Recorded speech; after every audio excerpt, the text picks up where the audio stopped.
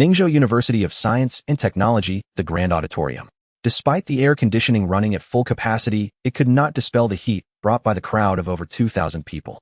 Xiao Lin sat among the crowd listening to the old man on stage speaking eloquently. On July 17th, a resurrection incident occurred at Ningzhou Renai Hospital. The revived person had all their skin peeled off, was mentally deranged, and began devouring corpses. And that hospital is only 5 kilometers from here.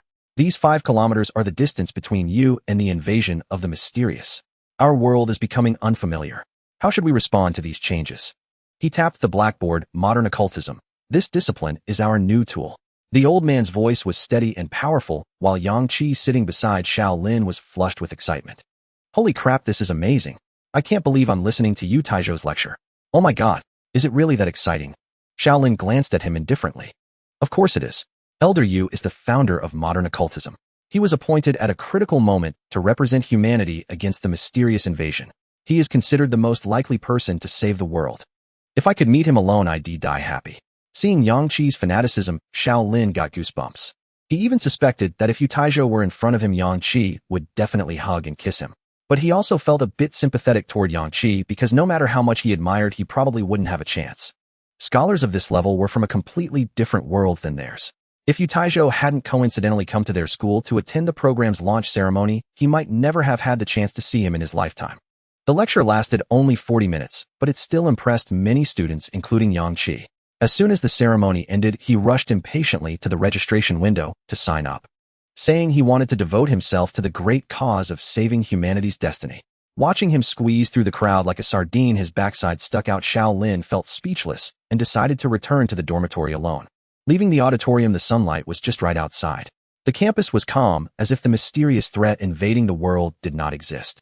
Xiao Lin was thinking about lunch as he descended the steps with the flow of people. Halfway down, a voice called out from behind him. Xiao Lin, please wait. He turned around. A young man in a suit stood on the steps, expression serious and stern. This person looked familiar, but Xiao Lin couldn't remember where he had seen him. May I ask who you are? Professor Yu Taizhou's assistant Qi Haixing. The other's voice was calm. Xiao Lin suddenly recalled. Yes, before Yu Taizhou's speech, it was he who had been adjusting the microphone. But how did he know his name? Is there something I can help you with? Xiao Lin asked. Qi Haixing looked at him with a slightly scrutinizing gaze, then after a moment said, the professor wants to see you. Xiao Lin was bewildered. He didn't recall any connection with Yu Taizhou. During the lecture, just now, he had merely been one of 2,000 heads. He came here specifically to find you. He wants to talk about that door. Qi Haixing continued. A chill instantly exploded in Xiao Lin's heart, spreading through his limbs. About a month ago, Xiao Lin had encountered a mysterious invasion. His dreams had become fixed. Every time he slept, he dreamed of a huge stone gate standing in the darkness. It was slightly open, revealing a dazzling stream of colors. He had never told anyone about this dream. Why would Yu Taizhou know? 5 minutes later, Xiao Lin met Yu Taizhou in a temporary office. The old man was buried in a report with Xiao Lin's photo attached to the corner. Judging by the thickness of the report, they probably even knew how many pairs of underwear he owned. Yu Taizhou didn't speak, only gestured for him to sit still, focused on the materials. Xiao Lin didn't speak either. He waited quietly, deep in thought.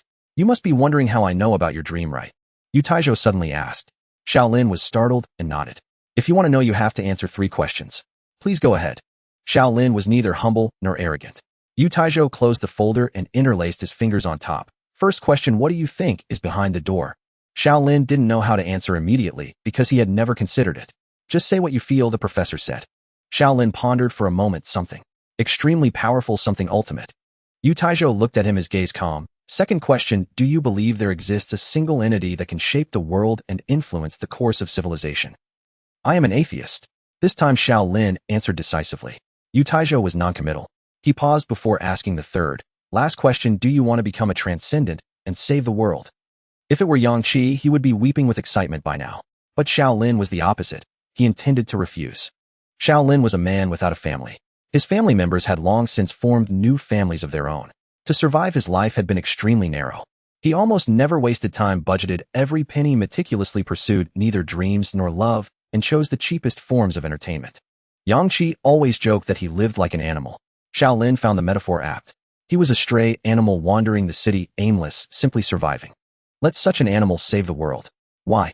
He hadn't taken much from this world. Shouldn't saving the world be left to those who are happier? I'm sorry, Professor. I'm afraid I cannot accept.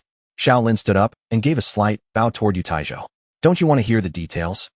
I don't think it's necessary. Saving the world is not an attractive choice for me. My relationship with this world isn't very good. All right, let's look at it from another angle, from your perspective. The professor looked at him, eyes profound. Have you considered what it means to refuse? What does it mean? Shaolin was puzzled. It's like, in 1969, you had the chance to become the first astronaut to land on the moon, but you gave it up. Shaolin's body trembled violently, as if something exploded in his mind. The room was very quiet. Faintly audible was a song playing from the campus radio station. It was David Bowie's Space Oddity. This is ground control to Major Tom. You've really made the grade, and the papers want to know whose shirts you wear. Shaolin knew this song. In 1969, when the first manned spacecraft to the moon took off, Major Tom also boarded his ship to space. His feat was watched by the world, but unlike the former, he did not achieve fame and glory. He lost contact with Earth and was forever lost in the boundless cosmos. Embarking on a grand adventure is an ultimate romance that transcends life and death. Professor, you suddenly said softly. Both Neil Armstrong's fate and Major Tom's fate I am willing to accept. What I cannot accept is that I never set foot on that path. Suddenly Shaolin seemed to see a huge rocket lifting off in a torrent of flames, trailing a long tail of fire as it soared into the sky. But he was not on the rocket. He was standing on the ground looking up. I will see things that others could never imagine, right? Shaolin slowly sat down. Yes, Yu Taijo replied softly. Tianyan Institute, 10 o'clock in the morning. When Shaolin came to find Yu Taijo was reading a very obscure local mythology book. His desk resembled a high school senior's desk with books and documents stacked like towering walls. Seeing Shaolin enter, he closed the book with a smile. How is it? I heard you've been undergoing firearms training recently. Are you getting used to it? Shaolin replied. Well, it's tiring, but it's more fun than academic classes. He sat down opposite Yu Taijo, his expression calm. All right, as long as you like it. But unfortunately, the training will be temporarily suspended. Why? Yu Taijo raised his eyebrows, his expression meaningful. Yesterday, 2 members of the selection team passed the transcendent training. Shaolin was slightly stunned. He was not the only one who dreamed of the Stone Gate. Besides him, there were 9 others in the institute, but only he was personally invited by Yu Taijo. When he arrived, the others had already undergone about a year of transcendent training. The transcendent training had 3 stages, all conducted in dreams. The first stage was to establish complete self-awareness in the dream, maintaining clarity, normal thinking, and perceiving continuous time. The second stage was to embody cognition with a complete physical form capable of free movement and complex actions. The third stage was to replicate some carried items in the dream, ensuring not only consistent structure, but also corresponding functions. At that time, the others had already reached the third stage, and Shaolin thought he would have to go all out to catch up. 3 months later, Shaolin completed all the training while they still remained at the third stage. It got to the point where Shaolin felt a twinge of guilt when he saw them training hard. Now a year had passed, and finally someone else had passed. Does that mean we can proceed to the next step? Shaolin asked. Yu Taijo did not answer immediately, but countered, haven't you always been curious about how I know your dreams? Shaolin was taken aback. Over the past 2 years, he had asked this question many times, but Yu Taijo always said he would tell him later. Now the answer was finally about to be revealed. 3 minutes later, they stood before a heavily guarded, fully enclosed elevator. Entering the car, the elevator descended deeply. They could not see the outside, but they descended so deep that it seemed isolated from the world until finally the elevator stopped. When the elevator doors opened, a white corridor appeared before Shaolin. The corridor was long with soothing white floors and walls and soft, cool white light, overhead surprisingly tranquil. At the end of the corridor was a white metal sliding door, deep, heavy, and spotless. You know, this is actually where I first saw you. Yu Taijo looked at the door, his voice low. What do you mean? Shaolin was puzzled. Go and see and you'll understand. Shaolin walked toward the door. The access light blinked rhythmically. He placed his hand on the access screen. A soft beep followed by the sound of air release. The metal door slid open slowly before him, revealing the scene behind bit by bit. He began to tremble, his pupils slowly contracting, his chest heaving violently, as if a vast white light exploded in his mind. He saw the door. Not in a dream, but in reality, standing inside the room, clear, majestic, and enormous. The reliefs and symbols on the door were filled with ancient significance, like a tiny bubble rising from the deepest depths of the river of time. The stone door opened a crack, and countless colors swirled behind it, mixed with strange hues not of this world. Although it was only a crack, the stone door was so large that the colors resembled a brilliant and eerie vertical Milky Way. In his dreams, he had tried to enter the stone door, but whenever he got close, he would wake up. Now he saw it in the waking world. Shaolin, every time you fall asleep, you appear here. The first time I saw you was here. Yu Taijo's voice sounded behind him.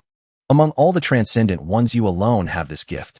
Your connection to this place is stronger than anyone else's, and you will become the first person to witness the world behind the door. 3 days later, the mysterious journey plan officially began. Time 10:06 a.m. The entire institute entered emergency lockdown. At the same time, countless research centers around the world were synchronously watching this journey, and many national leaders sent congratulations. Strangely, the closer the departure time, the calmer Shaolin became. He even started thinking about trivial life matters like whether to buy some clothes or if he had locked the door. Yu Taijo said to them, "Remember, this is humanity's first otherworldly journey. Do not take any risks. Even if you just take a look and come back, that's fine. Understand?" He had been chattering all morning, not like the knowledgeable professor, but rather like a slightly nagging old man. Shaolin's phone rang. It was a message from Yang Qi. "Shaolin, when you get back, he'll treat you to a meal, roast whole lamb. I know it's nothing big for you, but don't turn up your nose." Shaolin felt a surge of emotion. During his training over a year, he had kept in touch with Yang Qi. Apart from the professor, this friend had given him the most encouragement and could be called his spiritual pillar. Moreover, Yang Qi was also a poor guy like him. They had met during work study. A guy who usually didn't even dare to eat meat dishes was planning to treat him to roast whole lamb. It was a huge sacrifice. "Then you're in for it. You'll be bleeding money," Shaolin replied with a smile. Time 11:40 a.m. Location preparation room. The mysterious journey entered countdown. Shaolin wore a special all-environment protective suit, looking a bit bulky. His two teammates Yu Shuang and Ai Sheng were also there. Yu Shuang was slightly older than Shaolin. She was not pretty, dark-skinned and thin, but a very capable woman. She was only 28 but already had dual degrees in geology and biology. She had been to many dangerous places on Earth. Now she was fiddling with her portable instruments, looking somewhat anxious. Shaolin asked her, "Nervous?" Yu Shuang nodded. "I hope the other side isn't an extreme environment beyond our understanding. You know, some carbon-rich planets have diamond layers thousands of kilometers thick with very high temperatures, like 55 Cancri. And those huge tidal waves. By the way, have you seen Interstellar? Those waves theoretically exist, but would be more chaotic." Yu Shuang didn't know if she was talking to Shaolin or muttering to herself. That was her nature, easily lost in her own world, making her quite difficult to communicate with. Shaolin could only pat her on the shoulder and say, "Don't worry, well, just take a look. If there's danger, well, run." Hearing their conversation, Ai Sheng tugged at his gloves. "Adventure is necessary. The whole world is waiting for our results. If we don't deliver, we'll be replaced." He looked up at Shaolin, his gaze sharp under the helmet. "Shaolin, I know you're a genius who completed training in 3 months, but that doesn't mean you have leadership skills. I come from a military family and have participated in many exercises, so I think I should be the commander." Shaolin glanced at him and shook his head. "Let's follow the plan and take no risks." Ai Sheng frowned inside his helmet as if about to say something, but finally gave up. Time 12:00 p.m. Location Floor 0. The Institute played David Bowie's Space Oddity. Ground control to Major Tom, commencing countdown, engines on, check ignition, and may God's love be with you. Accompanied by the countdown sound, the white doors slid open slowly before them. Time 12:06 p.m. The first transcendent team entered the dream. Watching the three step hand in hand into the illusory twisted colors, Yu Taijo stared at the monitor and murmured softly, "May science bless you." 10 minutes passed, perhaps 15. Shaolin appeared alone in the dream chamber, collapsing to his knees, gasping for breath in great heaves. The white vapor from his exhalations swiftly condensed on his mask and dissipated just as quickly. At this moment, he had almost completely lost his perception of the environment. Everything around him seemed to roar. He struggled to his feet, staggering toward the exit. Yu Shuang was dead. After seeing that thing, her mind had shattered from madness. Then her body began to mutate, growing increasingly bloated, until within mere seconds it filled the loose, bulky protective suit. The full environment protective suit that was meant to shield her became a deadly prison. She could neither remove it nor break through it, and was crushed alive within its confines. Her corpse resembled a giant white chocolate ball. Shaolin continued forward, walking toward the door. Ai Sheng's condition was slightly better. He had not gone mad, nor mutated. After witnessing the scene beyond the door, he whispered, "Shaolin, we are destined for extinction, aren't we?" Then he drew his sidearm, aimed it at his own head, and pulled the trigger. Shaolin's speculation had been correct. Behind the door lay the ultimate entity. It was a silver giant spanning thousands of kilometers with hundreds of radiant wings. It was flawless, unbearable to behold, carrying a divinity as blinding as the blazing sun. Anyone who saw it would instantly recognize it as a deity, the creator, the ultimate existence that transcends all concepts. Then they would envision its majestic posture, its wings stirring typhoons, shaping the entire world with earth-shattering divine power. Now it lay dead like an animal struck by a car on a road, sprawled across the continent, its corpse as vast as a mountain range. Its head was swollen like a rotten fruit, its pupils dilated, its mouth agape, revealing a terror and horror that only humans possess. Its body had decayed and bloated, covered in pustules, with enormous worms burrowing out from within, swaying like seaweed. Countless grotesque parasites surged from the decaying divine corpse. They converged into a tide, swimming through an ocean of corpse fluid, spreading outward across the entire world. Shaolin could clearly sense the overwhelming greed and malice. Those parasites had detected their presence. One day they would cross the stone door and come into this world. That stone door must be sealed. He had to inform Yu Taizhou immediately. Shaolin raised his eyes. The white door before him slid open slowly. The corridor outside was bright and silent, empty of any person, with only the faint hum of the ventilation system. This silence inexplicably stirred a sense of unease within Shaolin. Why was no one waiting outside? Why had no one come to receive him immediately? It shouldn't be like this. But he had no time to dwell on it. Dragging his cumbersome protective suit, he traversed the long corridor, took the elevator, and pressed the button for the administrative floor. After a long ascent, the elevator chimed softly, and the doors slid open before him. Yet the expected bustle did not flood in. The normally bustling corridor was as silent as the dream chamber, utterly empty. The only sound was the broadcast playing Space Oddity. "Is anyone here? I need help," Shaolin called out forcefully. His hoarse voice echoed through the corridor, but failed to break the profound stillness. It seemed as though everyone in the research institute had left. As if the entire plan was just an April Fool's joke and they had sent him through the door only to hide away. Perhaps at this very moment, they were somewhere observing his reaction, laughing hysterically and slapping their thighs. The unease deepened. Shaolin walked toward Yu Taizhou's office. Yu Taizhou was an odd fellow. No matter when Shaolin opened his office door, he was always there, seated behind towering stacks of documents, as if he were a permanent fixture of the room. But this time Yu Taizhou was absent. His seat was empty, everything exactly as it had been when Shaolin left. Even the obscure local mythology book he had been reading recently lay on the desk. The only difference was a worn notebook placed squarely on the desk. Its pages were brittle and yellowed as if from a bygone century. On it was simply written the name, Yu Rinqing, the name of the institute's psychiatric expert. For some reason, Shaolin felt a subtle fear toward this object. But taking a deep breath, he picked it up and slowly opened it. The flyleaf bore a sentence written with heavy strokes. "Here, I record the downfall of the Tianyan Research Institute. March 16, 2025. The first mysterious journey ended in failure. The first-generation transcendents, Shaolin Yu Shuang and AI Sheng, went missing. The Tianyan Research Institute urgently activated backup first-generation transcendents, but they failed to enter the door. Professor Yu Taizhou urgently dispatched blood samples of the first-generation transcendents worldwide, initiating the cultivation of a second generation. In June, second-generation transcendents Yang Qi Feng, Zhili Zongyi, and Jinxing and others were activated but failed to enter the door. In August, the third attempt failed, unable to enter the door. In October, the fourth attempt failed. The power of transcendence decayed across generations. The door rejected us all. July 2028.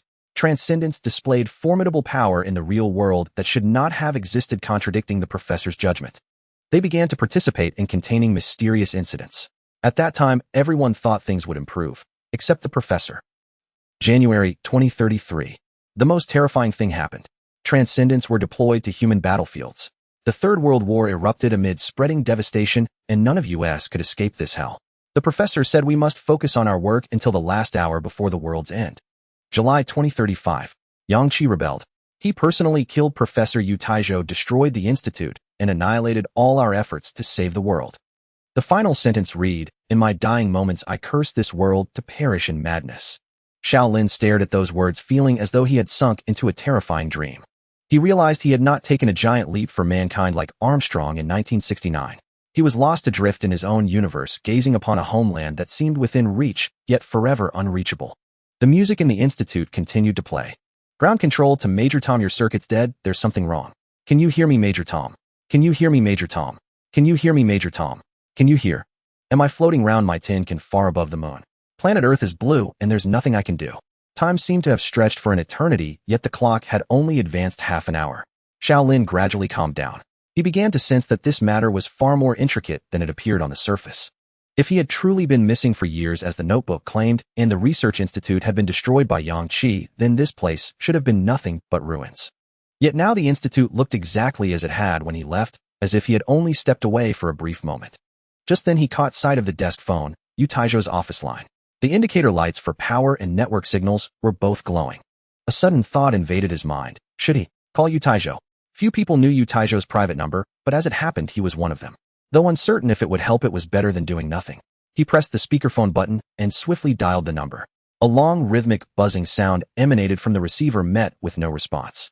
Shaolin let out a soft sigh, not particularly disappointed. He had never held much hope for the call to connect from the start. In such an eerie place, a successful connection would have been far more bizarre. He slowly leaned back into the chair, which groaned under the weight.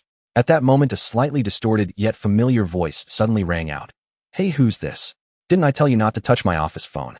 Shaolin's entire body trembled, tears nearly welling up. It was Yu Taizhou's voice. He could recognize it. "Professor Yue, it's me, Shaolin. Where are you now?" Shaolin quickly spoke. "Shaolin, I'm in a meeting right now. What's wrong? Is something the matter?" Hearing this question, the fear, confusion, and overwhelming loneliness that had been suppressed for so long surged up in an instant, compelling Shaolin to release them. But he clenched his fists, forcing himself to stay calm. He had no idea how stable this phone line was, or how long it would last, so his top priority was to convey crucial information efficiently. Struggling to restrain his negative emotions, he spoke in a calm, yet stern tone. "Professor Yue, please believe what I am about to say. I came out of the Stone Gate and have traveled decades into the future. I found a diary that records 3 critical time points." He quickly flipped open the brittle yellowed notebook and read aloud, "July 2028. Transcendents gain power in the real world. January 2033. Transcendents are deployed to the battlefield and the Third World War erupts. July 2035. The Research Institute is destroyed by the second-generation Transcendent Yangqi." "Wait, Shaolin, why are you telling me this? What's happened to you?" Yu Taizhou's voice was filled with anxiety. Shaolin took a deep breath. "Professor, I don't know if I'll make it back alive, but I swear everything I've said is the truth. You must be prepared. Also, regarding that stone gate, you must find every possible way to seal it. Beyond it lies the burial ground of gods. That world has been corrupted." "Shaolin, where are you? They'll come find you right now. Don't move." A sharp crackle sounded. A piercing electrical noise erupted, and Shaolin's mind felt as if it had been struck at close range by a nail gun. Instinctively, he pulled the receiver away, his body curling up. When he came to his senses, the phone emitted only a hollow dial tone. Gripping the desk, he frantically redialed, but after several attempts, the call refused to connect. Shaolin felt a measure of relief that he had not vented his emotions during that brief window of conversation, but had made the right decision. Yet soon a chill crept over him. He realized that the last link to his past had been severed. The office was dead silent, and Shaolin seemed to hear the slow creeping sounds of fear and solitude.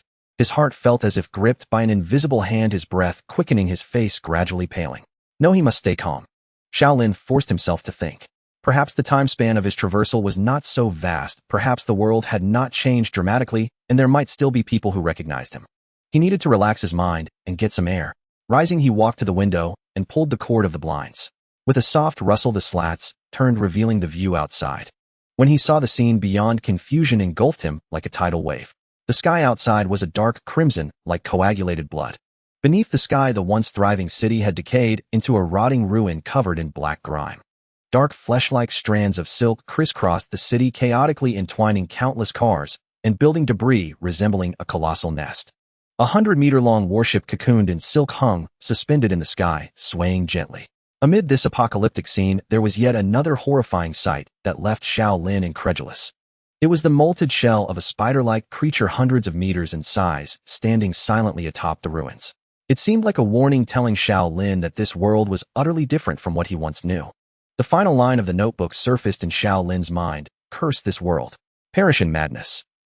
A piercing alarm suddenly blared, interrupting Shaolin's thoughts and tightening his heart. He knew what it meant. Something had invaded the institute. Was it human, or something else? Shaolin did not panic for long. He decisively headed toward the security room. That was the central command of the Tianyan Research Institute, equipped not only with a comprehensive surveillance system, but also with lethal weapons for extreme situations. Entering the password, the security room door slid open before him. The entire wall opposite the entrance was a monitoring array composed of hundreds of screens. The intruders appeared on the surveillance array, not monsters, but humans. 4 men and 1 woman, all clad in identical black trench coats, carried weapons, but did not hold them ready. They wandered casually through the institute, seemingly conducting a purposeless search. Shaolin took a deep breath. He needed a plan, a way to ensure a swift elimination of these 5 individuals.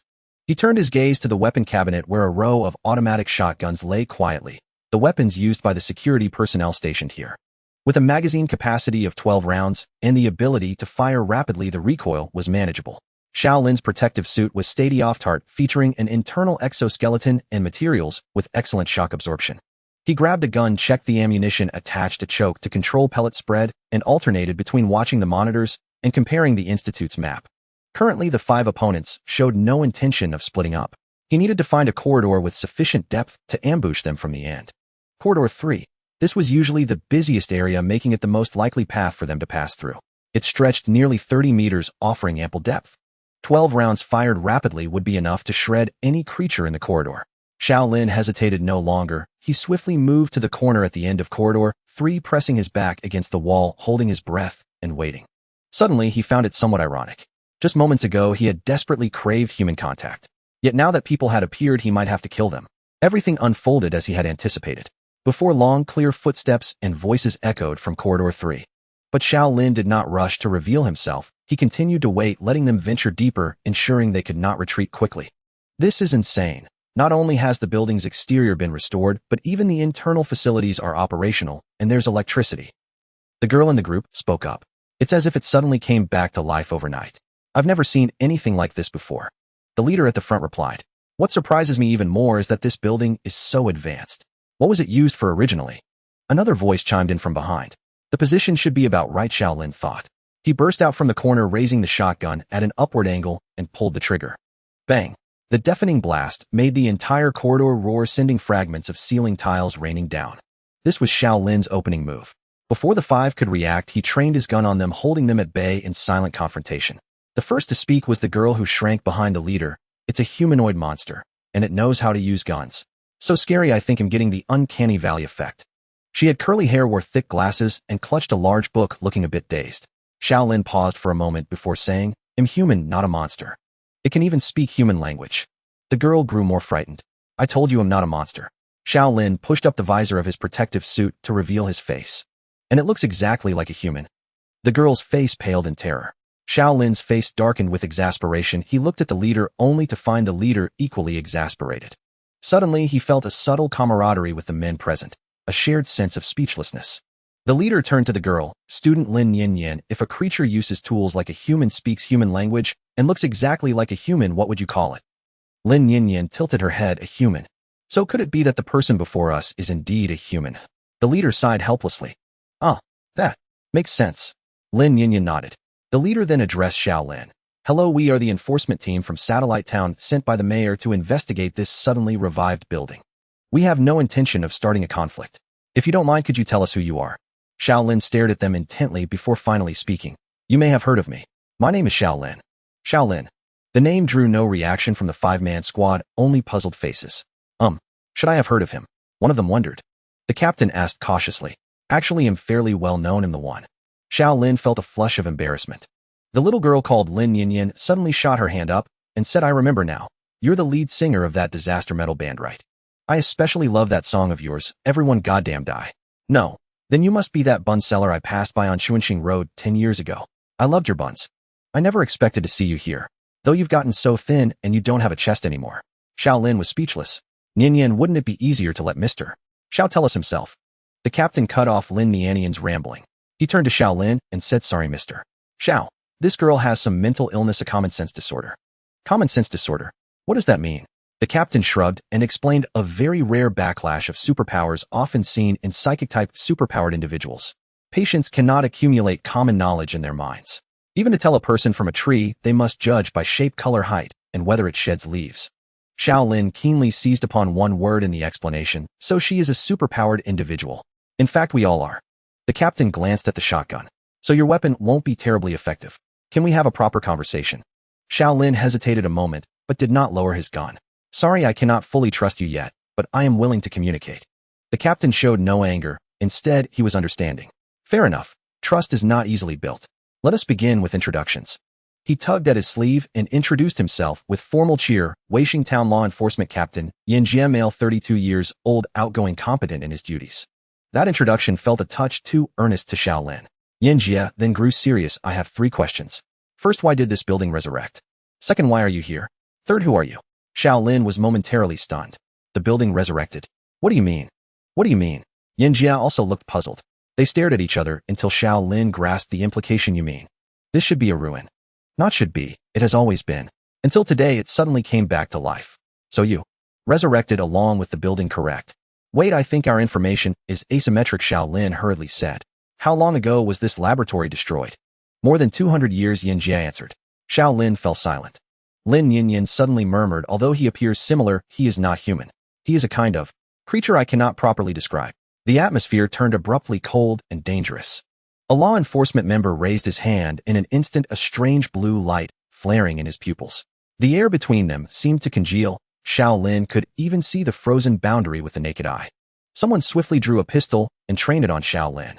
In that moment, he nearly squeezed the trigger, but at the last second, Yin Jie raised his hand and shouted, "Everyone remain calm. Lower your weapons." Shaolin did not lower his weapon, nor did they yet. Both sides restrained themselves, and the situation did not spiral further. Yin Jie wiped his brow and said, "It seems the first two questions have answers. Now the third, Mr. Shao, who are you truly? You really don't know me. We don't." Tianyan Research Institute, core member of the Shenmi Ji Lu Project, first generation, transcendent Shaolin. No sooner had he finished than the five opposite him all wore expressions of utter astonishment, as if some earth-shaking secret had been revealed. Shaolin had expected they might have heard of the Tianyan Research Institute or the Shenmi Ji Lu Project, the former a world-famous top institute, the latter much talked about in the field. But Lin Yin said abruptly, "Impossible. Among the 7 first-generation transcendents, none retained human form. They were the closest things to gods." The standoff ended. In the institute's cafe, the 5 sat outside the counter, while Shaolin stood behind it preparing coffee as he recounted parts of his story. He told only fragments. Some core secrets remained hidden, such as the existence of the Stone Gate. "So you participated in the Shenmi Ji Lu project and then crossed into this place?" Yin Jie propped his elbow on the counter and pondered. He asked Lin Yin, "Do you have any impression of Yinzhou City?" Lin Yin rested her chin on her hand and considered, then shook her head. "My records hold no memory of it. It may have been destroyed or erased." "How can that be? 200 years should not produce such a historical gap, and this place is precisely the former Yinzhou," Shaolin objected. "If you think that you are mistaken," Yin Jie said, staring at his cup, "history no longer exists." "Not exist?" Shaolin did not understand. Yin Jie replied literally. "The world has grown stranger. We no longer know how vast it is, what shape it takes, or what stars hang above us. History has been distorted as well. Abnormal things are forcefully intruding into our past. We cannot tell which pieces are true and which are false. 200 years have passed, and this world has become a dark clotted mass," Yin Jie said. As a traveler between worlds, Shaolin had not personally felt Yin Jie's claim and found it hard to grasp. He shifted the subject. "By the way, are you all transcendents?" he asked. Yin Jie shook his head. "We are superpowered individuals." "Aren't superpowered individuals transcendents?" "They are entirely different concepts. Superpowered individuals is a broad term for those who acquire extraordinary power by various means. And transcendents, they are born strong, possess an inherent divinity, beings beyond comparison to mere superpowered people." For some reason, Shaolin thought of Yang Qi. "Do you know Yang Qi?" Yin Jie suddenly froze. "You come from 200 years ago. But yet you know Yang Qi. How do you know him?" "We were university classmates and close friends," Shaolin answered truthfully. Yin Jie's expression shifted to something strange. After a stiff pause, he answered, "Yang Qi, a second-generation transcendent lord of Justice City, almost godlike. 6 months ago, he single-handedly annihilated a city of 500,000 people." Shaolin went numb, seized by a profound estrangement. Even Yin Jie's voice seemed to recede into the distance. A few days earlier, Yang Qi had messaged him about a dispute while working in the cafeteria and complained that his wages had been docked, feeling aggrieved. When Shaolin set out, Yang Qi had even promised to treat him to a roast whole lamb when he returned. Now, only hours later, the span of a meal or a lunch break, everything had changed. His once closest friend had slain their most trusted master and become a fearsome deity that people spoke of with dread. The world ground on crushing all that was familiar into odd powder. "So you still insist you are a first-generation transcendent?" Yin Jie's voice brought him back. "There's nothing to insist on. I simply am. Not only first generation, but the first." Shaolin calmly poured more coffee for him. "Then, I would like to introduce you to someone, the mayor of our Weixing town. Is he a transcendent?" "Not exactly. He is a superpowered individual, but very strong. His power originates from a true transcendent. He serves as that transcendence agent." Satellite Town was not a native settlement, but was born from mystery itself, hence it bore no modernity, but was steeped in a rich Victorian style. Rows of pointed arch buildings lined the streets, paved with cyan stone bricks. Stained glass windows, reliefs, white stone pillars, a coal factory, a church. Rain fell from the 7th to the 14th of every month. The sun never graced this town. The sky was perpetually a gloomy grayish-white. Yet clashing with this ancient ambience not far from the town's administrative hall lay an extraordinarily peculiar object. It was the wreckage of an artificial satellite. Resting atop the ruins of a building, it was a colossal structure over 15 meters in size. Its silver-white cylindrical form appeared intricate and elegant, flanked by two sets of longitudinal solar panels. However, this entity that once soared beyond the atmosphere was now battered and broken. The main body was riddled with holes, its innards long stripped bare by grave robbers, leaving only a chaotic framework. A corpse of technology. Whenever Lan Xiyu gazed upon that satellite, a strange sense of fragmentation washed over him. This was his third year as mayor. At this moment, he stood by the office window on the second floor of the administrative hall, silently observing the desolate streets and the satellite resting quietly not far away. Ivy crept along the outer walls, swaying in the sullen wind. Lan Xiyu felt a growing unease. The resurrection of that mysterious laboratory had stirred his anxiety, especially when he already had more than enough troubles. Just then a knock came at the door. Lan Xiyu did not turn around, but simply said, "Come in." The door swung open to reveal a member of the enforcement team, Zhou Zheng, the eldest and most seasoned among them. "Mr. Mayor, Captain Yin Jie found someone while investigating the research institute," Zhou Zheng said gravely. "A person? A townsperson or someone from another faction?" Lan Xiyu asked with a hint of nonchalance. Either outcome was something he could handle. "Neither. Captain Yin Jie believes he resurrected along with the laboratory." Lan Xiyu froze, lifting his head in astonishment. "Resurrected with the laboratory? And he claims to be a first-generation transcendent," Zhou Zheng continued. Hearing this term, Lan Xiyu remained calm, not believing it for a fraction of a second. First-generation transcendents had no human form. That was common knowledge. "As if I don't have enough troubles already," Lan Xiyu sighed, setting his wine glass on the windowsill. "Let's go. We'll see for ourselves." "So, transcendents are all incredibly strong?" Shaolin asked, slightly stunned. "Exactly, and the earlier the generation, the stronger they are." "I'm curious, though. Why did you think transcendents were weak?" Yin Jie countered. Shaolin was at a loss for words. As a former strongest transcendent without any abilities, he felt he had some authority on the matter. "Shaolin, can I have another cup of coffee?" Lin Yin raised her hand eagerly. She had already downed nearly 4 cups, adding 3 spoonfuls of sugar each time, a rather wasteful habit. Shaolin picked up the coffee pot to refill her cup, and the girl immediately wore a blissful expression. "Mr. Shaolin, even though you're not human, the coffee you brew is amazing." Shaolin felt as though had been insulted, but couldn't find a way to retort. He continued, "So your mayor, that Lan Xiyu you mentioned, is he formidable too?"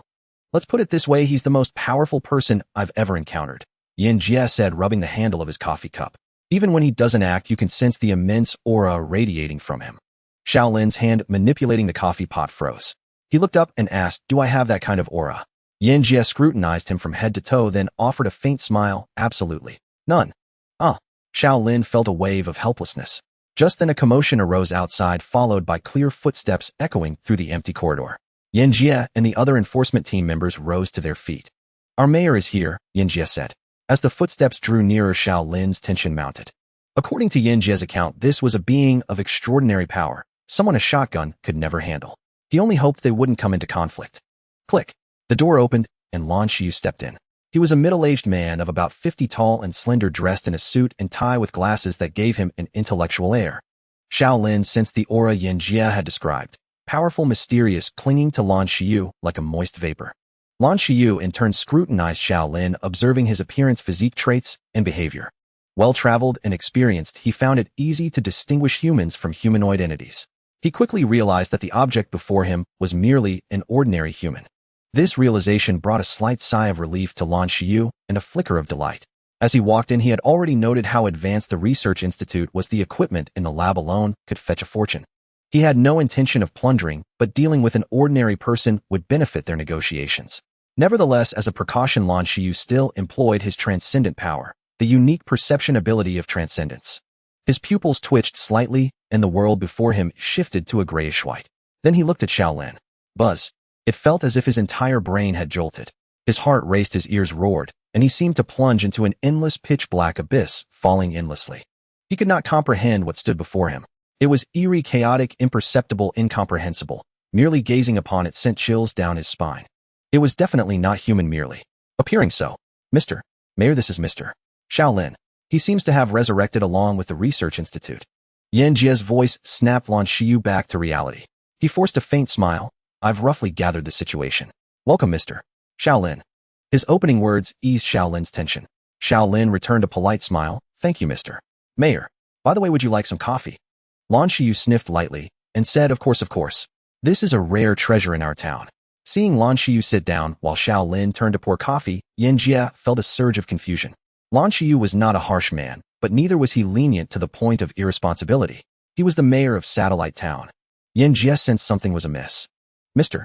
Lan Shaolin might be a man from 200 years ago, a time traveler extremely rare. I'd love to take a few slices back, Lin Yinyan said excitedly. Zhou Zheng told me. It's nothing special. This world is already insane enough. A time traveler from a century or two ago is no big deal, Lan Shiyu joked half seriously. Shaolin handed him the coffee. Lan Shiyu accepted it cordially, took a sip, then looked up and asked, Mr. Shaolin, what are your plans from now on? Are you thinking of leaving or settling down here? I don't have any plans yet, so we'll stay at the research institute for now. I hope it won't cause any trouble. Shaolin spoke politely while observing Lan Shiyu's reaction. But Lan Shiyu showed no reaction. He nodded and said, all right. Our town is very close to here. Tomorrow I'll have Ninian bring you a map. If anything comes up, you can come directly to me. Good, thank you, Mr. Lan. Lin Ninian eagerly raised her arm. Mr. Shaolin, could you spare me some of your coffee beans? I really need them. Lin Ninian, don't be so rude, Lan Shiyu scolded as if reprimanding a child. But Lin Ninian, equally childlike, refused to obey, just a little bit, a tiny bit. Shaolin pinched a single coffee bean and handed it to Lin Ninian. Here, a tiny bit. Lin Ninian pouted in frustration while the others around them burst into laughter. It's not that I'm reluctant to give them to you. Even if I did, you wouldn't know how to brew them, Shaolin said with a smile. If you ever want some, just come to me anytime. Yay? We have a coffee shop in town now. Lin Ninian cheered enthusiastically. In truth, Shaolin wasn't unwilling to share. He simply hoped to build connections with the townsfolk. As a time traveler, he couldn't survive in isolation forever. After chatting for a while, the mayor bid Shaolin farewell and left with the enforcement team. Stepping outside, they were greeted by the sight of a dark, silent city ruin. A thin black fog drifted through the stagnant air. Only the massive 3-story advanced building of the Research Institute stood atop the ruins, appearing strikingly out of place. Equally incongruous was the nearby town, which had inexplicably squeezed into this space like a mismatched piece in a scenic puzzle. Mr. Mayor, is that Shaolin dangerous? Is he really a transcendent? Yan Jia asked Lan Shiyu. He had noticed Lan Shiyu's cautious attitude toward Shaolin. He never probed into Shaolin's affairs, but instead yielded and showed goodwill, unlike the usual Lan Shiyu. By rational judgment, I don't think he's a transcendent. He's an ordinary person, Lan Shiyu replied. Then why, when you examined him just now? Because my instincts and intuition tell me I'm facing an incomprehensible, deeply unsettling existence. The group fell into silence. Finally, Lin Yinyan spoke, but I think he's very kind and scared. If he's really powerful, wouldn't that be good for us? Lan Shiyu made no comment, merely sighed. Tomorrow, I'll ask Mr. Bai for his opinion. After Lan Shiyu and the enforcement squad departed the Research Institute, fell back into silence. Shaolin remained in the lingering warmth of the water bar, pondering what lay ahead.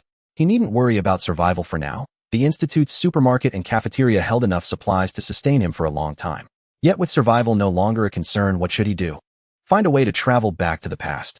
That was what Shaolin desired most, but he knew it was unrealistic. Strictly speaking, he hadn't traveled through time. He had simply missed 200 years, each second passing one by one. Since he hadn't actually crossed over, there was no way to go back. Then should he seek out Yang Qi to avenge Yu Taizhou? At the thought, Shaolin's heart churned with complexity. On one hand, he could not summon hatred for his former friend. On the other hand, that man was a formidable demigod capable of destroying entire cities. Shaolin himself might not even be able to defeat a chicken in this world. Shaolin's mind was a fog. Despite drinking plenty of coffee, drowsiness still crept over him. He glanced at the clock on the wall. It was already 10 in the evening. Since things had come to this, he might as well sleep first and deal with tomorrow's troubles tomorrow. To be safe, he locked the Institute's main door, followed his usual habits, returned to his dorm, washed up, changed into pajamas, and sank into deep slumber.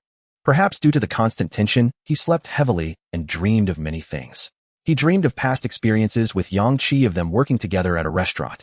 Then he dreamed of Yu Taizhou celebrating his birthday, the first birthday of his life. Though simple, many people had attended. Amid the crowd's congratulations, a cart was wheeled over bearing his birthday cake. It was a massive white sphere, irregularly shaped like an oversized chocolate ball. Everyone eagerly began cutting the cake, and a crimson liquid spilled out, splattering everywhere. For some reason, Shaolin felt a growing unease. He moved to the front and was suddenly struck with horror. He saw Yu Shuang's face beneath the mask. This was Yu Shuang's corpse. Her face was swollen and bloated, filling the entire helmet. Her eyes squeezed into slits as she stared at Shaolin. Why are you the only one alive? Why, oi? Shaolin jolted awake. He sat dazed on the bed, his mind hazy for several minutes before one realization struck him. His dreams had been unlocked. He was no longer trapped in the vision of that stone door. What did this mean? Shaolin's head spun. If the old professors at the institute were here, they would surely analyze much from this. Unfortunately, he was a dullard who couldn't even sit through cultural classes and knew nothing of subconscious studies. He shook his foggy head, glanced at the mechanical flip clock on the table. It was already 9 in the morning. The room was soft and tranquil, the temperature and air soothing. Shaolin sat up in bed and began his pre-sleep ritual, washing up, changing clothes, then preparing to go out. Today Lin Yinyin was supposed to bring him a map, and he could use this opportunity to ask her to be his guide. As he thought this, he opened his door and found himself face-to-face with someone about to knock. Qi Haixing, Yu Taizhou's student and assistant, the first person Shaolin had met at the Tianyan Research Institute. Shaolin froze for a moment. You crossed over too. Are you still not awake? Qi Haixing looked at him with confusion. Shaolin's gaze shifted past his shoulder to the distance. The laboratory corridor was bustling with people, footsteps, and debates rising and falling. Just like every morning Shaolin had ever known. Half an hour later in the office, Yu Taizhou told Shaolin everything that had happened the day before. Your memory isn't wrong. You did agree to explore beyond the stone door, but you collapsed in the preparation room. Collapsed? Shaolin was puzzled. Shaolin was perplexed. Yu Taizhou nodded, vasovagal syncope, likely due to excessive tension and excitement combined with an unfamiliarity with the oxygen tank. But it was benign, so we sent you back to rest. Shaolin was stunned, unable to speak for a long time. So what he had seen beyond the door and everything he had experienced was all just a dream. Could it really be that simple? He suddenly remembered the phone call he had made and quickly asked, Professor, did you receive a strange phone call? A strange phone call. Yu Taizhou received many calls daily. He thought for a moment and shook his head. No, just the usual ones from acquaintances and work. Shaolin let out a long sigh of relief. Now he was certain. Everything he had seen beyond the door, the town, those people, were nothing more than a wild dream. He leaned back in his chair, neck tilted like a limp mess, muttering, Professor, I really thought I'd never see you again. The professor paused, then smiled. You are my student, the blade I forged. No matter what, I would never let you face things alone. He spoke casually, but his tone was earnest. Then he poured Shaolin a cup of black tea. Try this. Someone gave it to me. Said it has a calming effect. Shaolin took a few sips. Whether it was psychological or not, he did feel a bit calmer. Would you like to talk about your dream? Yu Taizhou sat back in his chair, asking gently. The change in your dreams is valuable, especially concerning the stone door. I saw the creator inside the stone door, Shaolin replied softly, cradling the teacup. The creator? Yu Taizhou's movements stiffened slightly. Yes, but he was dead. His corpse was polluting the entire world. Ai Sheng and Yu Shuang were both dead. I escaped alone, but it was already 200 years later. Shaolin continued. By then the institute had fallen. I found a notebook there. As he recounted last night's dream, Qi Haixing pushed open the door. Professor, you have a meeting in 10 minutes. Whatever meeting it is, cancel it or delay it by an hour, Yu Taizhou said without hesitation. Qi Haixing's expression turned awkward. I'm afraid that's not possible. It's the progress report meeting, you know the kind. Hearing the name of the meeting, Shaolin knew Yu Taizhou was in for another round of criticism. The progress report was a presentation to local administrative bodies, academia, and investors. Those people were greedy and aggressive, always expressing dissatisfaction with Yu Taizhou's pace and demanding acceleration. His collapse in the preparation room yesterday, which derailed the mysterious expedition, would surely invite their censure. But at the end of the day, they weren't bad people. After all, they were the ones funding the research and had the right to demand returns. All right, I'll go to the meeting first, Yu Taizhou said, rubbing his brow. Shaolin, can you write a report? Yes, I wrote one for my college internship, Shaolin nodded. Then please, before I return, organize what you dreamed about so we can discuss it later. Okay, Shaolin agreed readily. Okay, Shaolin agreed readily. After Yu Taizhou left, Shaolin headed straight to the water bar with his work laptop. This was the very place where he had conversed with the enforcer squad in his dream, but unlike the silent desolation of that vision, it was bustling with activity. The lighting was warm and soft music drifted through the air. Young interns were resting here, arguing about something as they relaxed. Most of the topics they discussed were beyond Shaolin's comprehension. He sat down at the counter, opened his laptop, and began writing his report. The woman who ran the water bar was called Zhao Ningyue. She wore a moon-white silk blouse that subtly revealed her collarbone, and a delicate silver chain hung around her fair neck. At that moment, she was brewing coffee at the counter using a siphon and a halogen lamp, her focus as intense as if she were conducting a scientific experiment. Her waist-length black hair was tied at the ends with a casually found ribbon, giving her an incredibly gentle appearance. This woman was strikingly beautiful, but it wasn't just her looks. It was her captivating aura that truly drew people in. Seeing Xiao Lin approach, Xiao Ningyue looked up and teased him lightly. "Oh, has our adorable little lab rat started working too? No need to run on the wheel today." Xiao Lin was a celebrity at the institute, known to almost everyone, including her, who always enjoyed calling him lab rat as a joke. What can I say? Life's tough, and even a lab rat has to try and save the world. Xiao Lin stretched, feeling drowsy from the warm air and the buzz of conversation in the bar. Then why not be my lab rat for a change? I'm mixing a new recipe. Want a taste? Xiao Ningyue tilted her head, her almond-shaped eyes carrying an innate charm that was hard to refuse. You never let me off the hook either. Xiao Lin eyed the dark liquid. Is it bitter? If it's too bitter, I'm not drinking it. Don't worry, it's not bitter at all. Xiao Ningyue turned off the halogen lamp, cooled the siphon with a damp cloth, and watched the coffee slowly flow back. Then she poured a small cup into a clear glass and placed it before Xiao Lin. Xiao Lin took a sip and realized he had been tricked. It was quite bitter but delicious, far better than anything he could brew himself. Could you teach me how to make this? Xiao Lin looked up and asked. Xiao Ningyue seemed slightly surprised, raising an eyebrow. I thought you only studied ways to save the world, like shooting death rays from your eyes. I was just thinking that if I end up alone someday, it would be nice to brew my own coffee, Xiao Lin said unconsciously. Xiao Ningyue fell silent, and Xiao Lin paused, realizing how strange his words must have sounded. It seemed yesterday's dream had affected him deeply. Xiao Ningyue poured herself a cup, took a light sip, then discarded the rest into the waste bucket. As she tidied her tools, she said, the Tianyan Institute is a very closed-off place, gathering many peculiar people. Most of them never leave, and even if they do, they never sever their ties here. Take me for example, and you as well. I heard about your collapse yesterday. Don't dwell on it. You're destined to become someone great. Xiao Lin shook his head, his tone low. I have no interest in being someone great. I just want to know what lies at the end of this path. That's all. Xiao Ningyue offered no opinion, then said, coffee brewed with a siphon has a clean taste and clearer layers. Though it's a bit complex for a beginner, I can teach you slowly. She blinked. After you finish your work. Yu Taizhou hated research progress meetings, not because of the challenges from others. He knew that was their duty, but because these meetings always consumed half a day. He glanced at the clock on the wall. It was already 4 in the afternoon. The investor representative on stage was still droning on, demanding a second attempt as soon as possible, but Yu Taizhou paid no attention. His mind was entirely occupied by Xiao Lin's mention of the dream.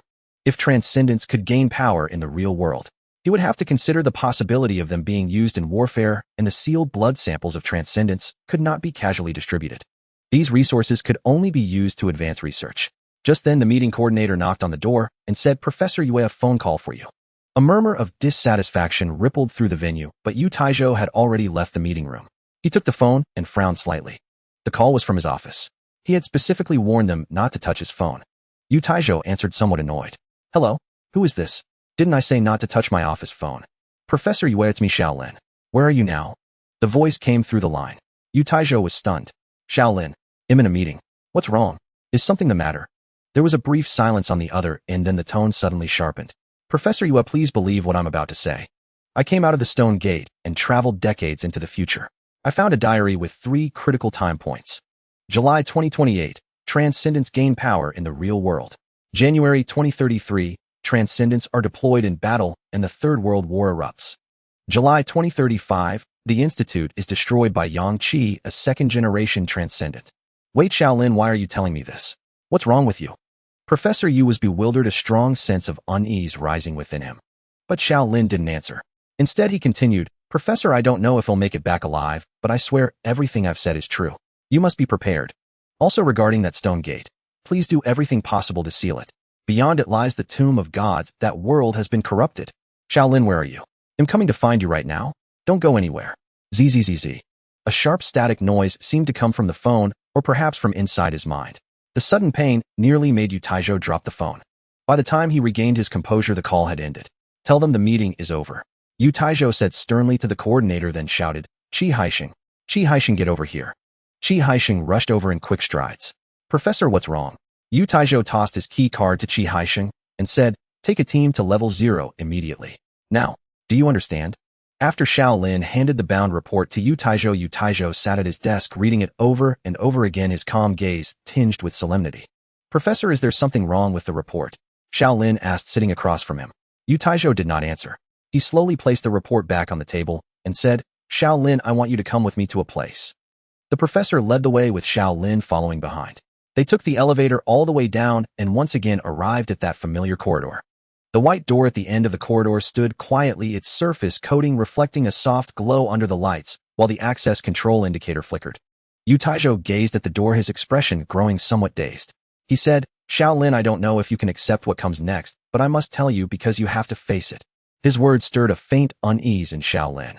He walked toward the metal door, and the closer he got, the more pronounced his anxiety became. Standing before the door, he took a deep breath before pressing his hand against the screen. Then with a soft beep, the metal door slid open before his eyes. When he saw what lay beyond the door, Shaolin stood frozen in place. Behind the door was not his dream, but a primal, deep-karst cave, vast in space with stone pillars standing tall, stalactites hanging from the ceiling, and a thin stream of water trickling down. The stone door had vanished, and so had the mysterious, transcendent atmosphere that once filled the dream chamber, as if they had never existed. Certain terrifying thoughts began to boil within him. Shaolin asked, "What does this mean?" Yu Taizhou did not answer Shaolin's question. Instead, he said out of the blue, "I spent most of today in a meeting at the conference room. And then, at 4:42, I received a call from my office landline. It was from you." Shaolin's heart gave a violent lurch. He realized where that call had come from. Besides that, Yu Shuang and AI Sheng have vanished. Not just missing, but completely erased. Their names can't be found on any of our lists or records. Struggling to suppress the turbulent thoughts raging in his mind, Shaolin asked, "Professor, are these changes related to my dream? Did my dream trigger the anomalies?" Yu Taizhou looked at him deeply, his eyes filled with indescribable emotion. "Shaolin, you've got it backwards. That world is real and here. This is your dream." Something exploded with a thunderous roar in Shaolin's mind, then began to burn. Yet strangely, he did not lose control. Instead, he became eerily calm. So calm that even Yu Taizhou's voice seemed distant and indistinct. Though he had long suspected things wouldn't be simple, the outcome still caught him off guard. That is to say, he was still over 200 years in the future alone, facing an unfamiliar world. Yu Taizhou gripped Shaolin's shoulders, looking at him with unprecedented gravity. "Shaolin, I hope you can close that door and save our world. I know this is an immense burden for you and terribly unfair, but Shaolin, you're all we have now." Silence began to spread. After the silence had stretched on for more than 10 seconds, Shaolin lowered his head and said, "Professor, I'm sorry." Images of Yu Shuang's death flashed through his mind, followed by AI Sheng's last words before his suicide. He said, "We're going to go extinct, aren't we?" He felt no fear toward what lay beyond the door, only a sense of powerlessness, so profound that it stripped him of his fear and awe of death itself. "I see." Yu Taizhou seemed to wilt somewhat, then forced a smile. "But I understand. It's your choice." He suddenly looked at Shaolin again. "But no matter what, Shaolin, you must live well. I will do everything in my power to help you." When Shaolin opened his eyes again from sleep, he was still in his cramped little bedroom with the clock on the wall pointing to 9 in the morning. He sat up staring at the bedroom door. That light gray door stood there in silence, offering no response whatsoever. Shaolin got out of bed, walked toward the door, grasped the handle, and took a deep breath. Click. The door slowly pushed open. The corridor outside was silent, the vast and magnificent research institute coldly bright and utterly empty. He extinguished the last flicker of illusion in his heart and grinned sardonically. Welcome to the real world. But now Shaolin could calmly accept his situation. He returned to the room to wash up and change clothes, then went to the cafeteria to prepare himself a meal. He didn't start his formal work until 10 o'clock. This was on Yu Taizhou's orders, to eat well, maintain a regular schedule, and keep a normal life. He first went to level 0. As expected, the stone door in reality had also vanished. Yu Taizhou had said that the stone door was an extremely powerful entity, and closing it would likely be no easy task. Now it seemed that was indeed the case. Shaolin called this phenomenon disappearance. Then he went to the water bar where he observed the reset phenomenon. The coffee cup he had used yesterday and the open coffee beans had all returned to their original positions, showing no signs of use, and the packaging was perfectly intact again. In other words, when he woke up, the research institute had reset to the state it was in when he first returned yesterday. If the institute's resources could reset stably, then he would have an infinite supply of coffee beans, though that seemed rather pointless. Next, he observed the third phenomenon in Yu Taizhou's office, interference. Last night, Yu Taizhou had left a note in the office with the port and password for the smart security system. This note had been placed there by Shaolin's hand, and he silently wished to see it in the real world. Now it had indeed materialized in reality. His third hypothesis was also correct. The dream and reality could influence each other to a certain extent, and he could dominate that influence. Disappearance, reset, and interference. These three supernatural attributes were enough to validate Yu Taizhou's conjecture. The Institute's revival was no accident, it was tied to Shaolin's own power. But how this power operated and what effects it would produce remained unknown. Xiao Lin recorded everything and took some photos intending to compile them into a report. He worked on the report until noon, when his phone began to vibrate, an alert from the smart security system. He opened the alert, and the screen switched to the camera at the entrance. There stood Lin Yinyan, clutching a thick book in her arms, looking around hesitantly at the door. Xiao Lin pressed the unlock button, then got up and walked out. The two met in the institute's lobby. Lin Yinyan adjusted her glasses and scrutinized him, muttering to herself, an animal with 4 limbs walking upright on hind legs covered in handmade fabric. Then she flipped open the thick book in her hands.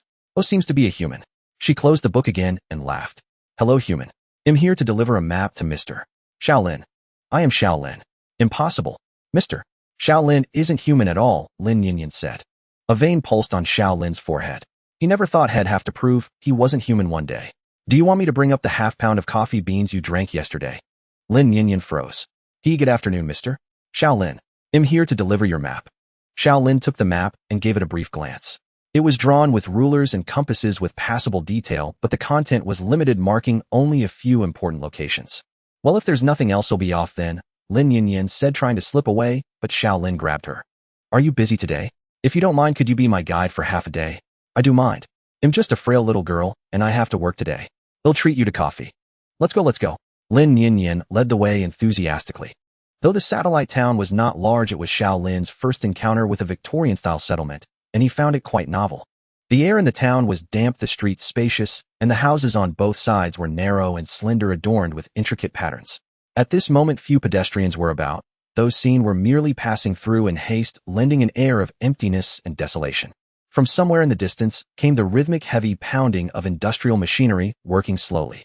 They walked along the stone-paved avenue, and Lin Yinyan dutifully began to play the role of a tour guide. This town belongs to the Blue Dragon Mining Company. 3 years ago, the company dispatched our mayor Lan Xiu to establish this settlement. Now the permanent population is around 5,000. As for production and operations, the main focus is coal mining. The town has its own industrial zone with a coal mine there. We sell the mined coal uniformly to the Blue Dragon Company. So everyone living here is a miner? Xiao Lin asked. Not exactly. Mining is the official main industry of our satellite town, but its share is actually not large. However, we also have some tax-paying residents, such as actuaries, representatives of grain merchants, liaison stations of small associations, and some miscellaneous folks, though some of them aren't exactly good people. By the way, if I live here, do I have to pay taxes too? Xiao Lin asked again. In principle, yes. But Mr. Xiao Lin could work for us trading labor for taxes. Working? That's out of the question. I still have quite a bit of savings. Lin Yinyan looked at him with eyes full of pity. What's wrong? Is there a problem? Xiao Lin felt uneasy.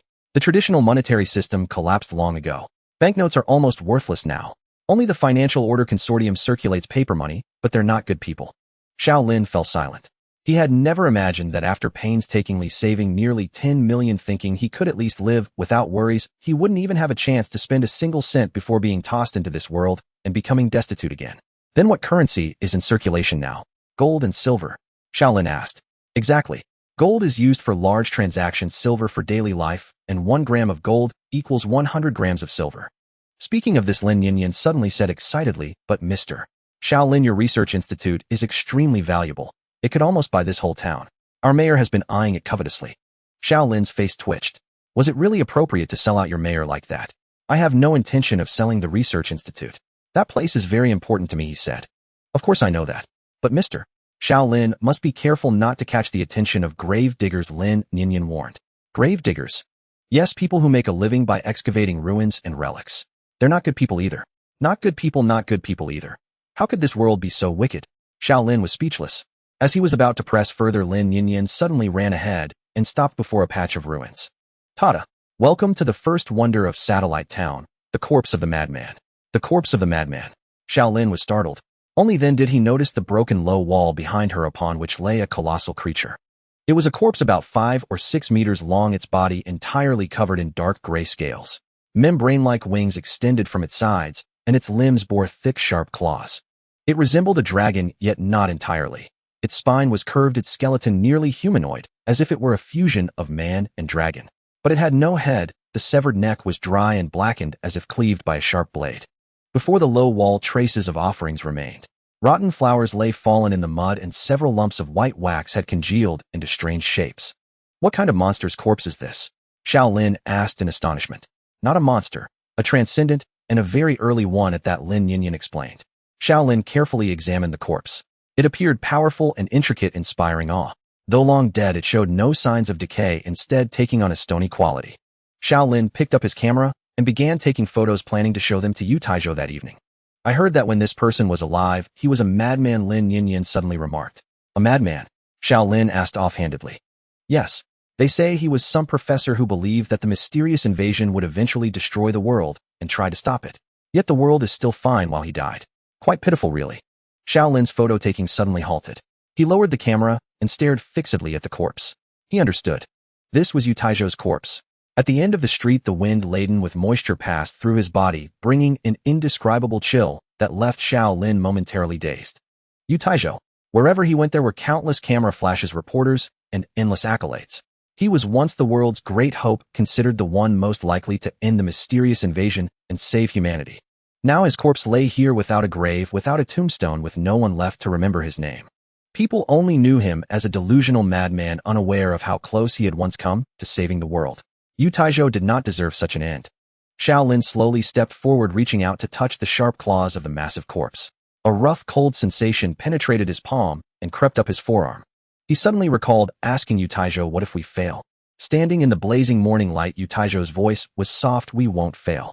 As long as we keep trying, we haven't failed. We will persist until the hour before the world ends." Shaolin slowly made up his mind. He would not let the salvation plan end here. Not for the world, but for them. He would take Yu Taijo's place and continue down this path.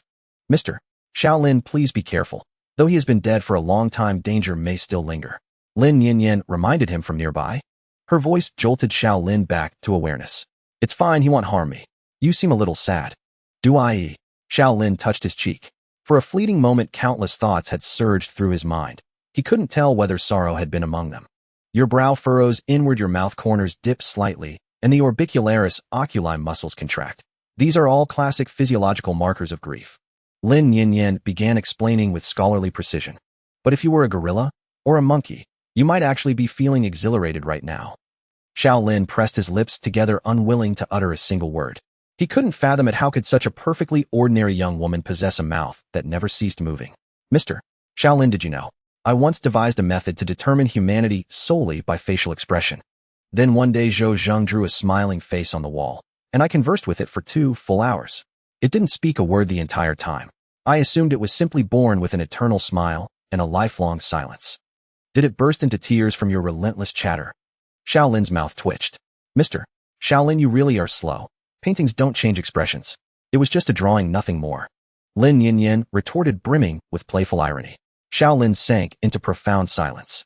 He suspected this young woman might well be a fool, and yet he had just been thoroughly outwitted by that very fool. A deep, hollow weariness overwhelmed him, and he let out a long, heavy sigh. He surrendered to the futility of resistance and shifted topics. "Aside from this marvel, are there other sites worth visiting?" "Mr. Shaolin, can you guess why our town is called Satellite Town?" Lin Yinyan mused, nibbling her fingertip. "Because it orbits some major metropolitan center." Shaolin recited the textbook definition of a satellite town. Lin Yinyan shook her head. "Not quite. Surely not, because you literally have a satellite." Lin Yinyan blinked innocently. "No way, seriously. You do have a satellite."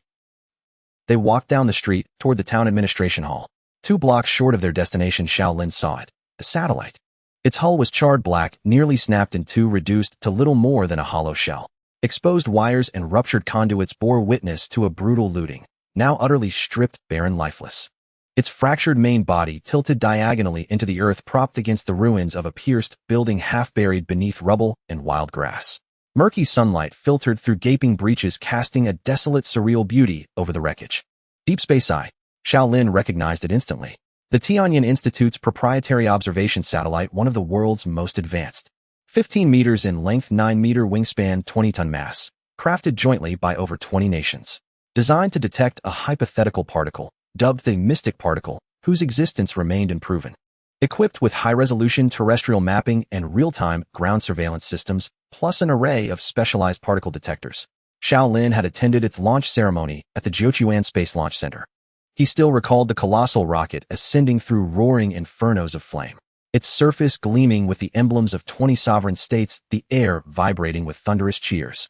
Now all that glory lay buried beneath history's weight, reduced to this silent, shattered relic.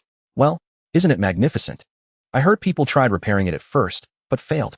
Then grave robbers stripped it bare. Lin Yinyan chattered beside him unperturbed. But Xiao Lin paid no heed. Gazing upon the colossal ruin, a quiet idea stirred within him. If his power could revive the Tianyan Institute, could it also restore this satellite?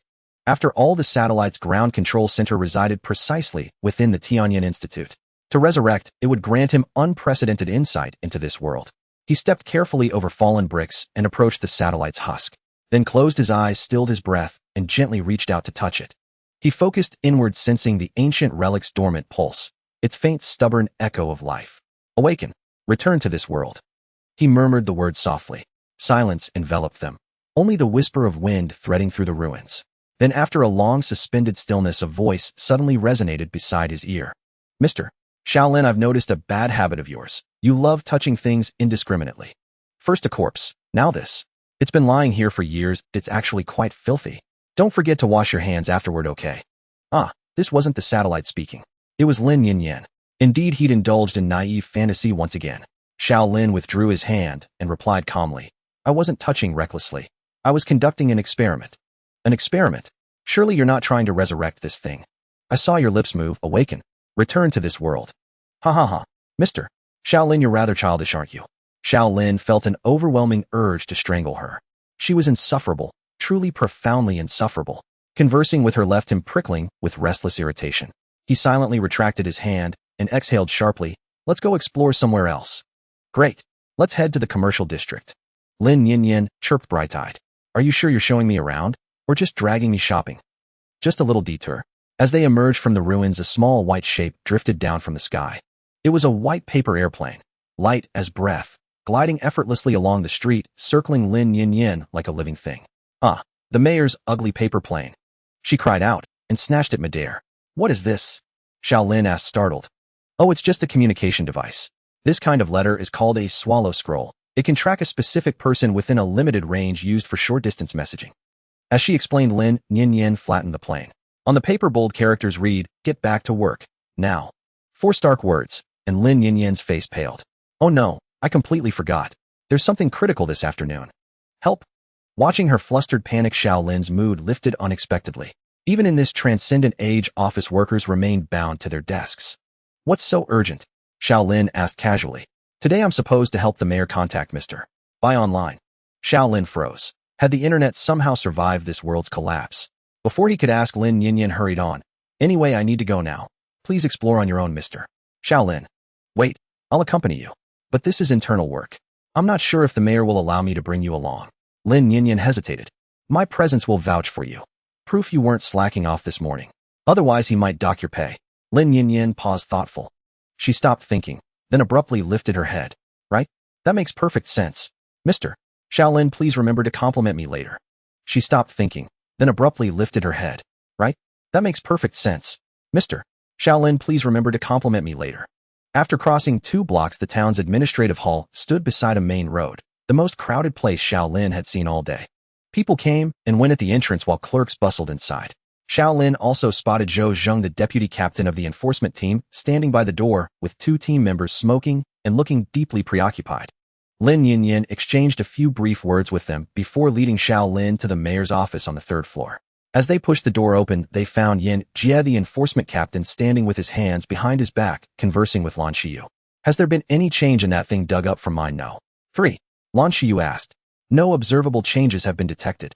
Yin Jie replied with his hands behind his back, utterly serious. And the miners who unearthed it? They're under monitoring, but no issues have arisen so far. Lan Shiyu nodded without further comment. Just then Lin Yinyan poked her head in. Mayor, I'm here for work. Lan Shiyu's gaze first fell on Shaolin behind her, and she said politely, Good afternoon, Mr. Xiao. Then she turned to Lin Yinyan. Where did you disappear to at noon? I wasn't slacking off. Mr. Shaolin asked me to be his guide and show him around town, and I did a great job, didn't I, Mr. Shaolin?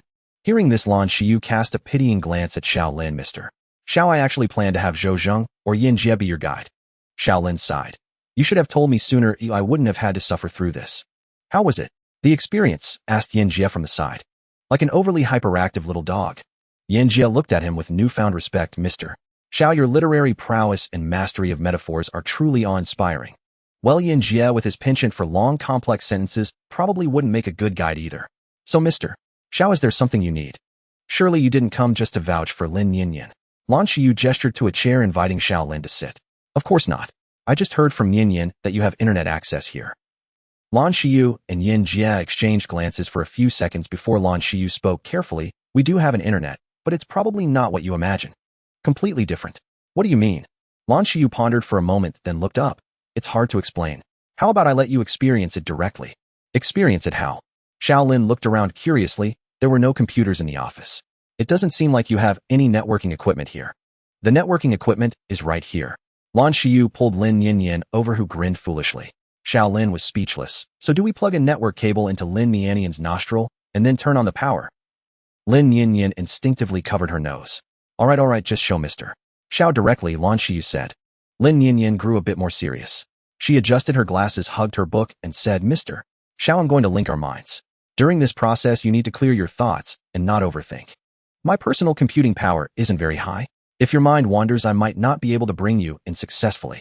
As she spoke, a faint blue light began to glow from the depths of her pupils. The next moment, darkness surged and spread through the room at an incredible speed, swallowing everything around. The walls, furniture, and even Yin Jie vanished, replaced by a deep pitch-black void. Then a city made of lines rose from the ground, filled with skyscrapers hundreds or even thousands of stories high. Roads and overpasses, also constructed of lines, formed a complex network with countless vehicles speeding along them at a steady pace, quickly disappearing into the distance. A fully immersive, three-dimensional virtual world. So this is your internet. Xiao Lin couldn't help but be awestruck by the sight before him. Pretty impressive, right? Only transcendents and psychics can access this place, Lin Yinyan said, beginning her introduction with a smug tone. Pointing at the strange scenery, she explained, those buildings are personal databases. Data travels along the roads with both public and private channels. Xiao Lin looked at one of the roads angled across the sky, where countless vehicles sped through at a pace too fast to be seen clearly. What is this place used for? Xiao Lin asked, gazing at the incredible vista around him. This virtual world was built by the City of Wisdom. They provide communication services and facilitate knowledge trading. Of course, you can pay for a membership or something. Lan Shiyu interrupted Lin Yanyan's explanation. All right, let's get down to business. Is Mr. Buy online? Lin Yinyan tilted her head, sensing for a moment, then said, he is in his database. So how do we get there? Do you have a car, or do we take the bus? Xiao Lin asked. Lin Yinyan smiled mysteriously, raised her hand, and made a slow pulling motion backward. With her gesture, the entire city began to move, rushing rapidly past them toward the rear. Their bodies instantly passed through countless buildings and roads, and in the blink of an eye they were standing inside a room. This room was the only place not made of lines. It had color, shape, and sound, looking no different from the real world. It was an office modestly furnished. A middle-aged man in his 40s sat behind a desk, his elbows resting on it, looking at the three of them. This is Mr. By, the head of Blue Dragon Mining Company, Lan Shiyu introduced. Mr. By, this is Mr. Xiao Lin. He recently moved to our satellite town and was curious about the internet, so I brought him to experience it. Mr. By looked Xiao Lin up and down, then offered a friendly smile. Welcome to Satellite Town. I hope Shiyu hasn't been remiss in her hospitality. Not at all.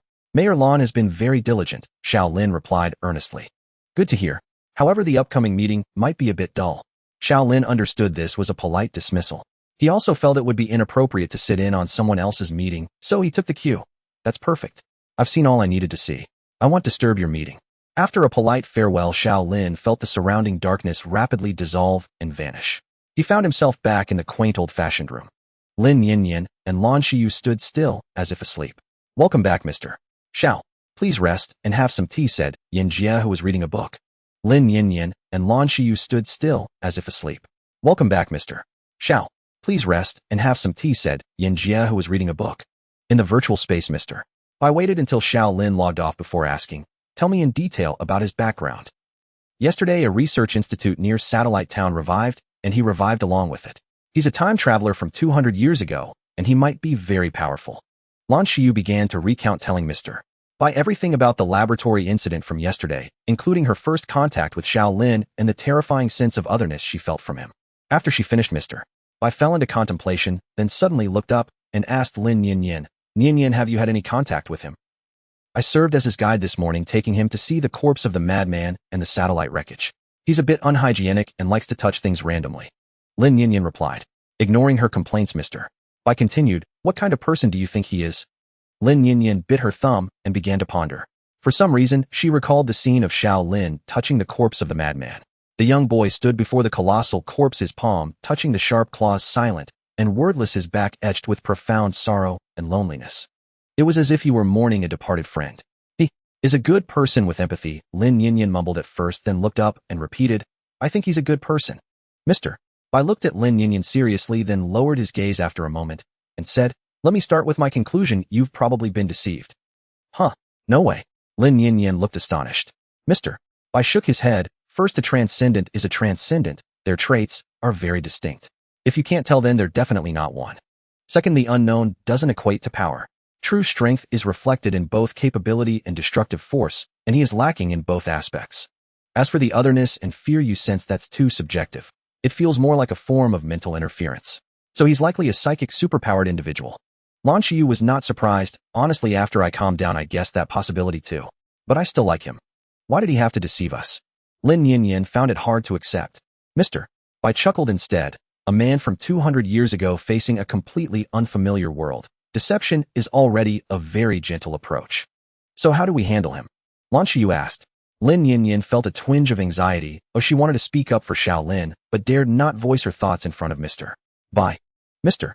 Bai was the master of Blue Dragon Mining Company, a magnate who held the lifeline of their entire town, and also a seventh-generation transcendent, even more powerful than Lan Xiyu. Mr. Bai seemed to be thinking as well, and the room fell into a silence so profound that no sound could be heard. After a long while, Mr. Bai said, within our capabilities, we offer protection to the weak as long as he is not evil. Lan Xiyu stood up straight and replied, understood. Lin Yinyan let out a long sigh of relief, then began chattering again. Actually, Mr. Xiao Lin is quite nice, and the coffee he brews is delicious. Yesterday I kept drinking it at his place. He even said he wanted to open a cafe in town. Ignoring Lin Yinyan's incessant chatter, Mr. Bai continued, regarding the assets in his hands, you can gradually transfer them to us on a fair basis. He doesn't seem willing to sell for now. That's not a big issue. First have him list everything and buy what he's willing to sell. As for the rest, once he realizes he has no use for them, he'll naturally sell them. Alright, I'll discuss it with him when the time comes. Mr. Bai nodded and sank into thought as if pondering if he had missed something. The other two did not disturb him. After a long silence, he brought up another matter. How is the investigation into the mine going? Have we got any results? Today I mainly came to report on this. Lan Xiyu immediately responded, the stone coffin unearthed 7 days ago in mine No. 3 has now been half cleared. She paused. We did find a quill pen imprint on the lid. A quill pen. So it's the mark of the author after all. Mr. Bai's brow furrowed deeply, fully aware of what this signified. If it truly is the author, then things are getting troublesome. But we can't confirm its authenticity yet. The miners who dug up the coffin are still fine, so it could be a forgery, Lan Xiyu added. Mr. Bai pondered for a moment. What about the author's manuscript? Lan Xiyu shook her head. We searched all paper materials in the entire town, but we haven't found the manuscript yet. If there's no manuscript, it might be a forgery. But it's also possible the manuscript is inside the stone coffin, Mr. Bai seemed to mutter to himself. Should I order the coffin opened? Not for now. He'll come over in a few days myself. We'll decide after I arrive. Then we'll trouble you, Mr. But Lan Xiyu bowed to Mr. Bai. This is a problem I should handle anyway. By the way, do you have any gifts you'd like? Lin Yinyan quickly raised her hand. I want the osmanthus cake from downstairs at the company. Lan Xiyu was about to stop her, but Mr. Bai smiled indulgently and said, Alright, I'll buy some for you before I leave. They have new flavors, and they taste quite good. Yage. Lin Yinyan was overjoyed. Lan Xiyu could only shake her head silently. By the way, Mr. Bai, I heard there was a conflict between the Yunzi City government forces and the Crimson Legion. Hearing this, Mr. Bai leaned back in his chair somewhat resigned. That's right, on the buffer plain outside Yunzi City. Yunzi City wanted me to intervene, but I refused. Aren't they dissatisfied with that? Lan Xiyu asked. Yunzi City was the main base of Blue Dragon Mining Company. Although there was no formal agreement, the city authorities had always been currying favor with them. I only assist with Yunzi City's defense operations. I don't interfere with retaliatory actions. Besides, I've heard the Crimson Legion also has the patronage of a transcendent, and I don't want things to escalate into a conflict between transcendents. Mr. Bai tapped the table lightly. Xiyu, the situation is growing increasingly chaotic, and you'll face more troubles. I appreciate your hard work. Xiao Lin sat by the tea table in the office sipping tea as he waited. After about 20 minutes, Lan Xiyu and Lin Yinyan finally logged out of the virtual world.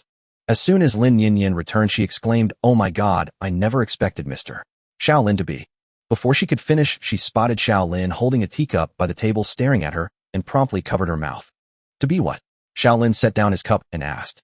To be a hammerhead shark or something. Lin Yinyan began to ramble incoherently. Seeing the girl on the verge of dancing from embarrassment, Lan Xiyu chuckled. I thought you would have left after logging off, Mr. Xiao. I stayed because I have some questions about superhuman. Xiaolin turned to Lan Xiyu. Oh, what questions? Go ahead, let's see if I can help. Lan Xiyu leaned against the table, hands propped behind him. I recall Captain Yin mentioning that superpowers are acquired through external means. Xiaolin inquired. Lan Xiyu nodded. Correct. Drugs, extraordinary experiences, or radiation mutations. All can be sources of superpowers. Agents are also a type of superhuman, but their power derives from a transcendent, making them stronger. I am Mr. Bai's agent. Can all mental superhumans access the internet? Xiaolin pressed on. By this point in the conversation, Lan Xiyu had already guessed Xiaolin's intent. He wasn't surprised when instead it confirmed Mr. Bai's judgment. So you want to become a mental superhuman? Lan Xiyu asked with a smile. Yes, Xiaolin didn't hide it. For him, understanding this world was paramount, and the internet was the best platform to accelerate his progress. Ahem. Lin Yinyan cleared her throat theatrically and then deliberately prodded Mr. Xiaolin. Actually, all transcendents have networking abilities. Aren't you a first-generation transcendent? How is it you don't have it? How strange. Xiaolin stared at the sarcastic Lin Yinyan in bewilderment, utterly clueless about what she was playing at. Still, an overly excitable small dog suddenly going berserk wasn't entirely unusual. I don't know why either. Maybe I haven't found the right method yet, Xiaolin answered honestly. Mr. Xiaolin, don't you feel even a hint of embarrassment talking to me? Lin Yinyan asked slyly. He felt a vein throb on his forehead. Maybe because you're not tempting enough. Lin Yinyan, huh? Seeing the conversation veering off track, Lan Xiyu interrupted. Mr. Xiaolin, you're actually very lucky. Xiaolin was taken aback. Why do you say that? Lan Xiyu looked at him. Because I happen to have a potion for developing superpowers on hand. Yin Jia, huh? Do we? Lin Yinyan, huh? When? Watching the two with expressions screaming, look, our boss is lying. Xiaolin was speechless. Lan Xiyu answered without batting an eye, of course we do. He opened his desk drawer and pulled out a small glass bottle bound with wire containing a pale blue liquid. Ah, isn't that the yin? Lin Yinyan started to say, but Lan Xiyu cut her off. Safe mental enhancement drug, abbreviated as SMED. These three hadn't even coordinated their stories, had they?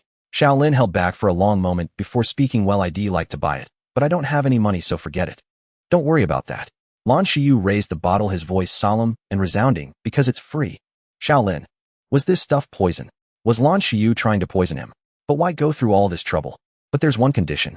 Lan Xiyu continued. Tell me the condition first. Xiaolin reluctantly played along. Lan Xiyu said, I know you don't plan to sell the research institute, but you can still sell some of the things inside, right? You can make a list of sellable items. As long as you're willing to trade with us, this bottle of potion is yours for free. Xiaolin suddenly felt intrigued, not by the strange potion, but by the proposal. He had been worrying about not having any currency for this era, and now Lan Xiyu was handing him an opportunity. So, these three had been scheming all along just to help him make money. I can sell you half of the water and food from the Institute, Xiaolin said immediately. After all, the Institute had a reset phenomenon. Any water or food consumed would be replenished the next day. Lan Xiyu was delighted too. Their town wasn't short on food, but it was a basic survival necessity. If Xiaolin's food ran out, he'd have to buy from the town. Once a need arose, they could leverage it to pry open other assets in the Institute.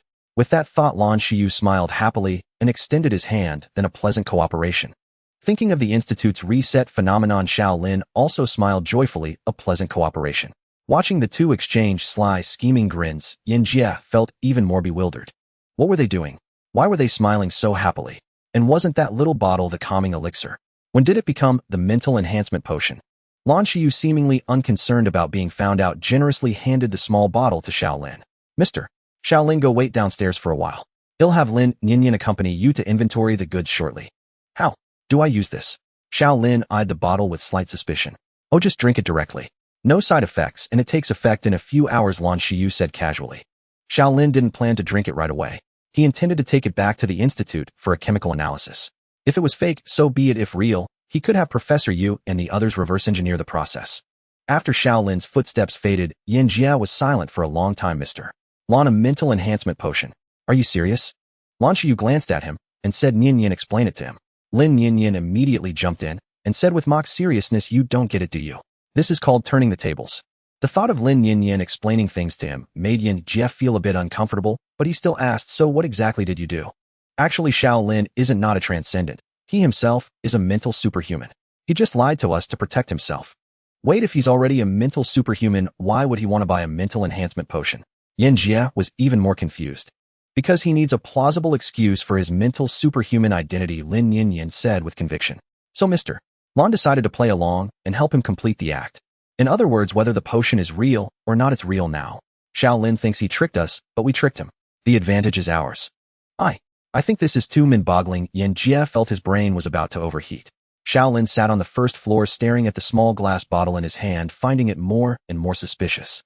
Shouldn't a sci-fi potion like this have something like bugs or eyeballs floating inside? He was probably being scammed. But being scammed didn't matter. More importantly, he could use this deception to open up his sales channels and earn money. They thought they tricked him, but he tricked them. The advantage was his. The sky over the small town was perpetually overcast, so nightfall arrived even earlier.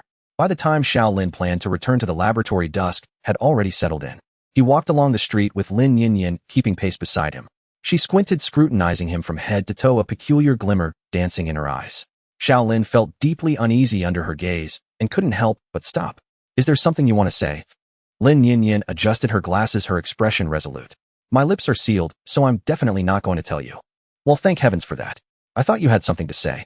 Shaolin breathed a sigh of relief and quickly hurried ahead. Lin Yinyan couldn't hold it in any longer. She rushed after him, clearing her throat with feigned nonchalance.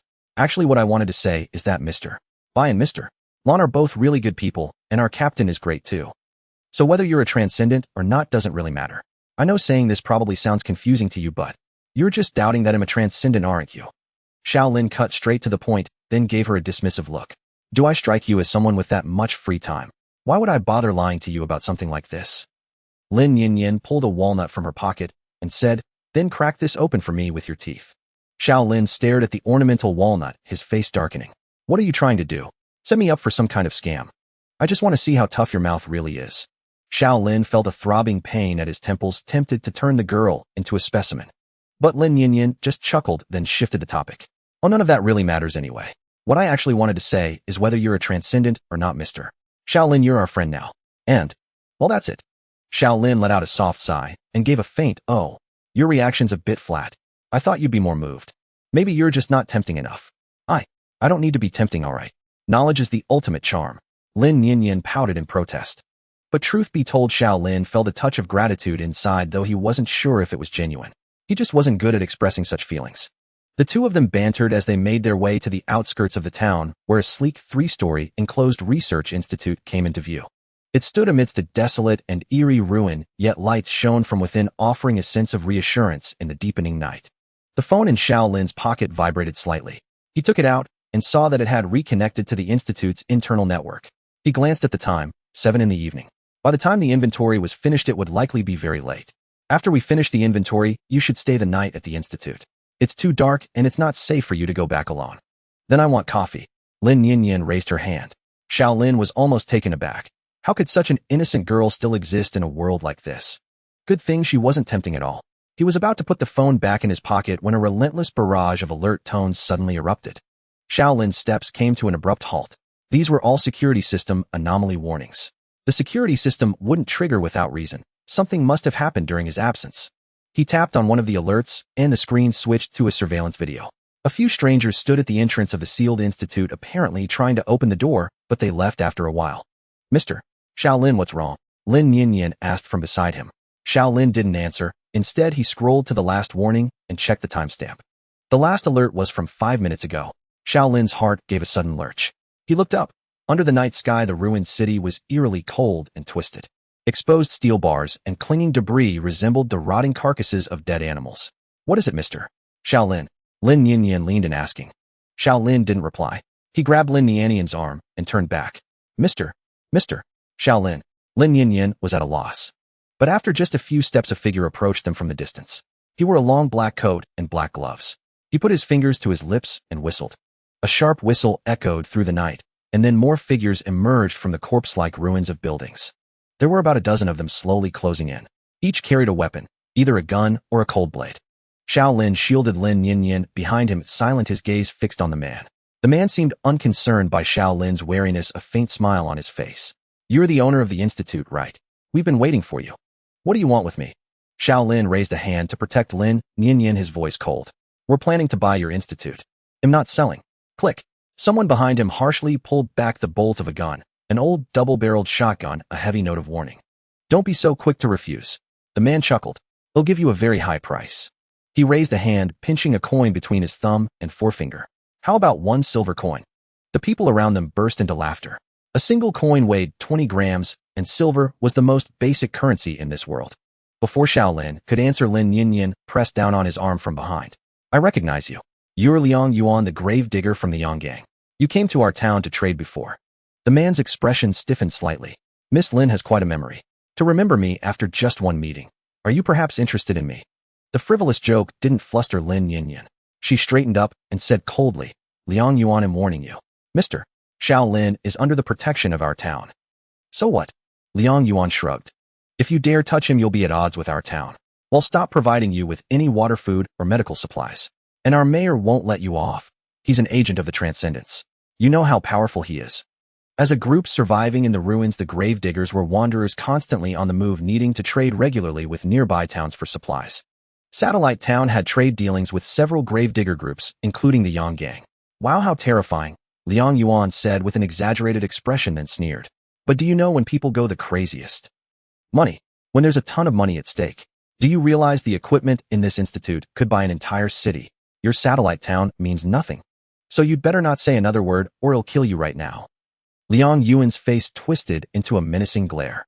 Lin Yinyan trembled slightly, whether from anger or fear.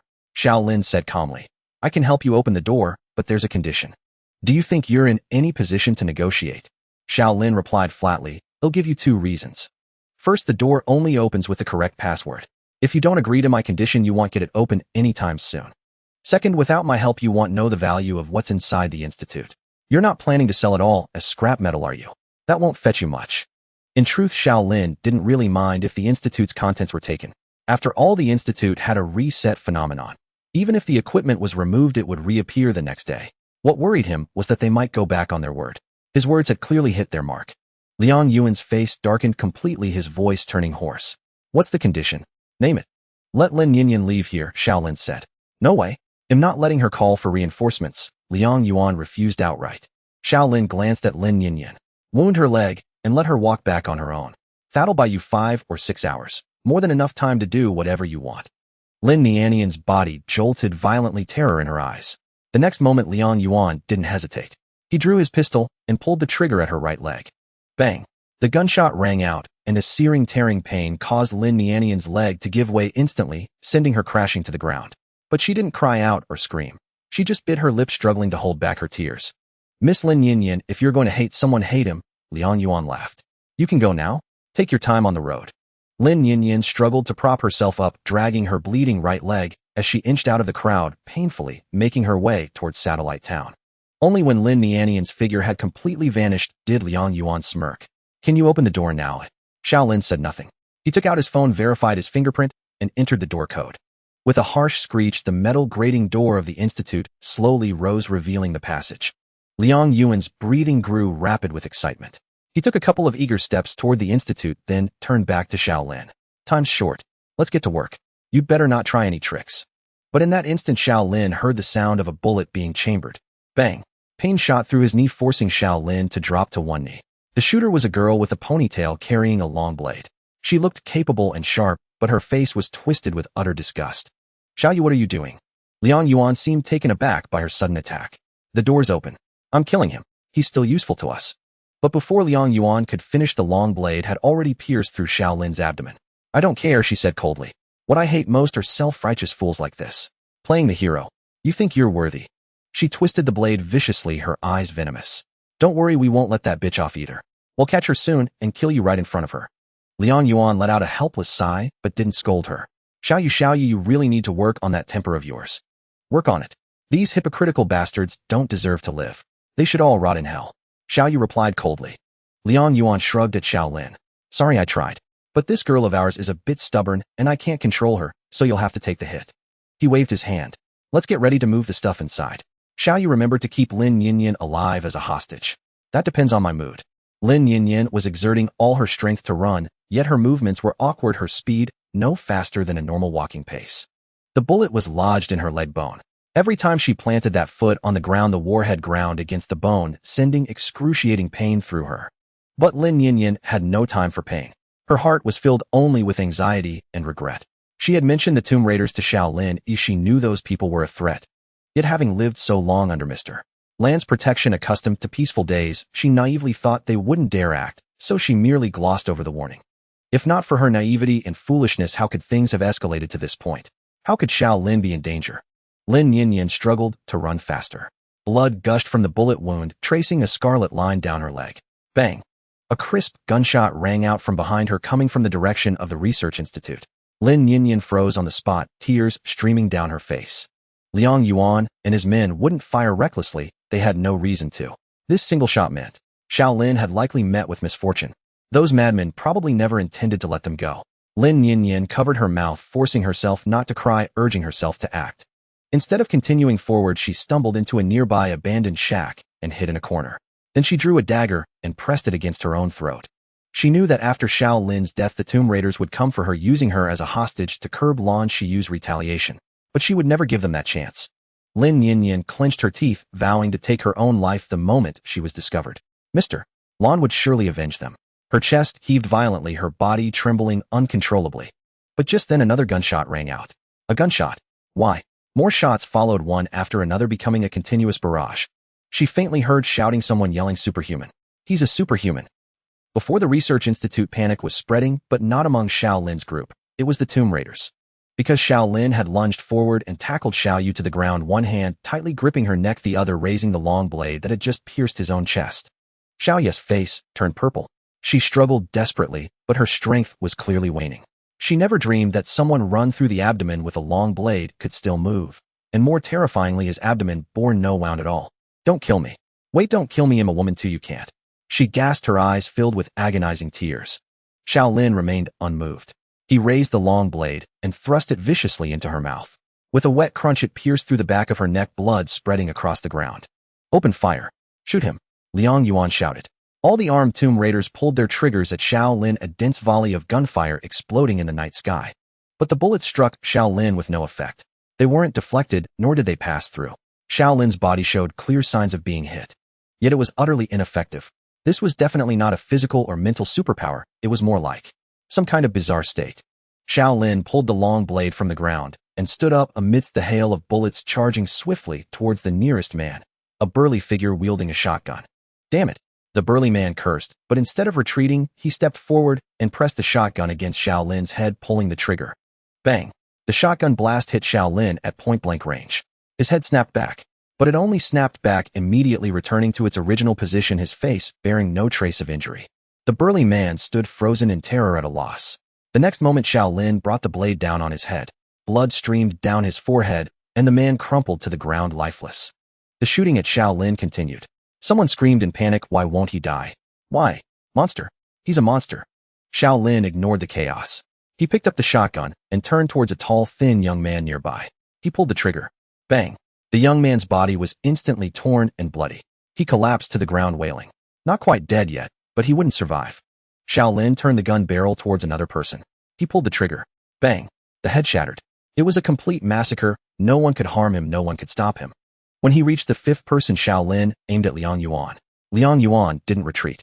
Instead, he let out a roar, and his pupils suddenly blazed with a blood-red light. This light was similar to the blue glow Shaolin had seen in mental superhumans. He was a superhuman too. Liang Yuan lowered his stance, kicked off the ground, and lunged at Shaolin like a swift beast. Bang! Shaolin fired point-blank. The shotgun's pellets sprayed out, almost all hitting Liang Yuan, but they didn't wound him. Only a few fragments fell away. His skin seemed to have turned into some kind of hard stone. Before Shaolin could fire a second shot, Liang Yuan seized the shotgun's barrel, crushing the metal firearm in his grip.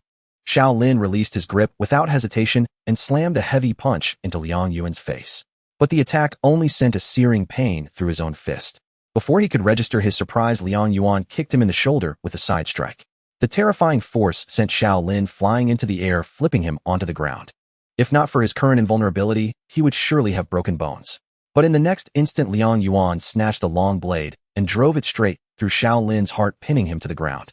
"I thought you had some real skill, but you're nothing special," Liang Yuan said, pressing his knee into Shaolin's abdomen, the immense power leaving Shaolin unable to struggle. Then he drew his sidearm, aimed at Xiao Lin's forehead, and pulled the trigger. Bang, bang, bang, bang, bang. A continuous barrage of shots at close range, each one hitting Xiao Lin's head. Liang Yuan's expression bordered on madness. He fired until the gun was empty, then tossed it aside and rained down punch after punch. Can't die, can't die. I refuse to believe you're truly immortal. He suddenly burst into manic laughter. Immortal is fine too. He'll play with you however I want. See if you die or not. But Xiao Lin knew very well that he wasn't immortal. He simply couldn't be injured. Inside him was a strange core, a pure black sphere, lightless, motionless, dark. When he was attacked, the core would deplete. Now under Liang Yuan's frenzied onslaught, it was being constantly consumed. But at that moment Xiao Lin sensed the presence of another core. It was smaller, fainter, somewhere a few kilometers away, a place he felt he had been before. Lan Xiyu had not rested. Even now he was still poring over reports regarding the mine incident. Though he had reviewed them countless times, he still hoped to uncover something new. Just then something erupted silently outside the window. A dazzling azure light shot straight into the sky without a sound. Lan Xiyu rose, pulled open the curtain, and his pupils abruptly dilated at the unbelievable sight before him. The ruins where the satellite had fallen were now silently bursting with a blinding blue radiance like a fallen moon upon the earth, bright and cold, illuminating the town's center with clarity. Within that light, the long-abandoned wreckage, perhaps left for centuries, seemed to be undergoing a reversal of time itself. The severely damaged main body was steadily repairing itself, transforming into a dazzling silver white, while signal lights that had lain dormant for ages flickered on one after another. The long broken solar panels unfurled to both sides like a colossal newborn bird. With a thunderous roar, the ruins beneath the satellite collapsed, and the massive satellite shot into the sky. Its ascent was incomprehensibly swift, unleashing a violent torrent that swept across the entire town before vanishing into the heavens in an instant. The thick clouds above were punched through, briefly revealing an ink-black firmament. Lan Xiyu stood frozen, overwhelmed by sheer awe. Then the door burst open as Yan Jia rushed in. Mr. Lan, the satellite. I saw it. Lan Xiyu replied, striving to suppress the tremor in his voice. Sir, what exactly? Lan Xiyu shook his head. It suddenly struck him that Lin Yinyin had mentioned Xiao Lin's intention to revive the satellite. A white mask materialized in his hand. Gather your men and head to the research institute immediately. They'll go ahead. Meanwhile, Liang Yuan was consumed by terror. Xiao Lin, whom he had been unilaterally pinning to the ground, had suddenly become bizarre. His pupils lost their luster, turning pitch black, and he showed no response to any of Liang Yuan's actions. Liang Yuan could not comprehend this eerie state. He only felt that Xiao Lin was no longer there, having departed in some unfathomably strange manner. Kill you, kill you, kill you. This baseless dread drove Liang Yuan to the brink of madness. He hacked wildly at Xiao Lin's body with his long blade. Yet it did nothing to alleviate his fear, only intensified it. No matter how he struck, not a single wound appeared on Xiao Lin. He pressed the blade down against Xiao Lin's neck. He could feel the resistance, saw the blade slice clean through. Yet even so, he could not breach the integrity of that body. Xiao Lin seemed dead, yet utterly unkillable. Like a shell defying all rules, absurd enough to drive one mad. Die. Why won't you die? Why? Liang Yuan's terror mounted. He sensed something horrific was about to unfold. And as Liang Yuan suspected, Xiao Lin was no longer there. He was hurtling through the sky, breaking through clouds at an inconceivable speed, ascending straight into the firmament. The ground grew ever more distant. His vision was boundless, his perception spanning heaven and earth, reaching far and wide. He saw the dim lights of the town, the eerie creatures lurking in the ruins, and Lin Yinyin trembling in a corner. Then he saw the research institute, Liang Yuan, and himself. A colossal roar tore through the sky. Liang Yuan instinctively looked up, horrified to see the clouds ripped apart, as if instantly vaporized. A blazing fireball burst forth. With his enhanced vision from superpowers, Liang Yuan could discern its true form. And when he did, he froze, his eyes wide with disbelief. It was the satellite wreckage from Satellite Town. But now it was wrapped in raging flames, cold and pristine, undamaged and intact despite its extreme velocity. In the next instant, it accelerated into a mere blur, like a long crimson streak drawn across the pitch-black night, stretching from the clouds down to the earth. Death had arrived. That was Liang Yuan's final thought. With a thunderous boom, the colossal satellite crashed to the ground, black smoke and a massive mushroom cloud billowing upward. A ring-shaped shockwave radiated outward, leveling the surrounding ruins and kicking up plumes of black dust several meters high. In the instant of the explosion, those nearby were instantly charred, those farther away had their skin shredded by the shockwave, their muscles and bodily moisture seared away. As for Liang Yuan, he stood at the epicenter facing the satellite, heated. He roared toward the sky, but his body was shattered and obliterated in an instant. The satellite's impact created a massive crater over 20 meters in diameter. It stood embedded at the center, gleaming and pristine like a colossal sword fallen from the heavens. Flames, searing heat scorched earth death. Everything seemed to burn and boil, leaving no survivors. 2 minutes later, the starry gleam faded from Xiao Lin's eyes as he lay on the ground. He rose slowly, gazing at the blazing crater and the satellite within the flames. With each breath, scorching air rushed into his lungs, bringing an unpleasant burning sensation. This was his first kill in this world, yet he felt neither sorrow nor exhilaration, only silence. The core within him remained quiet, resonating with the core inside the satellite. At a thought, the satellite defied gravity and shot skyward, once more tracing another long crimson line before vanishing at the edge of the sky. The 20-ton satellite returned to the heavens, settling into a low Earth orbit beyond the atmosphere, silently watching the world below. He closed his eyes, sensing the core within him. Pitch black and still, but noticeably dimmed. The depletion came not only from Liang Yuan's attacks, but also from the energy spent driving the satellite and enduring the explosion's impact. Yet he bore no wounds, felt no pain or discomfort. He tried holding his breath and succeeded. The scorching air was sealed out, and he felt no distress. Holy crap, I think I've become pretty badass, Xiao Lin murmured to himself. He wondered if he could now sleep with his head under the covers. No more fear of mosquitoes. But wait, if a mosquito bit him, would it suck blood or something strange? Xiao Lin forced himself to stop these random thoughts and decided to find Lin Yinyan first. The girl had been shot and was still in such a dangerous place. That was truly troubling. Tonight he could bandage her wound and let her rest at his place. Lin Yinyan crouched in a corner of the ruins, gripping a dagger, her palms slightly sweaty. The shockwave from the massive explosion just now had reached this spot, sending tiny stones pelting against her, each impact a sharp sting. Yet Lin Yinyan felt nothing. Her mind was consumed by the thunderous roar, the blazing red light, and the trembling of the earth beneath her. That was definitely not an attack Liang Yuan could have launched. If he could, he wouldn't be a grave robber. Could it be that Mr.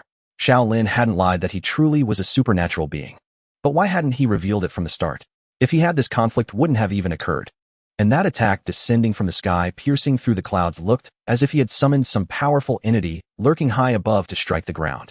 This kind of summoning-based supernatural system had always been unique to Wisdom City. Xiao Lin couldn't possibly possess it. Lin Nianian's mind was a chaotic whirlpool, unsure whether to return to the town or go back to find Xiao Lin. After a moment of deliberation, she made up her mind. She would go to Xiao Lin first. The explosion just now should have drawn the town's attention, and at this moment Xiao Lin might need help. But just as she was about to stand, footsteps echoed from outside. Lin Nianian's heart tightened, and she quickly held her breath, hoping the intruder wouldn't find her. Strangely, the footsteps were heading straight for her hiding spot, without any hesitation. Maybe it's Xiao Lin. A flicker of joy arose, but it was extinguished in the next instant. It couldn't be Xiao Lin. The battle there had just ended. How could he appear here so soon? Alarms blared in her mind, and she gripped the dagger, pressing it against her own neck, frantically rehearsing her opening lines. Don't come any closer, or I'll kill myself. Or stay back, don't touch me. Which one carried more threat? Which could frighten the other party? In extreme tension, Lin Yinyan forced herself into a spiral of random thoughts. The footsteps outside halted slowly. Then a hoarse, spine-chilling voice rang out. Lin Yinyan, come out. Hearing that voice, Lin Yinyan first trembled, then her entire body went limp. Not from fear or despair, but from utter relief.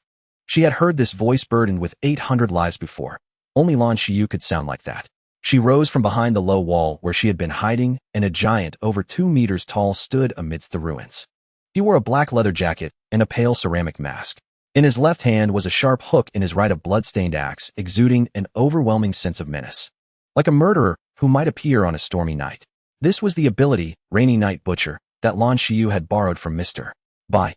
Lin Yinyan rushed over, immediately hugging Lan Xiyu and wailing. He quickly removed his mask to keep his gear from hurting her. His clothes, weapons, and physique rapidly returned to normal. It's okay, Lan Xiyu said, patting her back and glancing at her injured leg with concern. Yinyan, tell me what happened first. Grave robbers. The grave robbers from Yang's gang wanted to rob Mr. Xiao Lin's lab, and he agreed to protect me. Then a lot happened, and I don't know how Mr. Xiao Lin is doing. He's still in the lab. Tears streamed down Lin Nianian's face as she sobbed. Nianyan, take a deep breath. It's fine. Xiao Lin will be okay. Lan Xiyu whispered soothingly, then looked up toward the direction of the lab. But those people from Yang's gang. She was cut off by Lan Xiyu. Nianyan, that satellite has revived. That's why I rushed over. The explosion just now was likely from that satellite. Lin Yinyan froze, suddenly understanding. Mr. Xiao Lin is really a supernatural being. Lan Xiyu didn't answer directly, but cracked a cold joke. I hereby declare that from today our town shall be called No Satellite Town. Lin Yinyan burst into laughter through her tears, but I still want to go to the lab and see if Mr. Shaolin needs help. All right, let's go, but walk slowly. Lan Shiyu supported Lin Yinyan as they moved toward the roadside. Why, oi? Lin Yinyan asked, puzzled. To give him time to clean up, so we don't see anything we shouldn't. Lan Shiyu said. And what if Mr. Shaolin is actually a bad person? Then we definitely shouldn't see his things. Lan Shiyu chuckled, ruffling Lin Yinyan's hair. But in truth, Shaolin had nothing to hide. He was already on his way to find Lin Yinyan. Soon on the dim street, he ran into Lan Shiyu and her. Seeing Shaolin standing there unharmed, Lin Yinyan was overjoyed. She let go of Lan Shiyu and ran toward him, shouting, Mr. Shaolin. Then she tripped and fell flat on the ground, clutching her leg and rolling around. Shaolin looked up silently at Lan Shiyu, who rubbed his forehead. This counts as a cute trait, right? Should we help her up? Shaolin asked. Let her roll for a while, burn off some energy. Shaolin. Although Lin Yinyan's personality was a bit like a strange little dog, it wasn't so extreme as to waste energy this way. Moreover, Shaolin could tell that Lan Shiyu was ignoring Lin Yinyan because he was wary of Shaolin. Do you want to smoke? Lan Shiyu pulled out a metal cigarette case and took out a cigarette. No, I don't smoke. That's good, Lan Shiyu chuckled, lighting the cigarette with a lighter. By the way, what happened to those guys who attacked you? They're all dead. Did you kill them? Yes, Shaolin answered calmly. And the satellite? Did you blow it up again? Shaolin said nothing, but looked up. Then with a thunderous roar the clouds parted, and a blazing red light descended instantly upon the street. It hovered behind Shaolin. 20 meters high, a massive metal object 15 meters long slowly rotated its surface, a cold silver, like a steel beast floating behind him.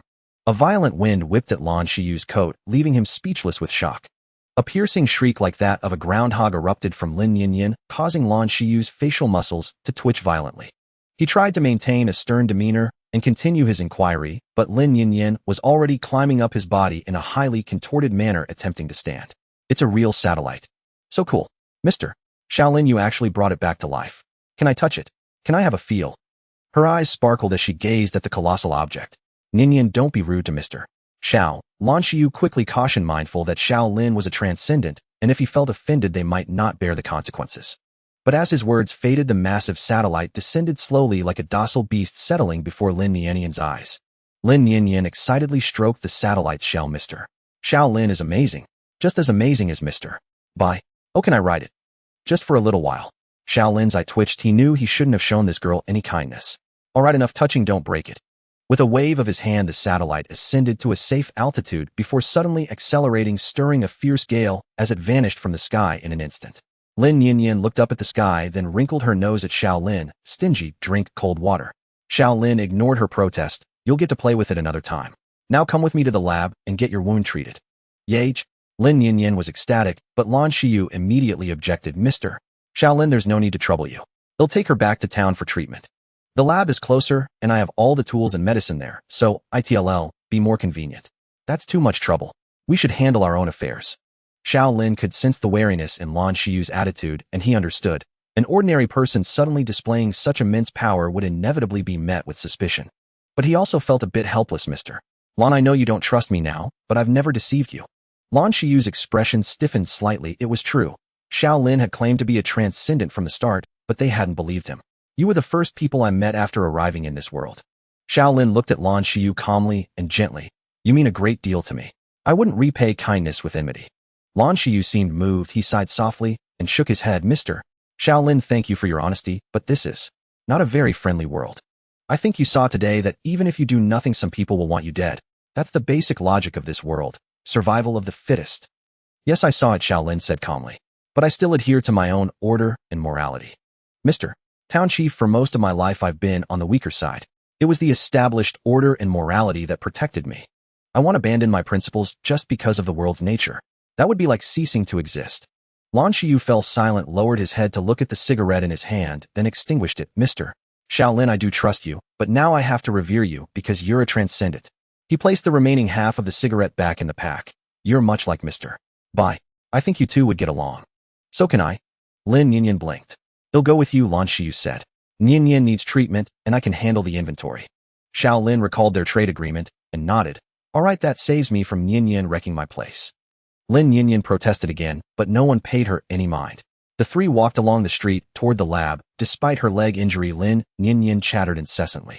She recounted how terrified she was hiding in the ruins until Lan Shiyu found her, and so on. Xiaolin grew curious. So how did you recognize your town chief at a glance?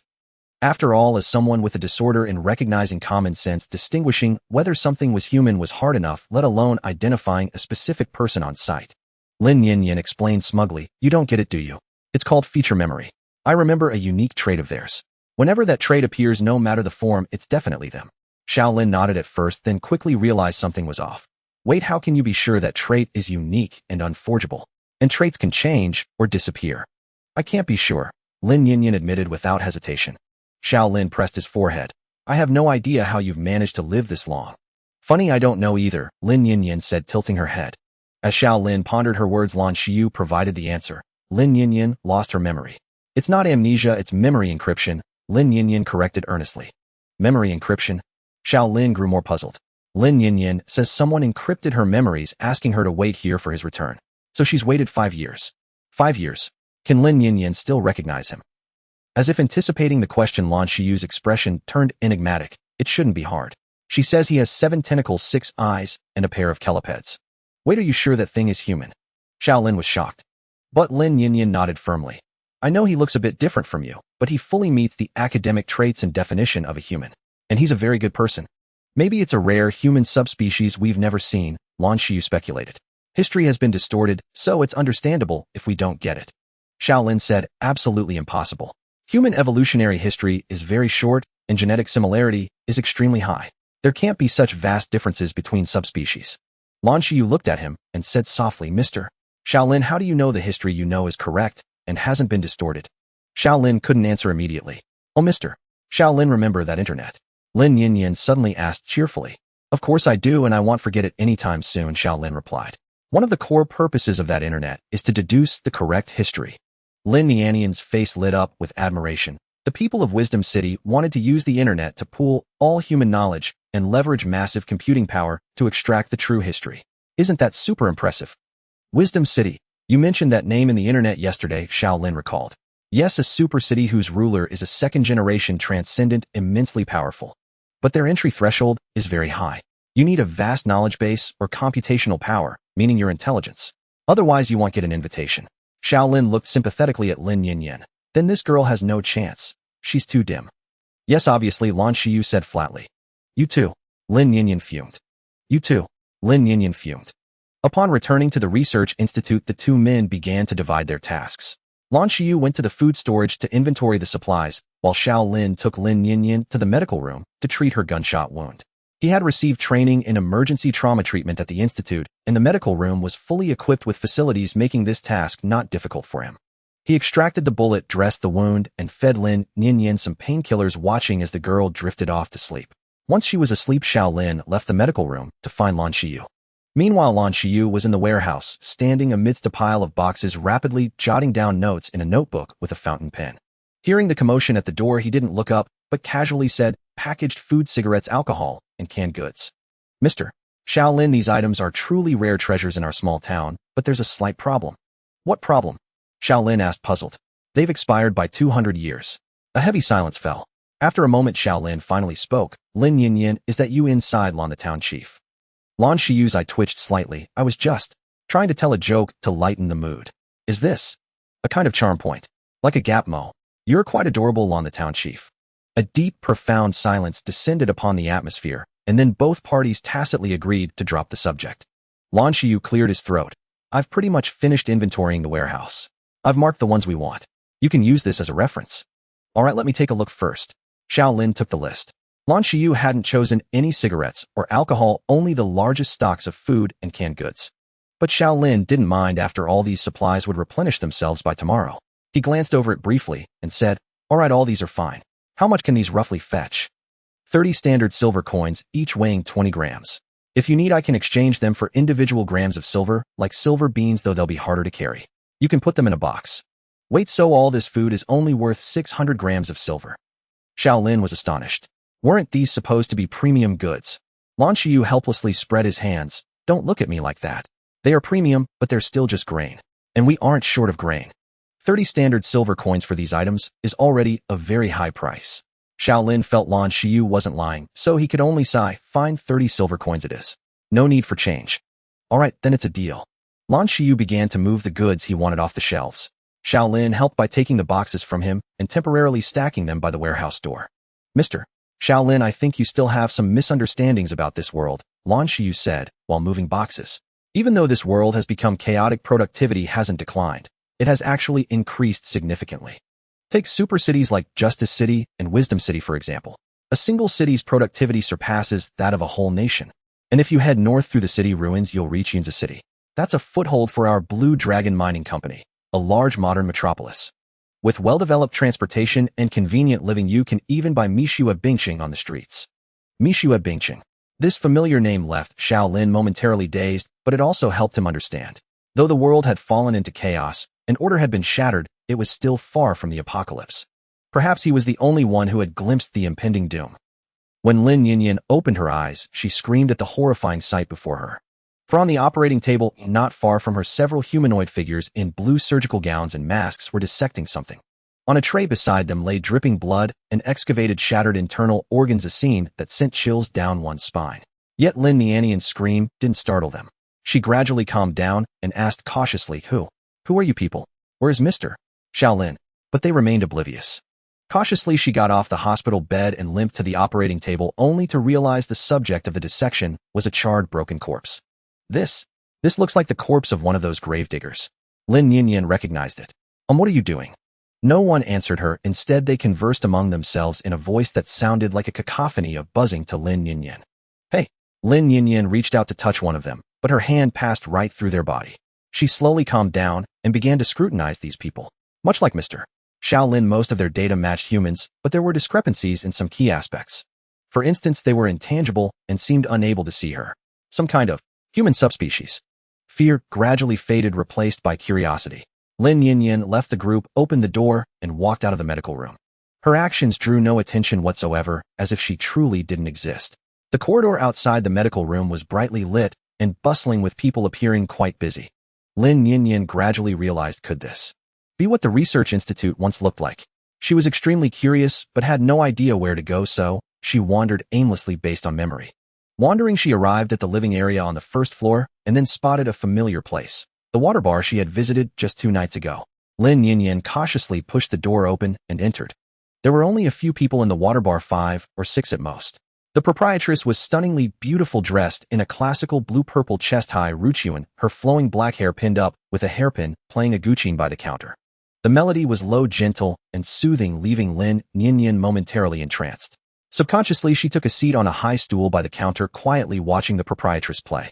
She was truly a charismatic person with an extraordinary aura and breathtaking talent impossible to look away from. After an unknown time, the music gradually softened, entered its finale, and finally stopped. The proprietress looked up at Lin Yinyan, flashing a smile that made her heart flutter. How was it? Did you enjoy it? Lin Nianian's cheeks reddened slightly as she said, It was very beautiful. Then she suddenly realized, You can see me? You're here, so of course I can see you. The woman replied, lightly plucking the strings. My name is Zhao Ningyue, the proprietress here. And you? Lin Yinyan. Zhao Ningyue looked at her with keen interest, as if observing a small animal. You're a psychic superpower user, aren't you?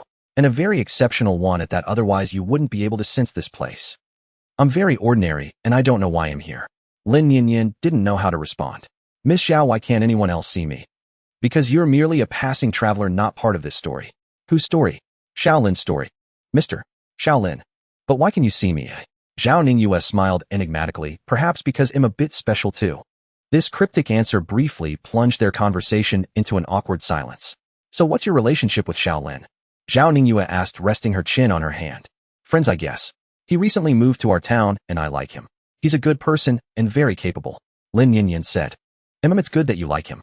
Zhao Ningyue narrowed her eyes and smiled. But don't get too close to him. Huh? Why? Lin Yinyan asked, puzzled. Why, oi?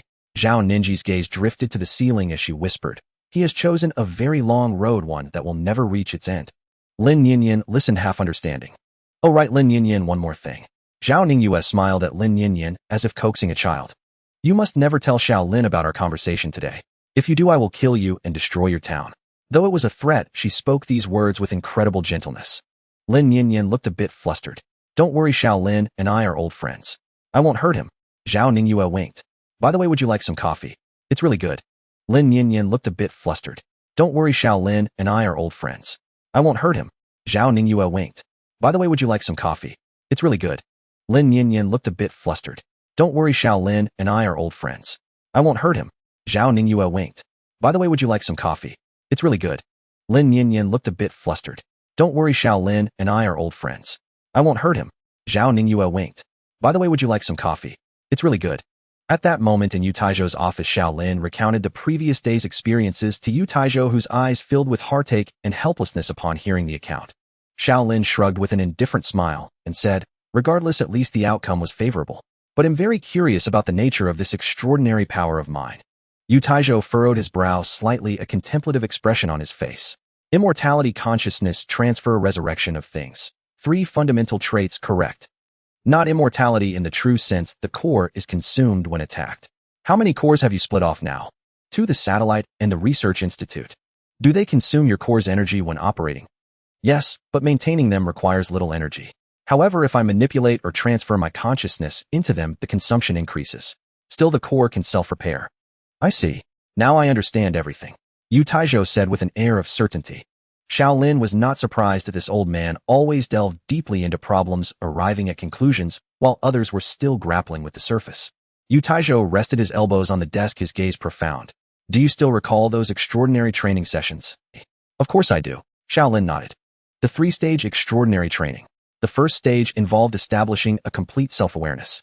The second stage was constructing a complete physical body. The third stage pertained to the replication of matter. The answer lies here, Yu Taizhou said. When you entered the dream chamber, your body was no longer the original one, but the one you created within the dream. It was generated from nothing in existence, completely transcending life and matter, and it is not alive. Naturally, it cannot be killed, injured, or disabled. And all attacks inflicted upon you can be understood as causing depletion to your essence. Xiao Lin was stunned for a long moment before finally realizing, so I'm essentially like a game character now. As long as the health bar isn't empty, even with just 1 HP, I can still bounce around. Yes, and you can withstand all kinds of extreme environments because no matter the type of damage, only one thing happens: depletion. If you had put it that way earlier, I would have understood. Xiao Lin teased. Yu Taizhou shot him a glare and said, you must grasp the fundamental principles. He'll write you a comprehensive analysis today. Make sure you study it carefully. Understand? Understood. Xiao Lin immediately declared. Yu Taizhou smiled with relief and continued, also, this is a formidable power. Do not abuse it. Xiao Lin suddenly chuckled. Yu Taizhou coughed twice. I know this sounds cliché, but I wasn't laughing at that. Xiao Lin wiped his face. He took out the dossier, extracted the documents, and handed them to Yu Taizhou. The moment Yu Taizhou saw the first page, he fell silent. It was a photograph capturing the shell of that colossal arachnid creature. Xiao Lin continued, also there's my friend Yang Qi. He could annihilate a city of 500,000 people within 30 minutes. 500,000 people. Even if I slash my way through with a knife, it would take me a month or more. So this extraordinary power of mine is well better than nothing. Yu Taizhou's expression twitched. That world. Is it that absurd? There are even more absurd things like spiritual internet and historical distortion, all in the dossier. You can take a look. Yu Taizhou immediately retrieved the dossier and began reading, quickly becoming engrossed, saying not another word. Xiao Lin was used to this. He even suspected Yu Taizhou had a reading addiction. He watched Yu Taizhou's focused expression, his gray-white hair, and the wrinkles at the corners of his eyes. Then in a calm tone, as if discussing the weather, he said, Oh, Professor, I've changed my mind. I agree to that matter. What matter? Yu Taizhou asked casually. The matter of saving the world. I want to try closing that stone door. Yu Taizhou jerked his head up, his Adam's apple bobbing, his pupils trembling slightly. Xiao Lin. He wanted to say something, but then lowered his head in shame. Xiao Lin, I'm truly grateful for your decision. Unfortunately, I have nothing more to offer you. I know, but that's exactly why I'm willing to help you. Xiao Lin smiled. Even without his consent, Yu Taizhou had helped him unreservedly. Now that he had agreed, Yu Taizhou naturally had nothing else to give. This was something he had anticipated. But Professor Yue, I can't guarantee how far I'll go. I can only promise to do my best. Xiao Lin added. That's enough. That's more than enough. Yu Taizhou murmured. Over the next few hours, Yu Taizhou began holding meetings and assigning tasks to various departments, while the bored Xiao Lin headed to the water bar. When he arrived, only Zhao Ningyue was there. She was dressed beautifully, carefully maintaining an antique zither of considerable age. Why is no one here today? Xiao Lin asked. Zhao Ningyue squinted and smiled gently. Guess. How could I possibly guess? Xiao Lin muttered as he sat down at the counter. Of course, because your esteemed Professor Yu has dragged all my customers off to work. Zhao Ningyue looked up at Xiao Lin with pitiful eyes. Now I only have you. Xiao Lin shuddered all over. Don't be like that, my legs are turning to jelly. Zhao Ningyue burst into laughter, then shifted to another topic. Oh, by the way, Professor, you explained our situation. He did. Yes, at the general meeting. He told us we're now wandering spirits. Zhao Ninji's tone was utterly calm. Xiao Lin was silent for a moment before asking, how did everyone react? It was complicated. After all, it's a strange thing for a group of wandering spirits to save the world. But in the end, everyone acquiesced. Why? Xiao Lin asked curiously. They're not afraid of death, but they're afraid of being unable to think or learn. Xiao Lin was momentarily speechless. The answer should have been expected, but he simply hadn't thought of it. At that moment, Zhao Ningyue raised her head, her gaze tender as she looked at Xiao Lin. So you finally agreed to continue Yu Taizhou's salvation plan. How did you know? Because imperceptive, I suppose. Just a guess. But I'm curious why you accepted it. You must know that you can't accomplish it alone, right? Xiao Lin's mind flashed back to the deformed corpse of Yu Taizhou in the real world, and he felt a momentary daze. Actually, I don't really know why. Maybe it's because I'm still young with unquenched passion, easily moved by inexplicable things. And I know better than anyone that it's impossible. I just want. If death is inevitable, then let it be on this path. And I know better than anyone that it's impossible. I just want. If death is inevitable, then let it be on this path. The next morning, Xiao Lin stared at the over 200-page report in his hands, feeling a headache coming on. Preliminary hypotheses and application scenarios for supernatural abilities, a satellite interface operation manual, even a monkey could understand version 1.0, basic hypotheses on internet structure. There was also a research and testing report on a certain calming agent from the medical research department and a preliminary autopsy report on superhumans. Sometimes Xiao Lin couldn't help but marvel at how incredibly brilliant those academic minds were. Fortunately, he didn't need to understand all of it. Yu Taizhou told him to grasp what he could, and the first priority was to get the satellite functioning correctly.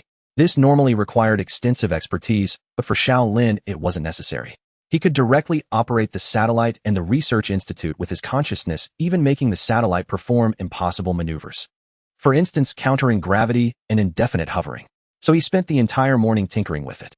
At 11 in the morning, Lan Xiyu pushed open the door and entered, brushing the dust from his clothes. Mr. Xiao Lin, aren't you going to do something about that big pit at the entrance? It rains a lot around here. If left unattended, it might turn into a puddle, making it inconvenient to go out. I'd like to, but I don't have the materials, Xiao Lin replied, turning his head while fiddling with the computer. If you need, I can have someone bring some waste stone from the mine. Would that trouble you? Xiao Lin looked back at him. Of course not. The stone pile was already a problem. Without this pit, we might have to go farther. Then I'm very grateful, Xiao Lin said sincerely. By the way, there's something else I need to tell you, Lan Xiyu said, pulling out a chair and sitting down. The batch of goods we collected yesterday is gone today. Xiao Lin's heart immediately skipped a beat. So when the reset phenomenon in the Research Institute is triggered, it forcibly retrieves items that have left the premises. There was actually such a mechanism. And Lan Xiyu wasn't stupid, he must have already figured out that this was related to him. After an awkward hesitation, Xiao Lin said, well then, should I return the 30 silver coins to you? Lan Xiyu chuckled lightly. That's not what I meant. I was just worried it might be one of your experiments, so I'm informing you of the result. As for the 30 silver coins, consider them a welcome gift. Xiao Lin breathed a sigh of relief, silently dismissing the idea of exchanging supplies for money. He suddenly thought that if Liang Yuan had actually managed to steal his things yesterday, it would have been quite amusing. Too bad they were already dead. By the way, Mr. Lan, is there a reason you came over this morning? Xiao Lin finally thought to ask. Lin Yinyin wrote me a letter asking me to take her home. She's packing up now, Lan Xiyu said. So soon? I thought she'd try to stay for a few more days. I didn't think so. Oh, I expected her to stay for half a month, Lan Xiyu joked. Just then a soft chime came from the device beside Xiao Lin. He turned to look. The synchronization progress had reached 100. The satellite was connected, awaiting confirmation. Mr. Xiao Lin, what are you tinkering with? Lan Xiyu asked curiously. A satellite, Xiao Lin replied. A satellite? Lan Xiyu repeated, puzzled. And it's ready, Xiao Lin said, pressing the confirm button. In the next instant, the main screen in the satellite control room suddenly lit up, displaying a massive dynamic satellite map. It encompassed the laboratory, the town, the entire ruined city, and an equally large area around the city. In that moment, Lan Xiyu was utterly stunned, nearly dropping the water glass in his hand. This is a satellite map, he murmured.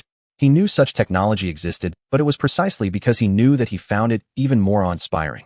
That's right, I connected the deep space to the ground control room. Now it's working properly, Xiao Lin said. Xiao Lin raised his hand, attempting to manipulate the satellite through essence. The name Professor Yu Taizhou had settled on, which he found quite fitting. The satellite image zoomed in, locally locking on his satellite town, revealing its entire panorama. Rows of buildings crisscrossing roads and the lingering morning mist were all clearly and accurately displayed on the screen. Then the image zoomed in again, this time locking onto the street in front of the town's government building. The Blue Dragon mining flag fluttered proudly atop the government building. Pedestrians on the street were visible in perfect clarity, and one could even see Yin Jie chatting with a colleague at the building's entrance. Good heavens! I thought that satellite was only good for smashing things. Lan Xiu murmured, his eyes wide with astonishment and even a hint of fear. He knew what this meant. It meant full map visibility and absolute intelligence superiority, meaning Shaolin could easily grasp resource distribution and enemy movements. This was a strategic capability that could influence the course of war, far more terrifying than mere satellite bombardment. Shaolin, however, looked at him with mild confusion. It's a satellite, you know. Using it for smashing is the unorthodox approach, isn't it? Though I did use it to smash someone yesterday. Unfortunately, it has a range limit. It can't be too far from me. Lan Xiu swallowed hard, a sudden tension rising in his heart. Mr. Shaolin, could I buy 2 satellite maps? 1 Filaria map and 1 town map. You name the price. Shaolin glanced at him without a ripple of emotion. We're neighbors, and this thing costs nothing. They'll just print 2 copies for you. Lan Xiu was taken aback, then quickly bowed in gratitude. Thank you so much. You have no idea how important this is to us. High-precision maps were crucial for their defense and daily life. A truly vital strategic resource. Just then Lin Yinyan limped over, leaning on a crutch. Town chief, am all packed. She poked only her head into the room and said. Shaolin looked at her head and teased, why leave so early? I was afraid you'd try to latch onto me. Because I discovered a huge secret of yours, but I can't tell you. Lin Yinyan declared firmly. Then thank you for not telling me. They'll hold back this time. But I still like you, so we'll visit often. Lin Yinyan said steadfastly. Suit yourself, Shaolin said, a bit amused and exasperated. By the way, I'll leave you some yen paper. If anything comes up, feel free to write to me anytime. After Lin Yinyan and Lan Xiu left the room, fell silent, leaving Shaolin alone. He let out a soft sigh, glanced at the thick stack of reports on the table, and thought that the next few days were going to be incredibly busy. The city, ensnared by a colossal net, stood in desolate gloom, yet it possessed a certain peculiar grandeur. This was the Madman's Whale, the name given to these urban ruins. It had once witnessed a great melee among transcendents, with more than one falling here, though most of their remains had long been scavenged or destroyed. Yet to this day their deaths continued to influence this city, altering its visage and ecology, including the people and things that dwelled within. This phenomenon was universally termed corruption. Influenced by different powers, the resulting corruptions varied. And in the Madman's Whale there was a rule. If one day you found your companion growing smarter or suddenly acquiring vast knowledge, do not hesitate. Kill him immediately, for this was a sign of corruption. This was also the origin of the name Madman's Whale. A mad scholar with his knowledge cursed every soul who set foot upon this shattered land. As a vast expanse of urban ruins, the Madman's Whale was prowled by many gravediggers. Some were outlaws, adventurers, and seekers of freedom, often all three at once. On this dead silence of ruins they formed gangs chasing wealth and liberty, mostly indifferent to one another. But today a peculiar figure appeared in the ruins. He came from a satellite town, dressed cleanly, alone, and nearly unarmed. The only thing resembling a weapon was a tang saber, and it looked rather crudely made. But aside from the weapon, he carried a motley assortment of other items. An umbrella, drinking water, food, a sleeping bag, and a camera hanging around his neck. He would pause now and then, cheerfully snapping photos. He looked like a tourist visiting a scenic spot. How long do you think he'll last? A plump, middle-aged man squatted on the edge of a shattered high-rise, watching the strange figure below. He could still turn back now and live, but if he keeps on this path. The tall, thin man beside him gazed into the city's depths. He'll be dead by noon tomorrow at the latest. That camera's a high-end model. Should fetch a good price, right? The fat man said, swaying his body. We can pick it off his corpse when he dies, the tall, thin man said flatly. There's another way, though. The fat man revealed an unsettling, wicked grin. Time quickly passed to 6 in the evening. Nightfall spread swiftly through the dark urban ruins. Shaolin looked up toward the city's depths, deciding to set up camp here for the night. This was his first field expedition. He had set out at 8 in the morning and had been hiking for nearly 10 hours. But he had yet to reach his target location. He needed to go deeper. In truth, he didn't need sleep at all now. The reason he maintained the habit was solely to enter the research institute in his dreams. He found a half-collapsed building, cleared a flat, hard patch of ground inside, lit a campfire, and began preparing his dinner. He had brought a small iron pot and bottled water to cook instant noodles. But just as the water began to boil, a voice came from behind him. Whoa, brother, living the good life, huh? Shaolin turned around to see 2 figures, one fat and one thin, approaching him. The fat man spoke, his eyes narrowed in a kindly look, but he held a gun. It was a revolver, its muzzle angled downward toward the ground. With just a slight raise he could fire at him. Yet Shaolin wasn't surprised by their appearance at all. He had already spotted them on the dynamic satellite map. They weren't deliberately tailing him, his route just happened to cross their patrol zone. This was also why he chose to camp here. If they were active in the area, it meant there were no dangers nearby that they couldn't handle. So it was safe for him too. Shaolin leisurely tore open the instant noodle package, dropped the block of noodles into the pot, and then said, "Can I help you?" His tone was neither cold nor friendly. "Nothing much. Saw you camping here and thought I'd check it out," the fat man said with a familiar air. "So not going to introduce yourself?" "No need. There's no point in introducing myself to a dead man." The fat man shrugged, observing Shaolin's reaction. But Shaolin showed no reaction at all. Instead, he took an egg from his backpack, cracked it against the pot's edge, and dropped it in. Then he produced prepared greens and bean sprouts, tossing them all in. The instant noodles grew even more fragrant. The fat man swallowed slightly, then prodded Shaolin's thigh with his gun. "Buddy, let's make a deal. I'm pretty interested in that camera of yours." "This is for my work. It's not for trade," Shaolin declined politely. "A camera in exchange for your life? Isn't that worth it?" The fat man leaned in, making a mysterious expression. "Fortunately, I have many lives." Shaolin shook his head. The fat man paused for a moment, then let out a lewd chuckle. Then he'll just have to pick it up off your corpse tomorrow. Oh, and when you die, please toss the camera far away. Don't break it." Shaolin didn't intend to say more. He stirred the noodles with his chopsticks, added a sausage, then looked up and asked, "Would you two like some?" The fat man's expression stiffened slightly. Just then the thin man, who had remained silent, spoke up. "A few more kilometers ahead is the territory of the wisdom demon. If you don't want to die a miserable death, don't go any further." The fat man clicked his tongue. "What's wrong with you? Weren't we going to trade this info for something? How could you just blurt it out? Now we've taken a loss." But the thin man just glanced at him and said nothing. Then Shaolin spoke. "I know. In fact, my goal is to hunt that creature." "Hunt the wisdom demon?" The fat man was stunned. "That's right. Consider it a small experiment, and he'll take care of this nuisance while I'm at it." After a brief silence, the fat man suddenly slapped his thigh and laughed heartily. "Buddy, you're fucking hilarious. I thought you were a rookie, but you're just an idiot." The thin man said coldly, "There have been others like you before, stronger, better equipped. But they've all been dead for a long time now. That thing, even the few superpowered individuals in the satellite town don't dare touch it, including Lan Shiyu." Shaolin remained indifferent, merely nodding. "Thanks for the warning, but I'm confident." The fat man grew somewhat angry. "So what are you planning to use against the wisdom demon? That toy knife of yours?" Shaolin glanced at the Tang saber beside him. "It's enough." In truth, for him, cold weapons were more effective than firearms because they could more easily channel his essence. If he used thermal weapons, he would have to distribute his essence to each bullet, a process both complex and draining. The Tang saber was a slashing weapon. A slashing was more instinctive than thrusting, simpler and more powerful. So Shaolin chose it. Annoyed by Shaolin, the fat man said, "Forget it. Good advice is wasted on a doomed man. Go die if you want. We're leaving." He stood up and tucked the revolver into the back of his waistband. "Are you sure you don't want some?" Shaolin asked again. "We don't eat dead men's food. Bad luck." With those words, the two figures soon vanished into the night. Shaolin paid no heed to their movements. After eating, he went to sleep. It turned out that no matter where he slept, he could always return to the research institute in his dreams. Shaolin paid no heed to their movements. After eating, he went to sleep. It turned out that no matter where he slept, he could always return to the research institute in his dreams. Shaolin paid no heed to their movements. After eating, he went to sleep. It turned out that no matter where he slept, he could always return to the research institute in his dreams. The night passed uneventfully. At 7 the next morning, Shaolin rose promptly, had breakfast, packed his belongings, and set off. If all went well, he should locate the demon of wisdom before noon. As he emerged from his hiding place, the two gravediggers from the previous night stood atop a building watching him. Shaolin did not greet them. He merely cast a glance back and proceeded deeper into the city alone. Looks like he didn't take our words to heart at all. We've been made fools of." The stout man crouched down, his tone tinged with displeasure. "He's only heading for self-destruction," the lean man said calmly. "Tisk, if I'd known he was this stupid, I should have robbed him clean last night. Without water or food, he might have just turned back." The stout man sighed. "Enough," the lean man uttered coldly, turning to raise his binoculars as if the complaint had never existed. "Let's focus on the job." Perhaps due to Shaolin's disregard for their advice, the atmosphere grew somewhat heavy. For a long while they exchanged no further words, merely standing at the high vantage point, vigilant of their surroundings. This was their duty, keeping watch and alerting others to suspicious approaches.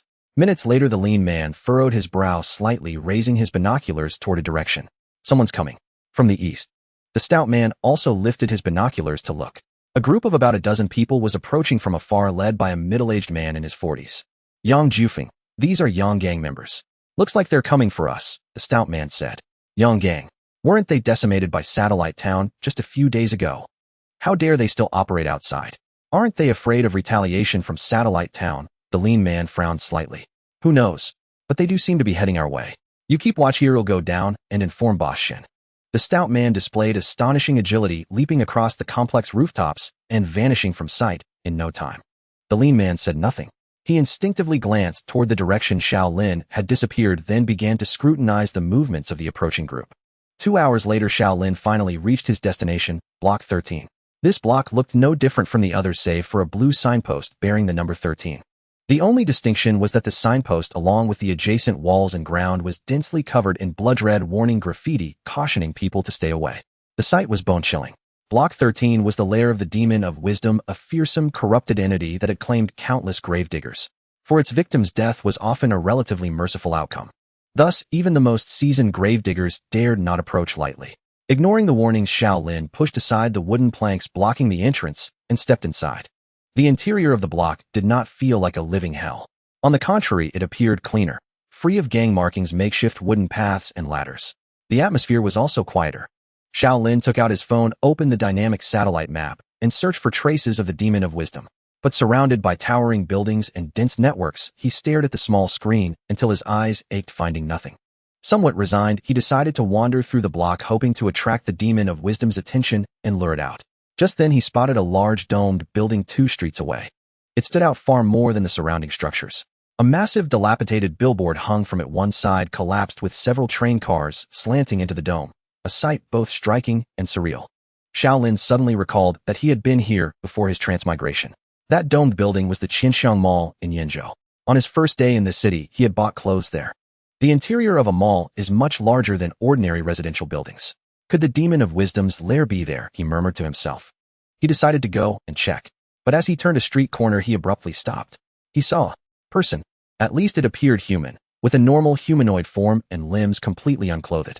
It crouched in the shadow of a building, its body densely covered with numbers, symbols, and letters. But Shaolin knew well that no normal person could be here. He frowned slightly, cautiously stepping closer, only to feel a chill run down his spine. This creature was not human, not at all. It had no reproductive organs, no body hair. And the numbers and symbols covering its body were not painted on, but had grown from within. Its skin was pitted and uneven, as if covered in dense, festering scabs. It seemed utterly oblivious to its surroundings, unaware of Shaolin's approach. It simply crouched there, repeatedly banging its head against a piece of building debris. That debris was a chunk of concrete with rebar, one section protruding about 10 centimeters. The creature struck its head against the rebar over and over. With each impact, the steel pierced its forehead, producing a viscous, wet sound. Yet it seemed to feel no pain, only muttering hollow words under its breath. Stop thinking. Stop thinking. Stop thinking. A corrupted entity. Shaolin recalled what Lin Yinyan had told him, that under the influence of the corruption effect, humans gradually mutated and lost their sanity. Despite being prepared, the sight before him was still horrifying. A thin layer of goosebumps rose on his arms. But after a few deep breaths, Shaolin steadied himself and decided to take a few photos first. He crouched down and set up the camera. Mindful of possible conditioned reflexes, he turned off the flash and adjusted the shutter to a near-silent mode. Click! A faint mechanical sound, and the image was captured. But the next second, the corrupted entity ceased its mechanical head banging. It slowly turned its head toward Shaolin. Its pupils were bloodshot, and on its forehead was a bloody cone-shaped cavity that seemed to penetrate deep into the brain, filled with rotting flesh. It stared at Shaolin, then suddenly twisted into an eerily grotesque smile. As it smiled, it rapidly muttered something. At first, Shaolin couldn't make out the words, but when he listened closely, he finally heard. It said, I saw him, I saw him, I saw him, I saw him, I saw him. The next moment, its body went rigid, its eyes rolling back until only the whites showed. The hole on its forehead began to writhe, and an eye emerged from within the cavity. As if someone was peering through the hole in the corrupted entity's head, spying on him. The eye, upon seeing Shaolin, contracted slightly, then retreated. Then a withered hand suddenly thrust out from the bloody hole. Something was descending into this world through the cavity in the corrupted entity's head. Shaolin found it difficult to describe the sight before him. First a hand emerged from the blood hole, then a second hand. These hands gripped the edges of the cavity, and soon the owner of the arms slowly crawled out from its center. It was an exceedingly uncanny visual experience. A meter-tall monster slowly squeezing out of a fist-sized aperture. First came the head, then the shoulders, followed by the torso and legs until it fully emerged. Its form resembled that of a human clad in a white lab coat, yet its body was a ghastly gray and emaciated beyond measure. What made it even more bizarre was its head, a hardcover book bound in red leather standing upright and open atop its neck cavity. The inner pages were densely covered with eyes. Those eyes were now fixed intently on Shaolin. Without much deliberation, he already knew what this creature was. The wisdom demon. Though he had anticipated that this entity would likely track him down, its method of appearance was far beyond his expectations. Shaolin dared not be negligent, yet he also refrained from reckless action. He unfastened the straps of his backpack, letting it slide to the ground, then slowly drew the Tang saber from his waist. The smooth white blade gleamed with a soft, even luster. This blade was no ordinary weapon. It had been crafted the previous night in the materials science laboratory. It was not forged through traditional techniques, but fabricated using 2-photon polymerization 3D printing, an ultra-high-precision micro-nano additive manufacturing technology. The material employed was an advanced high-entropy ceramic with a hardness reaching 40 GPa. Though somewhat brittle, it was far sharper than conventional metal blades. Wait, why was he pondering all this? Shaolin raised his head, and in the next instant, everything around him flooded into his mind. The ruins of buildings, the vegetation, the abandoned vehicles, their colors, appearances, and forms all surged into his consciousness. He realized he had become smarter. Merely glimpsing an object triggered a cascade of associations.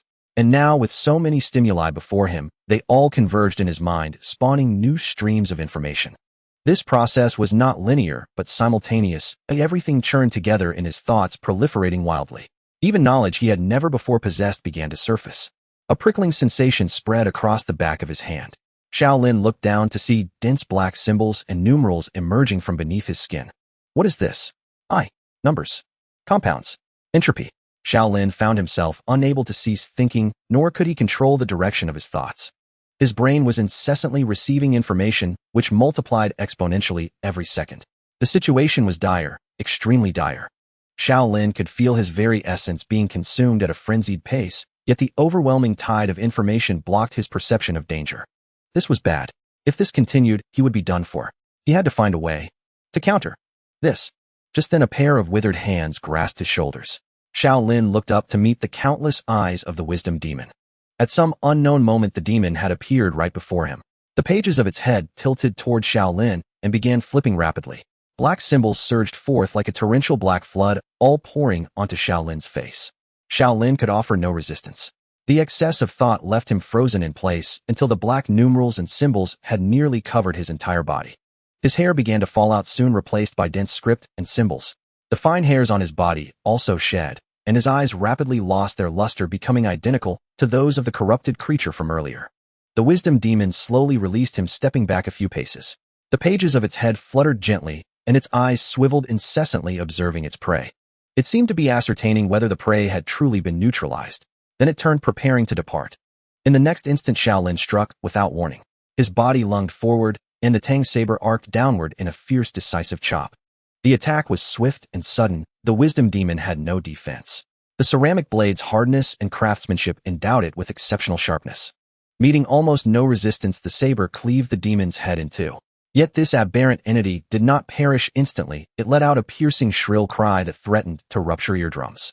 It wrenched itself free from the blade, whirled around, and unleashed another torrent of black symbols at Shaolin. But Shaolin did not evade. Instead, he charged against the current, his right hand gripping the saber, while his left palm braced the hilt, driving the blade forward with his full body weight. The tip pierced the demon's heart in a single thrust. This blow halted the demon's assault. Terror flickered in its countless eyes, but it was too late. Shaolin yanked the saber free and delivered a horizontal slash at its neck cavity. The stroke was swift and lethal, encountering almost no resistance. The demon's head thudded to the ground, followed by its collapsing body. Yet the creature seemed reluctant to die immediately. Its prone form began to convulse violently, mechanically. Shaolin hurried forward, stomping on its chest, then drove the saber down into its heart, pinning it to the earth. Only then did the body gradually cease its struggles. Was it dead? Shaolin wondered, but a nagging unease lingered. In the next moment, a flash of red streaked across the periphery of his vision. It was the demon's head, the leather-bound tome. It sprang up and slammed onto Shaolin's face, its pages wrapping tightly around his head, sealing his breath, and beginning to merge with his skin. But Shaolin remained unruffled. This death throes meant nothing to him. He reversed the Tang saber and drove it ruthlessly into his own skull. With a soft thud, the blade pierced both the book and Shaolin's head. Blood splattered, but none of it was his. He reached up, tore the leather-bound book away, and cast it to the ground. Then Shaolin stood motionless as a statue.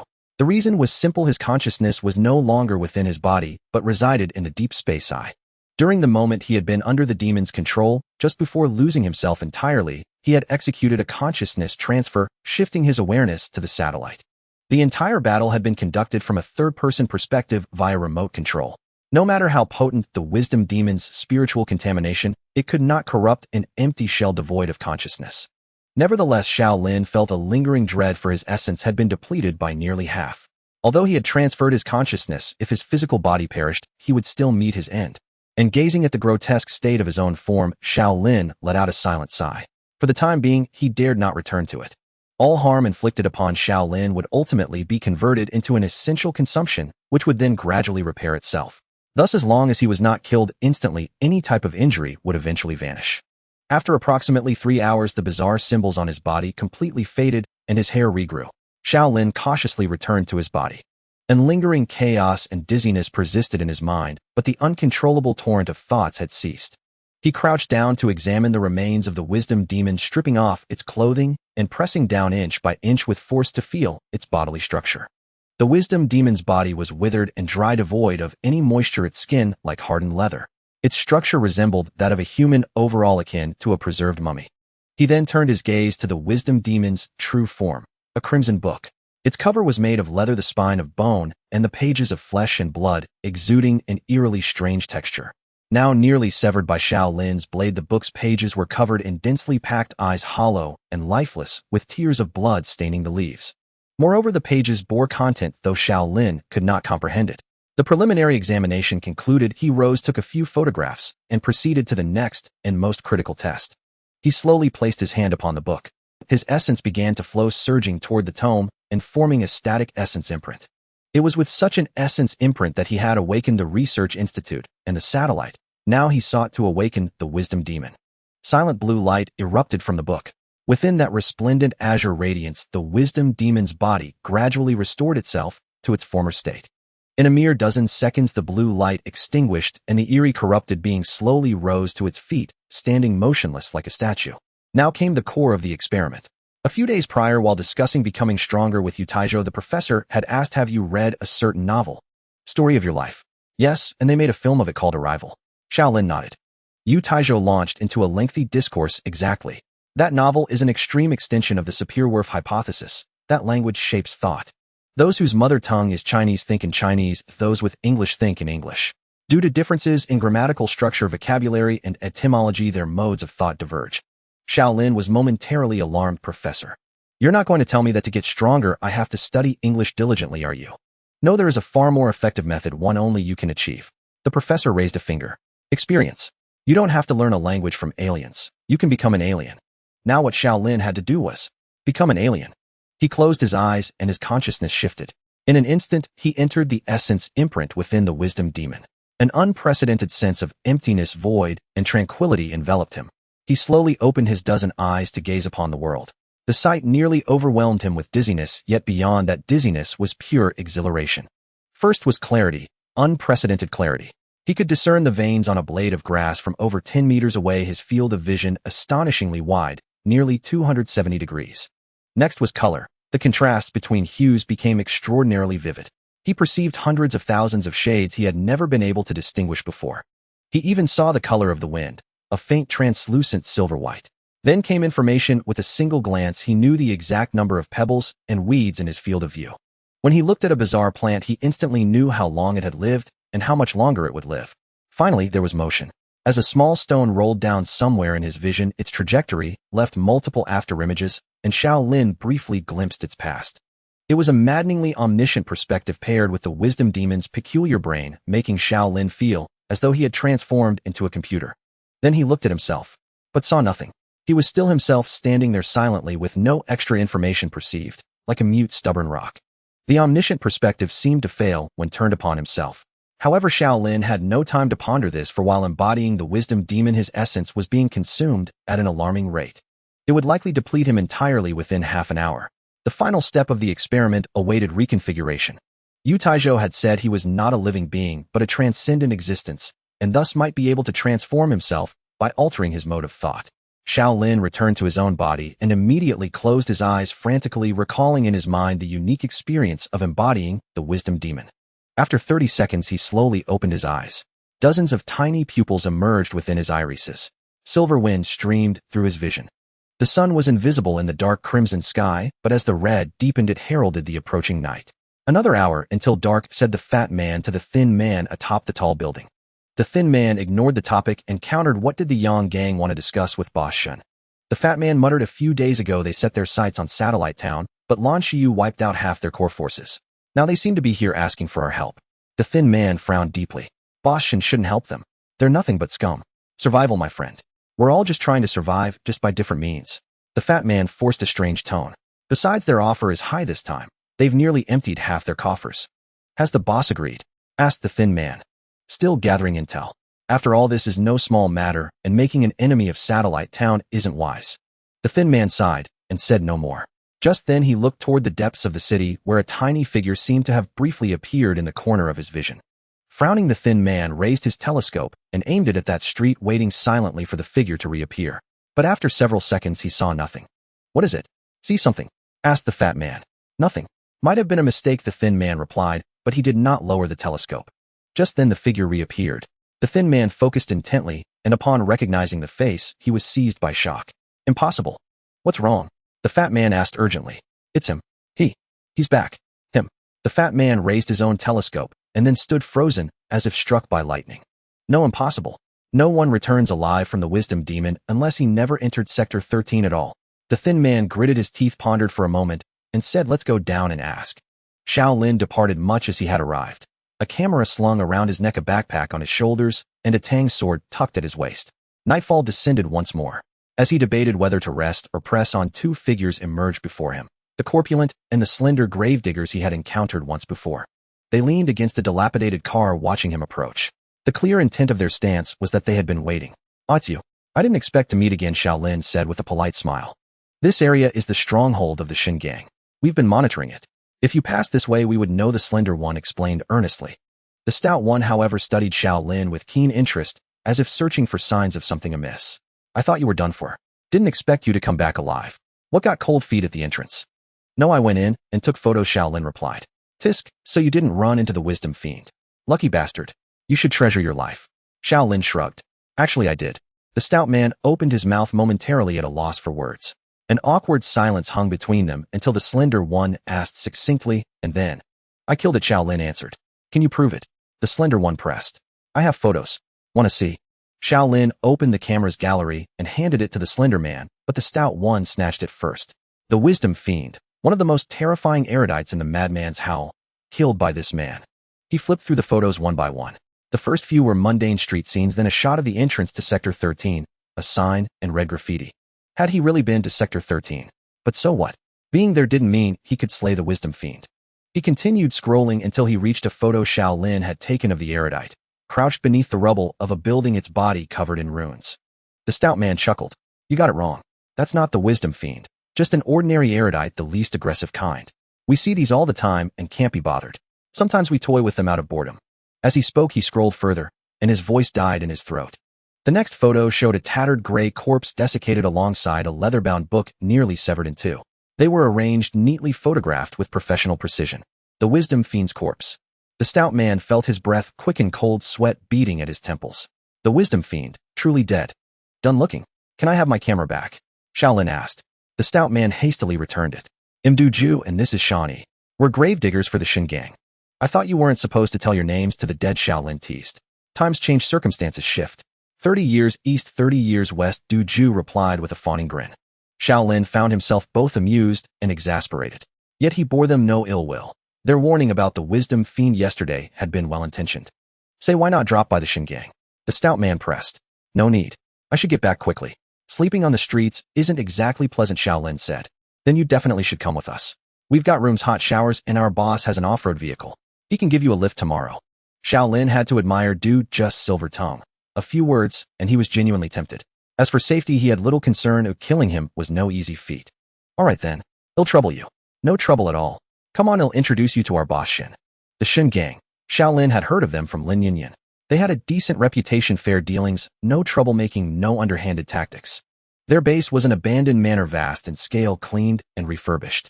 Though worn, it was remarkably tidy. Armed gravediggers patrolled the grounds, about a dozen in number. The manor had electricity courtesy of a dedicated generator. The small area kept costs low. Du Ju and Shan Yi led Shaolin to a banquet hall. As they approached, he could hear voices inside engaged in animated discussion. Without waiting, Du Ju pushed the door open. Inside, two long tables faced each other, the occupants clearly from opposing factions. Their expressions said as much. At the head of the room, two chairs faced each other. Shun He, the leader of the Shun gang, occupied one. Shun He was a man in his 40s, broad-faced with a beard and a long scar on his cheek. Noticeable, but not gruesome. Seeing Du Ju enter, he frowned slightly. What is it? Urgent. No urgent matter, but I've brought an important guest, Du Ju announced. Shun He sized up Shaolin, young, unfamiliar. But he knew Du Ju, the slick fellow, wouldn't act without reason. Fine, take the guest to rest. I have matters to discuss with the Yang Gang's guests. The Yang Gang. The name piqued Shaolin's interest. He recalled that the group who attacked his lab a few days ago belonged to the Yang Gang. Du Ju cleared his throat. Boss Shin, perhaps you could have a word with Mr. Xiao first. It wouldn't be good to keep him waiting. Shun He immediately grasped Du Ju's implication. Shaolin was a more important guest than the Yang Gang, and Du Ju didn't want him to feel slighted. But Yang Jufeng was displeased. He shot Du Ju a cold glare. Old Shin, your subordinates sure know their place, don't they?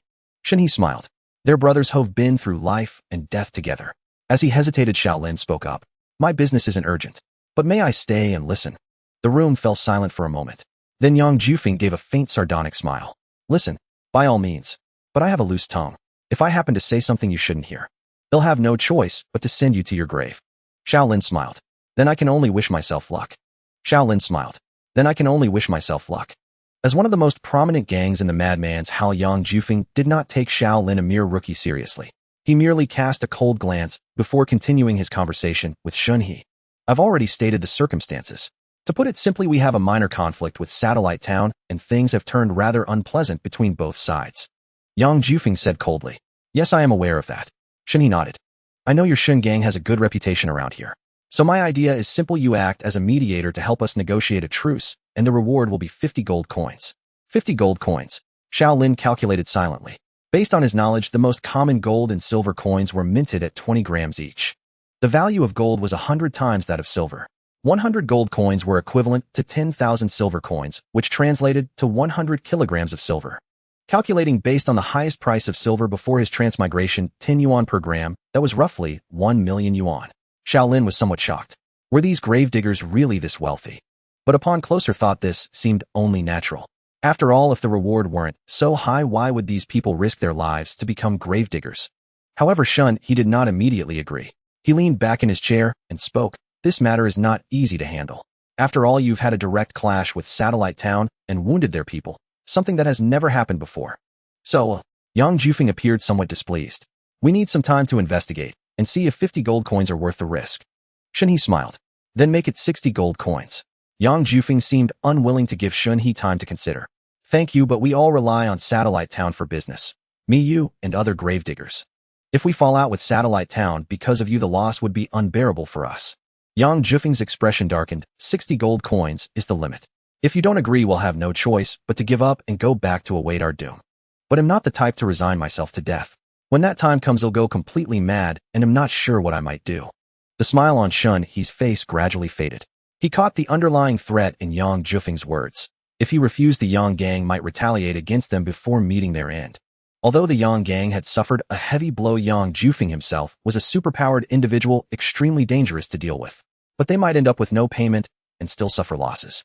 After a moment of inner struggle, Shun He shook his head. Since it concerns the survival of the Yang Gang, how could I refuse? After all, we are neighbors. Yang Jufeng's expression softened slightly, but he continued to press. He waved his hand, and a subordinate handed over a wooden box. Opening it revealed 10 gleaming gold coins. Yang Jufeng pushed the box toward Shun He. This is the deposit. The remaining 50 will be delivered immediately once the matter is resolved. Shun He signaled his men to take the box and inspect it.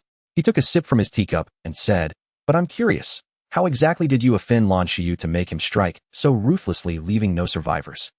He's not usually like that. Hearing this, Yang Jufeng's expression turned ferocious. This matter won't end so easily.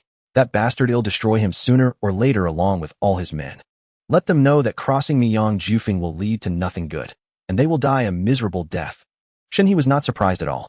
This guy had never been sincere about peace talks from the start, and he was only trying to save his own skin. But Lan Xiyu was even more formidable. Just then Xiao Lin, who had been silent all along, slowly spoke up. May I say a few words? Yang Jufeng was the first to respond. You'd better sit there quietly and pretend you don't exist, or you'll regret it. No. What I have to say is truly important. Xiao Lin, unfazed by Yang Jufeng's threat, continued. Lan Xiyu didn't strike ruthlessly. The gravediggers of the Yang gang weren't killed by him. Yang Jufeng was taken aback, then his gaze turned sardonic. You're actually defending that bastard. I'm not defending him. I'm merely stating a fact. Xiao Lin said with a smile. Yang Jufeng let out a cold laugh, his expression growing increasingly dangerous. Very well then, state it. If it wasn't Lan Xiyu, who was it? Remember, if you dare say you don't know, I'll tear out your tongue. Of course I know. Xiao Lin's smile remained unchanged. Those people, I killed them. The entire meeting room fell into dead silence. The expression on Yang Jufeng's face turned terrifyingly grim, and a blood-red glimmer began to flicker deep in his pupils, a sign that a physical superpower user was activating their ability. He felt a chill run down his spine. They had made no preparations for a conflict. In this situation, Yang Jufeng could tear everyone present apart. He quickly stood up, hoping to defuse the confrontation, but Xiao Lin continued speaking without restraint. It must have been 5 days ago. That night Liang Yuan led a dozen Yang gang members to rob me. I actually tried to negotiate with them, but there was a girl named Xiao Yu, an idiot. I had no choice but to kill them all. But don't worry, their deaths weren't too painful, just an instant. The atmosphere grew increasingly tense and dangerous. Members of the Yang gang rose to their feet, some reaching for their guns. He and his men were completely stunned, unsure how to intervene in this sudden conflict. Xiao Lin continued, to be honest, I never intended to seek revenge against your Yang gang. I'm very busy and my work schedule is fully booked. But after eavesdropping on this meeting today, I suddenly realized that sometimes it's necessary to eliminate the root of the problem. After all, I just want to live a peaceful life. Yang Jufeng abruptly stood up. A fierce red light erupted from his pupils and layers of fine black scales began to grow over his skin. In an instant, he transformed into a humanoid beast. Oh, you want to fight here? Xiao Lin remained seated, asking with interest. Yang Jufeng growled. Whoever you are, whatever your identity, I will make you suffer the most agonizing death today. That's wonderful.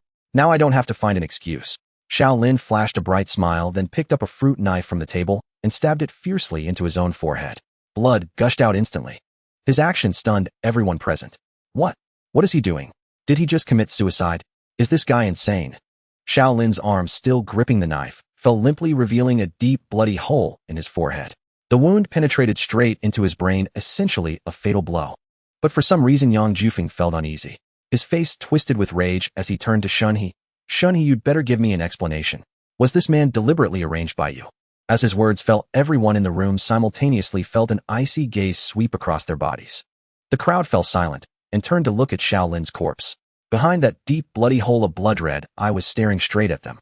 Then the thing began to crawl out. First one hand emerged from the bloody hole, then another. The hands slowly pushed apart, and the bizarre creature gradually climbed out. Wisdom demon. It's a wisdom demon. Someone screamed in terror. Du Ju was 30 years old. He had stood by Shunhe through life-and-death ordeals for over a decade, encountering countless dangers. To be honest, fear had never touched him. He was the kind of man who could crack a lewd joke even with a gun pressed to his head. But at this moment, he felt a soul-deep, annihilating terror. A wisdom demon. Xiao Lin had actually summoned a wisdom demon at the cost of his own life. Why? Was he so insane as to drag everyone down with him? Du Ju's legs gave way, and he collapsed to the floor, scrambling backward frantically while drawing his pistol and firing at the wisdom demon. Bang, bang, bang, bang, bang. The entire magazine was emptied, yet the wisdom demon bore not a single trace of injury. Du Ju looked around in despair. The entire meeting room had long descended into chaos, with people screaming and shoving toward the door. Yang Jufeng was among them. His confidence and arrogance had vanished the instant the wisdom demon appeared, and he fled like a stray dog with its tail between its legs. Get out of my way. All of you moved. He shoved a subordinate, blocking his path, sending the man crashing heavily to the floor. Yet the man made no sound at all. Sensing something amiss, Yang Jufeng glanced down instinctively. He saw that the subordinate's eyes had lost all light, his pupils were trembling at an alarming speed, and his lips moved rapidly, as if muttering something. Black characters began to emerge slowly on his skin, growing denser and more numerous. Yang Jufeng looked around and realized that not only this man, but every member of the Yang gang had fallen into a dazed state. They stood rooted in place, lost and bewildered, their eyes twitching and their lips whispering ceaselessly. Then, as if his senses were amplified, Yang Jufeng began to perceive an overwhelming torrent of information: colors, shapes, smells, sounds. This information surged and multiplied in his mind, forcing him to connect and unearth even more, an uncontrollable cascade of thought. He could not stop. He looked at his own hands. Black characters and symbols were emerging from beneath his skin. Cold sweat trickled down Yang Jufeng's temple. His breathing grew heavier and heavier. He longed to keep fleeing, but the thoughts in his mind swelled and tangled, consuming all his focus and making him forget to run. In the end, he simply stood there, letting his thoughts run wild. The Shun gang members were still in chaos. Some screamed, some fired guns, some tried to escape. Until Shun, he suddenly roared, "Stop! Everyone stop! Don't shoot! We're not under attack." His commanding voice calmed the Shun gang members. They realized that only the Yang gang had been mentally contaminated. The Shun gang, aside from a few injuries in the pandemonium, was unharmed. This isn't an indiscriminate attack. It's targeted. The wisdom demon isn't attacking everyone. Shun, he said, his voice still trembling slightly. What does that mean? Du Ju swallowed hard, an incredible possibility dawning on him. The wisdom demon wasn't summoned randomly. It's under control. Shun, he said. A wisdom demon. Controlled. Even with the wildest imagination, Du Ju could not link those two concepts together. But Shaolin, who had summoned the demon, was already dead. Who was controlling it? Just then, Shaolin, still seated in his chair, slowly spoke. Could someone give me a gun? Their minds are ruined. It would be merciful to kill them. Du Ju's brain, just beginning to function again, was struck once more. You're not dead. He had been closest and had clearly seen Shaolin drive a fruit knife into his own forehead. I only wanted to kill someone. Offing myself first would be putting the cart before the horse, wouldn't it? Shaolin looked at Du Ju. There was not even a scratch on his forehead. And you're still controlling the wisdom demon. Yes, but it's harmless, unless I tell it to kill. Du Ju felt his heart pound like a drum, his body trembling. Then Shun, he tossed a gun from across the room and said, use this. Shaolin picked up the gun, checked the chamber, and walked toward Yang Jufeng. Yang Jufeng stood there, pupils quivering, lips murmuring. Shaolin pressed the muzzle to his forehead and calmly pulled the trigger. Bang! The gunshot rang out. The bullet entered through the forehead and exited the back of his skull. Yang Jufeng's muscles stiffened instantly, and he collapsed to the ground dead. Du Ju had never imagined that Yang Jufeng, the boss of the Yang gang, would be executed so matter-of-factly. Then Shaolin moved to the other Yang gang members, methodically killing them one by one without a flicker of emotion. Bang! Bang! Bang! In the cramped meeting room, only the dull, rhythmic sound of gunfire echoed. No one interrupted Shaolin or spoke throughout the entire process. After killing the last man, Shaolin returned the gun to Shun He and said, "Thank you." Shun He took the gun silently, then turned to Shan. There should be a few more Yang gang members outside. Take some men and eliminate them too. Leave no survivors and be quick about it. Also, after you're done, bring a few people to clean up the bodies in this room. Understood. Shan He acknowledged and left the room. A few gunshots rang out from the camp and soon fell silent. Only then did Shun He sit down. He made no mention of the sudden storm that had just passed, asking simply, "Mr. Shaolin, is it? May I ask what brings you to our Shin gang?" "Nothing major, actually," Du Ju interjected. "Mr. Shaolin eliminated the wisdom demon and was on his way back, but it got late, so I invited him to stay with us. They'll drive him back tomorrow." Shaolin nodded. "Yes, that's about it. Would it be convenient?" "Of course. We have plenty of empty rooms. Would you like to arrange one now, or? If you don't mind, I'd appreciate it. I'm rather tired." Shaolin said. Shin He nodded immediately. "Very well. Du Ju, please escort Mr. Shaolin. Oh, one more thing." He picked up the box containing 10 gold coins from the table and slid it across to Shaolin. "This should still be yours. Isn't this the deposit the Yang gang gave you?" Shaolin opened the box, looking at the coins inside. "But the Yang gang no longer exists, so the deal is void. Besides, you destroyed them. These are your spoils." "All right, I'll take them then." Shaolin didn't refuse. He continued, "Oh, and keep the Yang gang's remaining assets, but I want 30%. "Of course. We'll deliver it to you after we tally everything up." Shaolin nodded. The wisdom demon beside him began to collapse, rapidly shrinking into a small sphere until it vanished completely. "Let's go. They'll take you to your room," Du Ju said. After Du Ju left with Shaolin Shun, he slowly sank back into his chair, a profound weariness seeping into every muscle. He waved his hand wearily, signaling the others to leave, and sat alone in the corpse-strewn meeting room, staring into space. His heart was filled with an unshakable terror. He had never witnessed such a horrifying scene, one so terrifying it drove a person to despair. That young man Shaolin was likely an extraordinarily powerful supernatural. But why would someone so powerful appear in the madman's howl? Why had there been no rumors? Why had he never heard of him? About 20 minutes later, Du Ju walked in. He lit a cigarette and handed it to Shun He. Shun He took a drag and slowly began to relax. Did you get Mr. Shaolin settled, he asked. Yeah. I asked if he wanted dinner, but he declined. Shinhee gazed at the darkening sky outside the window. The Yonggang. I thought they'd never truly die. And now they've been wiped out just like that. How unpredictable life is. Aren't you happy? I sure am. Yang Jufeng always thought he was invincible. Well, he finally hit a wall. Du Ju let out a low, heavy laugh. Shinhee didn't continue the topic. By the way, have Sean E drive Mr. Xiao tomorrow.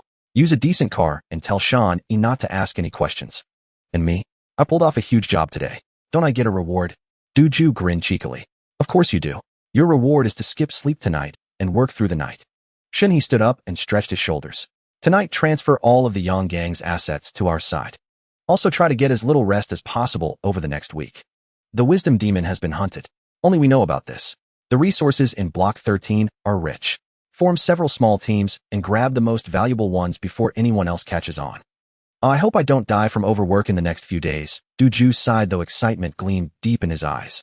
This time the Shun Gang would come into a tremendous fortune.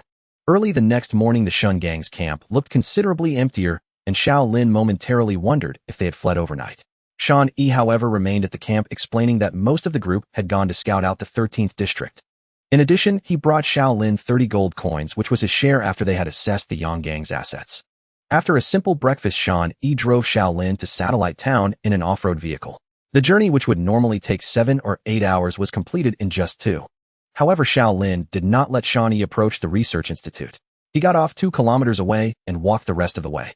As he neared the institute, his phone connected to the network, and a security alert popped up. He opened the message and saw that Yin Jia had been there. Yin Jia waved at the camera, stuffed a letter into the mailbox by the door, and then pointed at the mailbox. His movements were so stiff and deliberate that Xiao Lin found it amusing. He opened the mailbox and tore open the envelope. The letter was scrawled in crooked handwriting. Mr. Xiao Lin, Mr. Bai has arrived and came to visit. Unfortunately, you were not home. Please reply when you return. Mr. Bai was in Satellite Town. Xiao Lin remembered the name. The owner of Blue Dragon Mining and Lan Shiyu's superior. He had met the man once in the spiritual internet. Yu Taizhou wanted him to investigate whether a promotion system existed in this world. If anyone was likely to know about it, it would be a transcendent like Mr. Bai. Alright, I'll go meet Mr. Bai. First consolidate the information I have, and then report everything to the professor, Xiao Lin thought to himself. But he didn't leave immediately. He first returned to the institute, put down his backpack, took a shower, ate, changed his clothes, and only then set out. When he reached the government building, it was deserted. Only Su Guang from the law enforcement team was on duty, sitting on a bench in the hall. Su Guang was about 1.7 meters tall, with a youthful baby-faced look, the type who seemed popular with women. Seeing Xiao Lin, he flashed a sunny smile. Mr. Xiao Lin, I thought you were away. When did you get back? He spoke while clumsily pulling a cigarette from a pack and offering it. Thanks, I don't smoke, Xiao Lin declined. I got back an hour ago. I saw your captain's note and came over. Our captain's handwriting is terrible, isn't it? Xiao Lin didn't answer, but nodded silently. Yes, it was indeed terrible. Su Guang didn't light the cigarette either. He put the pack back in his pocket and said, but you've come at a bad time. They've all gone to the mine, and I don't know when they'll be back. Why don't you wait upstairs and I'll go inform them? No need, I'll go to the mine myself. Do you know the way? I have a satellite map. I can find it. That's not necessary. I'll take you there. Wait a moment, I'll just delegate the work. Before Xiao Lin could agree, Su Guang had already darted into the office. A moment later, he came out wearing the law enforcement team's trench coat uniform. They chatted as they walked towards the mine.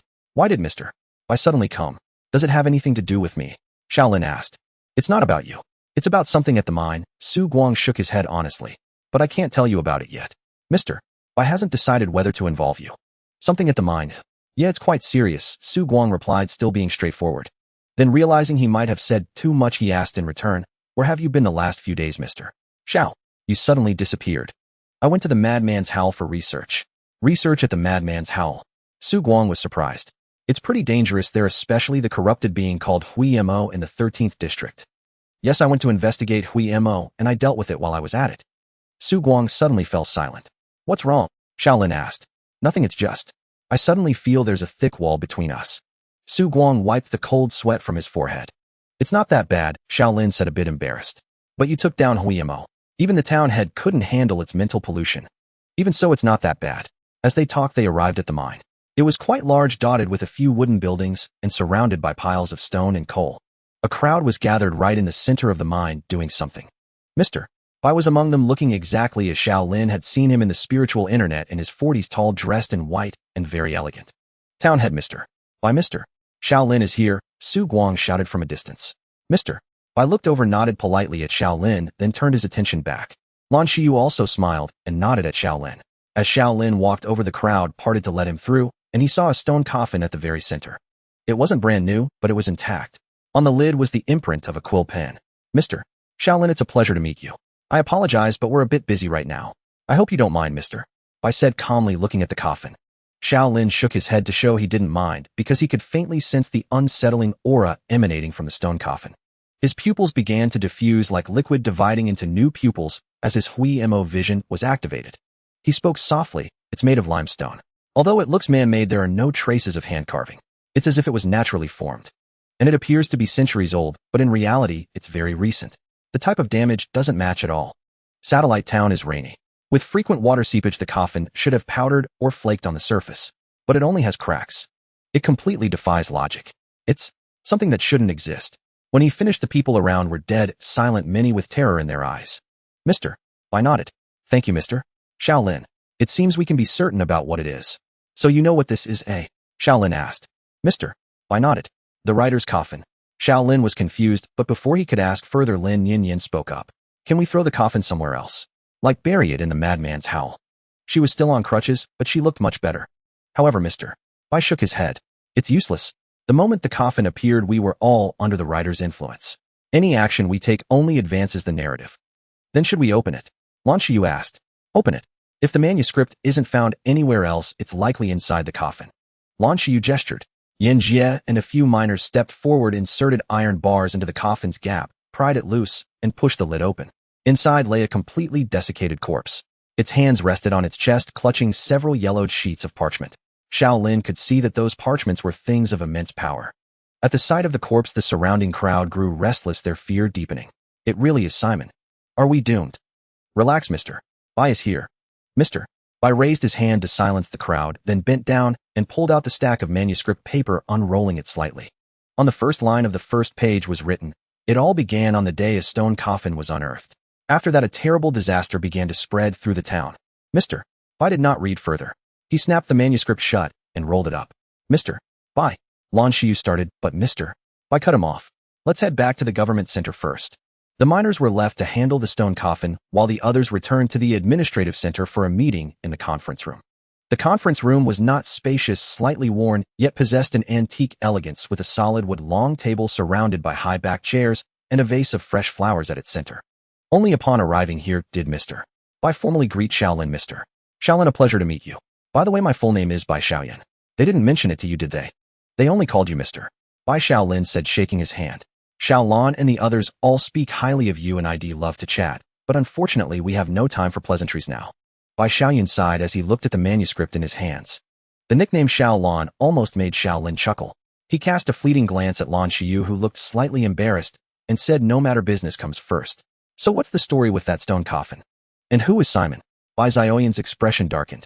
He gestured for Shaolin to sit, then began. In our Red Realm region, there is a unique custom. When the dead are buried to deter grave robbers, a feather quill mark is carved on the coffin. That mark belongs to Simon. Why?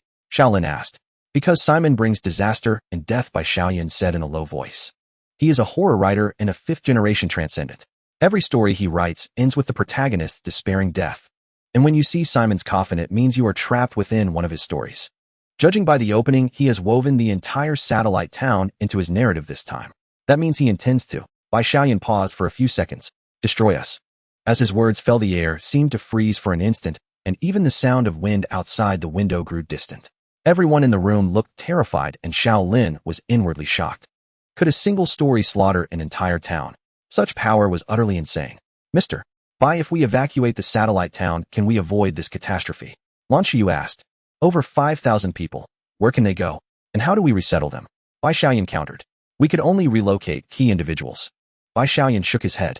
It can be a last resort, but we cannot decide to abandon others from the start. Besides, evacuation is likely futile. The story began the moment we saw the coffin. Whatever we do, it remains within the narrative, and the narrative is fate. Lan Xiyu was momentarily speechless. Why is he attacking you? Do you have a grudge against him? Shaolin asked curiously. We don't know him, and there's no grudge. However, as far as I know, Simon was invited to join the philosopher's house a year ago. He is likely preparing to cross the gate of cognition. Shaolin didn't dwell on the unfamiliar terms, he simply found it incredible. No grudge, no reason, yet he would massacre an entire town. Over 5,000 people. Besides, he had grown fond of this town, its tranquility, unity, and order, and the people who lived here. After a moment of silence, Bai Xiaoyan spoke slowly again, for now confronting Simon, Hedon, is unwise. The best approach is negotiation. Then, he'll search online for Simon's contact information, Nian Nian immediately offered. Could leave that to you. But we must also consider the possibility of failed negotiations. Bai Xiaoyan nodded and continued issuing orders. Yan Jie, go to the madman's howl and contact the gravediggers. Restock our weapons and ammunition and see if you can find reinforcements. Also have the enforcement team step up patrols within the town. Report any anomalies immediately. Understood. They'll complete the task as quickly as possible, Yan Jie replied promptly. Shiyu informed the major factions in town about this. Those willing to stay are welcome, those who aren't we won't force them. Remind them that fleeing is pointless. Understood, Lan Shiyu nodded earnestly. That's all I can think of for now. Let's all get to work after the meeting. Bai Xiaoyan leaned back in his chair looking weary. He pinched the bridge of his nose, then turned his attention back to Shaolin. Mr. Shall I apologize for the rush upon your arrival? I've been remiss. Shaolin waved it off. No matter. I have no urgent business, just a few questions I'd like to ask. Questions? Do you need a private place? No, it's a simple question. I just want to know if there is a system of advancement in this world. Bai Xiaoyan didn't answer immediately. He sat there with a faint, enigmatic smile. Mr. Shaolin, which day are you on since arriving in this world? Around the 7th day, Shaolin replied truthfully. In just 7 days you've delved this deep into the world. Mr. Shaolin, you truly exceed my expectations, Bai Xiaoyan said with a hint of admiration. So it does exist. Not exactly existence, but there is a similar mechanism. Remember, we just mentioned that Simon's attack might be a preparation for crossing the gate of cognition. Shaolin suddenly understood, so the gate of cognition is the method of advancement. He is pursuing ascension. Bai Xiaoyan nodded. Correct. Have you encountered the theory of 9 realities? Shaolin shook his head. It's a complex theory, but simply put, although our world is a unified whole, it is divided into 9 layers in terms of reality dimensions. Most of us, like ordinary people, reside in the first layer of reality. In this layer, the world we perceive and understand is incomplete. To perceive a more complete world, the only way is to cross the gate of cognition and reach a higher layer of reality. Only then will the remaining part be revealed before you. He glanced at Shaolin and began gesturing with his hands. For a simple example, a lower reality might see a plain, while a higher reality could reveal a mountain. A lower reality might see an ocean, while a higher one could reveal a continent. The higher your reality layer, the more complete the world you see, and your transcendent power will reach new heights as your cognition expands. The answer startled Shaolin. After a pause, he asked, what exactly is the gate of cognition? An abstract concept, or a real location? You can think of it as the intersection of 2 adjacent realities. However, most people do not choose to advance. Because it's dangerous. Bai Xiaoyan nodded. Safe gates of cognition are already under the control of major organizations. For example, the Philosopher's House, which Simon joined, possesses one. The remaining uncontrolled gates of cognition are all extremely perilous with slim chances of survival. That's why Simon is suddenly pursuing advancement. Shaolin sighed inwardly. The struggle for resources and monopoly never changed no matter the era. Any more questions, Mr. Shao? Bai Xiaoyan asked. Not for now. If you have any further questions, feel free to ask me anytime. Let's conclude today's meeting here. Oh, one more thing, Shaolin suddenly said. Mr. Bai, when you negotiate with Simon, please notify me. Bai Xiaoyan looked at him with calm, warm eyes. That would be my pleasure, but I advise against it, Mr. Shaolin. Simon's target is this town, not you. If you come with us to negotiate, and it fails, you might become his enemy. Shaolin smiled. Don't worry, I'm just here to lend a hand and show support. I quite like this place. Every bit of help counts. Bai Xiaoyan gazed at Shaolin for a moment in silence, then nodded. Very well, I will inform you when the time comes. In the office, the light was bright, and the atmosphere quiet, with only the sound of Yu Taizhou turning pages. He was reviewing 2 reports submitted by Shaolin, one on the wisdom demon and the other on the promotion mechanism, while Shaolin waited silently for him to finish. Yu Taizhou said as he finished the last page. Our direction is correct. Our role-playing is indeed your optimal method of enhancement.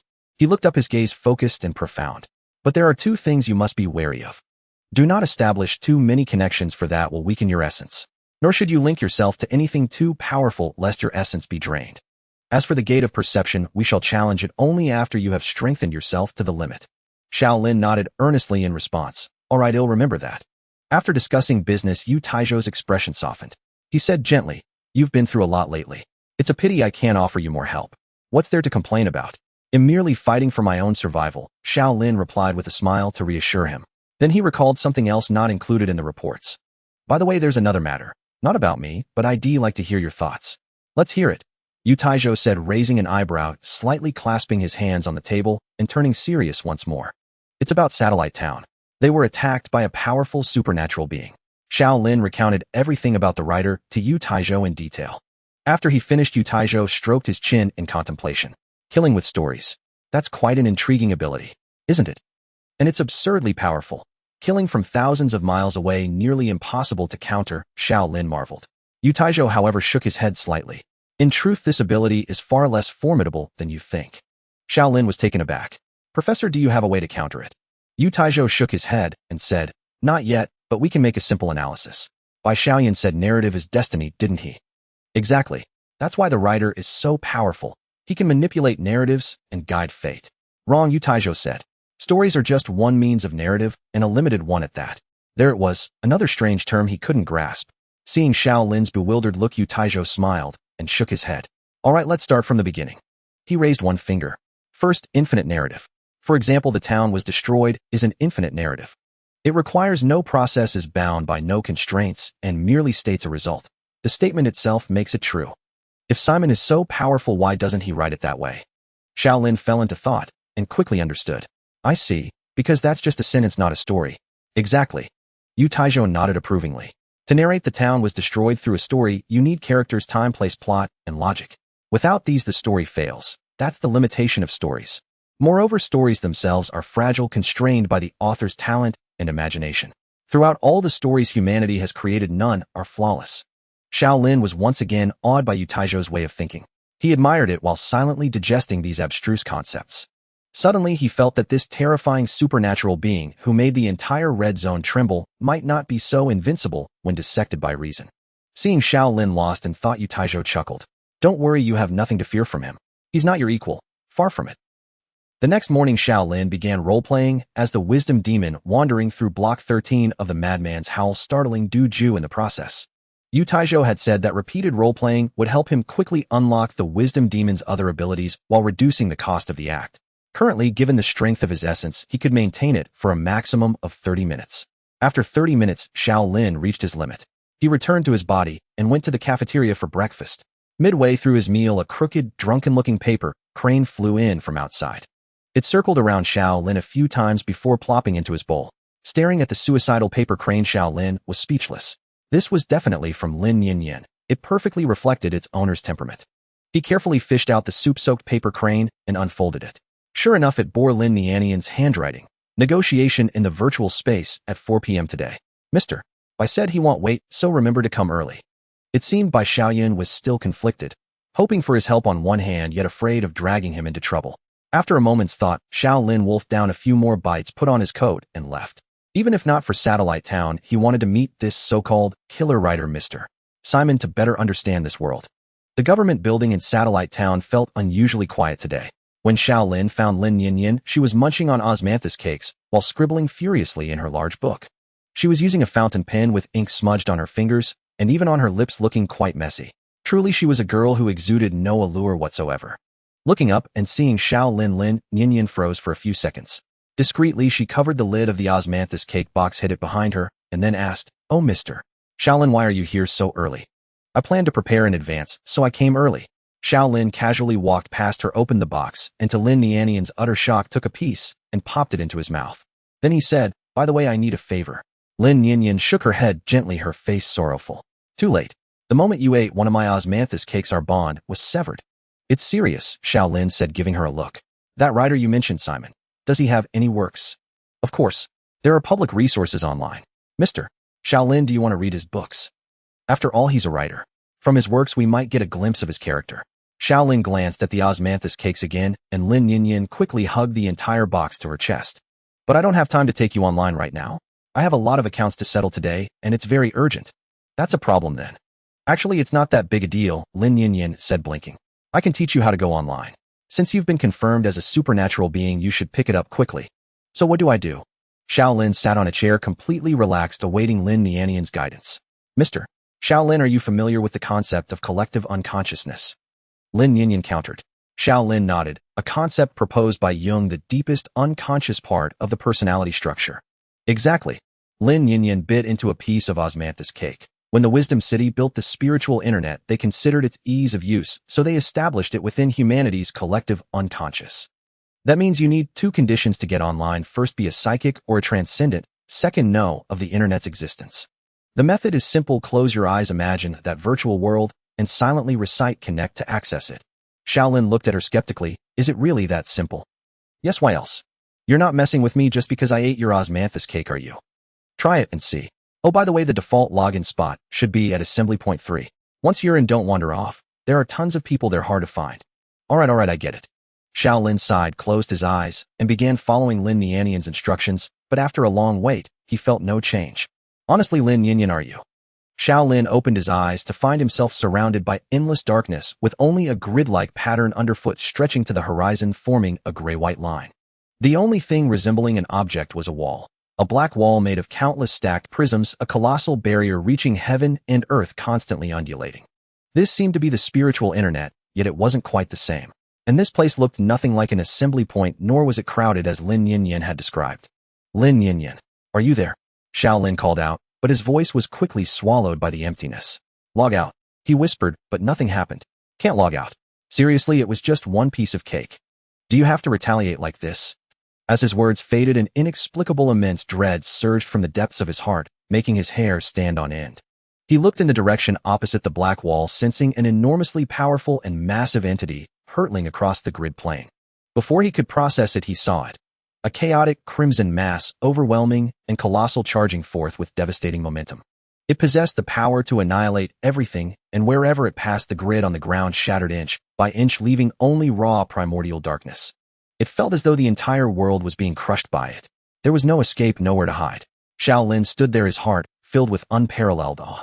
At the same time, inexplicably, he sensed a strange familiarity from this terrifying entity. Just then a line of text appeared before him. You have received an invitation link from Lin Yinyan. Do you wish to jump to assembly point 3? Shaolin was startled, then immediately nodded yes. In the next instant, the world began to function. He shot through the massive black wall, and beyond it lay the city he knew.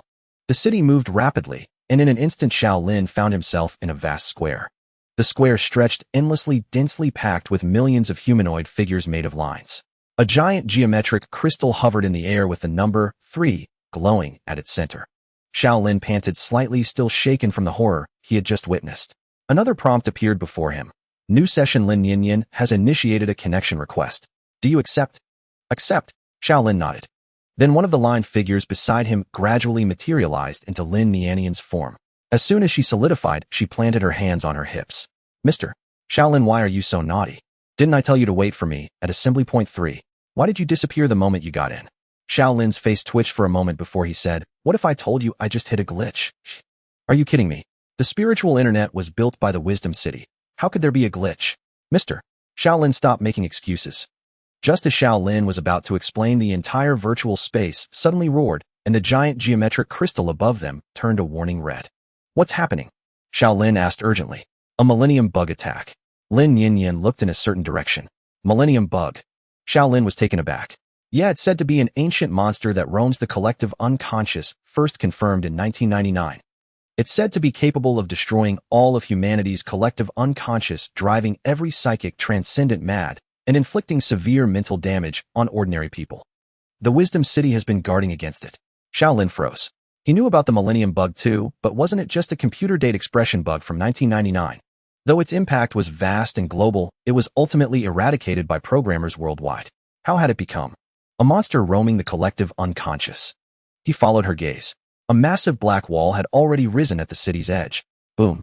Something struck the wall with tremendous force, shattering the entire virtual city in an instant, sending fragments flying. Even Lin Yinyan before him was shattered into pieces. But in the next moment it reversed, as if time had rewound. Everything broken began to reassemble and restore itself in an instant. From all corners of the city, hundreds of figures shot into the sky, trailing long streaks of light as they rapidly approached the black wall. On the wall's surface, countless massive codes flashed by at an invisible speed. Who are they? The Wisdom City's Cybersecurity Legion. Boom. A second strike. The entire city shattered again, this time only half, but it still restored itself in the next instant. Boom. A third strike. The shattered area was smaller, but the recovery was slower. Both sides were depleting their strength. By the seventh strike, everything calmed. The terrifying entity beyond the black wall seemed to have left. Shaolin was certain that the thing that had struck the wall was the same one he had seen on the grid plane. All right, this is all normal. The chance of the Millennium Bug getting in is virtually zero. Lin Yinyin waved her hand. By the way, didn't you want Simon's works? I brought them for you. Several books materialized in her hand, and she shoved them all into Shaolin's arms. They'll log off now. He'll find you when it's time for the negotiations. I still have a lot of work today. Before Shaolin could reply, the girl had already vanished. Shaolin had no choice but to sit on a bench in the assembly point and start reading. Meanwhile, in the real world, watching Shaolin, who had fallen into a slumber, Lin Yinyin revealed a sinister smile. Well, the trap is set. Now it's time for revenge. She slowly approached Shaolin, pulled a permanent marker from her pocket, uncapped it, and blew on it lightly. Mr. Shaolin, do you prefer a mustache or a turtle? Over the next few hours, Shaolin remained on a bench at the rendezvous point, engrossed in his book. Empowered by the demonic experience, his reading speed accelerated dramatically, and his memory and analytical abilities ascended to a new level. As Bai Xiaoyan had stated, every story penned by Simon, regardless of its trajectory, culminated in the grim demise of all characters. He was a cunning novelist adept at laying intricate foreshadowing his narratives steeped in malevolence. In one of his novels titled Blood Abyss, a trio of protagonists found themselves trapped within an alien world bearing the same name. Yet the three were exceptionally formidable, united, and virtually flawless in their actions, nearly transforming the work's tone into that of a heroic epic. However, Simon ultimately played a deceptive trick of false liberation. He crafted an ending where the trio believed they had escaped the blood abyss and returned to the real world. But the reality they returned to was merely a part of the abyss itself, leading to the death of all three. This conclusion left Shaolin somewhat speechless, feeling it was forced, inconsistent with the preceding narrative tone. As he delved into his third book, two figures abruptly materialized beside Shaolin, Bai Xiaoyan and Lin Yinyin. Shaolin reacted belatedly. Is it already 5? A little past 4:40, Bai Xiaoyan replied, glancing at the book in Shaolin's hand with a smile. So, after reading Simon's work, have you gained any insights? Shaolin closed the book and smiled. I'm not sure if it counts as insight, but I must say his writing is quite poor. What about you two? Are you prepared? Bai Xiaoyan shook his head. Few have dealt with Simon, and it's difficult for us to make contact. So we'll have to take it one step at a time. He turned to Lin Yinyin. In any case, let's set off first. Lin Yinyin closed her eyes and raised her hand, pulling at the space around them. The entire virtual city began to recede rapidly. Seconds later, the trio stood before a wooden villa. The villa was 2 stories tall, complete with a courtyard and a half-attic exuding a tranquil and elegant style. A sign hung outside the yard bearing the name Simon. Bai Xiaoyan stepped forward first and pressed the doorbell. After about 10 seconds, the door opened. A woman in her 20s, wearing glasses and exuding a simple, efficient air, stood before them. She regarded the three with some wariness. What do you want? We're here to see Mr. Simon, Bai Xiaoyan said with a slight bow, his tone courteous. But the woman did not accept his politeness, replying coldly, Mr. Simon is working. We have an appointment. Even with an appointment, you cannot disturb Mr. Simon while he's working. Please leave. Lily's tone carried a hint of displeasure and disdain. You. Lin Yinyin grew irritated by her attitude. Just as she was about to retort, a gentle, pleasant male voice emanated from within the house. Lily, let them in. I was just thinking of taking a break anyway. The woman named Lily's expression shifted slightly before she reluctantly opened the door. Simon stood on the second-floor corridor. He was young, with curly brown hair, a slender build, sharp features, and wore a pair of thin gold-rimmed glasses.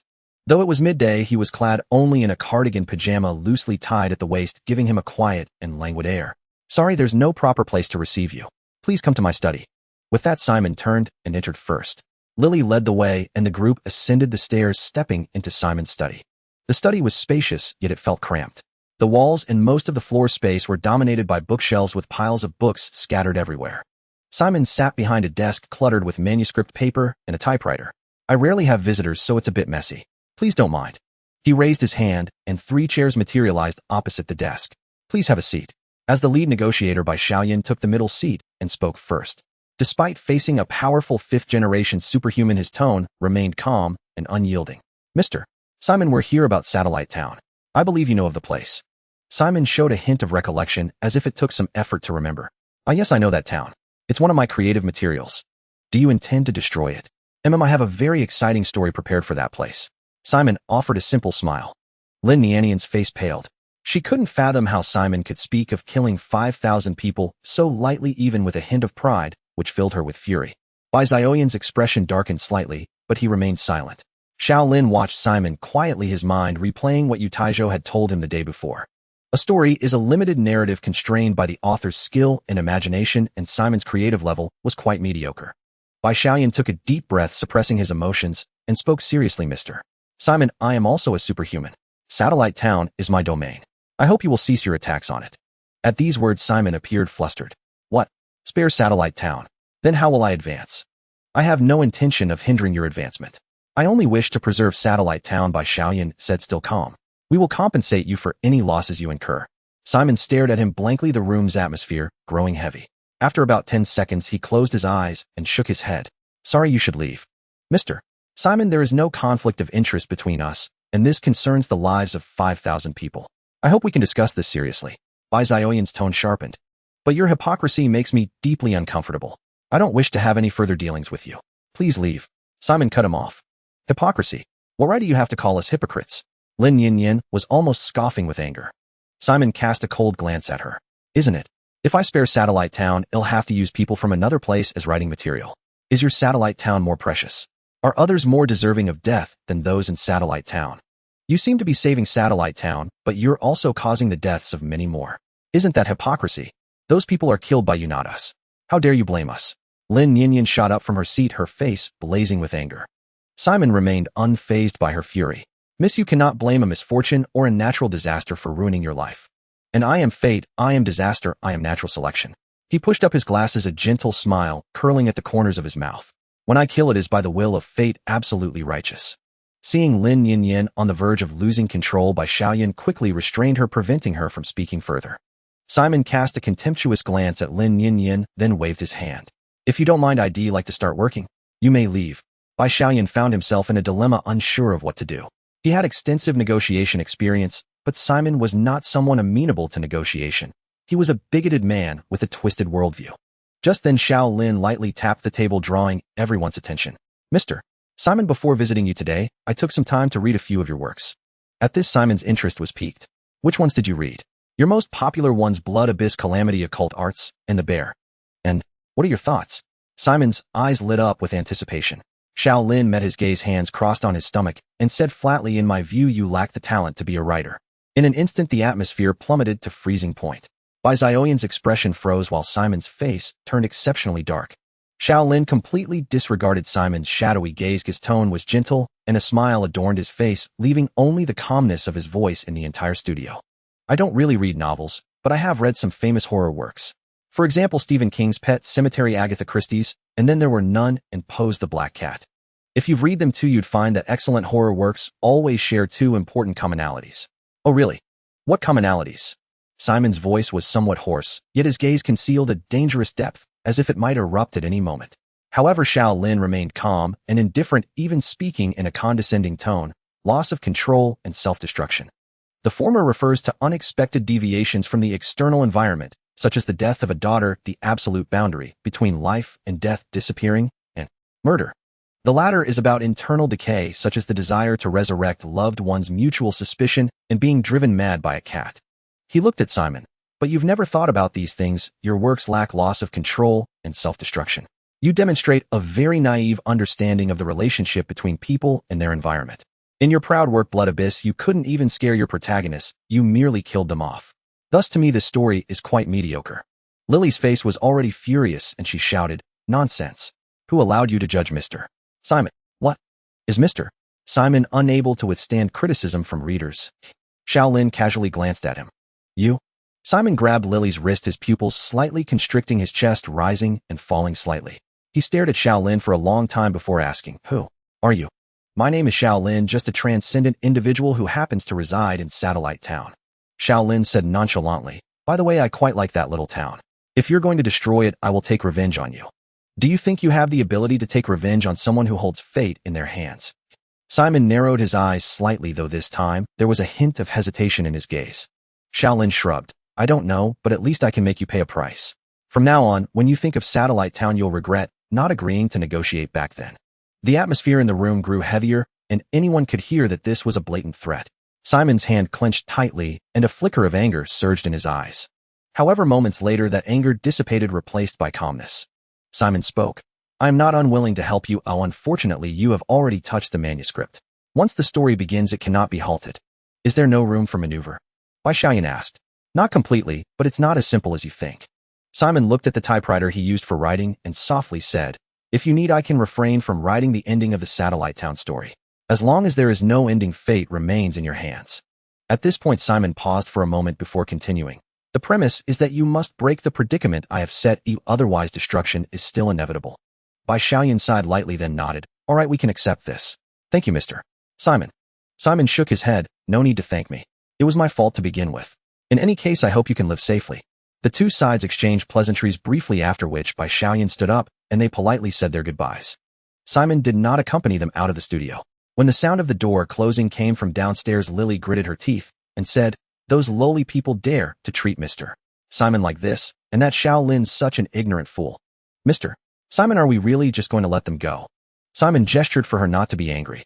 Leaning back in his leather chair, he calmly said, they do not pose a threat to me, but I do not want them to affect my promotion.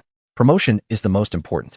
But don't worry, they can't win against my story. They are doomed to perish, Simon said.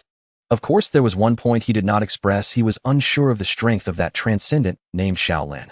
However, Shaolin's previous evaluation gave Simon a feeling of being completely exposed, causing him to momentarily lose his composure. This was also the main reason he agreed to withdraw. He was not a person who liked to take risks. What about the situation in the other 6 locations? Simon asked Lily. The story has already begun. As long as all the people in these 7 locations die, the story will be complete. Simon smiled with satisfaction, his smile filled with innocence. That's good. As long as I can complete this epic involving tens of thousands of people, I should be able to be promoted smoothly. That bastard is a madman. He looks decent, but his mind is completely twisted. Once outside Simon's studio, Lin Yin couldn't help but curse. All right, don't be angry. Bai Xiaoyan patted Lin Yin's head, then turned to Shaolin. Mr. Shaolin, we really owe you this time. Indeed, Mr. Shaolin, you were incredible. Just a few words made that madman furious, truly impressive. Lin Yin's face was beaming. Mr. Shaolin, how did you manage that? It's not that I'm impressive, it's just that his writing is indeed lacking. In our time, even tomatoes wouldn't pass the review.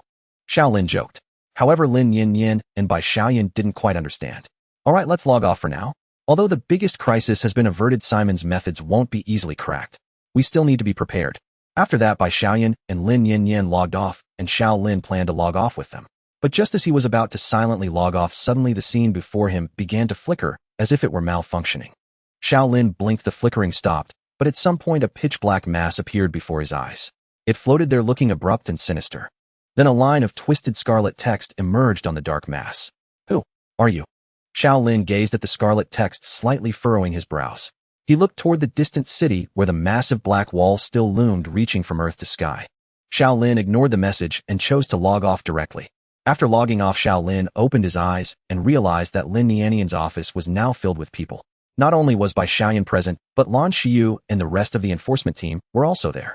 A slight soreness throbbed between his brows, and his head felt a viscous dizziness, much like the sensation after shaking one's head vigorously.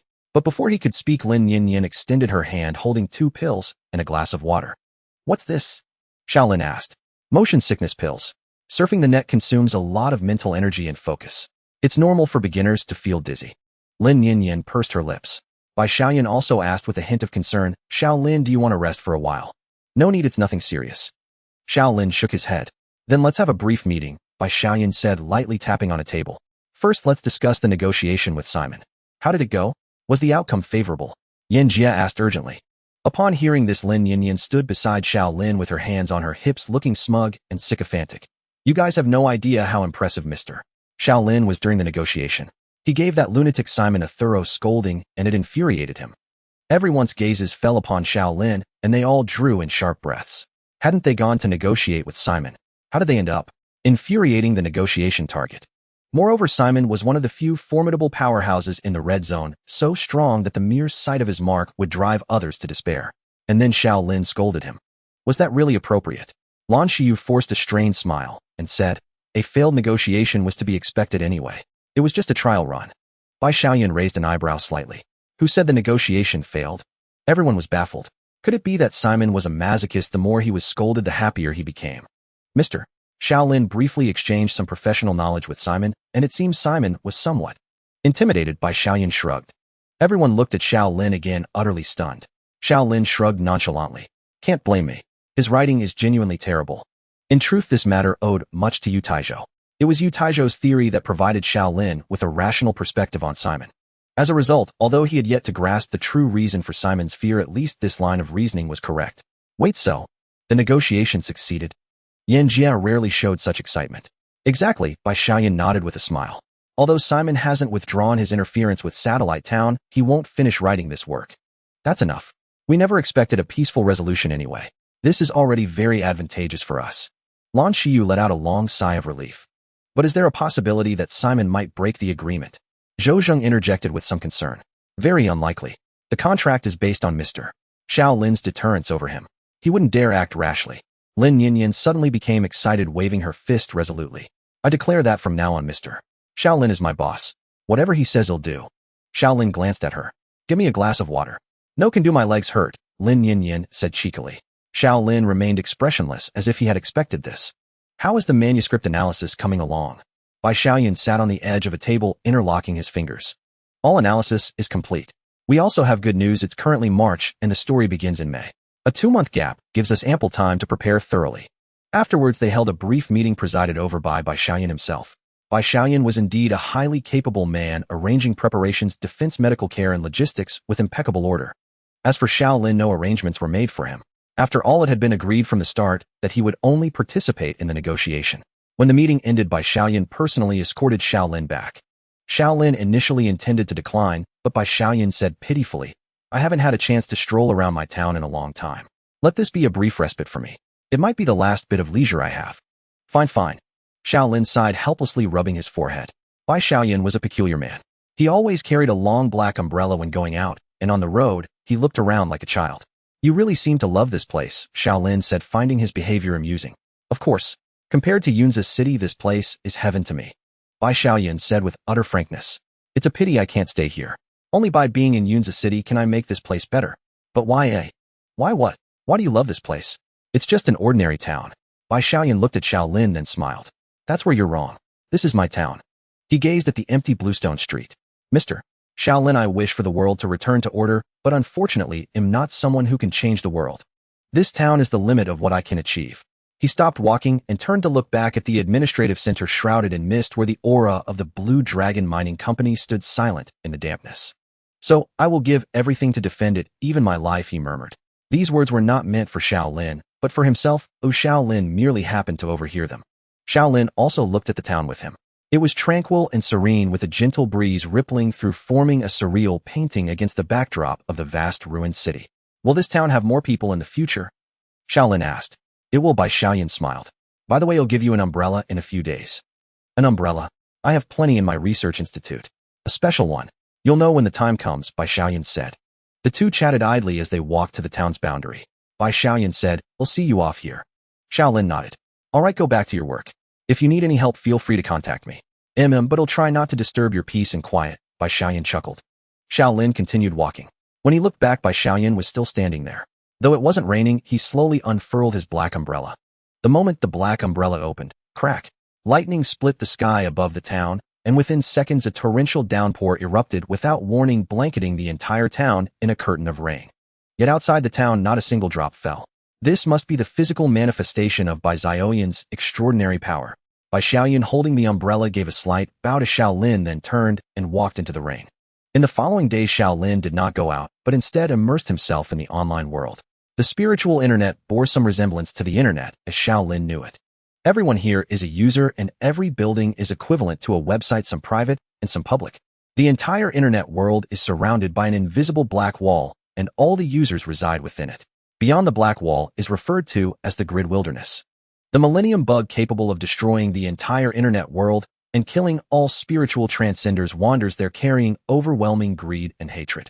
However, unlike the traditional internet, the immersion of the spiritual internet is extremely high, allowing users to approach the real world infinitely closely.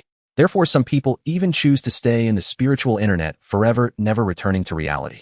At this moment, Xiao Lin was sitting on a long bench in the recruitment center. It was a massive circular building with a hall so vast it seemed endless, filled with hundreds of thousands of silhouettes. In the center, a suspension column held a ring of enormous display screens showing recruitment information for various projects. The number had reached millions, and new projects were created every minute, while old ones were completed or abandoned. Shaolin briefly browsed through the list, noticing that almost all the top several hundred projects belonged to the Wisdom City itself. Project 1, World History Simulation Plan. Affiliation, Wisdom City. Content: this project aims to gather the wisdom of all humanity to simulate the correct history and guide humanity in the right direction. Project 2, Millennium Bug Extermination Plan. Affiliation, Wisdom City.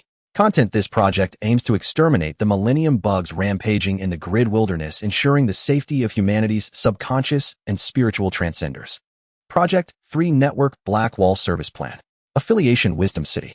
Content: strengthen the network black wall to resist the attack of the Millennium Bugs and ensure the safety and integrity of the spiritual internet. Display the details of the World History Simulation Plan, Shaolin commanded, and the content on the large screen unfolded. Ignoring the lengthy introduction, Shaolin's gaze fell upon the data at the bottom. Current participants, 702565.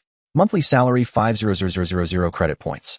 Interview requirements, IQ 130, or possess expert-level historical knowledge. 500 credit points. Shaolin was shocked. Lin Yin also had a job in the spiritual internet working as an operator for a mathematics society, but her monthly salary was only 300 credit points. Shaolin felt slightly tempted. After all, as a transmigrator, he was exceedingly familiar with the history from 200 years ago and might be the only one who knew the correct history. However, he did not wish to join Wisdom City or attract the attention of such a massive organization. After pondering for a moment, Shaolin clicked on the list of participants, which displayed a dense array of names before him. Perhaps he could find someone within it to provide information, allowing him to simply take the money. While Shaolin aimlessly scrolled through the list, a sudden subtle discomfort surged in his heart as the text appeared somewhat distorted. He blinked only to see a black dot added to the long list of participants. He instinctively scrolled up, but the black dot did not disappear. He then looked elsewhere, and it still existed, extremely conspicuous, like a tiny dead pixel on a display. Subsequently, its growth process resembled the ablation of the surrounding space, silent, cold, and void. In the blink of an eye, it transformed into a black blot about half a meter wide, looming ominously in his field of vision. Shaolin remained calm, staring at the black blot, and softly saying, "Delete specified object." The basic functions governed by the underlying logic of the internet immediately began to operate, executing Shaolin's command. However, after a few seconds, a prompt popped up: "No objects detected for deletion." Then Shaolin's vision began to distort, and the black blot revealed scarlet, messy writing. "Revenge. Destruction. Log out," Shaolin whispered.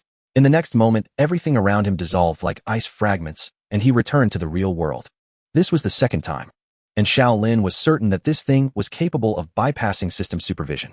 Was it some kind of virus? Or was someone attacking him? Or rather, was it related to the Millennium Bug he had witnessed?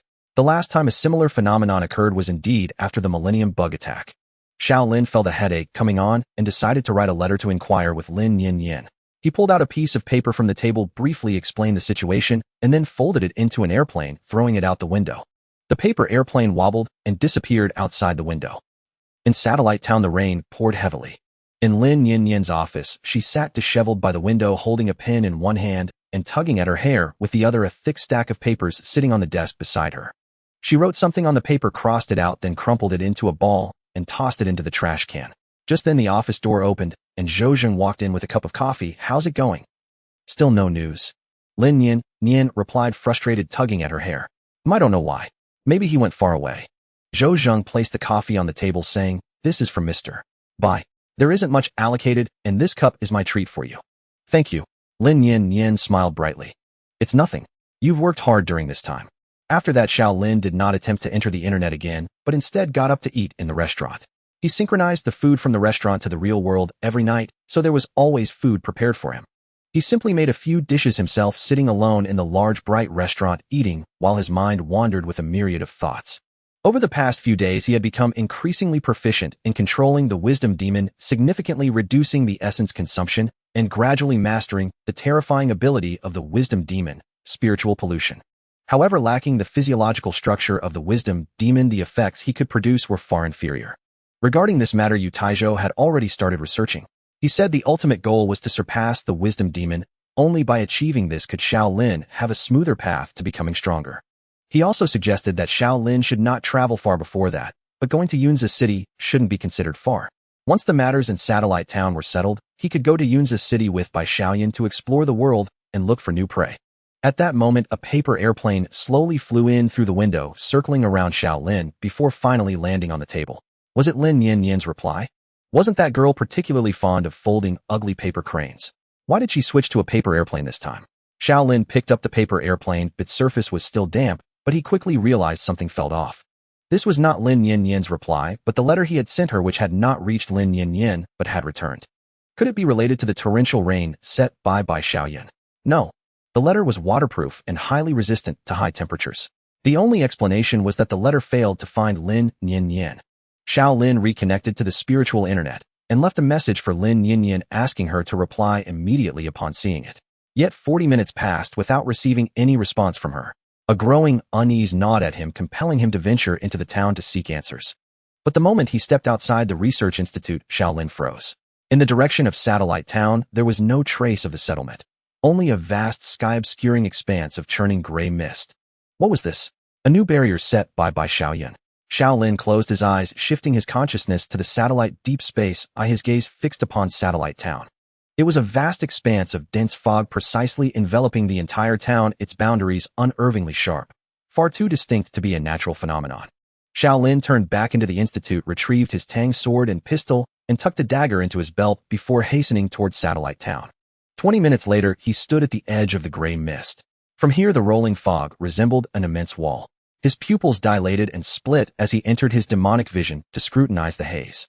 It did not spread outward, showed no signs of thinning, maintained uniform thickness throughout, and was utterly dry. Most crucially, the mist seemed devoid of substance, visible yet intangible. Truly extraordinary.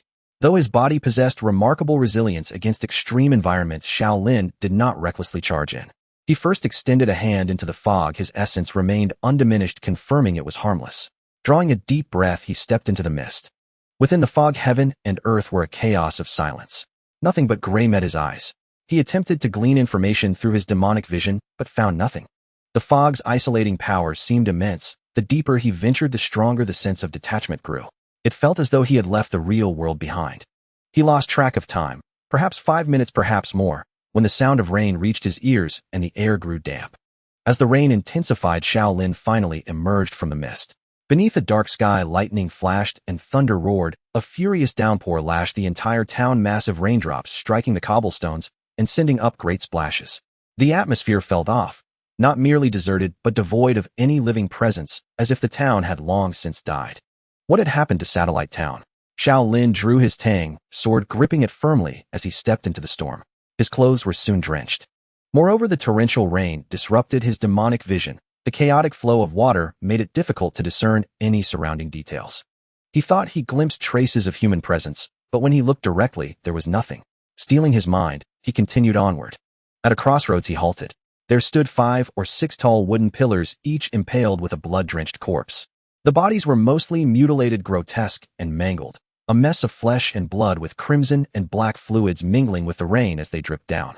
Among them, Xiao Lin recognized a familiar face, Zhou Zheng, the most seasoned member of the enforcement team.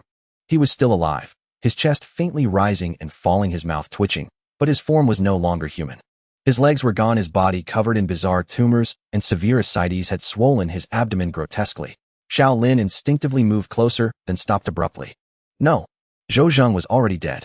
The movements of his chest and mouth were mere illusions created by the writhing tumors inside him, like a trap deliberately set to lure onlookers. Just then the sound of splashing footsteps came through the rain. He turned to find a crowd standing behind him, appearing from nowhere. They were men and women, each clad in filthy gray robes, barefoot with sunken cheeks and hollow eyes so emaciated they seemed like skin stretched over bone. Most striking was their hunched posture.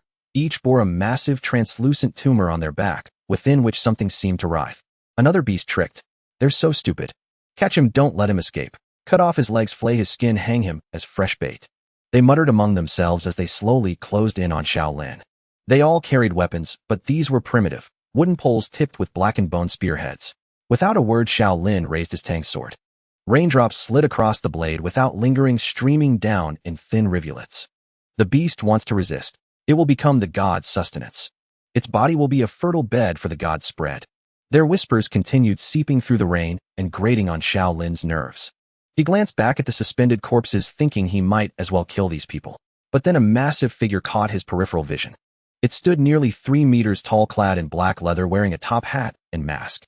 In one hand it held a battle axe, in the other a sharp hook, an utterly chilling sight. The moment Xiao Lin's gaze caught the figure, it lunged at him. Without hesitation, Xiao Lin swung his blade. His style was always all-out offense. With a sharp clang, the razor-sharp edge sliced through the rain, casting a cold gleam. The giant seemed momentarily surprised, blocking with its axe handle. The weapons clashed, sparking brightly in the air. In that instant of contact, Xiao Lin sensed no malice from the figure, and its eyes looked strangely familiar. Two beasts. Both belonged to the god.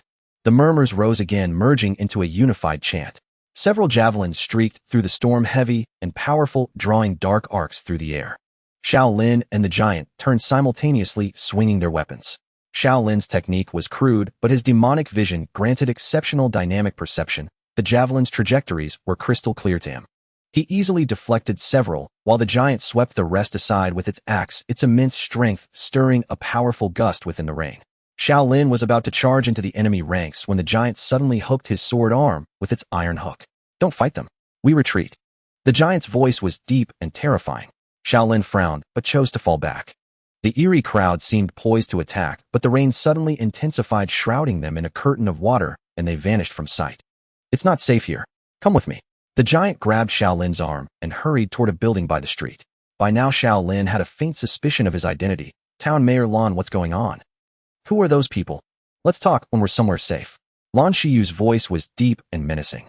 The two burst through the rain into the building. Only then did Xiao Lin notice Lin Yanyan was also there, along with several unfamiliar enforcement team members. Lin Yanyan's face lit up with joy at the sight of him. She rushed over and began checking him over. "Mr. Xiao Lin, are you hurt? Did any of their blood get on you?" As she spoke, her shoulders slumped, her lips quivered, and tears streamed down her face. "You were gone so long, I was so worried. I thought Simon had retaliated against you." Lan Shiyu removed his mask, and his clothes and physique rapidly returned to normal, becoming the gentle, dutiful town mayor once more. He pushed past Lin Yanyan, pulled a glass bottle from his pocket, poured the clear liquid into his palm, pressed it against Xiao Lin's forehead, and murmured softly, "Oh, invisible rain, wash away this person's traces from the world and shield him from peril." As he finished, Xiao Lin felt a slight sting, and a mark of clouds and storm appeared on his forehead. Xiao Lin's pupils returned to normal. He asked, "What is this?" Lan Shiyu explained, "This is the invisible rain. Once it touches you, the rainstorm will hide you, and they won't be able to see you." So that was it. No wonder he hadn't seen anyone since entering Satellite Town, yet had always felt a faint gaze upon him. So what exactly is happening in the town? Who are those people? He pressed. "It's a long story." Lan Shiyu sighed softly after completing the ritual. "After we parted last time, we've been preparing to counter Simon, but things have gone poorly. We've been trying to contact reinforcements, but over these 2 months, none of our letters have been answered, and not a single person we sent out has returned. Your research institute has been locked as well." Xiao Lin suddenly felt a chill. "Wait, what did you say? 2 months? That's right, it started after our last meeting." Lan Shiyu replied. "When was our last meeting? Have you forgotten? It was during the negotiation with Simon 2 months ago. You haven't appeared since." A roar echoed in Xiao Lin's mind. Lan Shiyu was right. Their last meeting was indeed after the negotiation with Simon ended. But that wasn't 2 months ago, it was just a few days ago. Xiao Lin's expression grew grave. He asked sternly, "Town Mayor Lan, what month is it now?" Lan Shiyu, puzzled by Xiao Lin's intense reaction, still answered, "It's May." Xiao Lin took a deep breath. "Town Mayor Lan, I came because I saw Satellite Town shrouded in mist. When I entered." The date was March 15th. Simon tricked us with his narrative technique. He never gave us any time to prepare. At these words, everyone present was stunned. Lan Shiyu's pupils trembled slightly. "You mean? Our time here is out of sync with the outside world." Lin Yanyan murmured, "That explains it. That's why we've received no replies in 2 months, and no one has come back." Xiao Lin felt a wave of dread. A few days in the outside world and 2 months had already passed in Satellite Town. If he had arrived, even a few hours later, the town might have been destroyed. Was this the power of fictional narrative? While the group was still reeling from the shock, a loud crash rang out. Several panes of glass near the building's entrance shattered simultaneously, sending shards flying everywhere. Then the faint rustle of footsteps and whispers began again. "Livestock! Here! Surround them! Don't let them escape! They must fall to the saint's blade, become the god's sustenance." Lan Shiyu immediately became alert. He looked toward the entrance and said, "It seems they've realized we're here." Xiao Lin followed the sound, but saw nothing. "So we can't see them either?" "Yes, Mr. Bei's invisible rain works both ways.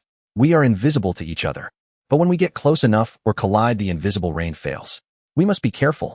There was a hint of tension in Lan Shiyu's voice, which puzzled Shaolin. Although those creatures seemed bizarre, they were slow-wielded primitive weapons and had confused minds like savages. There was no need for such anxiety. They don't seem strong. Why not just wipe them out? Shaolin asked. Lan Shiyu shook his head.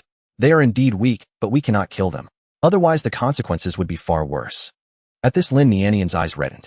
Uncle Zhou Zheng could have survived, but because we couldn't harm them, they caught him and tortured him to death. The whispers grew louder as if the creatures were closing in. Shaolin squinted, focusing his mind. Using his demon insight, he could just barely see faint gray silhouettes in the room like wisps of thin mist. At that moment, they were linking arms, forming a human wall, slowly sweeping across the room toward their location. These bizarre beings, though seemingly mad and dull, actually possessed a group hunting instinct. Anyway, let's leave first. We'll go through the second floor. Lan Shiyu pointed to the stairs behind them. It seemed he had already anticipated this situation. The group quickly ascended to the second floor. Lan Shiyu pushed open the balcony door, picked up Lin Nianyan, and leaped down lightly, with Shaolin following closely. When he returned to the street, he saw that in the vast curtain of rain, townspeople were scattered sparsely on the roads. Enforcement team members stood on rooftops, gripping blades and pistols, silently watching over the town. Pillars stood at multiple points in the city, each impaling a body. Beneath the gloomy sky and the torrential downpour, the scene was stark and solemn, like a macabre funeral. Where are we going? Back to the government hall. Shaolin asked. The government hall has been taken over. Our current stronghold is the church. Let's head there first. Where are we going? Back to the government hall. Shaolin asked. The government hall has been taken over. Our current stronghold is the church. Let's head there first. Where are we going? Back to the government hall. Shaolin asked. The government hall has been taken over. Our current stronghold is the church. Let's head there first. Where are we going? Back to the government hall. Shaolin asked. The government hall has been taken over. Our current stronghold is the church. Let's head there first. The church stood in the northeastern district of the town, known as the Church District, a zone dominated by ecclesiastical buildings, schools, parks, and cemeteries.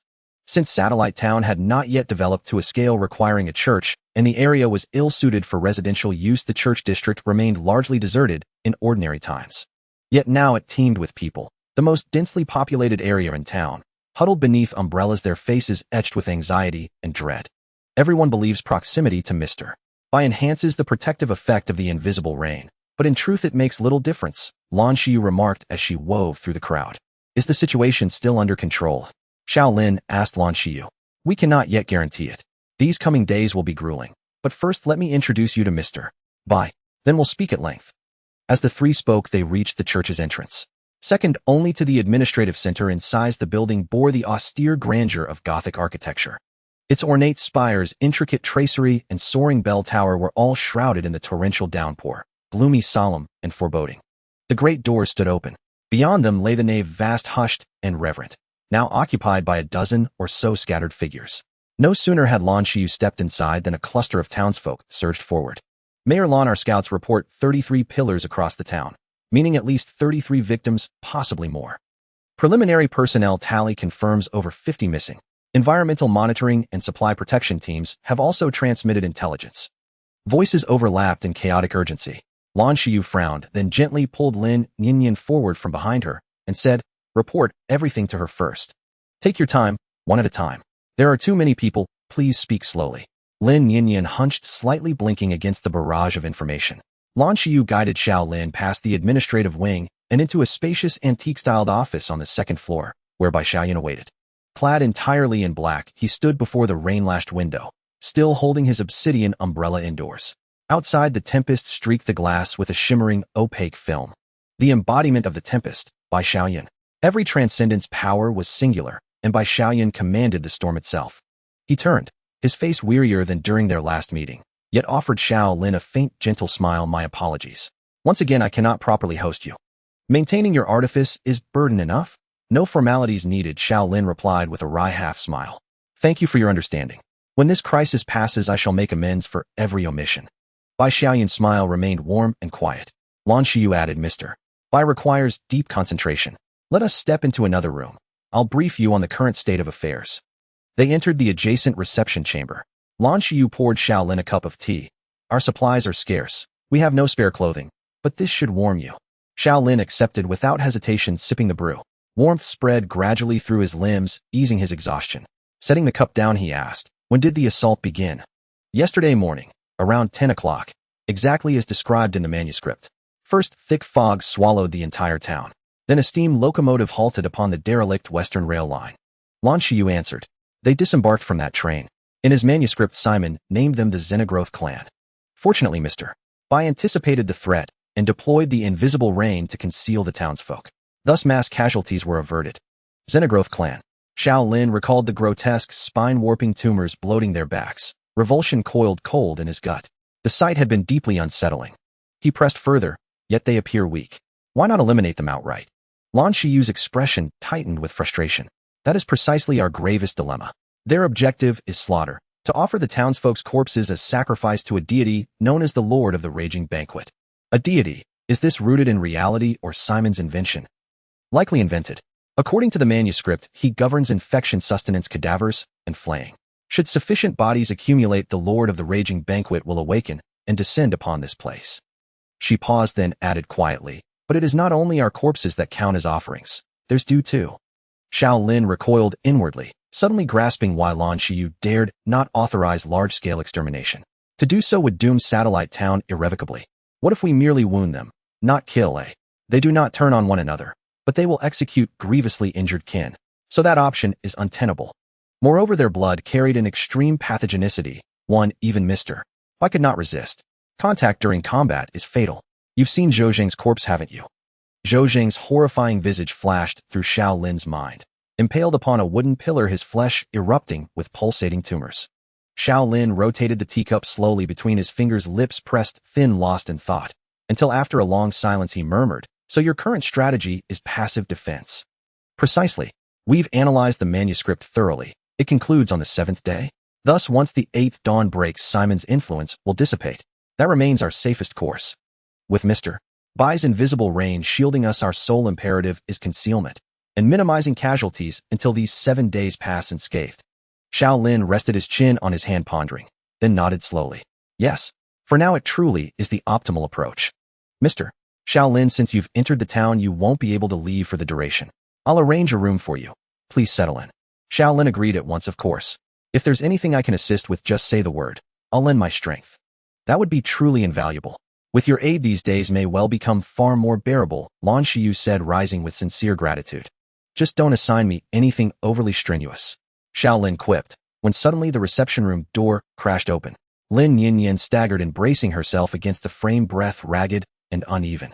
Without pausing to catch her breath, she gasped, "Mayor, Captain Yin Jia, he's in trouble, trapped by the Xenogrowth clan in the commercial district. There are far too many." The rainstorm in Satellite Town was boundless. Amidst the downpour, Lan Shiyu once again transformed into the giant form of the rainy night butcher, with Xiao Lin following closely behind as they sprinted through the rain-soaked streets. It took them about 10 minutes to reach the commercial district. Although Lan Shiyu was quite fast, Xiao Lin was considerably slower. They entered a building marked with a special symbol at its entrance. Besides them, a group of law enforcement officers and combatants had already gathered there. Seeing Lan Shiyu arrive, everyone crowded around. "What happened?" Lan Shiyu asked sternly. "This morning, Yin Chi from Tianhong Grain Company asked us to help transport supplies. But as soon as we got here, those tumor clansmen appeared as if they were already waiting for us." The speaker was Qi Jinyuan, one of the 5 core members of the law enforcement team.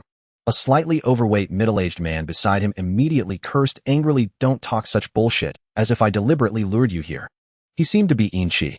His words ignited the fury of Su Guang from the law enforcement team. His handsome face turned slightly ferocious as he grabbed Yin Chi by the collar. "Stop shifting the blame here. Isn't it your fault? Go to hell. I fulfill my duty to provide you with supplies, and he fulfills his to protect my safety. What's wrong with that? His misfortune is just his bad luck." Yin Chi showed no sign of backing down. "Enough, shut up." Lan Shiyu's coarse voice silenced the scene. He said coldly, "Let's go check the situation first." They went up the stairs to the rooftop and looked down. Not far away was a crossroad. Yin Jie sat alone in the pouring rain, drenched in blood with horrifying wounds. The invisible rain on him had been broken, meaning he was now exposed to the view of the townspeople. Besides him, there were 4 or 5 corpses, including both law enforcement members and grain company employees. Their invisible rain had also been shattered. "They're using the invisible rain to hunt us," Xiao Lin suddenly realized. Lan Shiyu didn't respond, but asked Su Guang, "Is he infected?" "No, I swear absolutely not. I've examined his wounds many times, and there's no sign of infection," Su Guang said urgently. No infection meant that if they could rescue him, he could still survive. But Shaolin felt something was off. He asked, why isn't he infected? Yin-Chi snorted coldly, isn't it obvious? They know we want to save the infected, so they didn't infect him.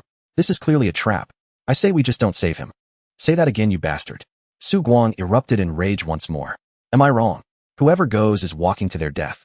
Don't pretend there's hope and send others to die. I said enough. Lan Shiyu interrupted their quarrel again. I'll make my own judgment. Lan Shiyu was by Xiaoyun's proxy. His superpower came from by Xiaoyun, granting him the ability to see through the invisible rain. He walked a few steps forward, a faint glimmer in his eyes hidden behind the mask. Because of the mask, no one could see Lan Shiyu's expression, but he stood there for a long time. After 5 minutes, Lan Shiyu said softly, we can't save him. Prepare to retreat. Qi Jianyuan and Su Guang panicked. Mr. Lan, there must still be a way. Lan Shiyu interrupted them, there's no way. Retreat. Mr. Yin-Chi is right, this is a trap set by the Tumor clan. None of us can save him. Yin-Chi said nothing this time, nor did he gloat, just snorted coldly. The rain poured like a deluge, and Yin Jie's figure grew increasingly small in the curtain of rain. Just then he seemed to sense something and lifted his head from afar. His face was also covered in bloodstains. He looked exhausted. After several heaving breaths, he took a deep breath and shouted, Town Chief, I know you're here. Don't try to save me. And beyond saving. There are too many of them. His voice pierced through the rain and fell into everyone's ears, plunging the scene into a dead silence. Listen to me. After I die, give the position of law enforcement captain to Qi Jianyuan. He's excellent and can handle it. Qi Jianyuan's body trembled violently. He clenched his fists tightly and took a deep breath, but it took a long time to exhale. Have Su Guang take over Zhou Zheng's position as vice captain. And remember to remind him to control his temper. Su Guang crouched on the ground, covering his face with both hands, his entire body trembling. My work log is in the second drawer of the desk. Make sure Qi Jianyuan reads it from start to finish. Those are all very important. If you ever run into problems you can't solve, go find Mr. Shaolin. He's truly remarkable. Lastly, take care of Lin Yinyan. Remember to look after her. She can't leave Satellite Town, and you are her only family. Before he could finish, his neck was jerked backward. A gaunt figure slowly appeared behind Yin Jie. It was an even taller Tumor clansman.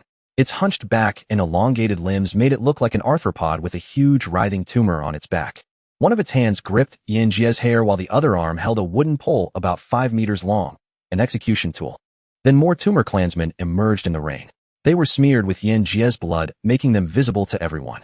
Holding bone spears, they surrounded him, murmuring, this pig has been abandoned. It can't be used as bait anymore. Kill him, skin him.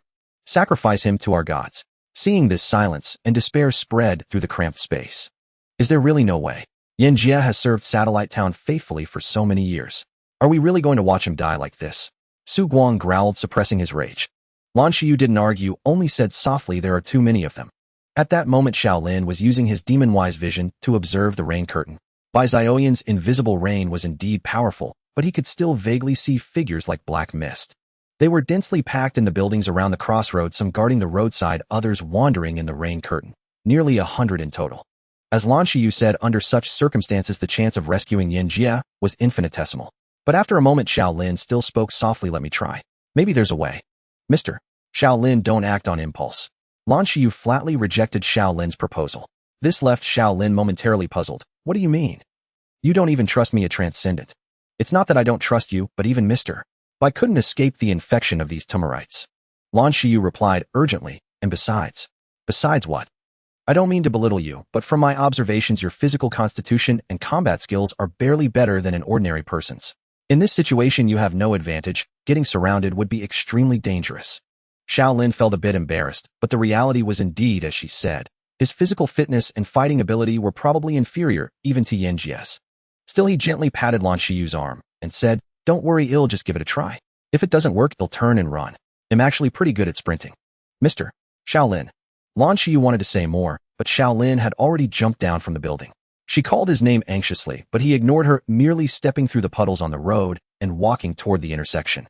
At that moment, the bizarre ritual of the Tumorites was nearing its end, and their leader was slowly raising the pillar in his hands. Just then Shaolin wiped away the mark of the invisible rain from his forehead, vanishing from the sight of the townsfolk. Only Lan Shiyu could still see him. At the same time, over 100 Tumorites appeared in Shaolin's field of vision, and they saw him too. Yin Jie also sensed something and abruptly looked up, shouting, Mr. Shaolin, don't come over. It's a trap. But Shaolin paid no heed, his gaze sweeping over the dense throng of Tumorites as he strode forward with large steps. The Tumorites began to gather, slowly raising their spears and shuffling toward Shaolin. Simultaneously, more Tumorites kept emerging from the buildings behind him. In no time, Shaolin was completely surrounded. Everywhere he looked there were Tumorites, their faces greedy and ecstatic, their low murmurs filling the air. Another piece of livestock takes the bait. These livestock are so stupid. These lowly beasts are perfect as offerings for the deity. Too many, far more than she had seen. Lan Shiyu's heart raced, and her breathing grew ragged. Shaolin couldn't kill them because doing so would hasten the approach of the Feast Lord. And if their weapons so much as scratched him, or if their blood splattered on him, Shaolin would be doomed. Lan Shiyu's mind went blank, utterly unable to conceive of any way to escape this desperate predicament. Seeing Lan Shiyu tremble slightly, Qi Jianyuan quickly asked, "Mayor, what's the situation?" "Mr. Shaolin." "He's surrounded." Lan Shiyu forced her voice to remain calm. "There are many of them, around 200. At these words the scene fell into dead silence. "I told you it was a trap, but he insisted on walking into it. I just don't get it." In Kai's face was pale. "In Qi, don't go too far." Su Guang roared. "Too far? Am I wrong? How many times did I say it? We can't save him. Evacuate as soon as possible. Did any of you listen to me? Do you think I want to watch you all go to your deaths? Do you think I want to watch him die?" "Shut up," Lan Shiyu bellowed. As his words fell, the Tumorites below closed in on Shaolin and launched their attack, a dozen pitch-black spears thrusting toward him simultaneously. But Shaolin's expression remained utterly unchanged. His pupils suddenly split into multiple facets, and he murmured softly, "Think." A low hum seemed to emanate from Shaolin, an invisible wave spreading outward in all directions. The Tumorites, which had been advancing just a moment before, all came to a halt. Their spears drooped, and they stood frozen in place, eyes wide, pupils trembling incessantly.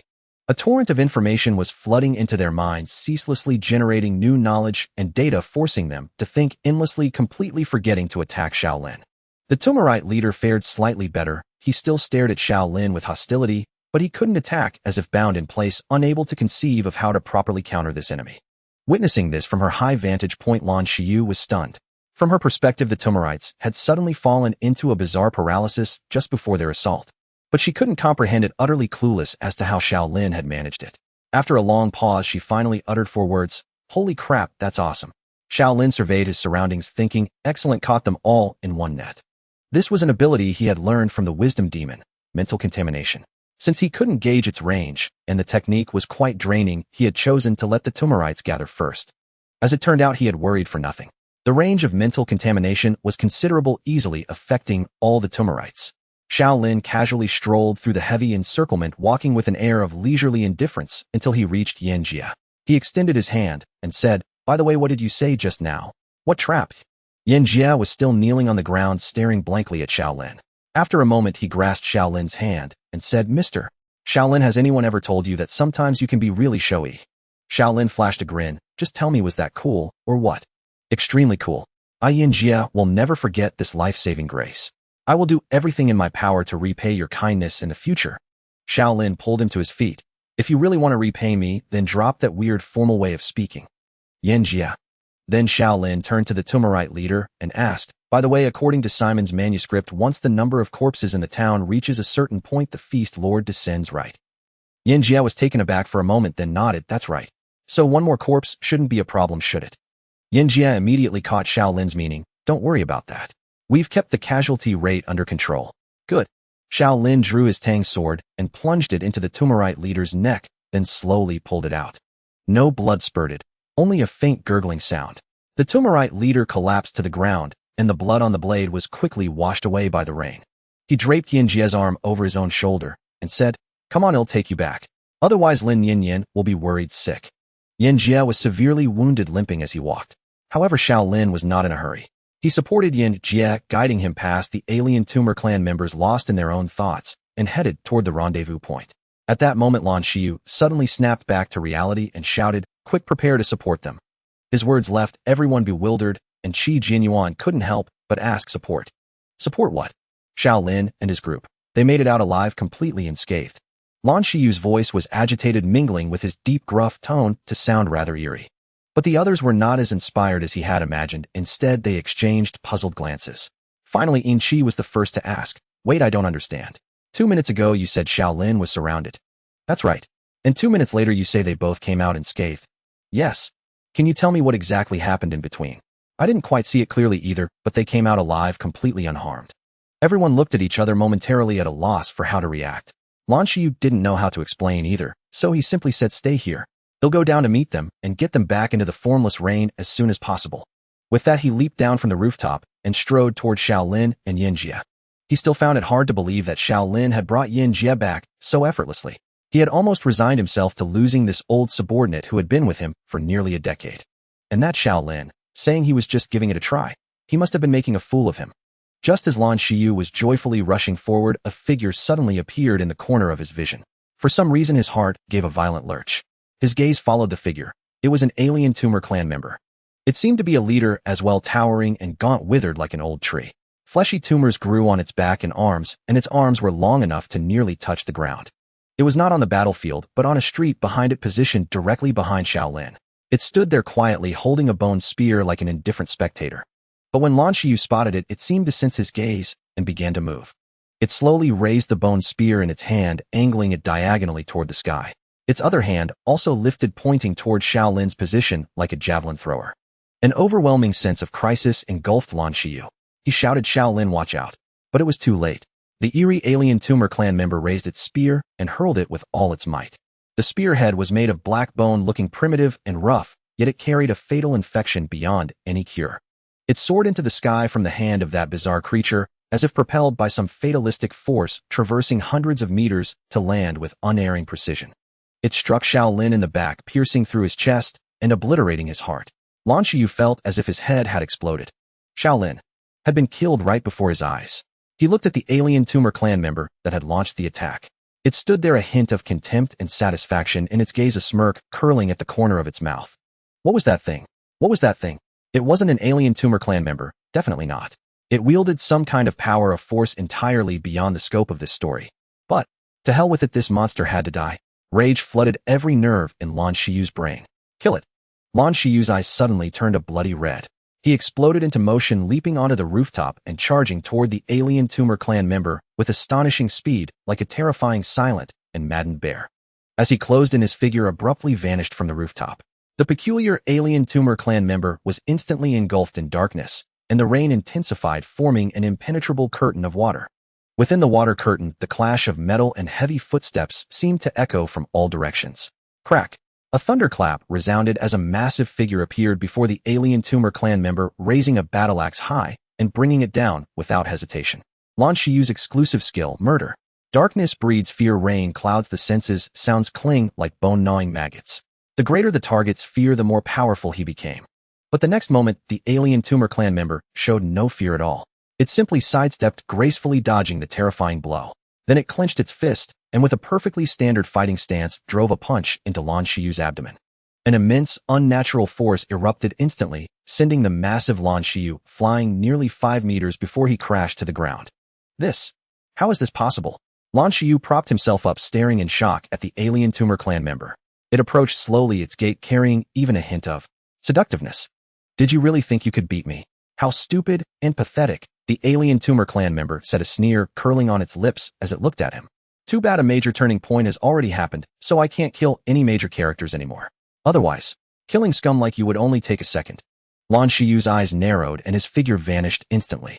He unleashed murder again, this time choosing to attack from behind. But the alien tumor clan member seemed to have anticipated his move. It suddenly stepped back, driving its elbow backward and slamming into Lan Shiyu, sending him flying once more. In the next instant, Lan Shiyu vanished again, closing in for the kill. A third time. Before he could even strike, the alien tumor clan member seized him by the throat and hurled him violently into a building by the street. A fourth time. Still a miss. A fifth time. Still a miss. After over a dozen consecutive assaults, Lan Shiyu was knocked back again. He knelt on one knee, propping himself up with his axe, gasping heavily. This alien tumor clan member could pinpoint the exact location of every attack and counter with deadly accuracy. The creature looked at its fingers with boredom. A brainless fool, didn't I make myself clear? Or do you actually enjoy being toyed with by a girl like this? How disgusting. Those words reignited the fury in Lan Shiyu's heart. He was about to attack again, but a wave of dizziness hit him and blood began to trickle from his nose. It was a sign of overexertion from using his superpower. The alien tumor clan member sneered, "Looks like that's enough of a lesson. He'll be going now. Remember to collect your comrade's corpse. I hope you'll come to your senses and stop your futile struggles." It waved its hand lightly, turned, and walked toward the end of the long street, carefree and indifferent, until a black-bone spear suddenly tore through the sky and landed with a clang at the creature's feet. The alien tumor clan member turned around. Shaolin stood there flexing his wrist. "Sorry, I was trying to return the favor, but I didn't expect this thing to be so hard to throw." He smiled at the creature. "By the way, you wouldn't happen to be someone who can't die even with a spear through the heart, would you?" Seeing Shaolin standing unscathed in the rain curtain, the aberrant tumor clan finally lost its composure. Its pupils contracted slightly, and its voice was filled with astonishment. "How is this possible? You? Weren't you dead?" Shaolin stared with interest at this peculiar aberrant tumor, his tone flippant. "Perhaps you misjudged. The rain is so heavy it's easy to make mistakes." He had only come after ensuring Yin Jie's safety. Standing before this entity, now he could sense its uncanny nature. Swift in movement, clear in logic, and it wielded some terrible power. The javelin throw just now had consumed nearly half of his total essence in a single strike. That was not something ordinary attack methods could achieve. The aberrant tumor ignored Shaolin's ramblings, eyeing him warily as it slowly assumed a professional combat stance. Non-human creatures would not delve into human combat techniques, Shaolin thought. It was very likely human. "So what do you plan to do?" He curled his lips slightly. "Kill you again," said the aberrant tumor. "Is that so? Do you really intend to come near me?" Shaolin pointed at the intersection where the aberrant tumors affected by the mental contamination still stood frozen in place. The aberrant tumor before him narrowed its pupils slightly, realizing that approaching Shaolin rashly was certainly not a wise idea. Then it suddenly slashed its palm with its nails, and dark red blood gushed forth. Shaolin remained utterly unruffled. "If infection could affect me, I wouldn't be standing here." The aberrant tumor was taken aback again. Indeed, it had just pierced Shaolin's body with a bone spear coated in infected blood, yet Shaolin showed no signs of infection. The aberrant tumor suddenly seemed at a loss, realizing it had no means to kill Shaolin. It instinctively tilted its head, glancing into the distance. "If you're planning to flee, I can warn you it's pointless," Shaolin said.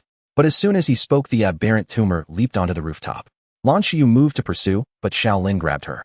In that fleeting moment, the aberrant tumor leaped again to a building across the street, quickly disappearing from Shaolin's sight. "We can't let that creature live. It's too dangerous," Lan Xiu said urgently. "I know," Shaolin replied, looking up at the sky. Amidst the torrential rain, his pupils turned pitch black in an instant. After extreme leaps, the aberrant tumor returned to the ground, now 2 blocks away. The near maximum physical exertion caused severe discomfort in its body. It could not comprehend why Shaolin had not died. That strike should have been a sure kill. Impossible to escape, impossible to survive. As it puzzled over this, a tremendous roar suddenly echoed from the sky. It looked up. At some point, a massive object had come to a halt above this Victorian-style town, and the roar came from it. "Is that a satellite?" the aberrant tumor asked in disbelief. The next instant, the satellite tilted toward it, then abruptly accelerated, crashing down with a thunderous impact. Its enormous size and incredible speed brought it within inches before the aberrant tumor could react. As a warrior, its instinct was to brace against the colossus with both hands, but it was utterly incapable of withstanding such a behemoth. The immense kinetic energy instantly toppled it, dragging it beneath the satellite as it charged forward. The cobblestone ground shattered inch by inch under the pressure, mingled with the heart-wrenching screams of the aberrant tumor. When the satellite's kinetic energy was finally spent, it came to a halt at the street's end, while the aberrant tumor had been reduced to a pulp spread across the entire street, washing away in the rain. At the moment of its death in Simon's residence in Red River City, Lily jolted awake, then curled up on the sofa, wailing in agony. Her avatar in the story had been killed. Though it would not cause her actual death, the dreadful sensation of being crushed still lingered upon her. The experience of having her flesh ground to paste and bones crushed to powder nearly broke her. After a few minutes, she emerged from the intense phantom pain, utterly drained and drenched in sweat. This was her first taste of death, her first time being killed in Simon's story. Yet it should have been Shaolin who died. Her strike had definitely hit. She staggered to her feet, left her room, and headed upstairs to find Simon. But as she reached the door through the ajar crack, she saw Simon chatting with another person. Right, today was the day the guest from the philosopher's house visited. That guest was an envoy of the philosopher's house. He was an old man with graying hair, a square face, short hair, and an eye patch over his right eye. He clearly noticed Lily's presence, but paid it no mind, continuing to speak with Simon. "How are the preparations for the ascension coming along?" "They are progressing steadily. It shouldn't take too long," Simon replied with his head slightly bowed. "Simon, you should know that with your talent you would never have been eligible to join our philosopher's house. It is only because your ability is exactly what we need that we are giving you this chance. Please do not disappoint us." "Rest assured, I will have all preparations complete within a month," Simon assured nervously. That's good." The envoy took a sip of tea, then pressed further. How many people will be affected by this ascension preparation? Simon was momentarily stunned. What? Did you think we wouldn't know? The envoy raised an eyebrow slightly. Of course not. It involves about 30,000 people. They will die for the mission of the philosopher's house, a worthy end. The visitor shook his head and said, killing is killing, that's the fact. There's no need to beautify it. Just accept it. Simon fell silent for a moment. The envoy leaned back slightly, the leather chair creaking. He continued, but this will be your last killing. Once you enter the philosopher's house, your life's path will take a different direction. Then what? Will I do? You will still write stories, but no longer horror tales. Instead, stories that can guide people's lives like the ship of Theseus, like Sisyphus.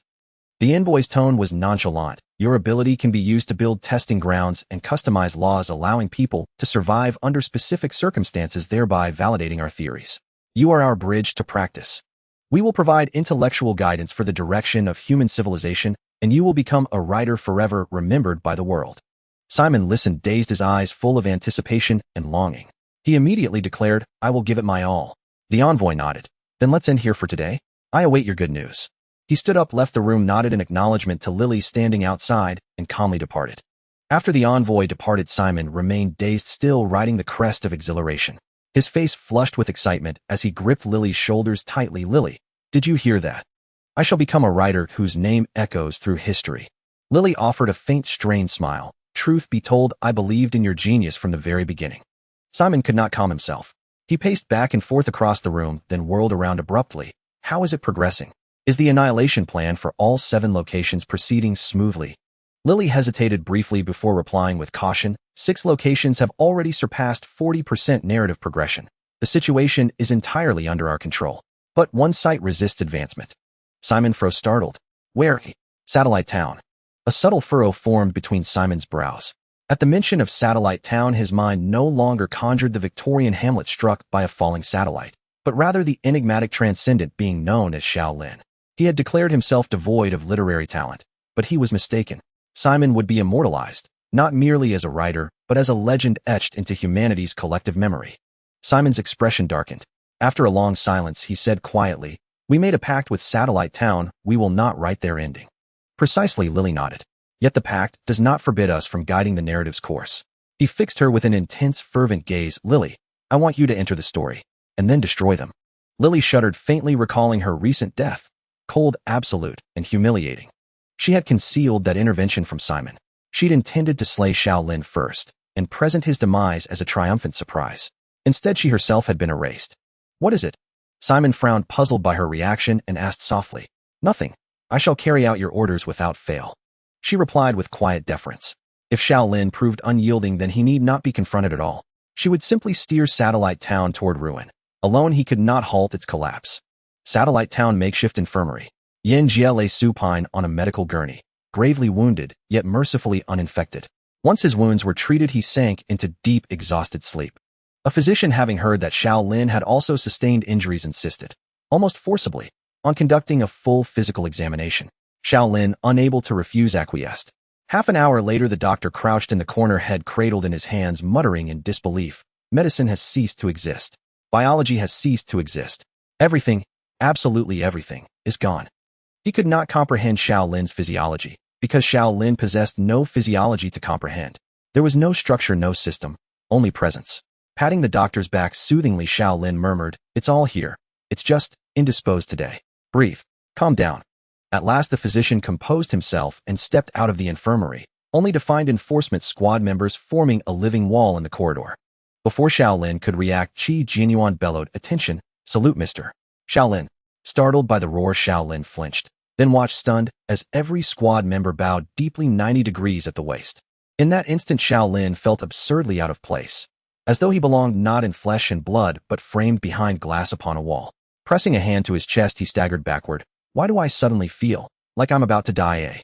Qi Jianyuan recoiled in alarm and rushed forward to steady him, voice trembling with panic. Mr. Shaolin, are you unwell? Could it be infection onset? No, it's sheer secondhand embarrassment. I'm experiencing social death. Shaolin's face twisted in mock agony. Qi Jianyuan, he scratched his head awkwardly. We simply wish to express our gratitude for saving our captain. Your thanks are received. Now please disperse. Shaolin managed, leaning heavily against the wall as he limped away. Qi Jinyuan did not follow. Instead, he watched Xiao Lin's retreating figure with resigned helplessness, then turned to the others. See, I warned you, not so ostentatious. Now look, you've been rebuffed. The squad exchanged glances in silence. Xiao Lin rounded a corridor corner and halted abruptly. In the narrow, secluded stairwell, a portly man leaned alone against the wall, utterly detached from the clamor just beyond the adjacent threshold. In Qi, the grain merchant representative of Tianhong Grain Industries. He appeared lost in thought, until his eyes lifted meeting Xiao Lin's. They held each other's gaze for a long moment. Then In Qi spoke slowly. I miscalculated. I never imagined you'd truly pull Yanjie back from the brink. I merely happened to possess the capability, Xiao Lin replied coolly. He bore no ill will toward In Qi. He did not believe Yanjie's entrapment was his doing, and thus answered with measured courtesy. But In Qi's voice tightened with resentment. Now they all despise me, entirely because of you. I may not even remain here much longer. So you've come to reproach me? Xiao Lin almost smiled. In Qi bristled further. Do you truly think I wished Yanjie dead? At that moment I believed he was beyond saving. I refused to let those enforcement squad fools cling to false hope, rush and blindly sacrifice themselves, and unravel everything beyond repair. Frustrated, he raised his hands. Then let them fall helpless. I'm simply not as extraordinary as you. I chose the optimal path. Was that truly wrong?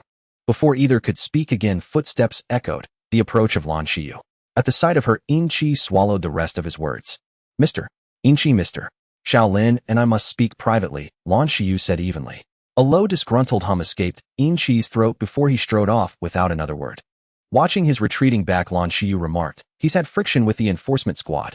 His mood is unsurprisingly sour. Don't take his words to heart. I won't. But you, today's rescue operation was dangerously impulsive, Xiao Lin replied. Lan Xiyu showed no trace of regret. He shook his head. I weighed my options carefully. Yet that anomalous entity posed grave danger. Its elimination was non-negotiable. He paused, then added, still, something curious occurred during the confrontation. Curious? Yes.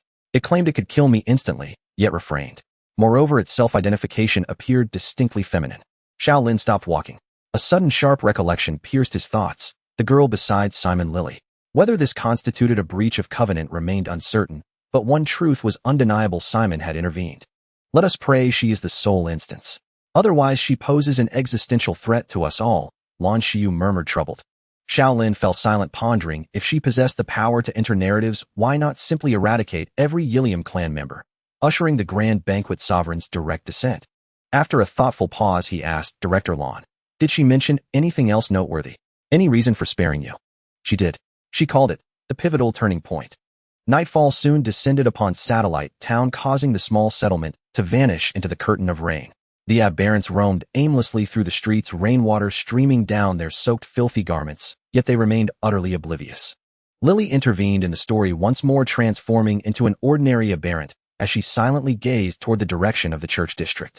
Due to the limitations of her abilities, she could not launch a direct assault on the townsfolk, nor drastically alter the current progression of the plot.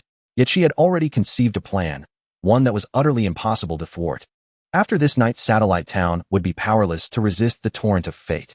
Dong dong dong dong. The immense chime of the bell echoed throughout Satellite Town, signaling that another day had passed and her abilities had reset to a usable state. Let's name this chapter the Night of Betrayal, she murmured.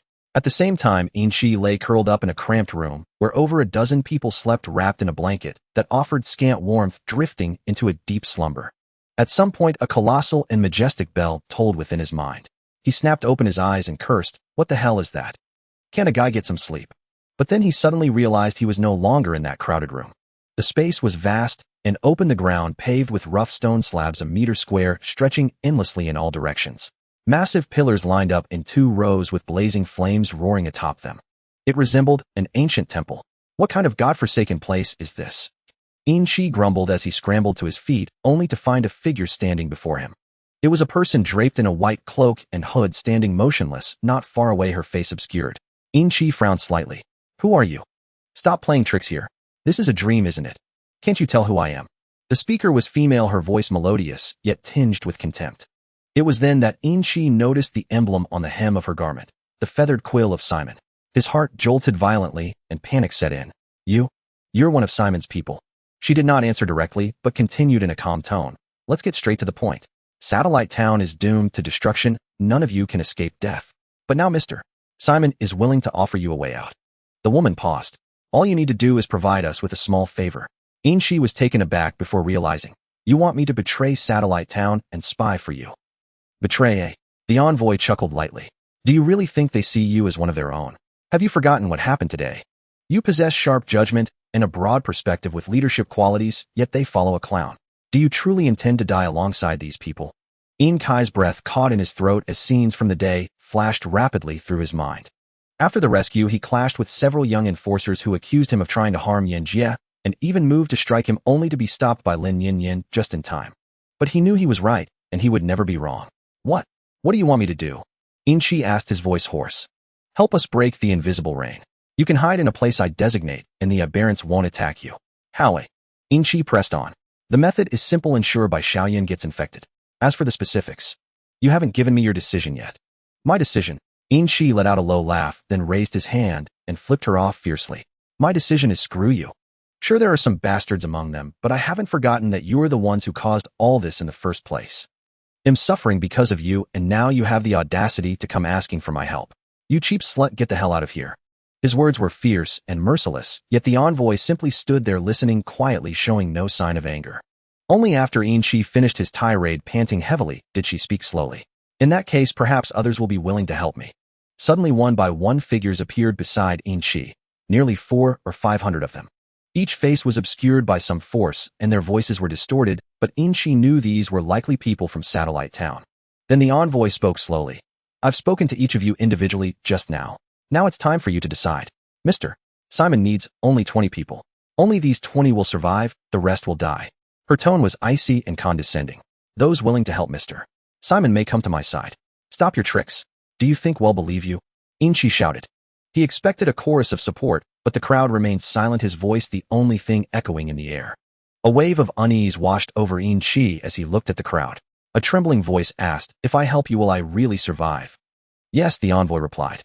Shi quickly tried to intervene. Idiot, can't you see he's lying to you? Besides, we have 2 transcendents. Why should we fear them? But Simon is one of the top transcendents in the entire red zone. We have no chance. The person walked slowly to the envoy's side and said, I'm sorry, I just want to live. The envoy did not respond, merely lifting her head slightly. 19 more needed. The crowd exchanged uneasy glances. After a moment of silence, another person moved toward the envoy. Have you all lost your minds? The entire Satellite Town enforcement team risks their lives for you, and you're going to betray them. Shi yelled in near hysteria. But his words were meaningless. Soon another stepped out from the crowd to stand beside the envoy, and as the number dwindled, the rate of betrayal accelerated. 18, the envoy said. 17. 16. 11. 10. 9. 8. The crowd grew increasingly restless, and even Shi began to feel tense. He felt his heart pounding wildly. Was his choice wrong? Was joining them the only way to find a glimmer of hope? The slots were dwindling fast. If he didn't seize the opportunity now, would he truly be doomed? 7. 6. 5. As the numbers dwindled and the slots grew scarce, the crowd grew increasingly chaotic, driven by the fear of death and the instinct to survive. Even Shi himself was wavering. His mind was a tangled mess. He swallowed repeatedly and unconsciously edged forward in the crowd. The emissary seemed to notice his movement and let out a contemptuous laugh. Come and fight for it. If you don't, you'll lose your chance to live. For some reason, a surge of nameless rage flared up within him. Shi gritted his teeth and spat, screw you. But he could only restrain himself, not others. The moment his words fell, some people had already begun scrambling for the slots. The last few slots were instantly filled. The 20th was mine. He pushed me away. Someone started arguing and shouting. Can you add a few more slots? Please. I'm very capable. I can help you. I can make a great contribution. The crowd was on the verge of utter chaos. Shi suddenly erupted in fury, grinding his teeth. You bunch of cowards. Do you really think I don't recognize you? Just wait. I'll find every single one of you. Tomorrow morning, I'll hand over your names to Xiaolin. You're all dead. As his words fell, the scene suddenly fell silent. Then the emissary's voice rang out again, Xiaolin. In Mr. Simon's eyes, he's not even worth a rat. Besides, a glint of amusement flickered beneath the hood. Do you think you'll survive tonight? Mr. Shi. Kai's mind exploded. The other party had exposed his true identity. He knew exactly what that meant. It meant that perhaps in a little while someone would sneak into his room and slit his throat. You scum. Even if I die, I'll never be a traitor. Shi growled through clenched teeth. Is that so? Well then. The woman's smile widened. I'll add 1 slot. Whoever kills Shi gets it. Almost everyone's gaze turned to Yin-Chi, making him feel as if he had fallen into an icy abyss. He wouldn't survive. Not just the traitors, but everyone who hoped to live might turn on him. Yin-Chi stood frozen, trembling all over. For some reason the crowd had moved away from him. Hostile glints flickered among them, finally awakening his fear. He wanted to curse again, but he couldn't muster the same bravado. His heart was racing. We can't do this. We can't betray them. Yin-Chi spoke, but there was no response. Just then someone gently patted him on the shoulder and said softly, "Don't worry. Nothing will happen to you. They'll keep you safe." Yin-Chi was stunned. He turned to look at the person but couldn't make out their face. Only a vague sense of familiarity. This person, like him, had been pulled into the dream, yet he appeared calm and composed, utterly unruffled. "Who are you?" Yin-Chi asked instinctively. "Didn't we meet today?" The person swept his gaze across the crowd. "I am Shaolin." The moment he uttered those 4 words, all sound died into utter silence. Even the 20 chosen ones began to tremble with fear.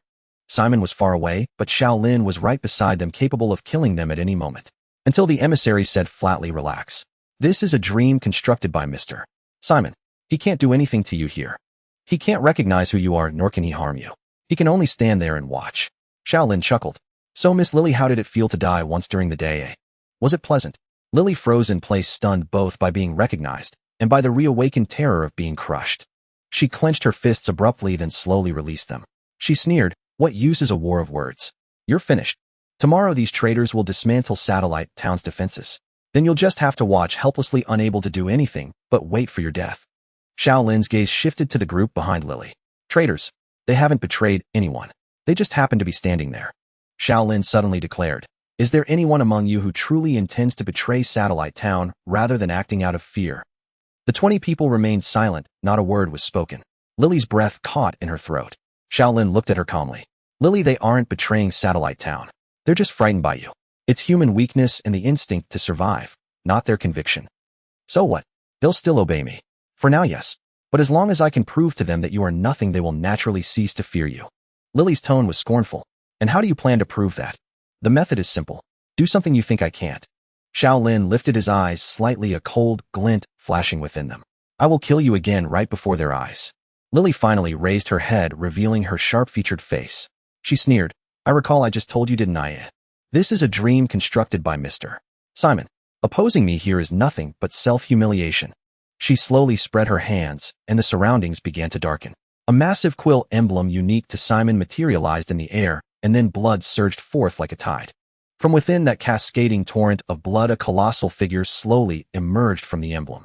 It was a blood-red monster, its pale skin drenched in gore.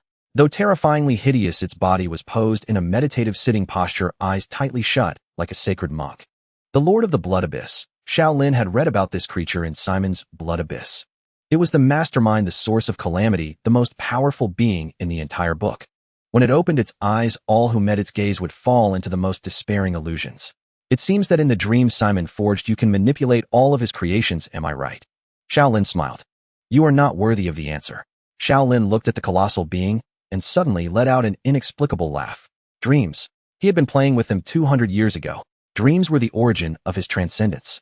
Now, watching Lily make such a grand show, he truly found it amusing. "Lily, I must correct a mistake of yours. This place is not Simon's dream. It is mine." He raised his hand and snapped his fingers. Crack. The space shattered. The boundless, magnificent scene vanished abruptly, along with the creature Lily had summoned and the blood. They now stood in a spacious white room illuminated by the cold white light from the ceiling. This was Shaolin's dream, the Tianyan Research Institute. Long before, over a dozen minutes earlier, Shaolin had sensed something intruding into his dream. He later realized that Lily had drawn everyone asleep into her own dreamscape, himself included, due to the unnerving regularity of his sleep schedule. Consequently, his dream and hers collided, and his consumed hers entirely. Yet Lily was not the true sovereign of this dreamscape, thus she remained utterly oblivious to the shift, until staring at the cold, sterile white walls around her, she recoiled in sudden dread. "Wake up," she whispered under her breath, repeating the incantation several times, only to meet absolute silence. "It's useless. Don't bother," Shaolin said calmly. Lily glared at him with feral intensity, her arms trembling faintly. Then, without hesitation, she drew a dagger from her waist and drove it toward her own throat. But Shaolin had anticipated it. The blade vanished before it could strike, and a crushing force slammed her to her knees. "I told you," Shaolin continued, voice still serene. "This realm answers only to me. Even your life and death lie within my dominion." Lily struggled briefly, then laughed. A sharp, bitter sound born of fury. So what? What can you possibly do? You know nothing of my power, and you cannot stop me. Even if you slay me 100 times within this dream, I will not truly die. By tomorrow, every one of you will perish. None shall escape. Her mocking tone cut, like shattered glass, halting every breath in the room. And cruelly, she spoke truth. Killing her here would merely awaken her in reality, offering no relief to their predicament. She even turned cool and unflinching toward the traitors assembled there and declared plainly, my offer remains valid. If you wish to live, align yourselves with us. Shaolin paid no heed to her theatrics. Instead, his gaze drifted toward the door as he asked, Professor, what is your assessment? The unremarkable alloy door swung open from the outside, and Yu Taijo stepped in, eyes downcast, expression inscrutable, deep in thought. After a moment's silence, he approached Lily and looked down upon her. I have several questions for you. She sneered, dismissive. Why should I answer you? Yu Taijo offered no reply, only seized her chin, forcing her gaze upward. First question, your ability is called Diffuse Correct. Its function is to catalyze narrative progression, to trigger pivotal turning points. Am I right? Instantly, her arrogance dissolved. Her pupils contracted sharply, shock and terror detonated within her chest. She had guarded this ability as her most profound secret, known only to herself and Simon. Yet Yu Taijo had named it outright. It appears I am correct. This ability bears numerous constraints. It cannot be used consecutively. It must obey internal logic. It must remain faithful to narrative coherence, and no single turning point may host two major events. Correct. Another accurate guess. Panic began curdling into raw, unadulterated fear. When you die within the story, your physical body sustains no harm. You simply re-enter the narrative. You consider this your ultimate safeguard. Am I right? Yu Taijo paused for only a few seconds before replying, yes. It seems I am right again. Lily's composure shattered, her voice rose jagged and unhinged. Even if you've guessed correctly, so what? What Simon has granted me transcends anything you could oppose. Tomorrow, every last one of you will die. Yu Taijo gently shook his head and brushed her cheek with his fingers. Poor girl, you will not see tomorrow. Lily flinched violently. For reasons she could not fathom, the old man's pity struck deeper than any threat. What do you mean? Do you truly believe we cannot kill you? Yu Taijo countered. Lily froze, then erupted into manic denial. Impossible. It's impossible. You cannot kill me. Yu Taijo straightened, turned to Shaolin and said, Shaolin, my deductions are confirmed. You may now eliminate her. With that, he left the room. As Shaolin passed him, a dagger materialized in his hand. He plunged it into his own forehead, carving a deep, bleeding wound. Huimo answered the summons, converging upon this locus. This was the first time Shaolin had summoned Huimo within a dreamscape. Yu Taijo had affirmed its theoretical feasibility, just as one might carry external objects into a dream. Yet doing so demanded dual mastery, controlling both Huimo and the Institute simultaneously.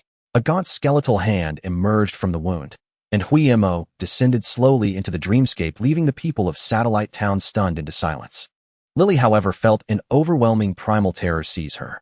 Her voice cracked, frantic. No. Wait. Please, Simon, save me. Then abruptly her thoughts unraveled. Her speech ceased.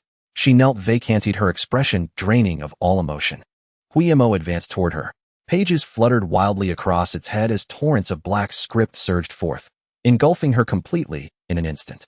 Meanwhile, far beyond, over 1,000 miles away, in Hongsheng City, Lily's physical body sat motionless in total darkness. Her fingers trembled faintly. Then her hair began to fall out in clumps. Her secondary sexual characteristics faded gradually, while dense glyphs and ink-black characters bloomed across her skin, spreading rapidly until her entire body was covered. She thought, relentlessly, ceaselessly. The last vestige of her rational mind fought desperately to halt the process, but failed utterly. She could not even scream in despair. She simply sat, still, silent, hollow. Shaolin pushed the door open and stepped out.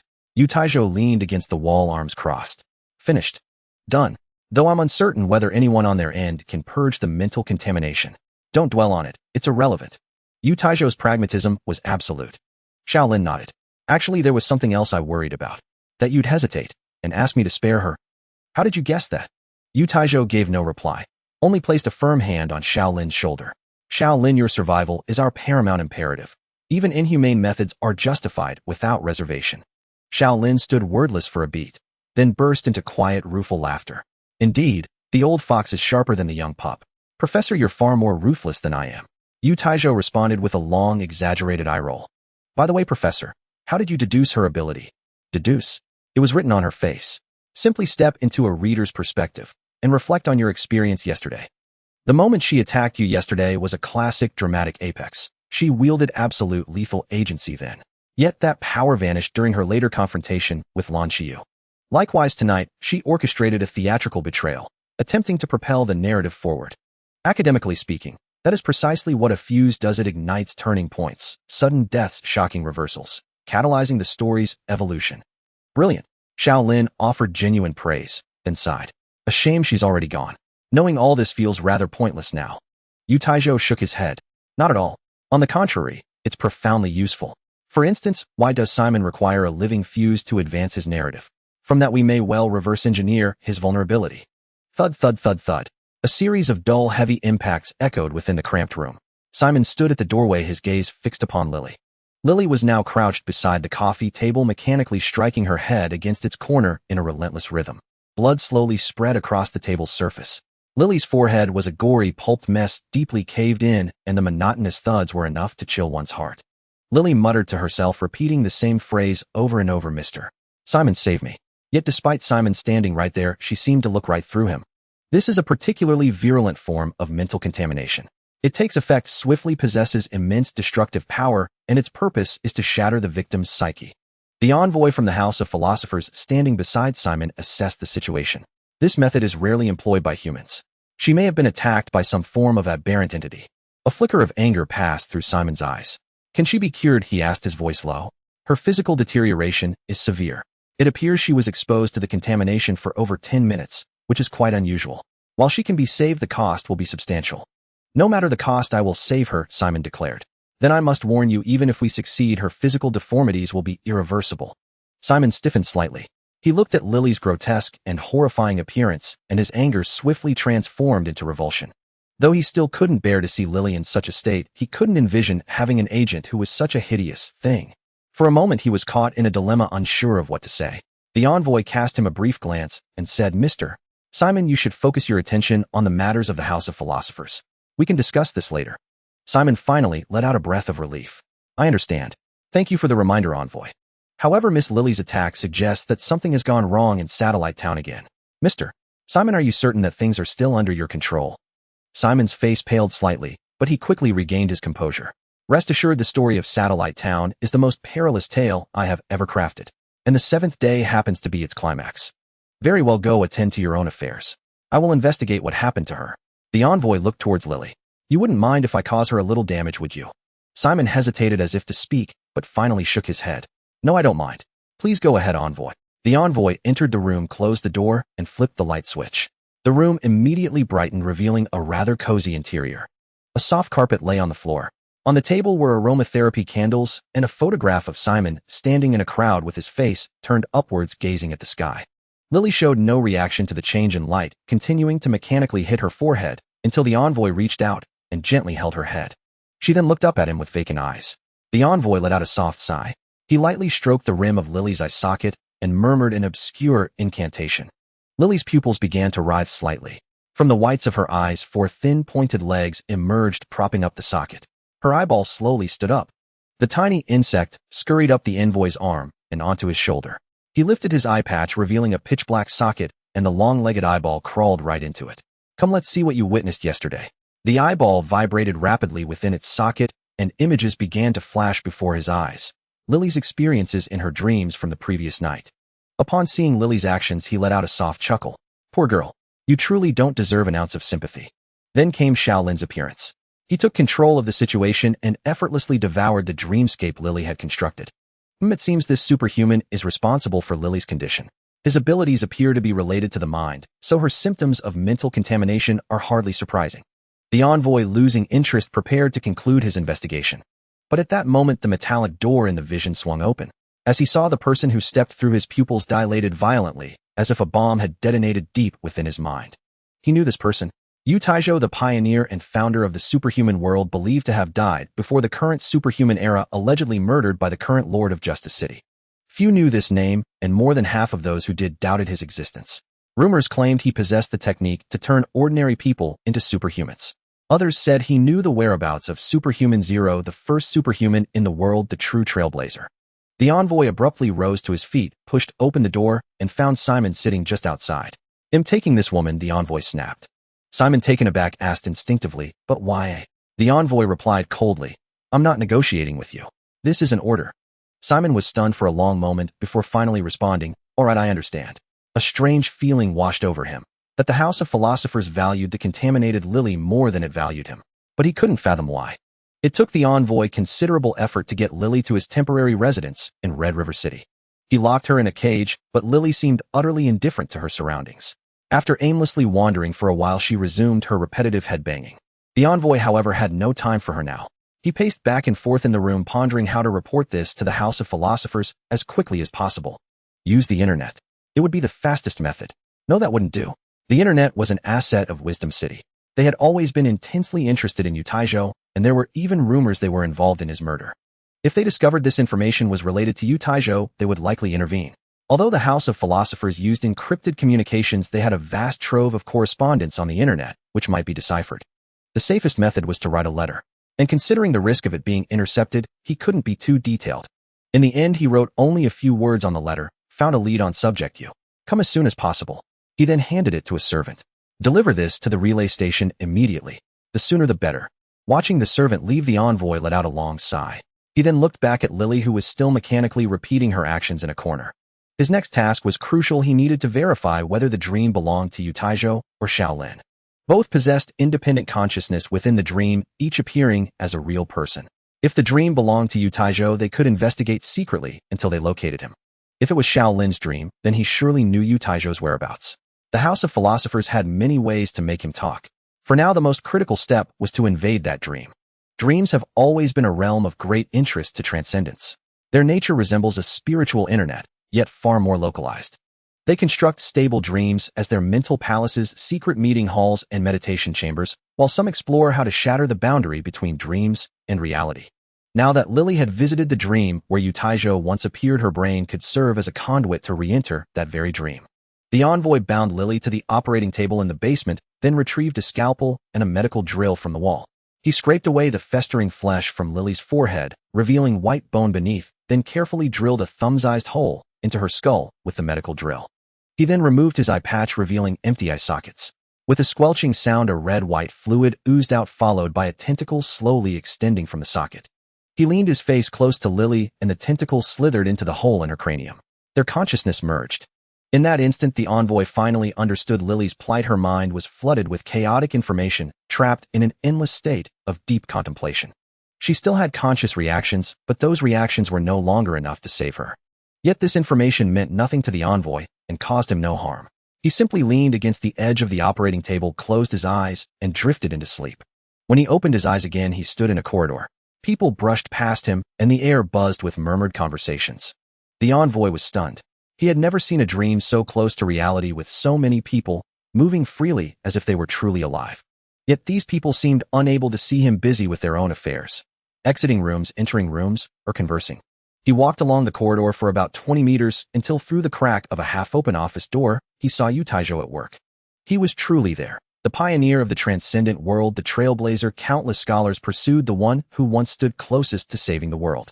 The envoy's breath quickened. He stared blankly, a torrent of thoughts racing through his mind. They would find Utaijo, uncover his knowledge, his techniques, even his brain. Utaijo's brain could forge unimaginable creations, enough to let the philosopher's house reshape the world. Just then, a melodious voice sounded behind him. "You know, I love watching him work too. Whenever I see him so focused, I feel like maybe everything can still be saved, like someday we can return to how things were." The envoy froze, then shuddered in alarm. He spun around, and when he saw the person behind him, it was as if he had glimpsed something utterly terrifying. His pupils dilated slowly. He collapsed to the ground, shrieking in terror. How can it be you? Aren't you supposed to be dead?" Zhao Ningyue, in a flowing white dress, her eyes slightly hazy, appeared serene and gentle. "Actually, I don't know either. Maybe it's because he never forgot the coffee I made him, so I ended up here." The envoy didn't hear a word she said. His mind was chaos, barely functional. He recognized her. One of the most bloodthirsty and insane transcendents from the Third World War. The places she destroyed were always mountains of corpses and seas of blood, not a single intact body left. And she had been declared dead long ago, slain by the Lord of Justice City. Why? What is this place? Ghosts of a bygone era roam everywhere. "I'm so sorry, but you've discovered my favorite secret garden. They'll have to execute you." Zhao Ningyue didn't look at him, but at the bustling corridor, her tone laced with regret. No, impossible. You can't affect the real world anymore. You're dead. Long dead, the envoy gritted out. Deceiving yourself won't solve anything. When you return to the real world, you will die. Zhao Ninji's voice was gentle. The envoy's expression shifted sharply. He quickly changed his tune. I can keep your secret. They'll pretend this place doesn't exist. If I die, my colleagues will surely come looking for you. At this, Zhao Ningyue finally looked at him and broke into a radiant smile. That would be wonderful. It's been so long since I last killed. I've been going crazy with boredom. And you know, I've tampered with this dream a little. Anyone who observes it will be compelled to find an excuse to enter. Then I can locate them in the real world and deal with them. In other words, this is a trap. The more of you come, the better. The envoy's face turned pale. He felt as if he had fallen into an ice pit. Given the philosopher's house's overall strength, no one could defeat her. All right, you can go now. When you return to reality, try your best to stay alive. Zhao Ningyue said with a smile. Without a moment's hesitation, the envoy withdrew from the dream and returned to the real world. He snapped his eyes open, yanked the tentacle connecting him to Lily, grabbed his eye patch, and rushed frantically out of the room.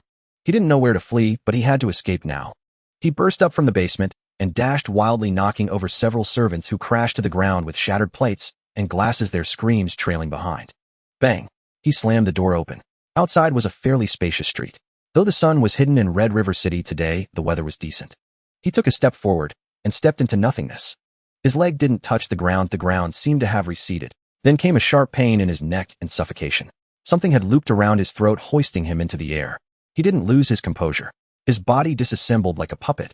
Hands and legs detached, his abdomen opened like a door, and the organs within sprouted legs. Run. Escape with any part you can, the envoy whispered. The organs scattered like motherless spiders from his body, but in the next instant they were all suspended by an invisible force. At that moment his appearance was grotesque, body torn apart, organs dangling around him like an unassembled doll. Are you really giving me no way out? I swear I won't tell anyone. I swear. Spare me, he shouted at the sky. But as the words left his mouth, he was violently yanked into the depths of the sky. The servants inside and the passers-by outside witnessed the bizarre scene, but by the time they looked up, the envoy had vanished into the dark red sky. Then a drizzling rain fell, mixed with all sorts of debris, fragments of organs and bones, scattering down from the heavens. A dozen seconds later, a heavy object crashed to the ground. It was the envoy, his body twisted like a pretzel, blood seemingly squeezed from his pores. He was dead. It was not until the early hours of the following morning that the other two members of the philosopher's house finally arrived in haste. One, a man of about 30, was tall and lean, clad in a white suit and carrying a walking cane, elegant and handsome in appearance. The other, also dressed in a black suit, but a head shorter, had a dark pockmarked complexion, wore a pair of small round spectacles, and bore a thick heavy beard.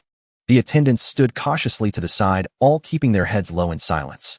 They knew the names of these two men. The former was the pianist, and the latter the captain. The envoy's corpse lay upon the operating table, his internal organs neatly arranged beside his body. The pianist prodded at the organs with his cane and remarked, "One organ is missing. His brain has been taken. Whoever did this knew what he had discovered. I hear the entire incident occurred within a minute. Our opponent is formidable and ruthless," said the captain standing nearby. The pianist withdrew his cane, wiping the bloodstains with a handkerchief as he sank into thought. What puzzles me is this. Wasn't he here to recruit Simon? Why did he end up entangled with Yutaijo? The captain shrugged, indicating he had no answer. Do you suppose this could be the handiwork of the City of Wisdom? There are rumors that Yutaijo has always been in their grasp. The captain let out a scornful laugh. If Yutaijo were truly in the City of Wisdom's hands, he would never have contacted us. That message had no value.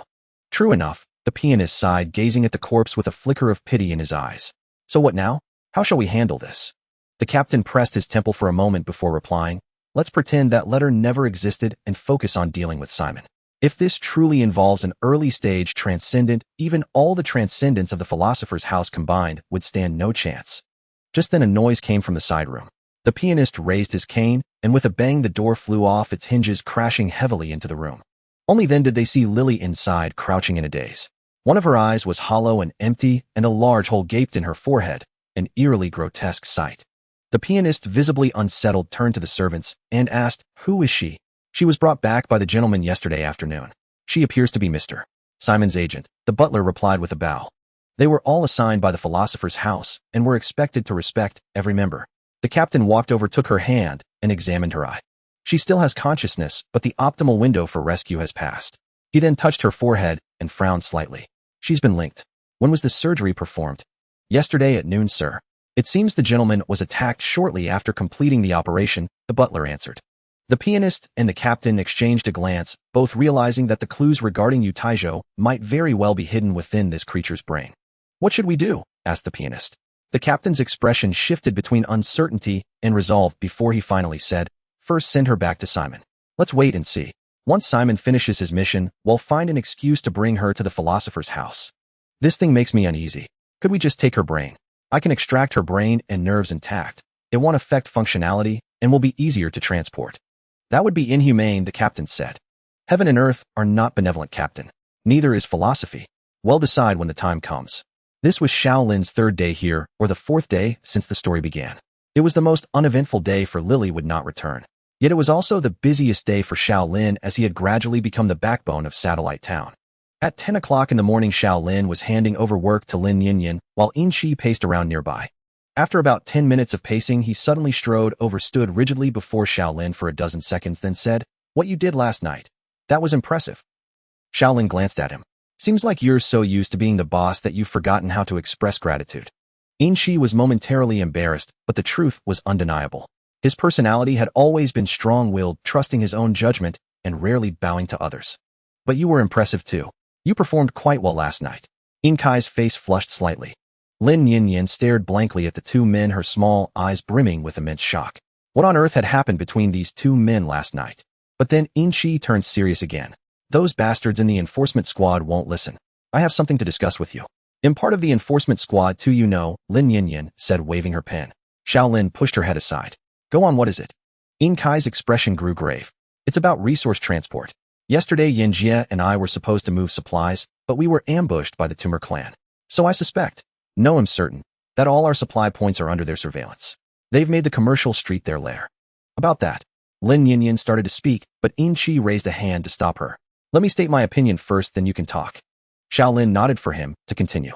Yin Shi took a deep breath, his gaze gradually turning ruthless. Transporting supplies is extremely difficult right now. The optimal solution is to cut off the food supply.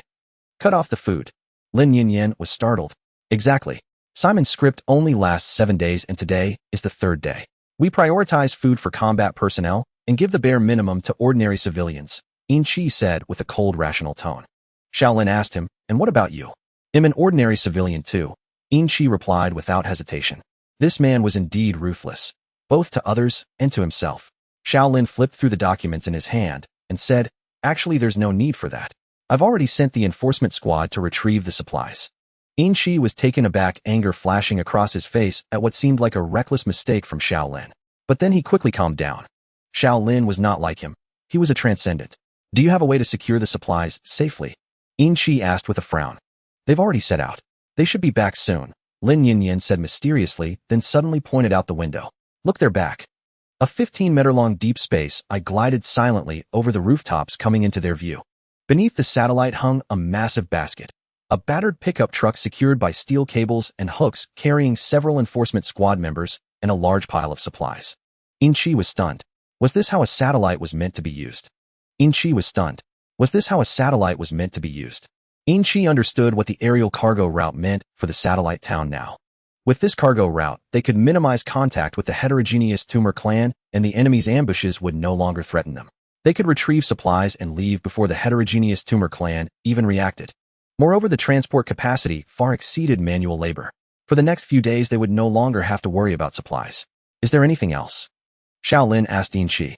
Yin Shi snapped back to reality. There's one more issue, defense. You don't need to worry about that either. Xiao Lin patted his shoulder. You know, yesterday someone helped me analyze the characteristic data of the heterogeneous Tumor clan. We imported that data into the satellite, and with Mr. Bay's help, the Eye of Deep Space can now pinpoint the distribution and movements of the heterogeneous Tumor clan in real time. Xiao Lin took out his phone and opened the satellite map. Dense red dots were marked on the map, especially in the commercial district where there were many. Lin Yinyan interjected from the side. Hey, race, how it works. If you're walking down the street and there happen to be a few heterogeneous Tumor clan members nearby, the Eye of Deep Space will swoosh down above you and you'll know you can't go any further. The satellite will guide you, leading you away. In other words, if you wanted to, you could even go for a stroll now. Of course, we don't recommend it. Yin Shi. Any other questions? Xiao Lin picked up the documents Lin Yinyan had prepared for him, ready to head out. Shi was somewhat at a loss, suddenly realizing that Xiao Lin seemed to have solved all their difficulties in just one day. The problem of betrayal, the problem of food, the problem of safety. All resolved swiftly and perfectly without sacrificing anyone. This man felt like a dimensional strike against him.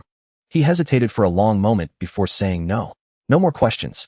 All right, then go get some rest. I have things to do. Xiao Lin left Lin Nianian's office and went to find Bai Xiaoyan. Bai Xiaoyan sat in a chair holding an umbrella, his gaze still calm, but his complexion had worsened. Xiao Lin walked over and handed him a folded piece of paper. He opened it to reveal 20 names written on it. Lin Nianian helped me compile this. Only the two of us know about it, Xiao Lin said as he dragged a chair and sat down not far from Bai Xiaoyan. Bai Xiaoyan silently finished reading the list and chuckled softly. There are indeed some unexpected names. I won't ask about the specifics of how to handle it. Let's talk in 3 days, Xiao Lin said. Bai Xiaoyan folded the list and tucked it into his chest, then gazed at the curtain of rain. Today is already the 4th day. Yes, 3 days left. Xiao Lin nodded. How was yesterday? Doing all right. Calm and uneventful. Nianian predicted 7 deaths. 2 of them were our people, and the other 5 were heterogeneous tumor clan near the church district. But my integrated defense transport system is ready, so we should be able to avoid casualties from now on. At this, Bai Xiaoyan burst into laughter. Who would have thought someone in the world would use a satellite as a crane to haul cargo? You're quite the business genius. Actually, I rarely use satellites for hauling. I usually just throw them like stones. Xiao Lin also laughed. I've heard a bit about that. Let's just say you're quite inventive in combat. Bai Xiaoyan was happy to banter with Xiao Lin, a trace of vitality returning to his pale face. Then he turned serious. But Mr. Xiao Lin, there's one more thing I need to discuss with you. About the 7th day. The 7th day, eh? The 7th day was the final day of the story. Bai Xiaoyan pointed to the table nearby and said, yes, there's a manuscript on the table. You can take a look. I'm not in a position to stand up right now. Xiao Lin looked at Bai Xiaoyan's weakened state, but chose not to offer words of concern. After all, they had to rely on Bai Xiaoyan's invisible rain. Concern was useless. He got up, retrieved the manuscript, and returned to his chair to read it. It wasn't the original, but a copy transcribed by Lin Nianian, appearing to be the last page. It took him just a minute to finish the manuscript, which described the events that would unfold on the night of the 7th day. On the 7th day, steam roared, the town trembled, and the alien king, weary of the long wait, decided to personally lead the hunt. The alien king. Xiao Lin keenly caught the term. Bai Xiaoyan nodded. Yes, it should be the king of the heterogeneous tumor clan. The 7th day is the climax of the book. Although Simon didn't finish it, he wrote out the most troublesome part. If we can't deal with it, all our efforts will be in vain. Does the manuscript mention any other information about it? Xiao Lin asked. No, Bai Xiaoyan replied. Xiao Lin frowned slightly. All right, I'll think of something. Bai Xiaoyan was silent for a moment, then shook his head. Mr. Xiao Lin, you might not be able to handle it. I know your abilities surpass mine, but you're a traveler. You've barely developed your supernatural powers. Bai Xiaoyan coughed softly. Mental pollution will likely be useless against the alien king. The satellite could deliver a devastating blow. But the alien king will surely be surrounded by a large number of heterogeneous tumor clan members. A wide area of attack would only summon the Lord of the Feast. Xiao Lin couldn't argue and realized with a jolt that his ability development and combat skills were still too crude. Even with a blade, he didn't think he could defeat the alien king. Bai Xiaoyan laughed. You've only been in this world for a month. Reaching this level is already terrifying. As for the alien king, leave it to me. Xiao Lin was taken aback. But aren't you still maintaining the invisible rain? He had heard from Lan Xiyu that maintaining the invisible rain over such a large area for an extended period was mentally and physically draining, leaving Bai Xiaoyan unable to do much else. Yes, so I have to take out the alien king in one strike, Bai Xiaoyan said. Can you do it? 10 out of 10 certainty, but there's one issue. Bai Xiaoyan looked at Xiao Lin with a meaningful gaze. Simon, Xiao Lin said. Exactly. The 7th day is our final day, and it's Simon's too. If we survive it safely, Simon's efforts will be wasted. Bai Xiaoyan's voice grew heavy. So on that day, he will definitely interfere to stop us. If he's in the story, my attack will never succeed. Xiao Lin fully concurred with Bai Xiaoyan's viewpoint. This was Simon's story, and he could easily manipulate the outcomes of certain events. For instance, he could cause the most crucial strike to miss its mark. Simon's method of intervening in the story should be identical to Lily's. He must have crafted an avatar for himself, Xiao Lin mused aloud as he pondered. We can locate that avatar and slay it. This will render Simon unable to interfere for a period, allowing you to seize the opportunity to eliminate the alien king. Bai Xiaoyan nodded. Our thoughts are perfectly aligned. However, the greatest challenge we face is how to find Simon. Leave that to me. I possess a supernatural ability related to vision, which should be sufficient to locate Simon. Very well, I entrust this matter to you. Before he could finish, Bai Xiaoyan suddenly erupted into violent coughing, covering his mouth with his hand. It took a long while for the fit to subside. When he opened his hand, a clump of fresh blood stained his palm. Xiao Lin's brow furrowed with concern, but before he could inquire, Bai Xiaoyan said with an innocent expression, "I can't help it. After 4 sleepless nights constantly maintaining the operation of the invisible rain, what else would I cough up, if not blood? Then will you truly have the strength left to launch an attack when the time comes?" Xiao Lin asked, worry creeping into his voice. Bai Xiaoyan tilted his head looking at him and said softly, "Didn't I tell you before? I will defend this place with my life even if it costs me everything." Xiao Lin's expression froze for a moment. "Just kidding, look." He opened his palm for Xiao Lin to see. "The blood is still fresh, which means I'm far from death. A single attack won't kill me, or at worst, I'll just need to lie in bed for a few extra days after this is over. That's rather disgusting." "Wipe it off," Xiao Lin grumbled as he pulled out a few tissues and tossed them over. In Red River City, inside Simon's studio, he sat on a plush leather chair, munching on an apple while pondering matters concerning Lily. Lily had been returned to the room downstairs, escorted by 2 new envoys from the philosopher's house. The guilt that had been gradually soothed resurfaced, making him restless and uneasy. He felt remorse, yet he was unwilling to confront such an ugly truth. His life was meant to be romantic, devoid of any trace of mundane reality. Just then the typewriter on his desk began to clatter, the type bars clicking as the carriage shifted left and right as if someone were using it. Soon the first page was completed. Simon pulled it out and scanned the text. It contained the conversation between Xiao Lin and Bai Xiaoyan in the office. Simon's method of intervening in the story should be identical to Lily's. He must have crafted an avatar for himself. We can locate that avatar and slay it, thus rendering Simon unable to interfere for a period. We can seize this opportunity to eliminate the alien king. "Excellent, our thoughts are perfectly aligned," Bai Xiaoyan said, but his expression grew grim. "However, this is also the greatest problem we face. How do we find that aberrant tribe member?" After a few seconds of contemplation, Xiao Lin said, "I possess a supernatural ability related to vision, which should be sufficient to locate Simon." Not only the dialogue, but also Bai Xiaoyan's expressions and psychological descriptions were included, along with a clear depiction of the room's layout and furnishings. What a tedious and childish arrangement. "They actually believe they stand a chance," Simon muttered, a cold glint flashing beneath his lenses. He suddenly murmured to himself, "Lily, I will avenge you. But this will be the last thing I do for you. From this point on, we owe each other nothing." On the 5th and 6th days, the casualty count in Satellite Town remained at 0. The church district was well stocked with supplies, the environment was safe, and even the unease in the air had significantly dissipated. Lan Xiyu had been the busiest over these 2 days. With the help of satellites, he transported a great deal of construction materials, reinforcing the buildings in the church district and transforming them into proper shelters. The other members of the enforcement team intensified their training in non-lethal tactics. Lin Yinyan had turned into a complete clingy pest. Every 40 minutes, she would insist that Xiao Lin look into the distance. If he was unwilling, she would pick a few tree leaves, force his head to turn, and make him stare for a few seconds. Staying up late was forbidden. She would urge Xiao Lin to sleep as early as 8 o'clock. During the day, he was not allowed to read or play games, and he had to do eye exercises. She even rummaged around the church garden for a long time, emerging dusty and dirty with a few chrysanthemums, intending to brew them into a tea for Xiao Lin. As she boiled the water, she chattered incessantly, "Mr. Xiao Lin, let me tell you, chrysanthemum tea clears heat and improves eyesight. Drinking more will do your eyes good." Xiao Lin felt somewhat helpless. "What good will drinking it for just 2 days do?" "Oh, just drink it first. If you obediently finish it, it'll reward you with a small piece of osmanthus cake." Xiao Lin looked at her expectant eyes, and with a resigned sigh picked up the large jar of chrysanthemum water and gulped it down. Lin Nianian's face broke into a delighted smile. "Mr. Xiao Lin is amazing." Xiao Lin couldn't fathom what was so amazing about him. He reached out his hand and asked, "Where's my osmanthus cake?" "It's still in my office, but I can make a note of it." Lin Yinyan opened her notebook and wrote as she recited, "Lin Yinyan owes Xiao Lin 1 osmanthus cake, weighing approximately 20 grams. Xiao Lin looked at her, utterly speechless, at a loss for what to do with this inexplicably lively little puppy. Time passed day by day until the morning of the 7th day, when Lan Xiyu called everyone to assemble. Over 5,000 people gathered in the square before the church. Umbrellas pressed tightly together, forming a sea of canopies. Xiao Lin and Lan Xiyu stood together on a temporary platform. From this vantage point, they could not discern individual faces, only a mosaic of umbrellas in different colors. Lan Xiyu's speech was brief. "Today is the last day. I don't want to say much. All of you must remain in the shelters today until tomorrow morning. If you are still alive when dawn breaks tomorrow, then congratulations. If you don't make it until dawn, Mr. Bai has a message for you," he said. "He is deeply sorry. After Lan Xiu relayed these words, the crowd remained silent in the downpour, the only sound being the relentless drumming of the rain on the ground and umbrellas. Now you may enter the shelters, Lan Xiu announced to the crowd.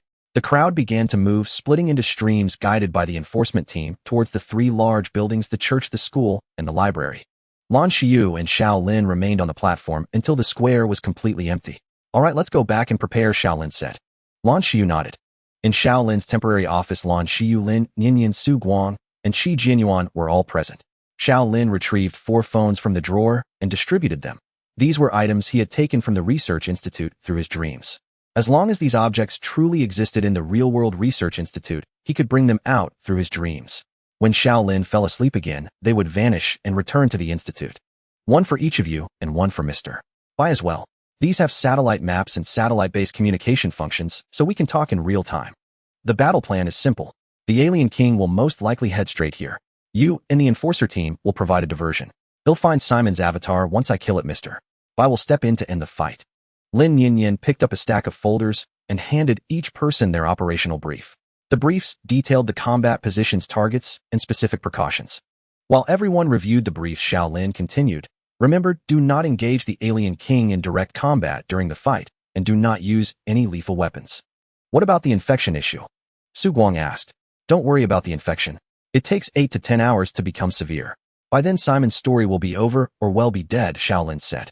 After the meeting ended, it was just noon. The usually busy room was empty and the torrential rain outside was crashing down. For a moment, everyone was at a loss. Lin Yinyan lay on the table, her cheeks squished flat. So what do we do now?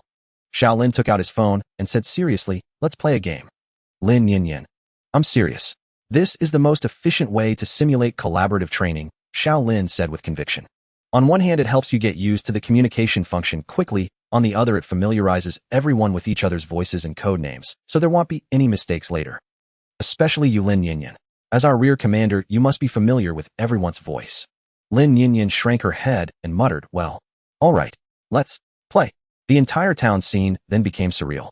All the aberrants in the town began to gather toward the steam train, marking the largest operation since their arrival. The townspeople crowded into cramped shelters, chewing on bread and coarse cakes, drinking plain water. In the operations room, several people were laughing and playing games on their phones. In the priest's office, Bai Xiaoyun was growing weaker. His face was pale as paper, his lips blue, and his cheeks slightly sunken.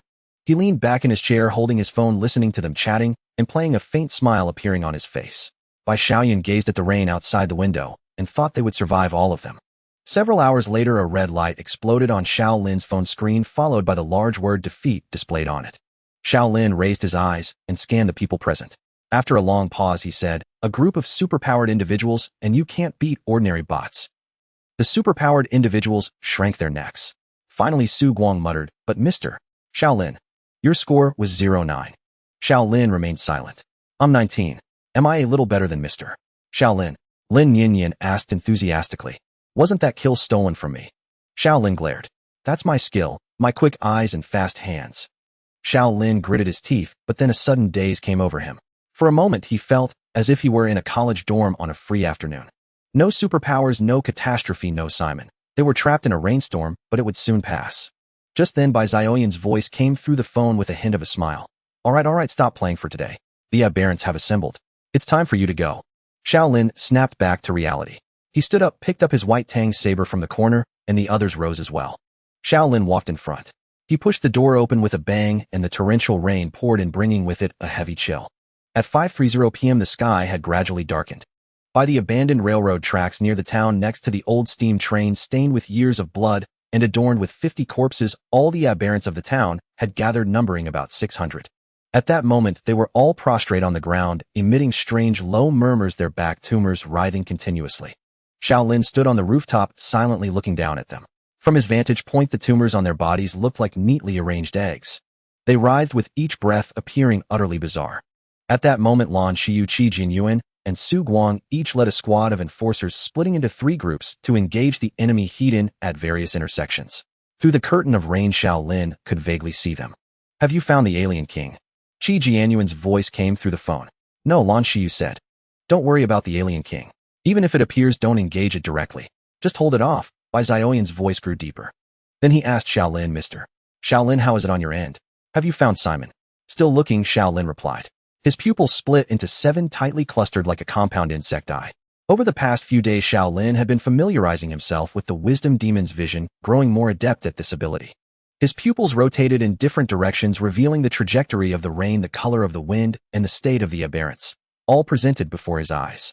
He observed every aberrant, simultaneously examining their physiological structures and conditions, but found none that were different. There was also no unusual fluctuation or color. Shaolin furrowed his brow. Could it be that Simon hadn't intervened yet? He knew Simon would come because playing empty fort strategy in such a situation would be tantamount to leaving one's fate to the heavens. Just as Shaolin was frowning and thought, a soft pop sounded, and an aberrant's back tumor burst open, a bloody, indistinct mass tumbling out. Then a dense series of pops followed as tumor after tumor exploded, continuously ejecting things from within. They began to converge in the open space in front of the aberrants, piling up and starting to merge. A massive and grotesque monster was being shaped. It stood over 6 meters tall, resembling a giant rat, but walking upright on 2 legs.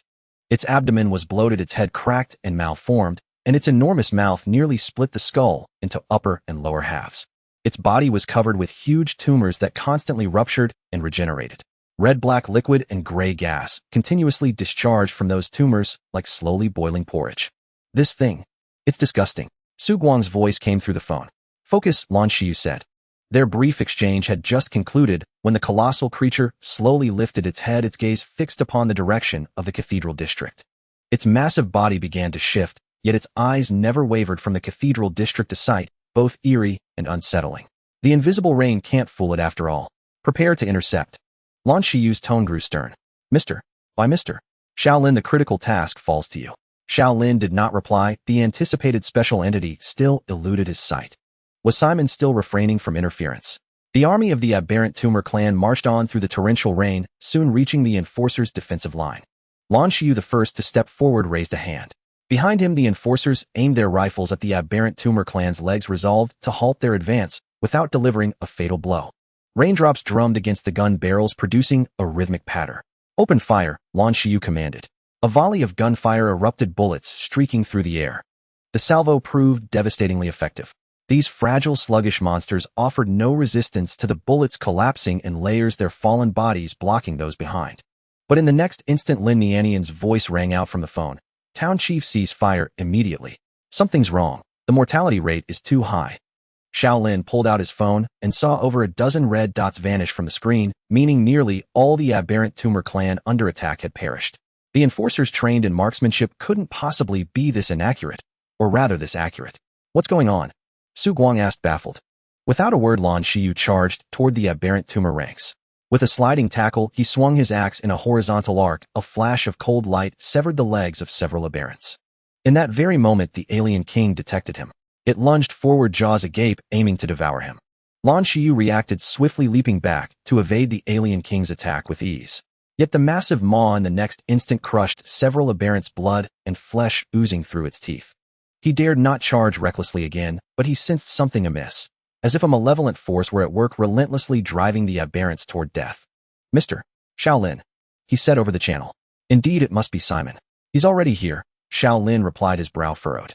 Simon was here, influencing every outcome within the bounds of logic. Bullets would veer off course, striking vital points. Even if they missed lethal spots, the fallen aberrants would be accidentally trampled by their kin. Cease fire. Fall back, Shaolin ordered. But if we don't intercept here, they'll reach the cathedral district in 30 minutes. Then it's all over. Qi Jianyuan's voice grew anxious. Mister. Shaolin is here, Bai Xiaoyan said. But what if Mister. Shaolin can't find Simon? Someone suddenly spoke up in the channel. Mister. Shaolin will surely find him. Lin Nianyan retorted immediately. The person let out a hoarse laugh. Unfortunately, Mister. Shaolin has likely realized by now that he cannot distinguish my avatars. Lin Nianyan finally recognized that this voice belonged to none of them. Who are you? She asked, her voice trembling. Bai Xiaoyan said calmly, he is Simon. A dead silence fell over the chat channel, broken by a soft chuckle. Yes, I am Simon. Simon, you treacherous bastard. Where are you? Show yourself if you dare. Lin Nianyan couldn't hold back her fury. Treacherous. I only promised not to write an ending, Simon said, his tone airy and light. As for where I am now, I'm in my apartment sipping coffee, bidding you farewell. Mister. Simon, we will prevail. Bai Xiaoyan's voice rang out calm and steady. Simon chuckled softly. Is that so? But I know your plan. I know you intend to kill my avatar, and while I'm incapacitated, slay the alien king. The chat channel fell into utter silence. To be precise, I know every move you make, every word you utter, even every thought that crosses your mind. I know Bai body is on the verge of collapse, good for perhaps one more assault. I know you've hidden people in the church, the school, and the library. Oh, and Shaolin, let me share a little secret. Simon chuckled. Lin Nianian's osmanthus cakes have been stashed in her temporary office drawer all along. She lied to you. Simon's tone was calm and gentle, as if he were casually bantering with a friend, yet it sent chills down everyone's spine. He continued speaking placidly, as the aberrant tumor clan advanced slowly, time ticking away. The alien king's massive form drew nearer to the cathedral district.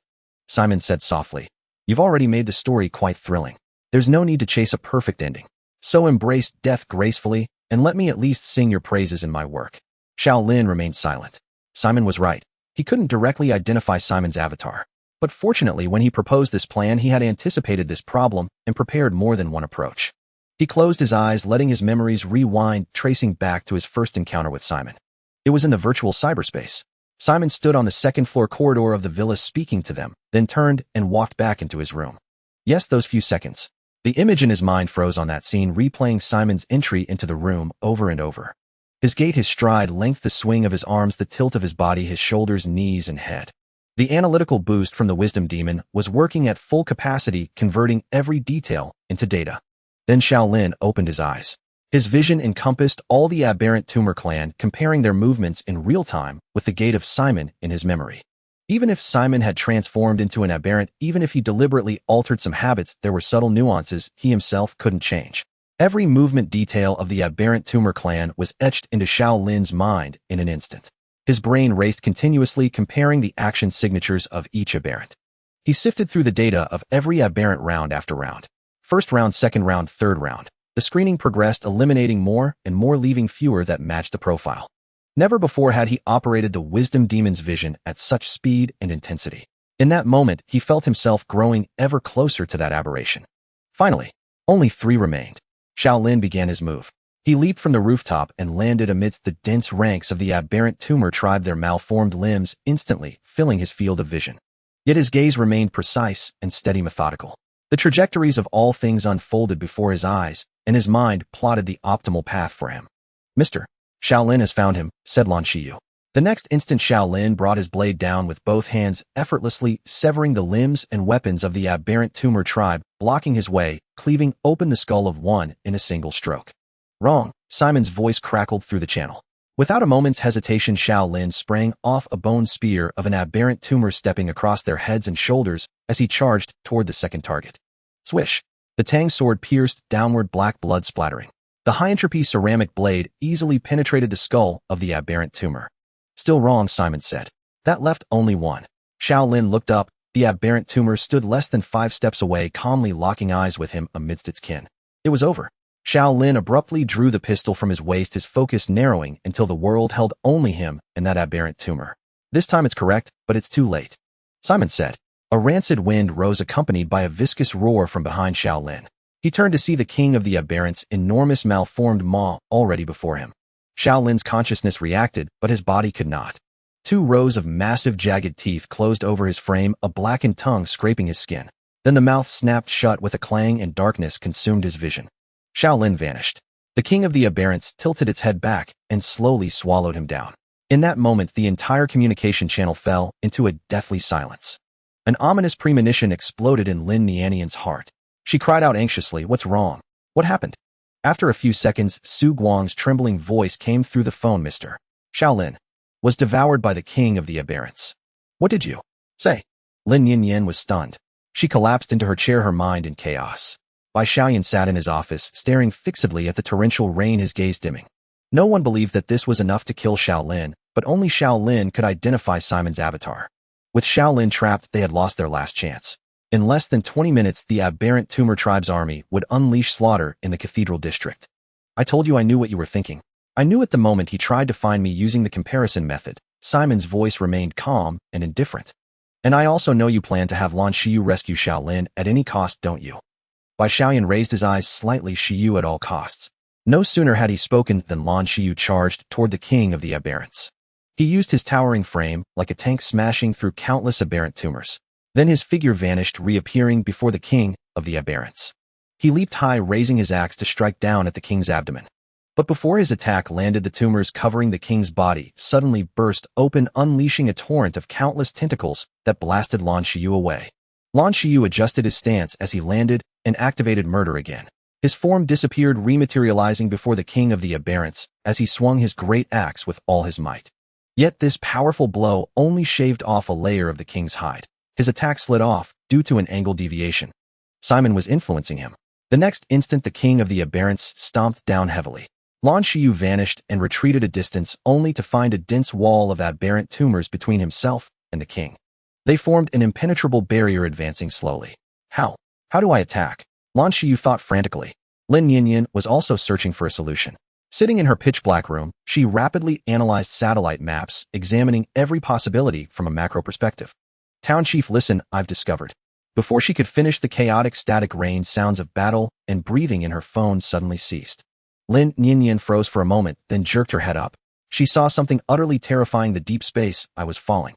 The deep space eye, which had hung high above the satellite town, suddenly lost power, tilted, and plummeted downward. Boom.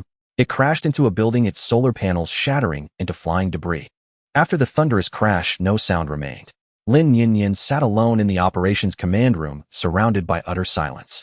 She did not know why Mr. Shaolin's satellite had fallen, nor had she ever been so terrified of silence, so afraid that it felt as if she were the only person left in the entire world. Lan Shiyu also witnessed the satellite's fall. The sudden anomaly left him momentarily stunned. He stood alone in the rain. The king of the aberrants and its army slowly approached, yet not a single aberrant tumor attacked him. They simply bypassed him. They continued marching toward the cathedral district, slow, ugly, but unstoppable. For a moment, despair crept into Lan Shiyu's heart. For the first time, a thought he had never wished to entertain surfaced in his mind. Could the satellite town truly be doomed to destruction? The typewriter slowly spat out the paper, the sheets stacking neatly on Simon's desk. The words on them reflected one line after another into Simon's mind. Shaolin's threat was gone. Lan Shiyu was shaken. Whether by Shaoyin launched an attack or not, nothing could change the situation anymore. This story was nearing its conclusion. But just then another passage appeared in Simon's vision. At that moment, Shaolin entered a strange state. He ceased to act, ceased to think, and stepped away from the story. Simon was suddenly taken aback. He had never seen such a description in a story, and it was highly abnormal.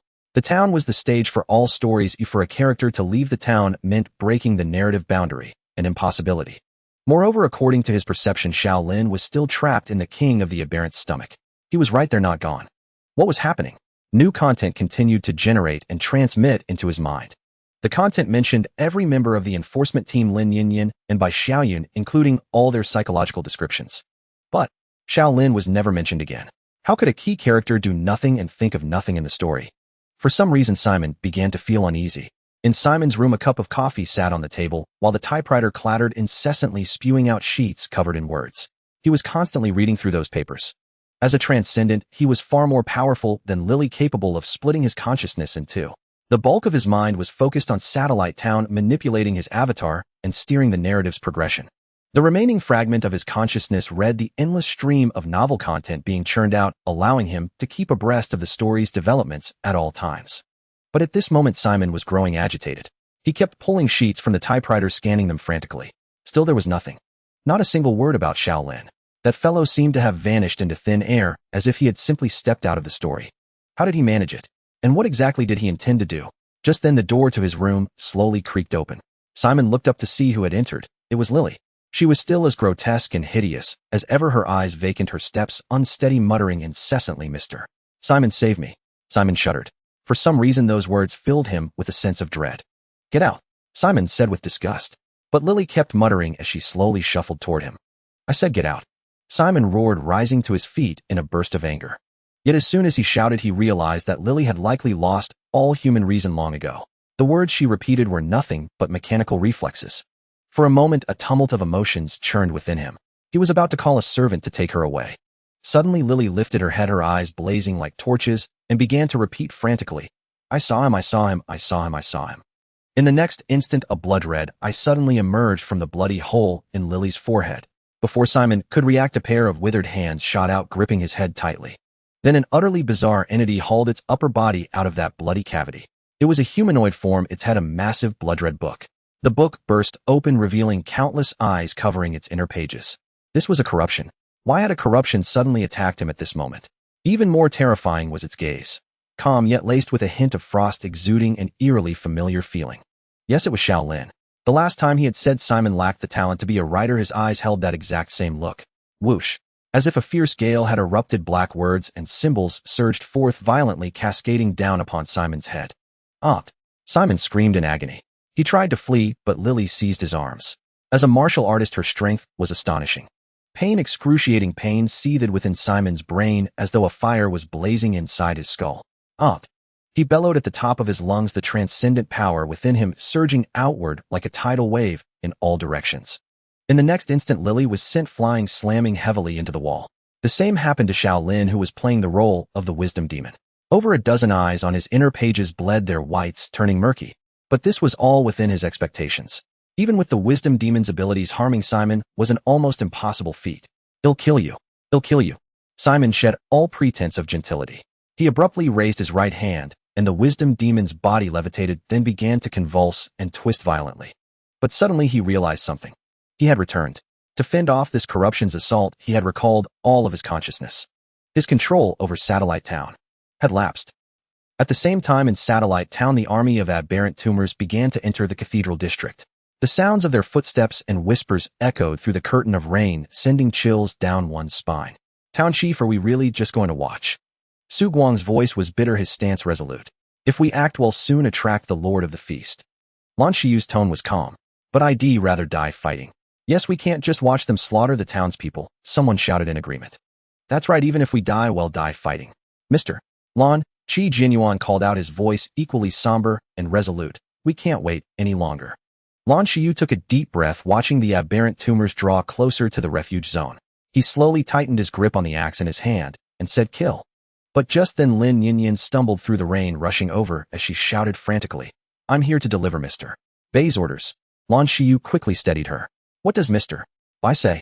"Mr. Bai says everyone is to stand by and wait." "Stand by and wait for what?" "They're almost at the cathedral district," Qi Jinyuan argued. "Mr. Bai says this is a direct order, absolutely not to be disobeyed." Lin Yinyin said. "Wait until when?"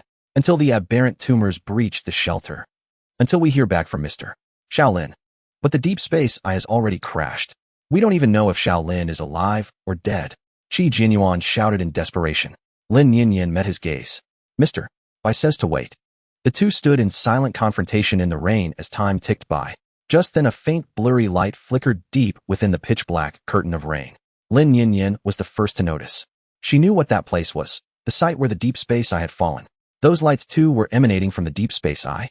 It had begun to operate again. Then their phones lit up one by one. A slightly hoarse, distorted voice came through.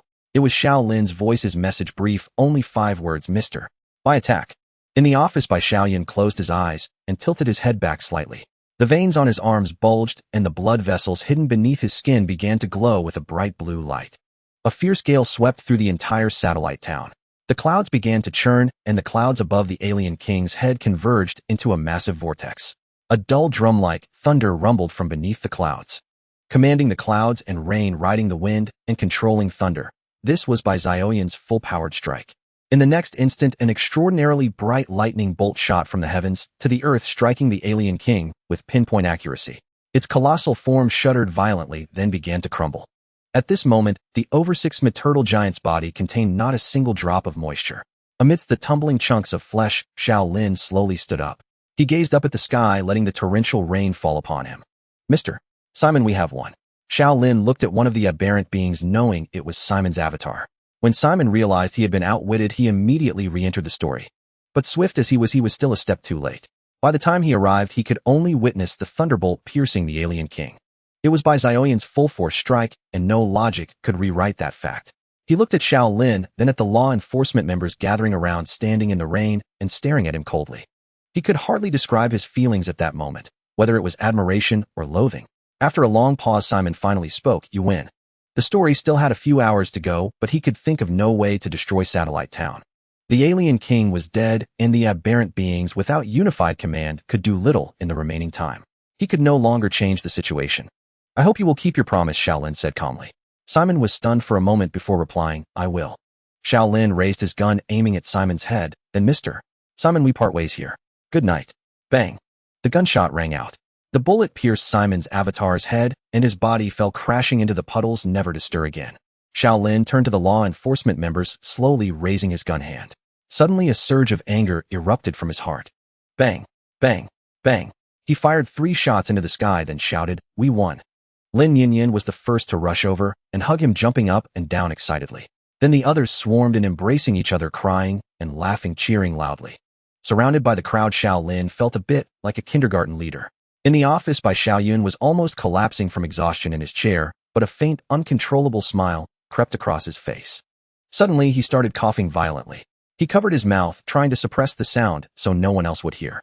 When he opened his hand, blood stained his palm again, but this time it was a deep, dark red mixed with a gelatinous substance. The full-force strike had taken more out of him than he had expected by Xiaoyun thought. But still he had survived. All right, let's head back. Shaolin finally pushed them away and easily used spiritual contamination to control the aberrant beings closing in on them. The group swaggered through the encirclement of aberrant beings, jostling and pulling at each other as they headed toward the cathedral. By the way, there's some beer in my office. They'll bring it out to celebrate later, Lan Shiyu said with a smile. The crowd cheered again.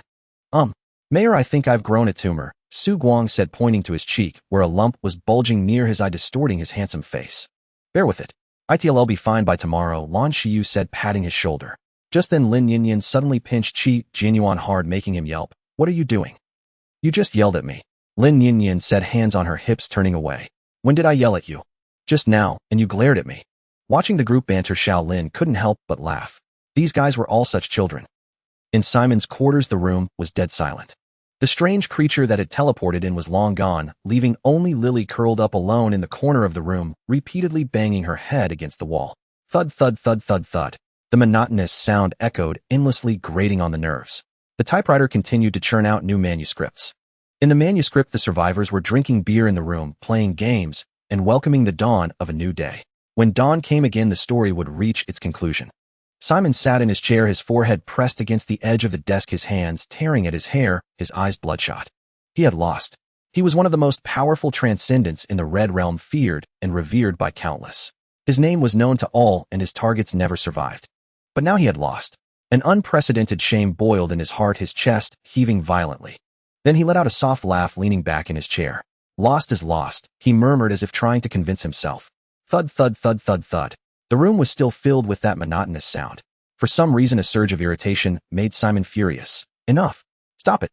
He grabbed the manuscript from the desk and hurled it at Lily. The pages scattered in the air, fluttering down to the ground. Seeing the flying papers, Simon suddenly thought of the consequences of this failure, and a deep fear gripped his heart. This was supposed to be a grand 7-part epic involving over 30,000 lives. If he could complete this masterpiece, his transcendent power would be amplified, making him even stronger. Then, with the help of the Philosopher's House, he would challenge the gate of cognition and enter the second reality. But now the story of Satellite Town had fallen short, the entire epic's impact greatly diminished. He could no longer gain the enhancement he sought, and that meant he would lack the power to safely cross the gate of cognition. The Philosopher's House would not give him a second chance, they would abandon him. Simon suddenly realized he had lost all his future, and even his agent had become this grotesque, inhuman thing. There had been a wager between them. He had to keep his word, even though he had never imagined he would lose. Suddenly Simon looked up at Lily. Lily, I know they won, but they shouldn't have hurt you. Those who hurt you must pay, right? They've turned you into this. You must want me to avenge you, don't you? Lily, for your sake, I won't let them off. I'm not breaking the pact. I'm doing all this for you. You know that, don't you? He suddenly knelt on the floor, frantically gathering the papers, then stood up and grabbed the typewriter. At this moment, the story was nearing its end. All threads were converging toward a perfect conclusion. No, he couldn't accept this ending. Was there any other way? Was there any other way? Simon bit his finger compulsively until it bled slightly. Then a glint of hatred flashed in his eyes, and his fingers flew across the keyboard. The people of Satellite Town have committed unforgivable acts. They will pay the price. Thus, on the 8th day, the mist that shrouded the entire town did not dissipate as promised. On the 8th day, the mist that shrouded Satellite Town had not lifted as expected. The Zenatimer clans continued to wander aimlessly through the city. Shaolin stood at the church entrance, gazing into the distance. Compared to last night's torrential downpour, the rain had softened considerably, yet the entire law enforcement corps had collapsed. Su Guang lay in bed, his body covered in grotesque tumors, barely clinging to life. The other law enforcement officers were also infected, having been exposed to the fog exhaled by the Zenatimer king. Only Lan Shiyu, acting as by Xiaoyun's proxy, managed to hold on. People remained confined to shelters as the roaming zones of the Xanatamer clans lay perilously close. Shi and his men seized full authority, assuming responsibility for security, transportation, and calming the populace. That morning, Shi visited Shaolin, who told him flatly, "Simon has broken his pact." Shi froze for a long moment before cursing, "I knew that bastard was scum." Shaolin glanced at him coolly and said, "He knows every word we've spoken and every thought we've harbored." Shi's face paled slightly, then twisted into a bitter smirk. "Well, I'm nearly dead anyway.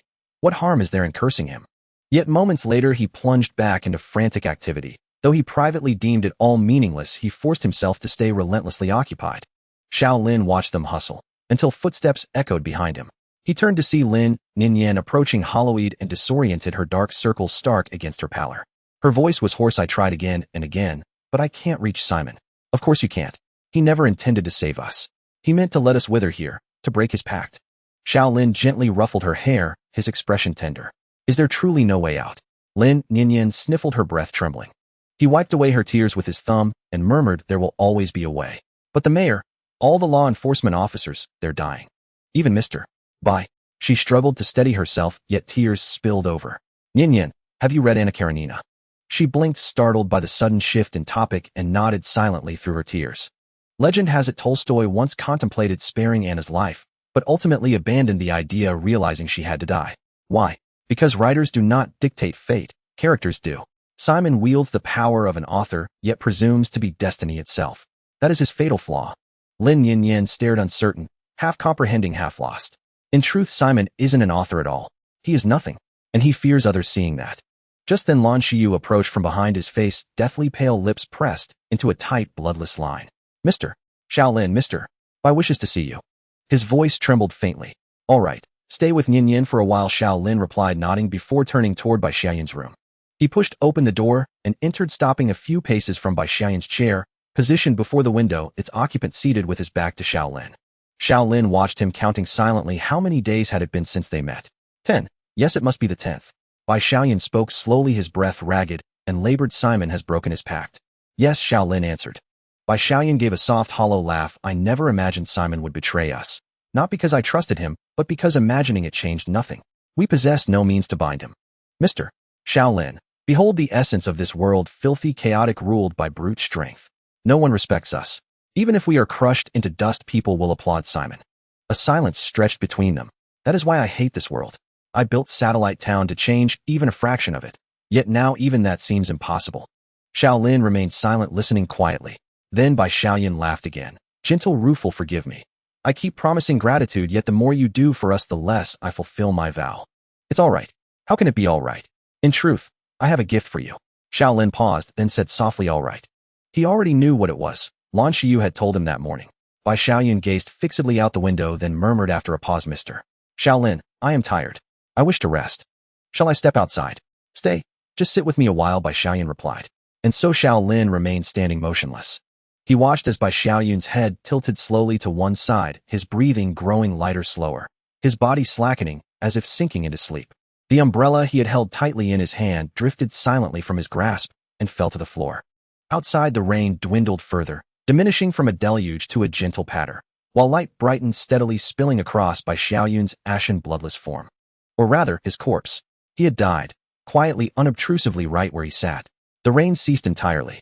Lin Yin stared at the suddenly cloudless sky, and something clicked. She broke into a sprint toward Mr. Bai's office, only to be seized firmly by Lan Shiyu. "Mr. Lan, let me go. Mr. Bai," she cried out. But Lan Shiyu did not release her. Instead, he pulled her close and whispered, "We know. We all know. Yin, we all know." Her body convulsed violently, and finally she collapsed against his shoulders, sobbing uncontrollably. She understood no one would ever again travel thousands of miles just to bring her osmanthus cakes. Crowds began gathering in the church's corridors and vestibule. They all sensed what the clearing skies portended. Not only Mr. Bai's death, but the imminent resurgence of the Xanatamer clans.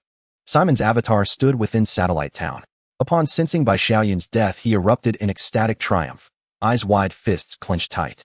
The greatest obstacle to Satellite Town's destruction had fallen at last. Shaolin, though formidable, could not shield its ordinary citizens, and never would. At that very moment, the Xanatamer clans detected the presence of humans. They stretched their necks toward the church, then began lumbering forward, slow, stiff, deliberate. In clusters they advanced, steadily, inexorably, toward the church district. In the office Xiao Lin walked toward by Xiaoyun, his heart devoid of any ripple, eerily calm. He stepped forward, picked up the umbrella, gently closed it, and looked at him. The slightly aged, middle-aged man seemed to have fallen asleep, his face peaceful and serene, but he would never wake again. I can't change the world either, but the kind of people you despise, I will kill them one by one, starting with Simon, Xiao Lin said softly. Holding the umbrella, he turned and walked outside. When he stepped out, the corridor and the hall were already densely packed with people. People watched him, watching the black umbrella in his hand, while Xiao Lin walked to the center of the crowd and said, "You all go and rest. Leave the rest to me. I can help." Lan Shiyu said, "You are no longer an agent now." Xiao Lin looked at him. Only then did Lan Shiyu realize that Mr. Bai was dead and the supernatural power he had obtained from Mr. Bai as an agent had vanished. He opened his mouth, wanting to say something, but unable to speak. "Leave the rest to me to handle," Xiao Lin repeated. He walked outside. Perhaps because the rain had stopped, it was much brighter outside, and the chirping of birds could be heard. The clear town was quiet and moist. Xiao Lin strode forward, his essence continuously pouring into the black umbrella, differentiating into a new core of essence. This black umbrella was by Zioyan's supernatural vessel, carrying his power similar in nature to Simon's typewriter. He looked into the distance. Dense hordes of aberrant tumors were swarming toward this place. Xiao Lin narrowed his eyes at them and suddenly shouted, "Simon, I know you're here. Come on, let's duel, just the two of us." Simon was indeed among the aberrant tumors, and he found it somewhat amusing. A duel. He didn't plan to duel, nor did he intend to give up his advantage. He simply wanted Satellite Town to be destroyed in despair. But just then Xiao Lin raised the umbrella. With a soft thud, the pitch-black canopy suddenly bloomed open. In an instant, the sky turned as dark as ink, as if night had fallen abruptly. A vast torrential rain crashed down as if to drown the entire world. Everything around seemed to vanish, leaving only this street, 2 rows of buildings, and the boundless downpour. The invisible rain reborn. Xiao Lin held the umbrella with his left hand, slowly drawing a white tang saber with his right. A white mask gradually appeared on his face. The rainy night butcher reborn. Simon stared blankly at this scene, an indescribable shock surging through his mind. This? How could it be? Every supernatural being's power should be unique. The death of a supernatural being also meant the complete extinction of that power. But why did Xiao Lin possess the same supernatural power as Bai Xiaoyan? Moreover, the invisible rain he summoned seemed even more violent, more oppressive. Stranger still, he could move freely while conjuring the invisible rain at the same time. Even Bai Xiaoyan couldn't do that. Before Simon could figure it out, his eyes widened in shock. Because in the next moment, Xiao Lin's figure vanished into the rain, appearing before Simon like a black wind. "Get out," Xiao Lin said. The slender tang saber instantly pierced the neck of Simon's avatar. Back in his own room, Simon came to his senses, instinctively clutching his neck, then looked at the typewriter. The typewriter was working furiously, churning out new sheets of paper. Simon quickly pulled them out and scanned them, but froze in shock. The satellite crashed down from the sky with a deafening explosion that seemed to shatter the curtain of rain. Flames blazed fiercely amidst the downpour, burning on and on. Xiao Lin's figure moved through the rain and fire. With each swing of his pale blade, blood splattered and limbs flew. Blood mixed with rainwater splashed on the ground, forming dark red puddles. Xiao Lin is slaughtering the aberrant tumors. Has he gone mad? Simon was bewildered. He clearly knew that when enough corpses accumulated, the Lord of the Feast would be summoned, destroying the entire town. How dare he still do this? New sheets were again ejected from the typewriter. Xiao Lin knew something was watching him, and he suddenly laughed. "Simon," he said loudly, "I know you can see what I'm saying and thinking, so I'm talking to you now." For some reason, a chill ran down Simon's spine. At this moment, Xiao Lin strolled through the rain and fire under his umbrella, dodging no attacks, making no defense, simply slaughtering relentlessly. The high-entropy ceramic blade became indestructible under the infusion of his essence, and this storm made him unprecedentedly powerful. His strength grew greater, his speed swifter, his physical abilities completely surpassing Lan Shiyu's, and even the recovery rate of his essence accelerated. He strolled leisurely, unstoppable, wantonly slaughtering these twisted creations of Simon's. While fighting, he shouted, "Simon, I take back what I said about you before. You're not a talentless writer, you're just a delusional idiot. You don't understand creation, your imagination is pathetically lacking. You only indulge in daydreams, fantasizing that you're a writer. Even the story you pride yourself on isn't your own creation, it's the experiences of those you've harmed. As for you, you're nothing but a shameless plagiarist, a boring, incompetent fool." These words were transformed into text by the manuscript and presented before Simon. Simon trembled, all over his face flushed red. Extreme rage painted everything in his mind a bloody hue. "Die! Die! Die!" He roared, a suppressed fury from his throat. At the same time, Xiao Lin's blade slew the last aberrant tumor. The entire long street was filled with a bloody aura, and behind him lay a dense pile of corpses. Simon, you say you created a god, but have you ever seen a god? Have you ever pondered its origin, thought about what makes a god, why it is a god? Come on, let me see if the creation of an incompetent can erase my existence. In the next instant, the entire satellite town began to tremble. The rainstorm became chaotic. On the ground and walls of the long street, crimson tumors grew incessantly, like grotesque giant fruits. At the end of the street, an immensely colossal entity slowly revealed its form. The Lord of the Feast, the god created by Simon, had finally appeared. A colossal entity appeared at the end of the road, towering at nearly several dozen meters high, its form exceedingly bizarre. It possessed a humanoid shape, with one half of its face gaunt and the other half grotesquely swollen, while its body was an unsettling fusion of emaciation and corpulence. The emaciated half resembled an aged aristocrat, while the corpulent half bore the likeness of a cold-blooded butcher. It had numerous arms haphazardly sprouting from its body, some emerging from its abdomen, others from its chest, giving the appearance of a tangled mass of roots. Each of these arms clutched various implements, including staffs, forks, cleavers, handkerchiefs, and meat hooks. It possessed only an upper body, and when it appeared from the distance, it resembled a grotesque figure seated at a dining table, its distorted face filled with madness and greed. O master of the banquet, great sovereign, who devours all, I present this person as a sacrifice for you. Please strip away his skin, dismantle his bones, steam his blood dry, and roast his body with fierce flames, then consume him. Simone whispered softly. The master of the banquet slowly leaned down, pressing many of its arms against the ground, its massive head jutting forward as its large and small eyes suddenly glimmered with fiery red light.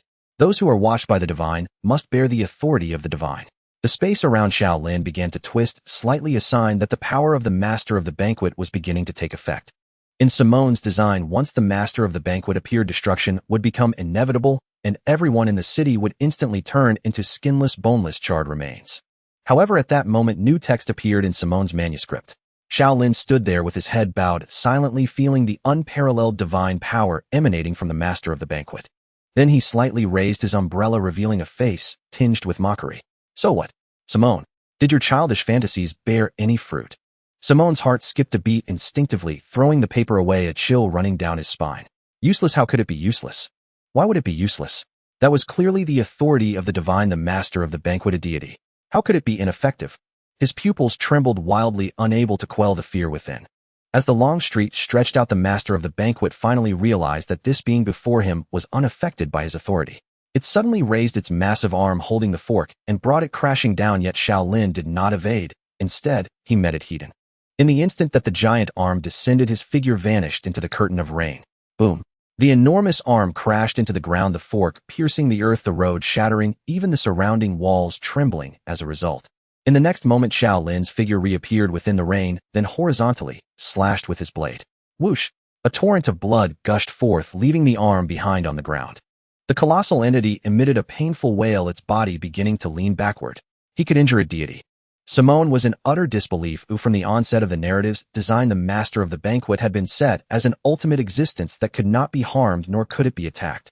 Yet now Shaolin had severed one of its arms, once again breaching the boundaries of the narrative. No. Impossible. Simone whispered in rage. The pain master of the banquet was furiously angry. It raised its countless arms together, poised to smash down, as if intending to obliterate Shaolin along with the entire street. But before its attack could land, a crimson line tore through the sky. That was the eye of the deep void. It shot forth like a massive bullet, instantly piercing through the left eye of the master of the banquet. The master of the banquet's attack was interrupted as it clutched its eye, emitting a sticky and deafening wail. The typewriter began to jam, unable to articulate the current state of the master of the banquet, as the boundaries of the narrative continued to be shattered, unable to explain why the master was injured. This cannot continue. Simone gritted his teeth, pulling the typewriter closer. His fingers danced swiftly across its keys. The diminutive being's unexpected counterattack infuriated the invincible master of the banquet. It decided to unleash its true power, burying the entire town and allowing all things to merge into decay.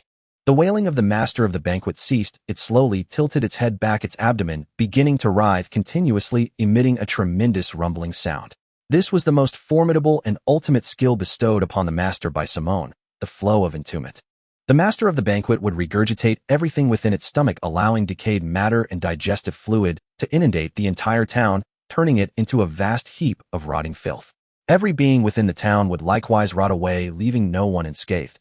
Shaolin could save himself, but he could not stop such a large-scale attack, unable to withstand the torrent that would envelop the entire city.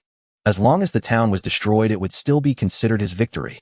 The unsettling sound of writhing grew increasingly louder, and Simone gritted his teeth tightly, watching lines of text continuously being typed out. Shaolin remained calm. Why? How could he remain calm? What was he thinking at that moment? Or was it simply because he did not know what to do? Simone clenched his fists, feeling unprecedented tension in his heart. Then the entire satellite town began to stir with wind and clouds, the pitch-black clouds in the sky, forming a massive vortex with arcs of electricity flickering at its center. It was the thunder of Bai Xiaoyan, a massive and powerful strike that consumed immense energy. This was his trump card, a destructive force that had secured his position in Yunzi City.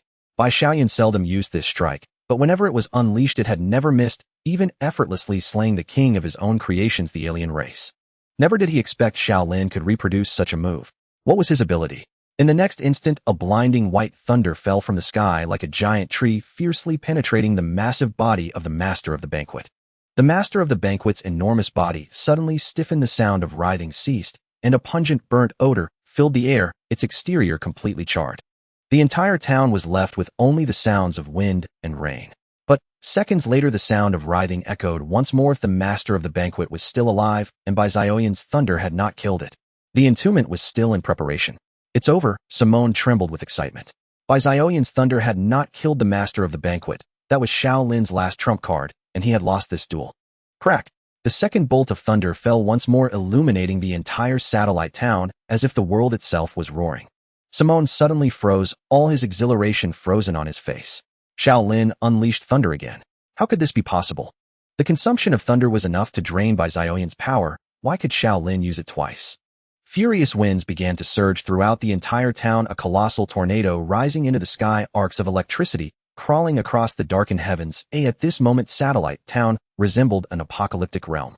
Simone suddenly realized that Shaolin had not only mastered the power of Bai Xiaoyan, but he had surpassed Bai Xiaoyan. Surpassed many. Crack! The third bolt of thunder fell. Crack! Thunder descended relentlessly, leaving only brilliance and roaring in the heavens and earth. The Lord of the Feast was dead. Though it was designed as a deity immune to all harm, in the end, it was merely a creation of Simon. And Simon was only a fifth-generation transcendent. The authority and settings he had bestowed upon the Lord of the Feast were utterly ineffective before Shaolin. It was nothing more than a colossal beast. The 17 thunderbolts consumed 2/3 of Shaolin's essence, and the beast was completely vanquished. Its massive body crashed to the ground, its arms shattering like charcoal upon impact. The typewriter on Simon's desk came to a halt, emitting a sharp, grating screech.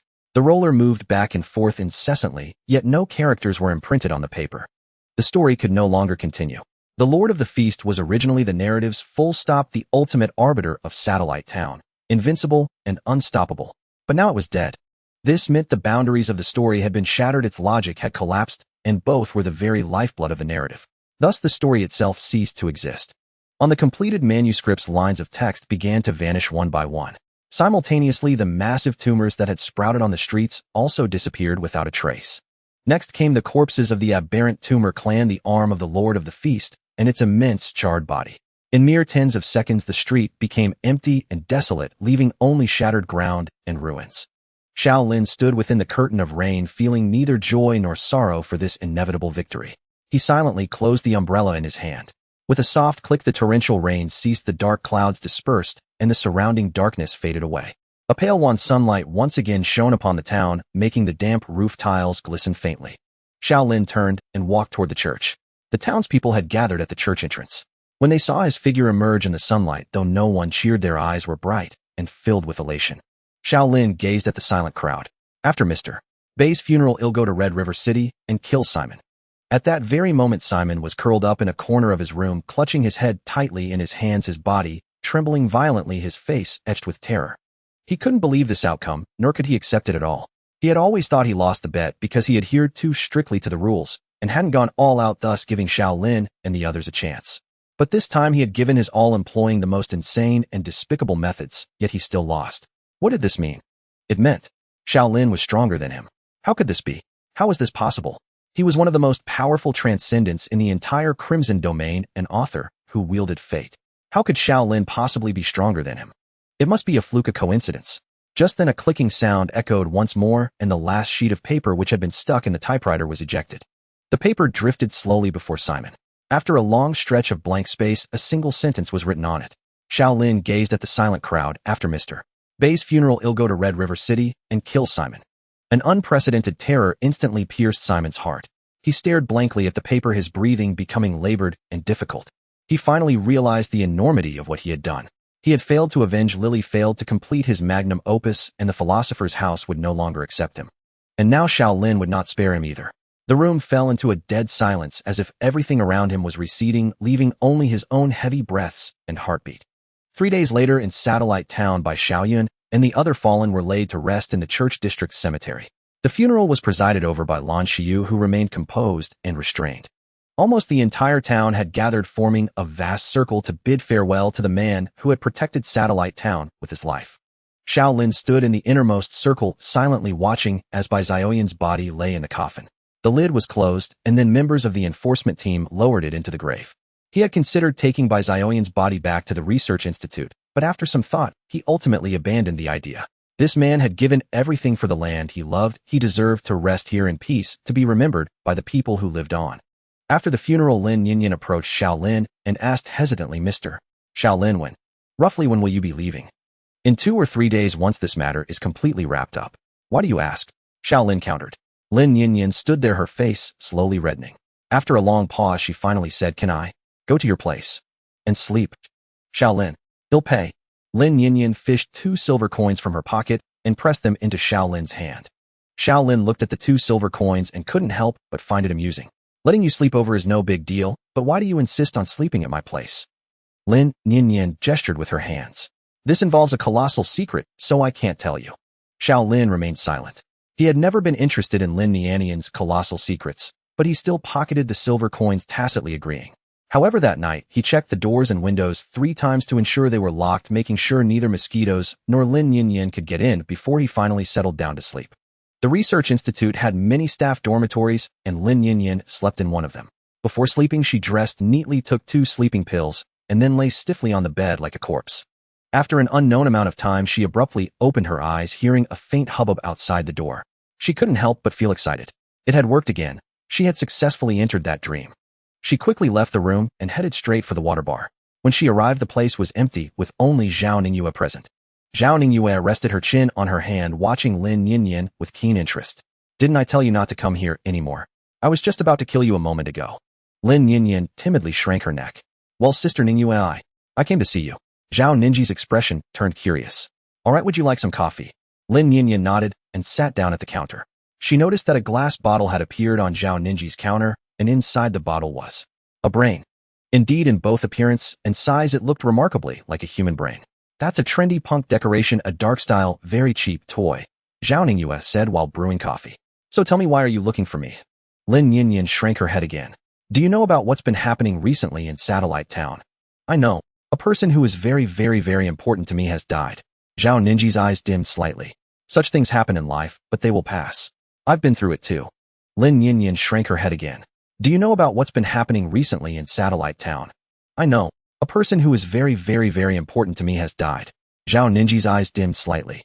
Such things happen in life, but they will pass. I've been through it too. Zhao Ningyue placed the brewed coffee before Lin Yinyan, who wrapped her hands around the cup, as if seeking warmth. The 2 girls fell silent for a moment before Lin Yinyan suddenly spoke. Sister Ningyue, you said before that I am actually very strong. It's not easy to enter this place voluntarily. Those who come in passively like you are even rarer. Your spiritual domain is exceptionally powerful. Zhao Ningyue said earnestly, then broke into a radiant smile. Of course, you're still easy to kill. A segment of my memory is encrypted. Is that why I'm not that strong? Lin Yinyan asked again. Yes. Is there a way to unlock this memory encryption? Zhao Ningyue didn't answer immediately this time. Instead, she gazed at her with a heavy look. What if those memories are extremely painful? What if those memories turn you into someone else? Lin Yinyan fell silent, lowering her head. After a while, she said, even if it's painful, I can accept it. I just want to protect Satellite Town. I truly love it here. What if after your memories return, you no longer love Satellite Town? Lin Yinyan froze, unable to speak for a long time. Zhao Ningyue poured herself a cup of coffee and stirred it as she spoke. Memory encryption is an ancient technique. It emerged as early as the Third World War. The Third World War, the war that ended the pre-supernatural era. Zhao Ningyue nodded. The origin of the technique is untraceable, but it was used for defection. Encrypting an enemy's memories, then brainwashing them, turning the enemy into your own loyal agent or spy. Is there a way to decrypt it? The normal method is to use a key, a marker. When you see it, the memories are decrypted, but the key is often held by the one who encrypted them. No other way. Zhao Ningyue smiled faintly. I wouldn't know. After all, I'm an old relic who's fallen behind the times. Lin Nianian's face fell with disappointment as she stared fixedly at her coffee cup. Zhao Ningyue watched her expression with amusement and suddenly said, I can't help you with decrypting memories, but in a way if you can grow stronger whether it's decrypted or not doesn't matter, right? Lin Nianian quickly looked up. Sister Ningyu, do you have a way to make me stronger? Zhao Ningyue looked at her, a hint of depth flickering in her eyes. Do you want to be my agent? Lin Nianian was stunned for a few seconds, then shot up and shouted with full vigor, I do, I absolutely superbly do, with all my heart. Her excited reaction made Zhao Ningyue laugh, but I must warn you beforehand. I'm very weak right now and the power I can give you is quite limited. Also, don't use my power unless it's absolutely necessary. Zhao Ninji's gaze turned slightly cold. Once you use it, leave no survivors. Why? Lin Nianian asked in confusion. To help you live a little longer. If certain people find out you're my agent, they'll stop at nothing to eliminate you. The next morning, Xiao Lin went to Lan Shiyu's office. Though reduced to an ordinary person, Lan Shiyu was still the town mayor. Did Lin Nianian bother you yesterday? Lan Shiyu asked while rummaging through a file cabinet. Xiao Lin nodded gravely. And this morning What happened? She cried and insisted on guarding the gate for me from now on. No matter how I tried to stop her. Lan Shiyu rubbed his forehead. I'll talk to her. When she comes later, get her to calm down a bit. No need. I agreed. Lan Shiyu's eyes widened in disbelief. Huh? You agreed? Xiao Lin was silent for a long time because she really seemed desperate to guard my gate. Though I don't know why either. Lan Shiyu was speechless, but thinking of Lin Nianian's state these past days, he just sighed. That girl might just be acting out of shock, a temporary fit. It'll probably pass in a few days. He pulled a stack of documents from the cabinet and handed them to Xiao Lin. Take a look. Xiao Lin took the documents and skimmed them. It was a transfer contract for the ownership of Blue Dragon Mining. The transfer included Satellite Town, a commercial property in Yunzi City, and stocks bonds, and cash worth 500 gold coins.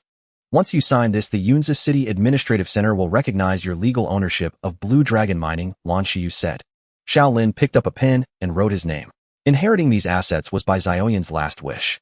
On one hand, for Satellite Town, Xiao Lin, as a supernatural, could provide deterrence and ensure its safety.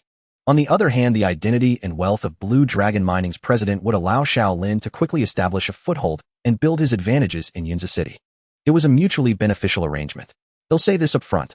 I know nothing about management, Xiao Lin said while signing. You can rest assured. All our departments can operate on their own. And as a supernatural, no one in Yunzi City would dare to scheme against us. If there's anything major requiring your decision, we'll contact you online. TCH, Xiao Lin said with some irritation. Stop with the formalities. It sounds awkward. Lan Shiyu looked a bit embarrassed. After all, you're my direct superior now. Friends first, superiors second, Xiao Lin said. Lan Shiyu finally relaxed a little. He leaned back in his chair and asked, Are you really going to kill Simon? Yes. He's one of the strongest supernaturals in the red zone. He won't be easy to deal with. Xiao Lin smiled at him. Just a stray dog. Taking care of him won't be hard. Seeing Xiao Lin so determined, Lan Shiyu stopped interfering. He said, To reach Red River City, you have to pass through Yunzi City. You can go there first and have the mining headquarters arrange your route and itinerary. All right, Xiao Lin nodded. Oh, and about Satellite Town safety. I don't have the ability to authorize agents, but I can leave the wisdom demon here. It will follow your commands. That's more than enough. Thank you very much, Lan Shiyu said sincerely. In the years since the town was founded, the wisdom demon had always been a major threat from the madman's howl. The reason he hadn't eliminated it himself was that its strength surpassed his own. Now this nightmare of the madman's howl grave robbers had become Satellite Town's protector enough to deter and repel any petty villains coveting them. Lan Shiyu was silent for a moment, then looked up and asked, Mr. Xiao Lin, will you come back? Let's talk after I kill Simon. Xiao Lin replied. In Red River City, the door to Simon's studio was kicked open by the captain. The two of them frowned at the chaotic mess of papers and debris covering the desk and floor, then turned their gaze to Simon, who was huddled in the corner. Simon remained curled up, his expression numb and hollow. The servant said he had been in this state for days. The captain bit down on a cigar, drawing a deep breath as the tip glowed red. Looks like the rumors online are true, Simon failed. The pianist stepped forward and pressed his cane against Simon's forehead. A warmth slowly seeped into Simon's body, finally snapping him back to a semblance of awareness. He looked up at the pianist, his pupils trembling slightly. His Adam's apple bobbed as he managed to speak. My plan failed. Satellite Town is out of control. We already know. That's why we're here. The captain leaned against the doorframe, arms crossed. Honestly, I never expected you to screw up something so simple. It wasn't entirely my fault. There was a very strange transcendent on their side. He was strong. He even took Regardless, you failed. With your current strength, you can't pass the gate of cognition. That means you're worthless to us. The captain cut him off. Simon froze for a moment, then stiffly and slowly dropped to his knees. His voice quivered, a mix of fear and pleading. Please give me another chance. I have to join the philosopher's house, or that man will kill me. The pianist and the captain exchanged glances, both understanding the situation perfectly. Simon had never experienced failure before and didn't know how to face it. Crushed by the blow, he was nearly broken, clinging to the philosopher's house as his last lifeline. This situation was advantageous for the philosopher's house. Begging us won't help. If you're not strong enough, forcing the gate of cognition will kill you anyway. The captain warned him. Simon froze, sweat dripping onto the floor. He realized he was trapped between a rock and a hard place. If he didn't join the philosopher's house, he would die. If he joined, he would still die. After a long silence, the pianist finally spoke.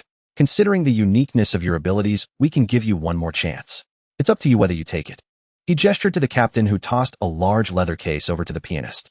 The pianist glanced at Simon's desk, swept the manuscripts to the floor, placed the case on the desk, and unzipped it. As soon as the case was opened, a heavy, bloody, and strange odor rushed out. Simon stood up to look inside and was immediately horrified. Inside were a set of internal organs: heart, liver, stomach, and kidneys, immersed in glass tubes. Each had insect-like legs, as if they were independent creatures, a sight that made one's skin crawl. Simon swallowed hard. These grotesque things instinctively unsettled him. What are these? Something that can make you stronger. The captain's voice was unwavering. These organs came from another transcendent. Implant them into your body, and your strength will ascend to the next level. If you ask me, you're damn lucky. If he hadn't just died, this kind of opportunity would never have come your way. But Simon recoiled from these bloody, hideous things. He couldn't help but ask in a low voice, what are the consequences of implanting these? The captain grew increasingly impatient. The consequence is that you get to join the philosopher's house. The consequence is that you won't have to worry about being hunted by your enemies. Simple as that. Stop dragging your feet. The pianist raised a hand to stop the captain from continuing. With a somewhat profound air, he tapped his cane on the ground. In short, Mr. Simon, welcome to the crossroads of your life. The time for choice has come. To be or not to be. To become a knight or to become an animal. Whatever choice you make, the philosopher's house will respect it, as long as you can bear the consequences. Simon's heart still resisted these eerie things, but he didn't want to die. Only by joining the philosopher's house could he have a chance to survive. He slowly lifted his head, his lips pressed tightly together. His mind was first a chaotic mess, then suddenly fell into dead silence. All right, I understand. I accept the implantation. Simon's voice was hoarse. Excellent. The pianist smiled with delight, pulling Simon up from the ground. Welcome to the philosopher's house. May we make your life more valuable. Then, what about Shaolin, the transcendent who's after me? Now that you're part of the philosopher's house, such trivial matters are no longer your concern. The pianist patted his shoulder, his smile warm. Your most urgent task now is to take a bath and get some good rest. Simon nodded dully, then turned and went downstairs into the bathroom. I didn't expect him to agree so easily. I thought I'd have to talk him into it. The captain took the cigar out of his mouth and spat onto the manuscripts. That's why a life without setbacks is dangerous. Too much ease robs one of the ability to think when faced with crisis. The pianist maintained a gentle smile. But we didn't lie to him. He will indeed become stronger and pass the gate of cognition smoothly. The captain let out a scornful laugh. But the residual waves of transcendence will corrupt him. One day his brain will grow legs and crawl out of his skull. Isn't that wonderful? Freedom without the shackles of flesh is true freedom. Do you realize you always twist the meaning of those words? I despise that. The captain snorted coldly. The reconstruction of Satellite Town gradually got back on track, bringing Shaolin one step closer to his departure. Shaolin's mind wandered as he looked at the few remaining items on his notebook. Most had been crossed off, leaving only one: pay respects to the corpse of madness before leaving. He decided to go that afternoon and set out the next morning. Just then Lin Yinyan appeared with dark circles under her eyes like a panda's. She had been practically living in the research institute these past few days and had somehow learned to make coffee. Perhaps this was what they called learning without a teacher. What's up? Something wrong? Shaolin asked. So you're leaving tomorrow? Lin Yinyan inquired. You could just hang yourself on a satellite and zoom over there, then be back before dinner. Shaolin remained silent. He had actually considered that method, but this trip, though aimed at killing Simon, was more importantly about encountering a larger world. Besides, he needed to continue honing his strength along the way to become more powerful. He sighed. It's windy up there. I'm afraid of catching a cold. Oh. Lin Yinyan nodded credulously, then stood there hesitating. There's something I'm not sure if I should tell you. What is it? Simon sent me a message online saying he hopes to negotiate a truce with you. He said the philosopher's house would act as a mediator. She knew she had to tell Shaolin, but she also worried that he might actually reach a settlement with Simon. Shaolin thought for a moment, then stood up. All right, I'll go talk to them first. A few minutes later, Shaolin logged onto the internet and arrived at Simon's online studio. He knocked on the door, and it was opened promptly. The one who opened the door was a burly man with a thick beard, a cigar dangling from his lips, broad-shouldered, but somewhat short in stature. Meanwhile, Simon sat on the sofa with a man dressed in a white suit and holding a cane, appearing utterly at ease. Captain Pianist, we are the commissioners of the philosopher's house. The captain introduced himself simply, then gestured to a single-seat sofa. You can sit over there. Shaolin sat down on the sofa without a word while the captain took a seat opposite him. The captain's heavy frame caused the sofa to creak under his weight.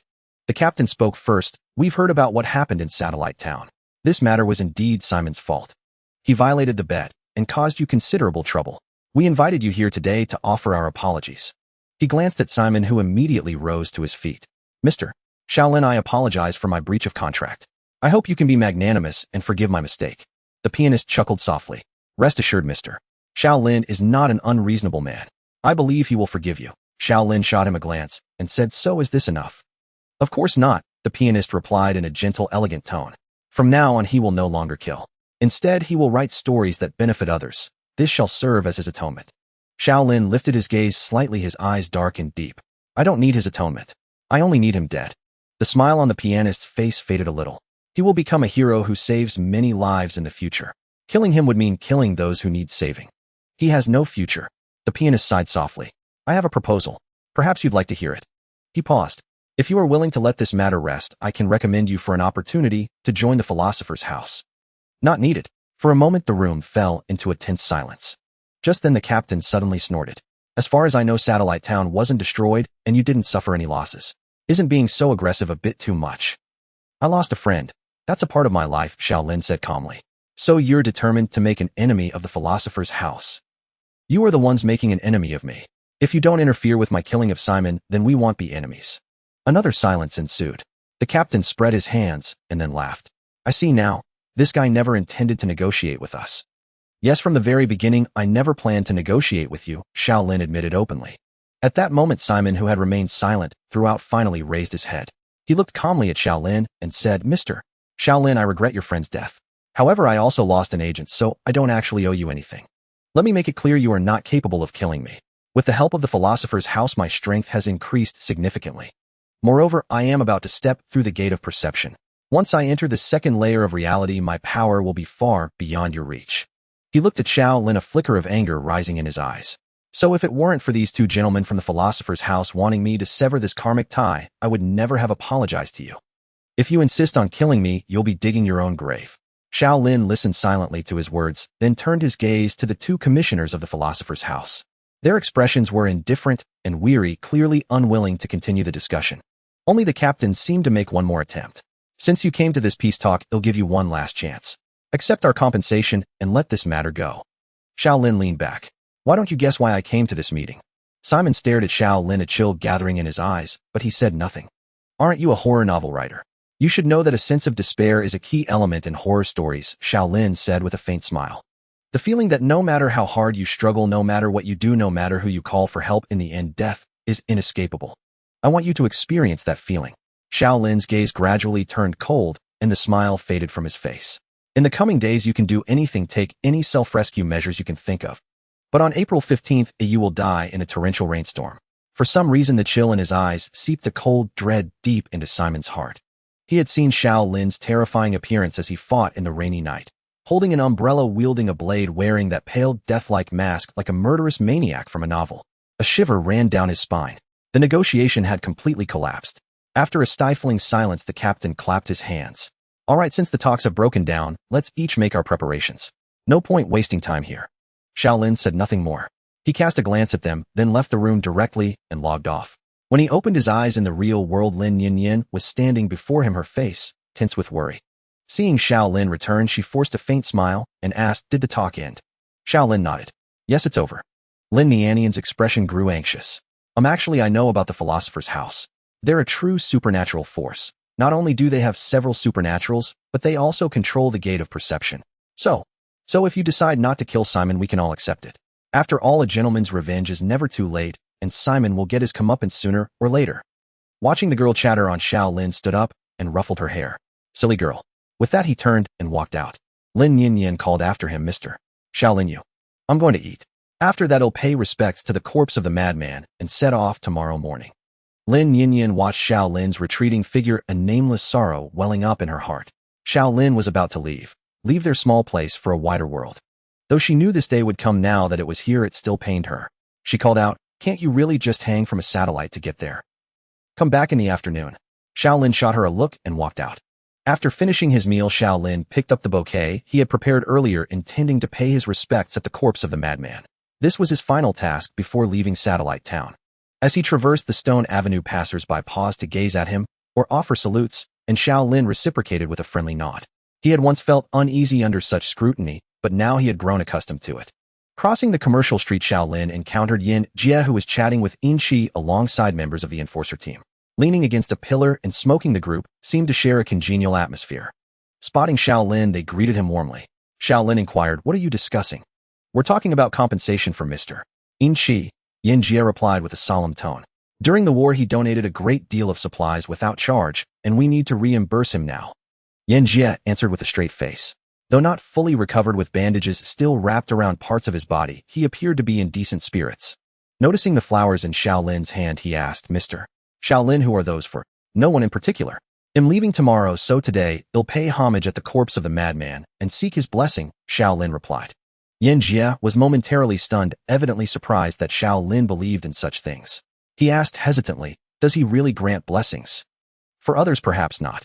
But for me, he would surely strive with all his might to protect me, Xiao Lin said with a smile.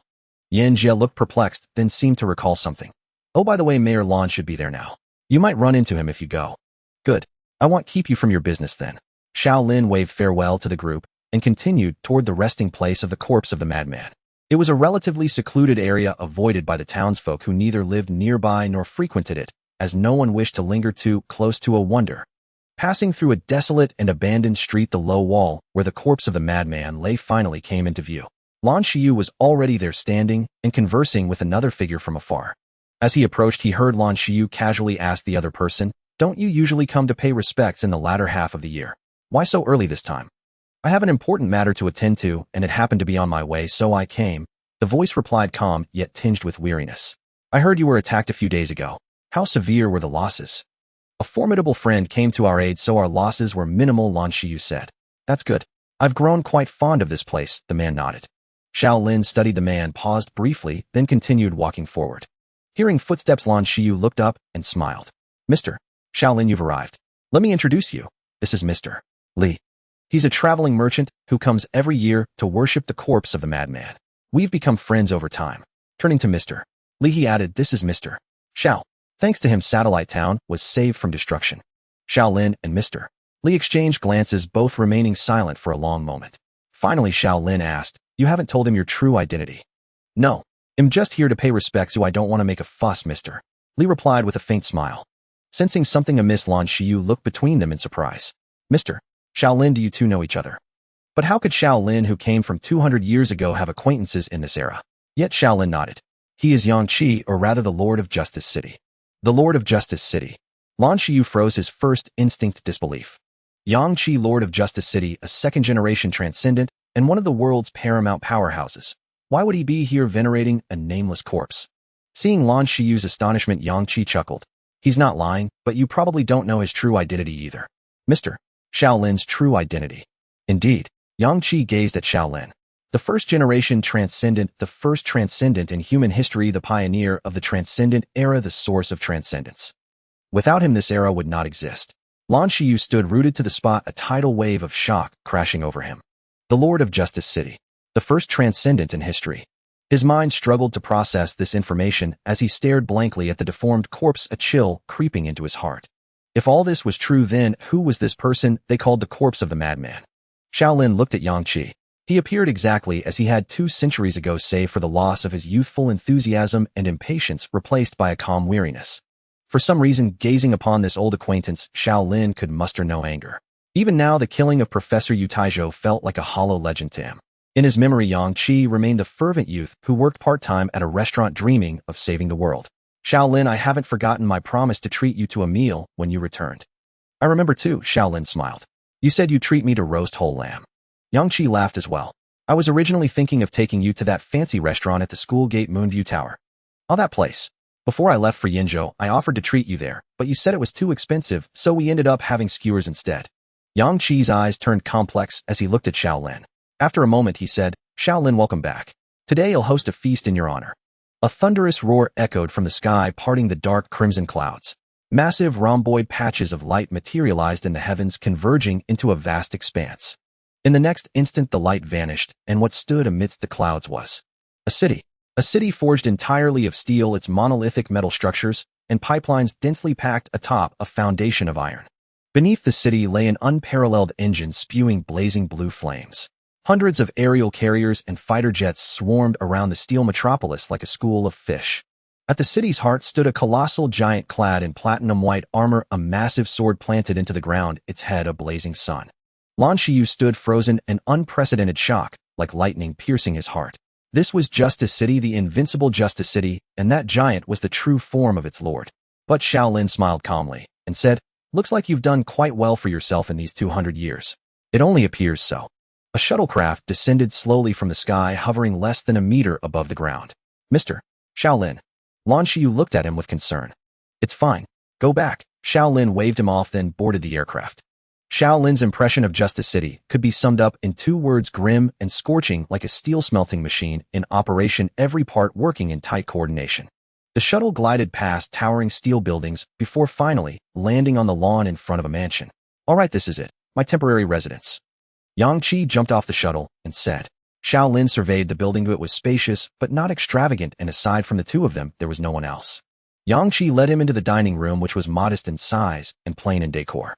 A wide table was laden with over a dozen dishes, with the promised roast lamb at the center. Yang Qi had also prepared wine. After they sat down, he raised his glass to Shaolin and said, Shaolin, welcome back. Shaolin raised his glass in return, and they both drank in one gulp. The fiery liquor burned down his throat, but Shaolin showed little reaction while Yang Qi coughed violently. He cursed with a laugh. Damn, I haven't used a human body for so long. It feels so awkward now. That sounds rather strange, said Shaolin. See that big thing outside? You mean the giant with the blazing head? Exactly. That's my true form. Later after we eat, I'll use it to dance Gokura Kajodo for you. Shaolin curled his lip. Better not. I'm afraid I'll shatter your glorious image as the city lord. Yang Qi chuckled, reached over to refill Shaolin's glass, and poured another for himself. By the way, Shaolin, since you're here, don't leave. Stay in Justice City. Shaolin looked up and asked, Stay here and do what? Be the city lord. I'll make you deputy city lord, and you can help me manage this place. With your intelligence, you'll learn it in no time. Sure, my Justice City's aesthetics might be questionable, but no one will bully you here. You can swagger around outside.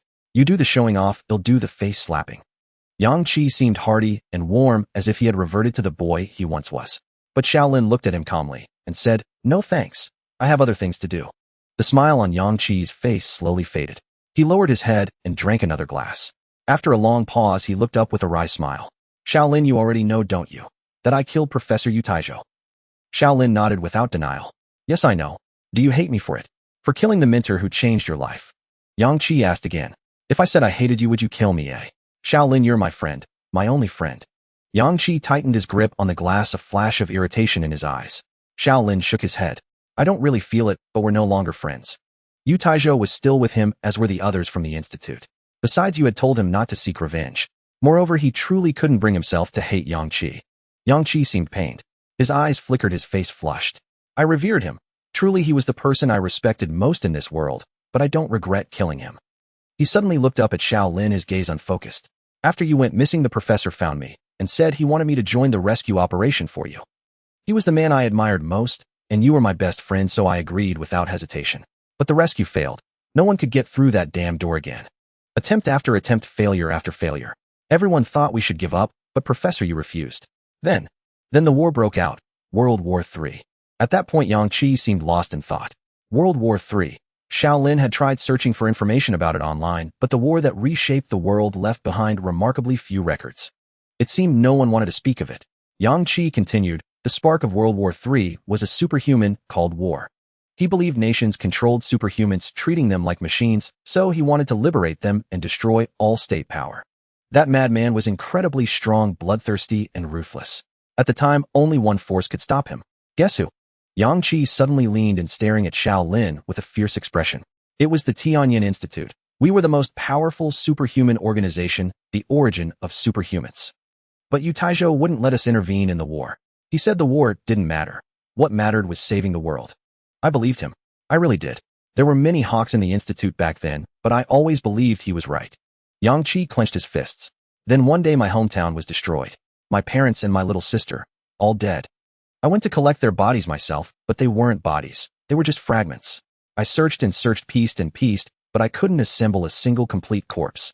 As he recounted this, Yang Qi suddenly calmed down. He slowly leaned back in his chair and said, "So I became a hawk, and together with the other hawks we conspired to murder the professor. I knew some of them had ulterior motives, but all I wanted was to end the war. I was in agony then, but later I realized I did the right thing. Because I led the superhumans to slay war in the Pacific, ending World War III. From my experience, I became who I am now, Justice, and founded Justice City." He finished and looked up at Xiao Lin. "And see, the professor was wrong, completely wrong. You didn't need anyone to rescue you. You came back alive. The world didn't need anyone to save it either. It didn't end. The professor was wrong, all wrong." Xiao Lin said nothing, silently listening to his story. Then he lowered his eyes slightly. "I can understand you and I can't say you're wrong, but I still won't stay." "Why? Because I intend to carry on Professor Yu's will. Save the world." "Xiao Lin, don't you think that's absurd? The world won't end, and it doesn't need saving. Yu Taizhou was wrong." Xiao Lin looked at him, his gaze deep. "If you had seen what I've seen, you wouldn't think that way. But what can you possibly do?" "Xiao Lin, you came back too late. You missed 200 years. There's no place for you in this era. I never belonged to this era. I'm only here to finish my work, nothing more." Xiao Lin said. Yang Qi grew calm again, though weariness clung to him. All the emotions that had played across his face moments ago dissipated like smoke, as if they had been nothing more than a performance. Now the actor had left the stage and the show was over. "So there's no way I can convince you, is there?" Yang Qi asked. "I am the successor of Yu Taizhou. Our paths diverge." Xiao Lin replied. "True, but the road of Yu Taizhou is long. So long that no matter how far you walk, you'll never reach its end." Yang Qi let out a heavy sigh, his tone tinged with regret. Xiao Lin did not continue the conversation. Instead, he looked at the food on the table. "So are we still eating this? Just without talking about work?" Yang Qi leaned back in his chair and closed his eyes for a moment. "Let's eat. No work talk. Afterward, I'll see you out."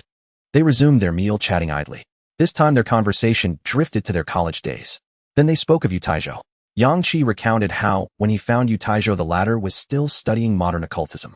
Yu Taizhou's invitation had caused a sensation across the entire university, instantly turning him into a campus celebrity. They talked for nearly an hour. The plates around them were empty, and it was time for Xiao Lin to leave. "Come have one last drink with me." Yang Qi picked up the bottle and poured a glass for himself and one for Xiao Lin. Then he raised his glass and looked at Xiao Lin. "Xiao Lin, you will never become a powerhouse. You will never fulfill your mission. You will drift through this world accomplishing nothing until you die. So all I can say is I hope you find peace and safety." Xiao Lin raised his glass to meet Yang Qi's. "If that is my fate, then I accept it." They both drank deeply. Then Yang Qi, still seated, waved a hand. "I'm a bit drunk. They'll have someone see you out." Xiao Lin did not believe that a second-generation transcendent could get drunk, but he smiled and said, "All right." Then he rose and left. Soon the sound of a shuttle taking off echoed from outside. Yang Qi tilted his head back, staring at the ceiling, and let out a silent sigh. After a moment, an adjutant in white metal heavy armor entered. "City Lord, are you really letting him go just like that?" Yang Qi waved a hand dismissively. "He poses no threat to us, neither the path he has chosen nor his strength. But even so, his origins are extremely dangerous. We should at least." The adjutant did not say the words "kill him," but Yang Qi understood his meaning. Yang Qi rubbed the bridge of his nose wearily. "He is my friend, my only friend. I have already slain my mentor. Must I now slay my last friend as well?" The adjutant fell silent. Yet for Yang Qi, his state of mind was indeed crucial, for he was justice. Doing something he could not justify to himself would have a considerable impact on him. Yang Qi gazed into the distance toward the entrance. The shuttle that had taken Xiao Lin away had already returned, soaring past at a high altitude on its way to the hangar. He recalled another matter. Xiao Lin was one of the sources of transcendence. Many second-generation transcendents had used blood samples left behind by him to become transcendents themselves. But the Xiao Lin of now had no blood, no bones, no internal organs. It was as if a great void had been carved into the world. No, this was not the time for such thoughts. Now it was time to let go of all this. From now on, he would be nothing but justice. Time to get down to business. Yang Qi waved a hand looking tired. Is the apocalypse engine ready, eh? It is ready awaiting your activation. Yang Qi nodded. Good. I've grown tired of this body anyway. Let's go. He closed his eyes. Then the sun giant that stood in the city slowly raised its head. The massive blue engine beneath the City of Justice began to shift to white, and alarms blared throughout the entire city. Space began to warp. All aircraft, including the escort fleet, vanished from the sky in an instant. After much deliberation, Shaolin chose a night to tell Yu Taizhou about his meeting with Yang Qi. After listening, Yu Taizhou was somewhat moved. He leaned back in his chair, lost in thought for a moment before saying, Actually, I hope that when I die it will be on an experiment table, not in some office struggle. That would feel so stupid. So, what do you think of all this? Shaolin suddenly asked, curious. Yu Taizhou remained pensive, his expression growing more solemn. After a long moment, he said, My choice was correct. Even now, I would still not allow them to intervene in the war. Why? The professor raised his eyes, assuming an expression that suggested he was about to launch into a lengthy explanation. I have 2 reasons. He raised his first finger. First, the materialist view of history. If you look at the 2 world wars, you'll see that their conclusions and defeats were inevitable. The emergence of heroes can accelerate the process and change key nodes, but overall it is the people and the economic base that end wars. His eyes drooped slightly. Let me give you an example. Einstein's letter to Roosevelt spurred the Manhattan Project. It seems like a change to history, but in essence it was the result of the development of heavy industry and nuclear physics. Shaolin pondered for a moment, then concluded, so regardless of whether the Tianjin Institute joins the war is destined to be defeated, and the Third World War will inevitably end. Exactly. Yu Taizhou nodded in agreement. The role Yang Qi plays, while influential, is not crucial. And the second reason? Shaolin asked with keen interest. Human nature, the professor said. Not to mention the impact of personnel loss on laboratory research, the biggest beneficiaries in any war are always the arms dealers. What are the weapons of the Third World War? Transcendence. Among those so-called war hawks, aside from Yang Qi, few truly want to end the war. They want to raise their own value. Shaolin suddenly realized. To be precise, they want to turn the Tianjin Institute into a mercenary organization that sells force, participating in the carving up of the world. Shaolin fell into thought once more. Of course, this is merely my one-sided view. Whom you choose to believe is up to you. Yu Taizhou patted Shaolin's shoulder gently. Shaolin shook his head. I believe you. You need to think more. I have already thought about it. There is one very troubling point. Shaolin raised his head. Yang Qi's hometown is deep in the nation's heartland, a tiny village almost impossible for the war to reach. You suspect that the war hawks within the institute attacked his hometown. Yu Taizhou looked as if he had expected this. Shaolin shook his head. I'm not sure. He's a smart man, or he should have thought of that. Yu Taizhou looked at him. Maybe he did think of it, but by the time he did it was already too late. By then he was already justice. He could not turn his sword against his own allies. Doing so would instantly make him a second war and enemy to all. So he absolutely cannot admit that possibility. He must believe that I am wrong and must turn the deaths of his family and mine into the stepping stones for his own ascension. Perhaps that was a Shaolin thought. Perhaps that was why year after year he came to pay his respects at Yu Taizhou's grave. At the same time, the Dream Whisper plain stretched before them. It was a vast expanse of pitch-black shale, eternally shrouded in darkness, with rivers of lava flowing across its surface devoid of any sign of life. At this moment, dozens of airborne warships were bombarding the ground in waves. The massive sun emblem on their hulls marked them as belonging to Justice City, blessed by its power. Over a dozen colossal main cannons fired streaks of light, one after another, hammering the colossal entity on the ground. It was a huge, irregular white sphere, its lower half deeply embedded in the earth. Its surface seemed to be made of some thick, heavy fabric. Upon closer inspection, 5 small protrusions could be seen on this massive object. If one had to compare it to something, it resembled a giant white chocolate ball. This thing had crashed onto the Dream Whisper plane a month ago. Initially, no one paid it any heed, as corrupted objects and supernatural phenomena had become commonplace. It continued to grow larger and larger. Several supernatural beings attempted to study it, only to be driven mad. The madness manifested in a grotesque, somatic form. They became terrified, grew obese, and then exploded from within. It was unstoppable and irreversible. Now the thing had grown to the size of a small hill with no sign of slowing down. The only way to curb its endless growth was through relentless attack. Just then a warship captain looked up at the sky and said, "The main city has arrived." In the next instant, the space in the sky began to warp. A colossal steel city accompanied by countless airborne vessels materialized on the battlefield. Above the city, the figure of Justice stood majestically, his sun-like head blazing fiercely. Everyone on the vessels knelt in a half-bow before him, reverent of his radiant light. Yang Qi, the embodiment of justice, stood leaning on his greatsword, his heart as calm as still water as he gazed at the enormous white object on the ground. He slowly raised a hand, and his burning head flared even more intensely. At the same time, the main cannon of Justice City was activated. Several massive auxiliary engines extended from the sides of the main city, emitting a blue glow. Meanwhile, the Apocalypse engine began to extend outward, transforming into a colossal main cannon. It began to charge, its color shifting from blue to white, then to a blazing red. With a thunderous roar like 10,000 bolts of lightning striking at once, an egg-shaped orb of light shot forth, slamming into the white giant on the ground. The entire Dream Whisper plane shook violently. A massive vortex of energy churned wildly in place, forming a sphere of incandescent white. When the vortex dissipated, a colossal crater lay on the ground, lava flowing and smoke and dust billowing. But the giant sphere remained completely intact. It lay serenely at the bottom of the pit, neither burning nor bearing a single scratch. My! Yang Qi was taken aback. He hadn't expected that even the main cannon of Justice City couldn't damage this thing. However, his surprise was brief, and he soon decided to take matters into his own hands. He drew his greatsword, leaped with all his might, and vanished into the heavy clouds in an instant. Then the eternally dark Dream Whisper plane experienced its first dawn. A colossal sun illuminated the thick clouds, its light flooding the entire land. The air began to heat up as if on the verge of bursting into flames. The signature technique of the Lord of Justice City. Justice Dawn. In an instant, the platinum greatsword descended from the heavens like a judgment, plunging toward the colossal entity on the ground. A thunderous boom echoed across the plain. In the next instant, everyone heard a piercing female wail, a sound that shook the heavens and the earth. The greatsword shattered abruptly. The warships were scattered and Justice City shook violently. At the same time, an overwhelming terror exploded in everyone's heart. It was not their own fear, but a terror forcibly injected into their minds utterly without cause. It was as if they were all simultaneously facing something incredibly dreadful and a near-death experience. Even Yang Qi was affected. The moment he heard the wail, his memories churned like a tempest, and the most painful episodes surged to the surface. He was back in the moment he killed Yu Taizhou, that despicable, collusive murder. Yu Taizhou stared at him, his expression ferocious and terrifying. You know you were wrong, but you dare not admit it, do you? Then his head was severed by those outsiders, and as it rolled to the ground, its eyes still fixed on him. A fear unlike any he had ever known boiled within him, leaving him nearly paralyzed on the verge of falling from the sky. But he steadied himself. He couldn't understand how, despite his supernatural body being virtually immune to fear, he was still experiencing this sense of terror. And he remembered.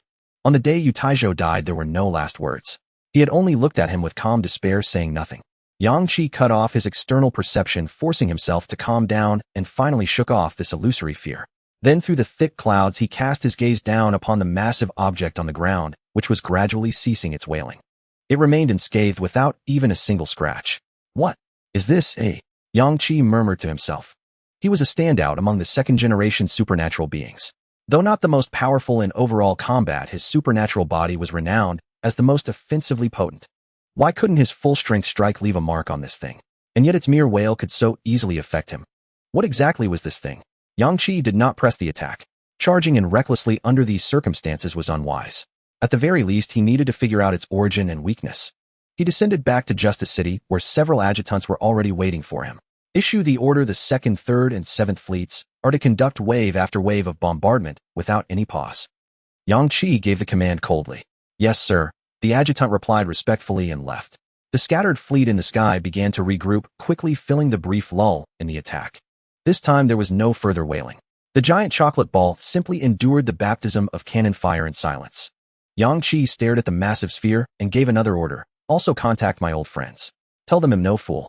If they choose to ignore this thing, I can do the same. If any disaster befalls them, their losses will only be greater than mine. In Lin Nianian's virtual dwelling, Zhongmu adjusted his glasses and craned his neck to scrutinize Xiao Lin's face, making Xiao Lin feel somewhat uneasy. I still find it hard to believe that Mr. Bai entrusted his enterprise to him on his deathbed, he muttered under his breath. The old man appeared gaunt, yet he exuded a peculiar sense of strength like an aged bamboo, slightly withered but resilient. He was the general manager of the Blue Dragon Mining Council's headquarters in Yunzi City, a position he had held for over 3 decades, making him a company veteran. Haven't you already seen Mr. Bai's will, he said. Lan Xiyu, who sat beside Xiao Lin while Lin Yinyan nodded in agreement with a soft mum. I have seen it, but he is too young. It will be difficult to convince the other board members. Zhongmu sighed and asked Xiao Lin, how old are you this year? Xiao Lin twitched the corner of his mouth. At least 220, maybe 300. Zhongmu was speechless. He turned to Lan Xiyu, raising his voice. What does that mean? Should I call him Grandpa? No, he is roughly that age, Lan Xiyu said with a chuckle. And more importantly, this is Mr. Bei's dying wish. Zhongmu's emotions caught in his throat. His lips moved, then he surrendered. I've followed Mr. Bai for so many years. Since it's his last wish, I will honor it. But, Mr. Shaolin, is it? I suggest you avoid taking over this mess anytime soon and definitely don't come to Yunzi City. Shaolin lifted his gaze slightly. Is the situation there that dire? Zhongmu shook his head. Rather than dire, it's more like a great edifice about to collapse. Shaolin leaned back in his chair. Elaborate. It's impossible to be more specific because every terrible thing is happening all at once, Zhongmu said, his aged voice tinged with anxiety. Our clients and friends are abandoning us and our enemies are stirring. Lin Yinyan was puzzled. But didn't we just give Simon a massive setback? Shouldn't that inspire confidence? That is precisely the problem, Zhongmu sighed helplessly. The prevailing view in Yunzi City is that if the satellite town were destroyed, as long as Blue Dragon Mining swallowed its pride, we could coexist peacefully with Simon. But now by sabotaging Simon's plans, severe retaliation is inevitable. Naturally, everyone has lost faith in us. What about the Yunzi City Administrative Center? What's their stance? Shaolin asked. They are willing to offer us a substantial sum to buy out our assets in Yunzi City, allowing us to temporarily relocate to the satellite town until our feud with Simon ends. The company's board has largely approved this plan. We urgently need a large sum of money to smooth things over and negotiate a truce with Simon. Zhongmu's expression was bitter. They didn't want to accept this outcome, but the gap in strength between them and Simon was too vast to resist. He said to Shaolin, "You'd better stay in the satellite town for now. Once we complete the restructuring plan and finalize a truce with Simon, we'll hand the company over to you." Shaolin tapped his fingers on the table and thought, then spoke. Cancel the restructuring plan. Issue a public statement as I dictate. A public statement. This isn't the right time. What do you want to say? Blue Dragon Mining will make Simon pay with blood. Zhongmu was stunned, then blurted out. Have you lost your mind? You want to confront Simon Heaton. Surviving is hard enough, and now you want to provoke him. Before he could finish, Lan Xiyu interrupted. Zhongmu, mind your words. He is the president now. That doesn't give him the right to act recklessly. We're all grieving Mr. Bei's death, but preserving his legacy is what matters most. Lan Xiyu gestured for him to calm down, then smiled. Actually, you weren't the first to propose a truce. Then who was? Simon. Zhongmu's mind went blank. Simon had approached them for a truce. After they had ruined Simon's plans, and with Bai Xiaoyan dead, why would Simon seek peace? Impossible unless Simon has lost his mind, Zhongmu said in disbelief. Are you telling me that bastard has had a change of heart? You know I wouldn't make something like this up, Lan Xiyu said, a playful smile on her face as she looked at Zhongmu. Not only did Simon come to negotiate, but Mr. Shaolin also turned him down. But why? Because Simon knows that Mr. Shaolin has the power to kill him. It's that simple. Zhongmu's pupils contracted sharply. When he looked at Shaolin again, his expression was one of solemn shock. Then he spoke earnestly, then I entrust Mr. Shaolin with avenging Mr. But Shaolin nodded. I will avenge him with full honor so that everyone knows why Simon died. Thank you very much. Zhongmu closed his eyes and bowed slightly. When can you arrive in Yunzi City? I arrived at CS Station last night. I asked someone to arrange a private car, though I'm not sure if it's reliable. We can send someone to pick you up, Zhongmu said. Let's see if I can get a car first. If not, you can send someone. Just then a thunderous crash erupted outside, causing the entire room's scenery to warp and tremble irregularly. Lin Yinyan opened an interface and a flood of alerts popped up. It's another Millennium bug attack.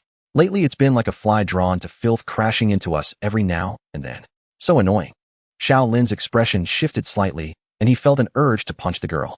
He had already guessed that the black interface he often saw was likely related to the Millennium bug. Sure enough, as soon as the thought crossed his mind, that eerie black patch appeared before his eyes again like a dead spot on a monitor. Blood-red characters emerged on it, revenge. Shaolin pinched the bridge of his nose. He actually wanted to reply, but the interface offered no way to respond. All right, a few minutes left. Anything else? He said. I have one more thing. Lin Yinyan raised her hand. I spent all my credit savings to dig up a crucial piece of information. What information? I heard that a Transcendent has already accepted a contract to assassinate the new president of Blue Dragon Company, whoever it may be. Shaolin was silent for a moment, then said, Last night while I was eating at a restaurant near the station, 2 people were sitting next to me. Lin Yinyan, They happened to be discussing this very matter. Lin Yinyan was speechless. Shaolin rubbed his temples. How much did you spend? They'll compensate you once I start earning money. Lin Yinyan timidly held up 3 fingers. 300. Shaolin thought to himself, good, this girl may be gullible, but at least she's poor enough. Shaolin returned from the internet to the real world, now residing in a small inn at CS station. He pushed open the window, and the panoramic view of the station unfolded before his eyes. Though named a station, its scale rivaled a quarter of a satellite town. The buildings were mostly styleless row houses and warehouses, while beyond the station stretched vast desolate wilderness. A long dilapidated road bisected the station, winding its way into the distance.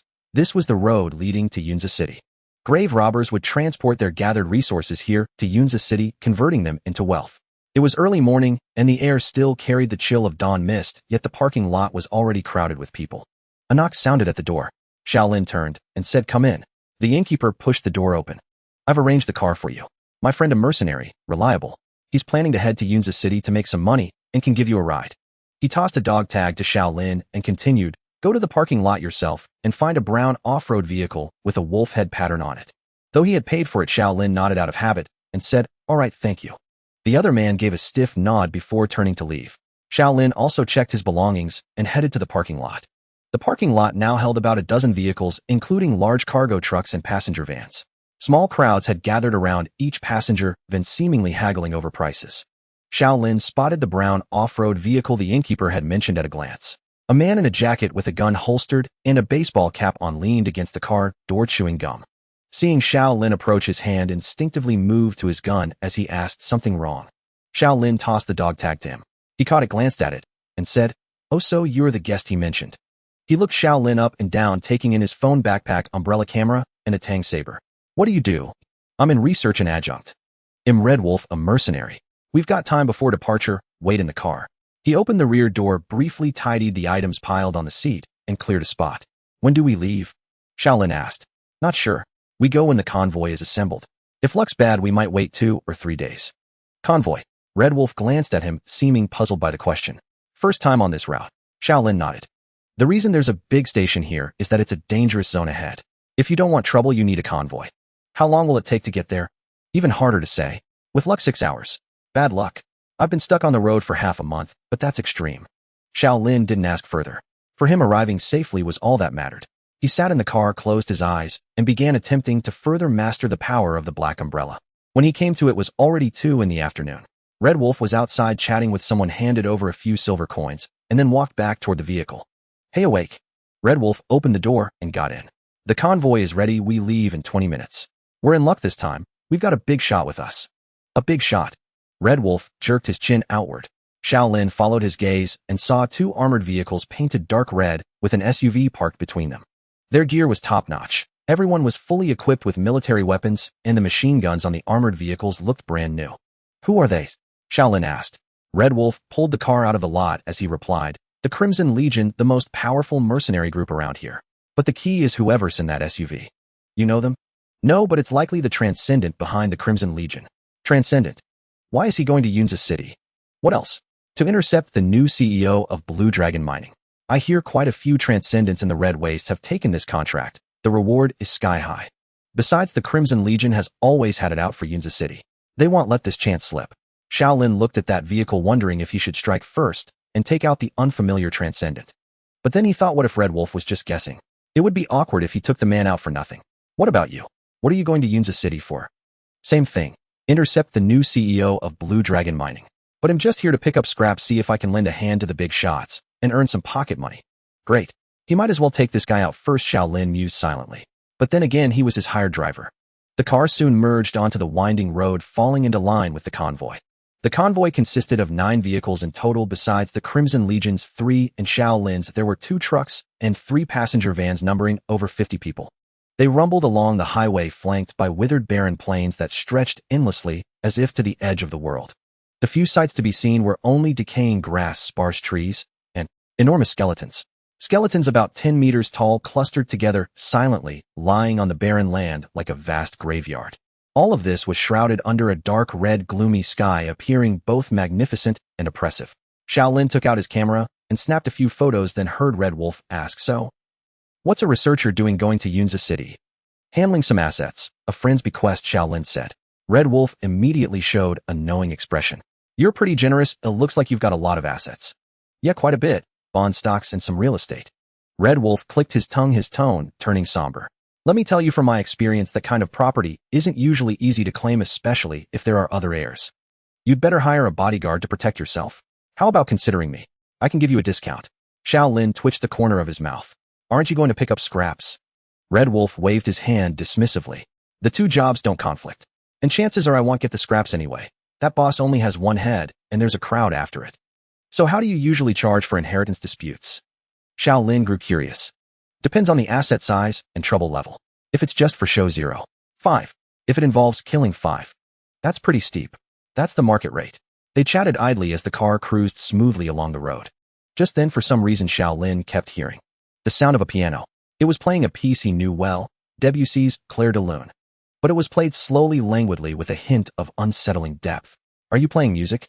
Xiao Lin asked Red Wolf. No, my stereo's off, Red Wolf replied. It was no illusion. There was indeed the sound of a piano. Faintly woven into the roar of engines and the chaotic whisper of the wind, it persisted, unwavering in intensity, no matter how far the car sped on. It seemed to resonate directly within his mind. Noticing Xiao Lin's sudden gravity, Red Wolf frowned slightly. What's wrong? The piano. Are you sure you didn't hear it? Red Wolf paused as if straining to listen, then shook his head. You're hearing things, aren't you? On this highway, where would piano music come from? A flicker of unease stirred in Xiao Lin's heart. He fell silent, his hand resting on the Tang saber at his side. Red Wolf shot him a mocking glance. Come on, if something really happens, what can that little toy of yours do? Besides, there are big shots ahead. The piano continued, slow and melodious, yet gradually drawing to a close, deepening Xiao Lin's disquiet. As the final note faded, a nameless discordance gnawed at Xiao Lin, stirring a restless anxiety. The convoy ahead came to an abrupt halt, and Red Wolf hit the brakes. What's happening? Xiao Lin asked. No idea, Red Wolf replied, squinting into the distance. Just then, a soldier atop an armored vehicle peered far ahead, his face draining of color. He spun around, shouting, Turn back. Turn back now. The blue calamity is coming. At those words, Red Wolf wasted no time. He wrenched the steering wheel, executing a sharp U-turn on the narrow road, and floored the accelerator. Their vehicle, compact and powerful, was among the first to complete the turn and break free from the convoy. In the rearview mirror, Xiao Lin saw others scrambling to follow suit. What's going on? Xiao Lin demanded. Bad luck. The kind that's exceptionally and terribly bad, Red Wolf replied, his face taut with tension. Then Xiao Lin saw it in the mirror, a faint ashen blue line surging from the horizon's edge. It swept across the wilderness like a wildfire of azure, coating everything in its path with a dull, deep blue. The sky itself warped with distorted light. Those eerie hues churned incessantly. The withered weeds lining the road began to grow wildly, reaching half a man's height in moments, their colors grotesque and textures bloated. It was as if the very night itself was chasing them relentlessly from behind. The last vehicle was a truck too large to turn quickly and unable to keep pace. Within moments, the dark blue tide engulfed it. The truck stalled on the spot, decaying from front to back as if being dismantled by some unseen force, until only a skeletal frame remained. The driver and guards leaped out, sprinting toward the edge of the blue zone. But their speed was no match for the calamity's advance. Soon, massive red blotches erupted across their bodies, festering into ulcers that deepened into wounds, exposing bone. They collapsed, and in mere seconds they were reduced to stark white skeletons, not a shred of flesh left. Only then did Xiao Lin understand the origin of the giant bones scattered across the plains. Next to fall was a passenger bus, its age slowing it below the blue calamity's pace. The distance between it and the spreading wildfire shrank with each passing second. Seeing Xiao Lin's gaze fixed on the bus, Red Wolf pressed the accelerator and said, Don't look at them. They're done for. Don't they have precautions for this route? Xiao Lin frowned. Running into a blue calamity as it forms. This is a once-in-a-lifetime event. How could they always be prepared? At that moment, the rearview mirror showed the bus tail consumed by the blue. Its metal shell peeled away, glass shattered into fragments, and the frame began to corrode. The bus carried about 20 passengers, mostly ordinary people, including a woman clutching a child. Panic drove them to crowd toward the front, but this only worsened the chaos. The bus started to list, swaying dangerously. Seeing this, Xiao Lin pushed open the door. Hey, what are you doing? Red Wolf demanded. Going to help them. Are you insane? If it could be done, the big shots would have acted already. They're doomed. Let fate take its course. Ignoring him, Xiao Lin's face was veiled by a white mask. He vaulted onto the car roof, then leaped onto a truck behind them. His actions drew everyone's attention. Holy shit, what's that guy thinking? Is he trying to get himself killed? Looks like he's trying to save the bus. Should we lend a hand? Lend a hand? No way. Do you think he can drag that bus out of the blue calamity? He's just one more dead man. From the truck, Xiao Lin sprang again, landing precisely on the bus roof. By now, the rear of the bus was nearly ruined. The dark blue corrosion crept forward, threatening to reach the back wheels. Amid the chaos of cries and sobs, Xiao Lin's mask dissolved. He knelt on the roof, pressed his palm against the metal, and infused his essence into the vehicle. In the next instant, a miracle unfolded. As if time itself reversed, the bus corroded parts restored themselves.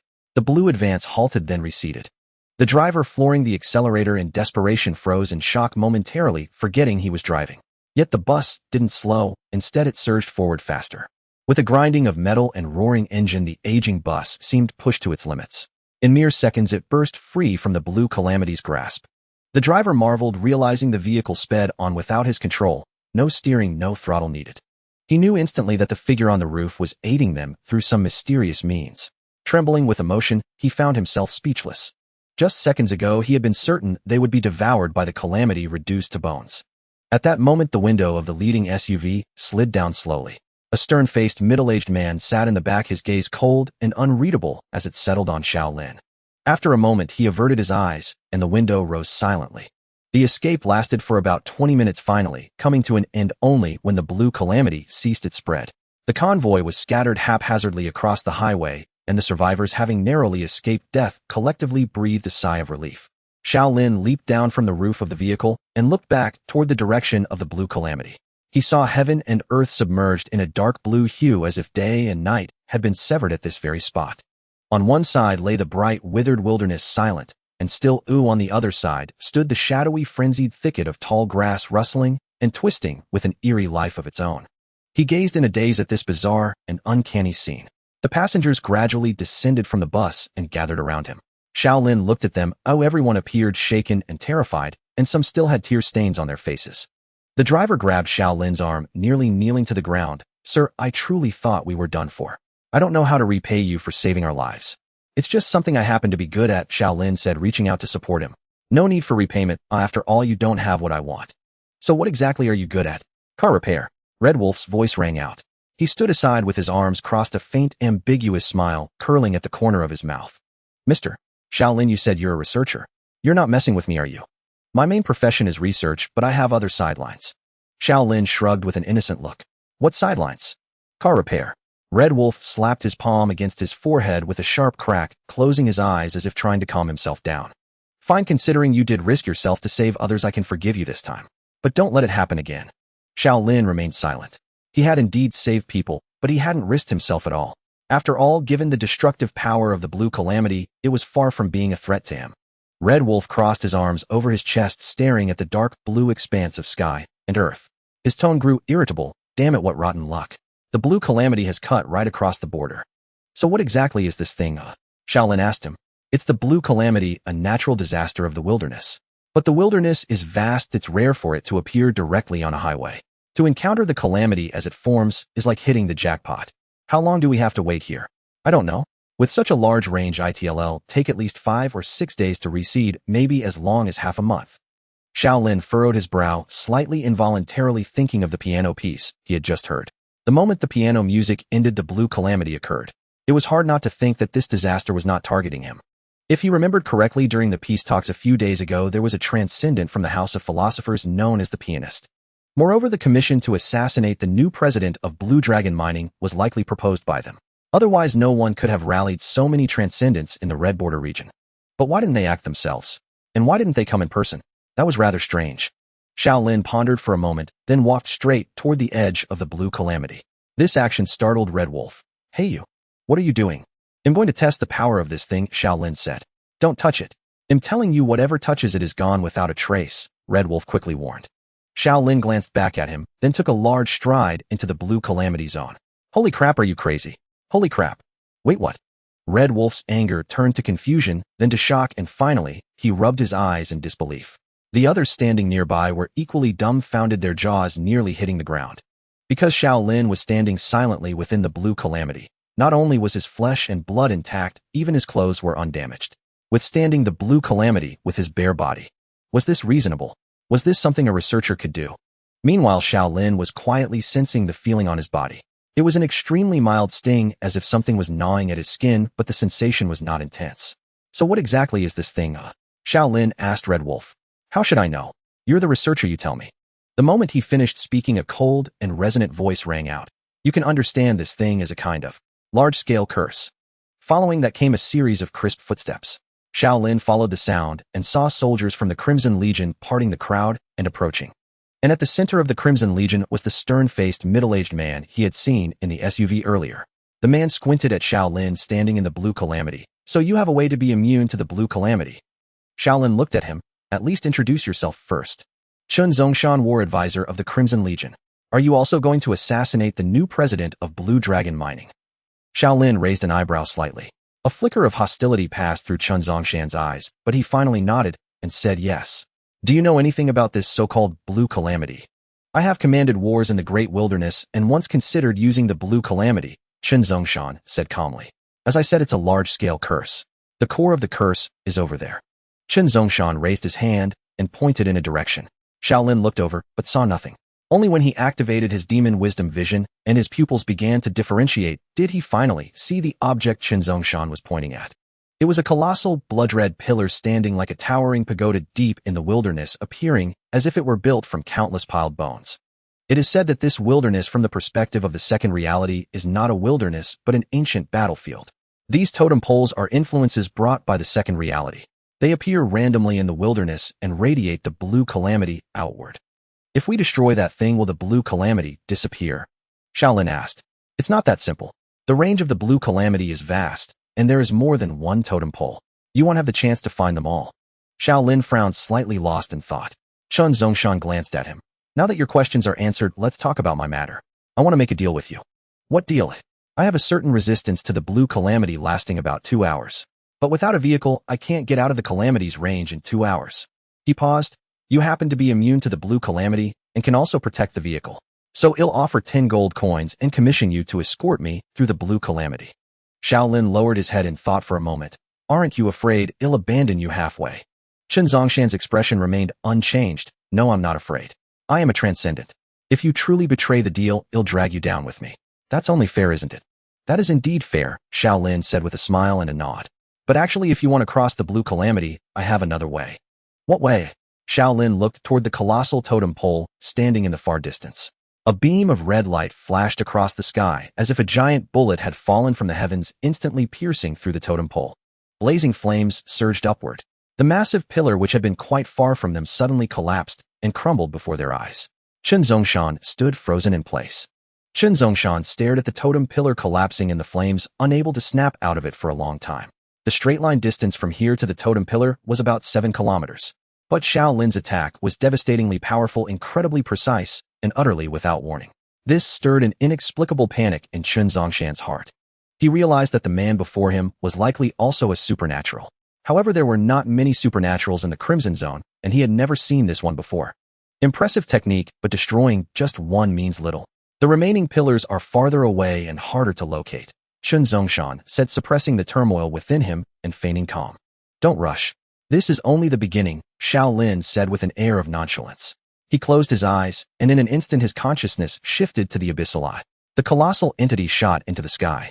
With the wind howling and the earth far below, Shaolin viewed the entire Blue Calamity region through the abyssal eye's perspective. 6 massive totem pillars built of bones were clearly visible. They were indeed pillars constructed from skeletons with a crimson liquid flowing over them and fleshy sprouts filling the gaps, grotesque and horrifying. These 6 totem pillars were widely scattered, with the farthest one nearing the boundary of the Blue Calamity region. But for the abyssal eye enhanced by Shaolin's essence, this distance was but a single step away. It always operated at maximum speed and was indestructible.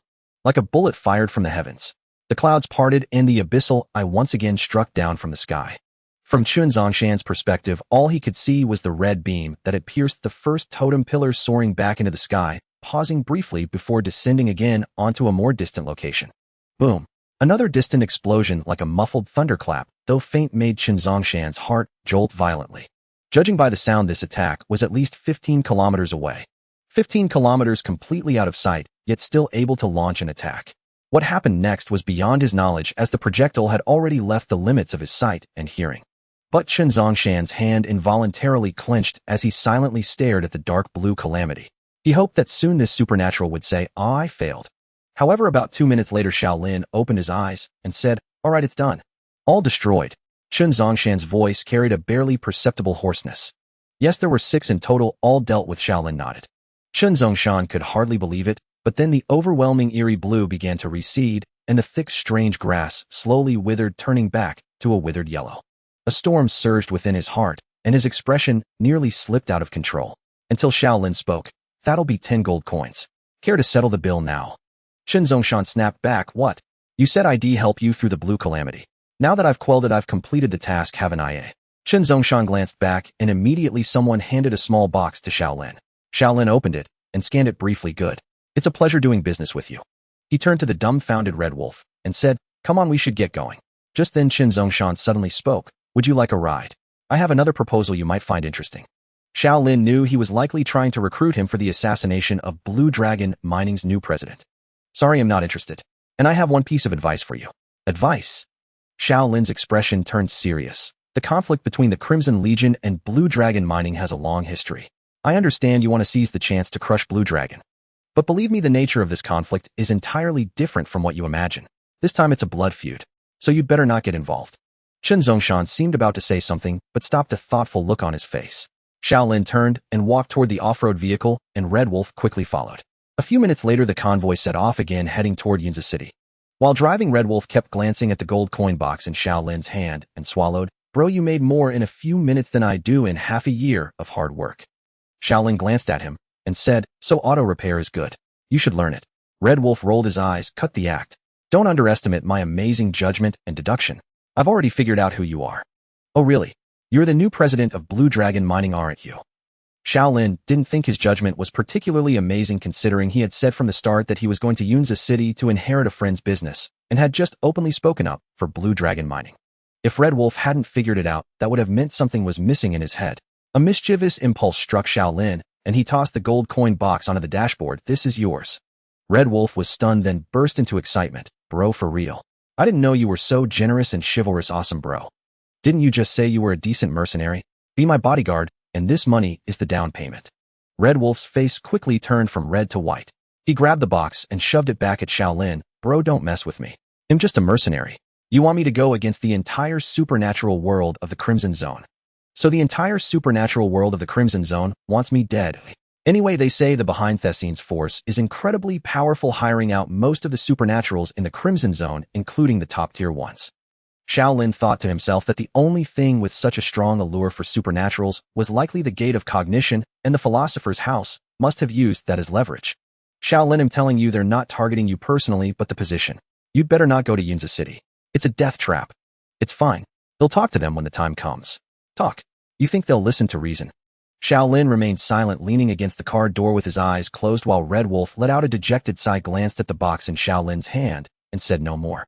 Inside the leading SUV of the convoy, Chen Zongshan repeatedly pondered Shaolin's advice. He also vaguely guessed Shaolin's identity. If he truly was the new president of Blue Dragon Mining, then the way he had just quelled the blue calamity was a show of force directed at him.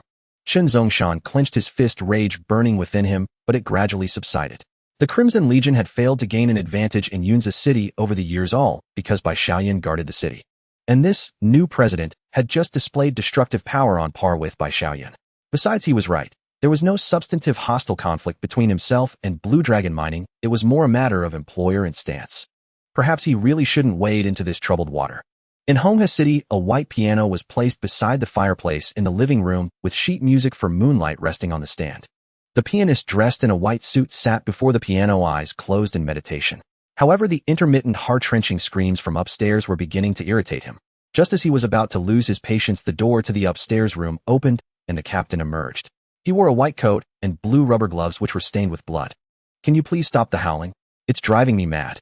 The pianist pressed several keys in frustration, producing a monotonous sound. That's not possible. He is experiencing a rejection reaction. We can't sedate him under these circumstances, or the new organs will consume him from within. The captain removed his gloves and coat, throwing them to the ground. He picked up a pipe from the table, lit it, took a deep drag, and then turned to the pianist. Why are you so restless? Is the plan not going smoothly? The pianist shook his head and sighed. I triggered a large-scale blue disaster on Shaolin's route, but he unraveled it in just a few minutes. The captain smirked. His strength surpasses Simon's. He defeated Simon while at a disadvantage. How could a blue disaster be enough to deal with him? Moreover, those mediocre superhumans you've recruited would only be sent to their deaths. If you want to kill Shaolin, you'll have to do it yourself. Do you think I don't want to do it myself? The pianist turned his chair, facing his friend. The biggest problem is that even if I act, I might not be able to take him down. The captain's expression froze. What do you mean? Is he that powerful? The pianist shrugged helplessly. According to Simon, he possesses an immortality trait, which is a trump card for overcoming the strong with the weak. Furthermore, his immortality trait seems to be quite advanced. He doesn't suffer injuries or disabilities. Unless we can crack this mechanism, I wouldn't be able to kill him even if I acted. The captain furrowed his brow deeply. Immortality. How could such an advanced trait appear in a first-level reality superhuman? Immortality traits are incredibly powerful, but rare. Only a few superhumans can grasp them through self-exploration. So far, all known forms of immortality are pseudo-immortal and imperfect. The pianist continued. Also, the blue disaster is a curse emanating from the second-level reality of the Great Wilderness, also known as the Ancient Battlefield, with significant destructive power. Yet he actively engaged with the blue disaster without suffering any harm.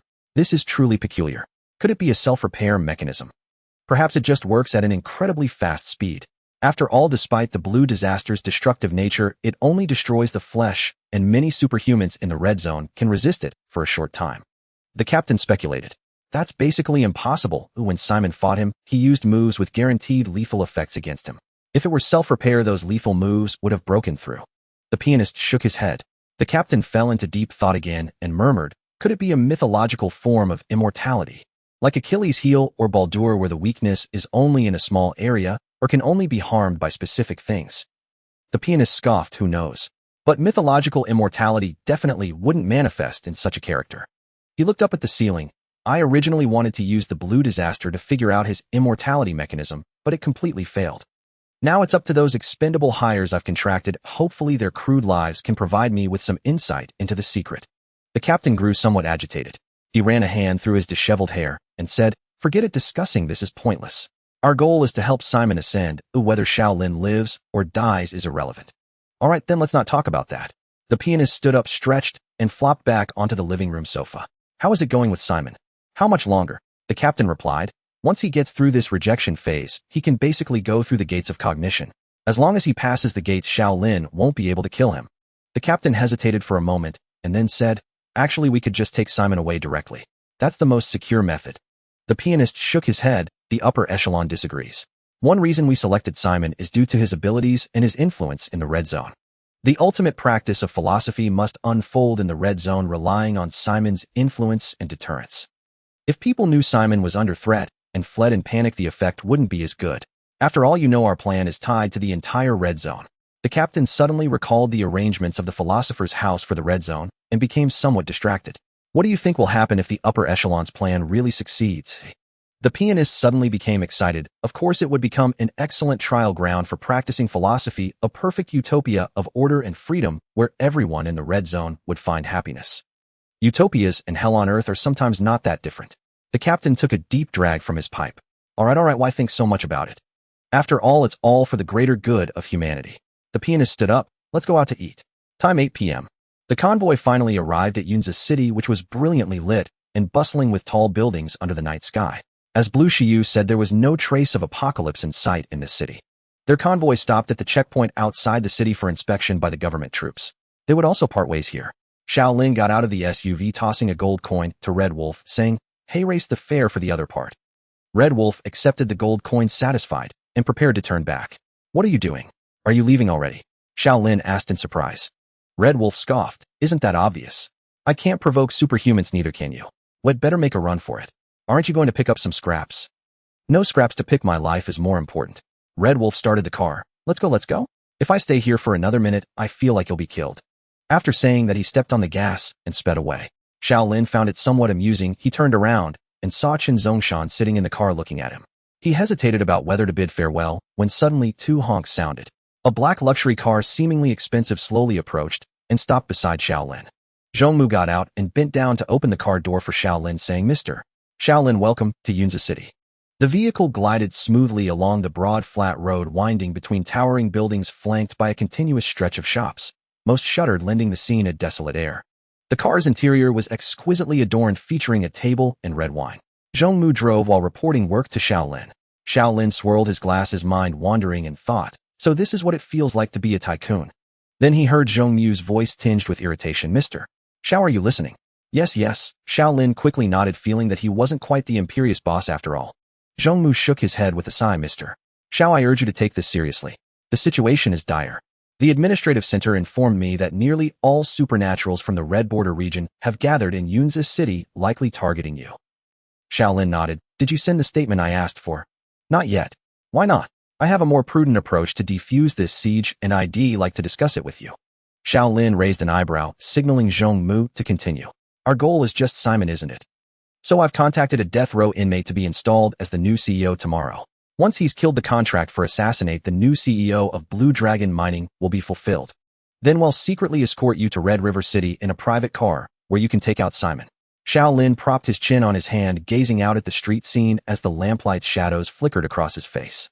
After a moment, he spoke again. Contact the administrative center and rent out all the outdoor screens in the bustling areas of Yunzhi City, just for one day. Coordinate for synchronized live broadcasting. Zhong Mu grew increasingly uneasy, sensing this had nothing to do with his plan. Why rent outdoor screens? Xiao Lin shook his head. I intend to talk with those supernaturals. Zhong Mu's expression shifted. Mr. Xiao, please do as I say and ask no questions. Xiao Lin interrupted, his voice gentle, yet leaving no room for argument. Zhong Mu drove on, his emotions tangled, and after a while said, fine. Oh, by the way, Xiao Lin tossed the gold coin box to the front. Times are tough for the company. Use these to supplement the funds. Zhong Mu opened the small box and looked at it. Is this your personal savings? No, just some spare change I picked up along the way. Zhong Mu was taken aback, surprised at Xiao Lin's knack for making money. By the way, driving such a flashy car to pick me up so openly, doesn't that clash with your proposed plan? Don't worry, I've been picking people up from outside the city these past few days. Your identity won't be exposed. He paused. So if you change your mind and want to use my plan, feel free to come to me anytime. Xiao Lin was not taken to Blue Dragon Mining, but to a modest hotel nearby, also owned by the company. He settled into the only presidential suite, briefly admired the civilized world scenery, took a shower, and fell into a deep sleep on the bed. As he drifted off, he naturally awoke in the research institute. He went straight to find Yu Taizhou, who was sketching on a whiteboard next to a full map of the route from Satellite Town to Yunzhi City. This was a satellite image Xiao Lin had drawn and synced into the dream. Seeing Yu Taizhou absorbed in thought, Xiao Lin didn't disturb him, but poured himself a glass of water and sat down on a chair. What is the Blue Calamity? Yu Taizhou suddenly asked. Someone told me it's a product of a dual reality phenomenon in the Great Wilderness called the Ancient Battlefield, from which the Blue Calamity emanates, Xiao Lin replied. Do other dual reality products also emanate? Yu Taizhou inquired. I don't know, I didn't ask that, Xiao Lin said. Yu Taizhou seemed to ponder something, then said, find someone to ask about this tomorrow. Alright, I'll make a note of it, Xiao Lin nodded. This is important to prioritize it. Okay. Yu Taizhou capped the marker, placed it in the whiteboard tray, and returned to his seat. Have you arrived in Yunzhi City yet? Yes, Yunzhi City, though not very large, is quite modern. And the plan? Is it progressing smoothly? Exactly as we anticipated. The other side has started using tactics to delay me hiring numerous supernaturals, including top-tier ones. Yu Taizhou nodded. Good. After you eliminate them, choose one ability to inherit. That should bring you to your current saturation point, and then you can aim for advancement. All right, Xiao Lin nodded again. He knew Simon sought to gain an edge through advancement, and that the pianist and captain by his side were likely supernaturals from the second reality as well. Thus, from the start, he never intended to let Simon build that advantage. He planned to saturate his own related items, then seek out an unclaimed gate of cognition to complete his own advancement.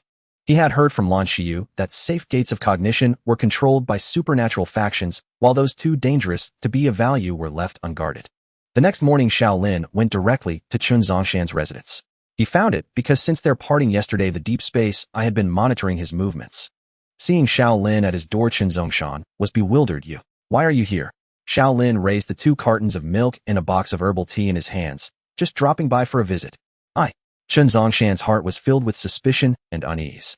He had been debating whether to join the assassination attempt on Xiao Lin, and now here he was at his doorstep. May I come in?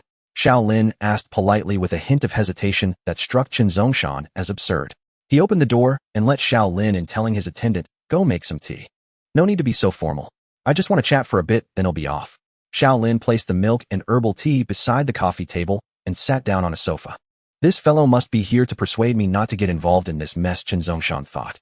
Perhaps this is a good chance for me to bow out gracefully, if he just asks. What do you want to talk about? Chun Zongshan's demeanor remained commanding. You mentioned yesterday that you know the Great Wilderness well and have studied the Blue Calamity. I want to know, do all dual reality products emanate downward, or is it just the Ancient Battlefield? Chen Zongshan was somewhat baffled. You brought 2 cartons of milk to see me just for this. And the herbal tea, Xiao Lin reminded him. The herbal tea he bought was actually quite expensive, pricier than the milk. Chen Zongshan remained silent for a long while, only sitting across from Xiao Lin after the tea was served. He suppressed his inner doubts and began to answer Xiao Lin's question. Different levels of reality are usually absolutely isolated, so most secondary realities do not penetrate downwards. What circumstances usually lead to penetration? Xiao Lin leaned forward, appearing to listen intently. Typically, it involves external interference, such as an object that spans 2 layers of reality simultaneously, or certain maleficent entities actively penetrating downwards, or the involvement of extraordinary beings. What about the blue disaster? Which category does it belong to? The first type, there is an object in the great wilderness that connects the primary and secondary realities. Do you know what that object is? Oh, don't you know? Chen Zongshan retorted. The existence of that object is no secret. The extraordinary beings of the Red Realm all know about it. I haven't been in the Red Realm for long. Xiao Lin rubbed his nose, feeling a bit awkward. Chen Zongshan crossed his legs and clasped his hands over his chest, looking indifferently at Xiao Lin. Let me ask you a question. What could simultaneously connect and block 2 spaces? Xiao Lin was momentarily stunned, unable to respond for a moment. The answer is right here in this room, and it's everywhere. You can look for it. Chen Zongshan revealed a hint of a teacher's demeanor. Xiao Lin scanned the room, thinking it might be some extraordinary object, but just then he saw a subordinate push open the kitchen door, bringing in a fruit platter. He suddenly realized the answer and understood why Yu Taizhou insisted he come to ask about this matter. So there is a gateway of cognition deep within the great wilderness. Exactly. Then why don't the extraordinary beings in the Red Realm ascend through that door? Chen Zongshan narrowed his eyes as if trying to see through Xiao Lin's thoughts, because that door is a dead end. A dead end. What does that mean? Its difficulty far exceeds the capabilities of a first-layer extraordinary being, and no one has ever passed through. Chen Zongshan looked at Xiao Lin. I know your goal is Simon. If you want to ascend to the second tier through that door, I advise you not to even consider it. Xiao Lin was silent for a moment, then stood up and said, All right, thank you for your advice. I won't disturb you any longer. Is there nothing else? No, thank you for answering my questions. Xiao Lin politely nodded to him. Chen Zongshan watched Xiao Lin leave slowly, sitting back on the sofa only, then realizing his palms were slightly sweaty. The new president of Blue Dragon Company appeared quite friendly, but for some reason, he always evoked a sense of fear in him. He glanced at his watch. It was already 10 o'clock, yet he still had not made a decision. Should he continue to get involved in this matter, or withdraw? Forget it, let's first ask those people. When Xiao Lin returned to the hotel, Zhongmu had been waiting there for a long time, looking worried. Have the outdoor screens been arranged? Xiao Lin asked. Yes, all the outdoor screens in the busiest streets have been coordinated. Zhongmu replied. He sighed, but the administrative center has already started pressing us to quickly liquidate assets and leave Yunzi City. Didn't you inform them about the new president's arrival? No, I'm afraid there are moles in the administrative center. He hesitated for a moment. Actually, I still hope you consider my proposal. We are not avoiding direct confrontation. Rather, we are seeking the greatest advantage. You don't need to worry about this matter. What you need to do now is to wait patiently. Xiao Lin patted him on the shoulder. Take me to the control room. We will start broadcasting at 12 o'clock. Zhong Mu's lips moved, but he sighed in resignation. All right, I'll take you there. At noon, it was 1140. Chen Zongshan walked into a room where the windows were tightly shut, the lighting dim, and the smell of tobacco filled the air. At this moment, there were already 3 other people in the room, 2 men and 1 woman, all of whom were extraordinary beings. We've been waiting for you for a long time. A man wearing glasses greeted him with a smile. I had a friend visit me, so I was a bit late. Chen Zongshan's expression was somewhat forced. The woman puffed out smoke and said, It doesn't matter, everyone is here now, let's get the meeting started. The situation is quite dire. I heard Yanxing has also arrived. This is troublesome, too many monks and not enough porridge. The other man leaned back against the chair, sighing at the fluorescent lights on the ceiling. For a moment, Chen Zongshan's mood was quite complicated. The reason the 4 of them joined forces was not because they were worried that their target might be too powerful, but because they feared they would be outmatched by their peers, thus they banded together to seek opportunities. The extraordinary being named Yanxing was their greatest hypothetical enemy. He was also a 5th-generation extraordinary being with strength and reputation rivaling Simon. Coming to participate in this hunt was likely also because he learned that Simon was about to pass through the gateway of cognition and was unwilling to fall behind. In any case, let's give it a try. We're already here, and if we fail, we won't lose anything. The woman shrugged. Why don't we discuss how to distribute the rewards, especially the quota for passing through the gateway of cognition? It's simple. Whoever kills the new president last will take that quota, and the remaining rewards will be divided among the others, said the man with glasses. If you play it this way, we will definitely end up fighting among ourselves. Before we kill the president, I might kill you first, the other man shrugged. Then what do you suggest? Distribute based on effort, after it's done see who contributed the most or draw lots. We can bicker afterward as long as we ensure we don't interfere during the hunt. Chun Zongshan had been listening quietly until the woman asked, Chun Zongshan, what is your opinion? Chun Zongshan took a deep breath and said, I might already know who the new president is. The woman was taken aback, then displayed an expression of wild joy. What do you mean? You know, then can't we take action early? Just then the wall clock pointed to 12 o'clock and a loud electric sound echoed from the street outside, interrupting everyone's conversation. The man closest to the window pushed it open, and outside on the bustling street the outdoor screens began to display the image of the same person. It was a calm-faced young man sitting at a table dressed in a suit. Hello, extraordinary beings of Yunza City. I am the new president of Blue Dragon Mining Company Shaolin. I have some matters I wish to discuss with you openly. The writer Simon has severely harmed our company's interests, damaged our assets, and murdered our executives. A glimmer of cold light flashed in his eyes. We do not intend to yield. We will make Simon pay in blood for his debts. I know that you have received commissions to assassinate me, but I hope that for the sake of my intention to eliminate harm for the people, you will abandon this commission.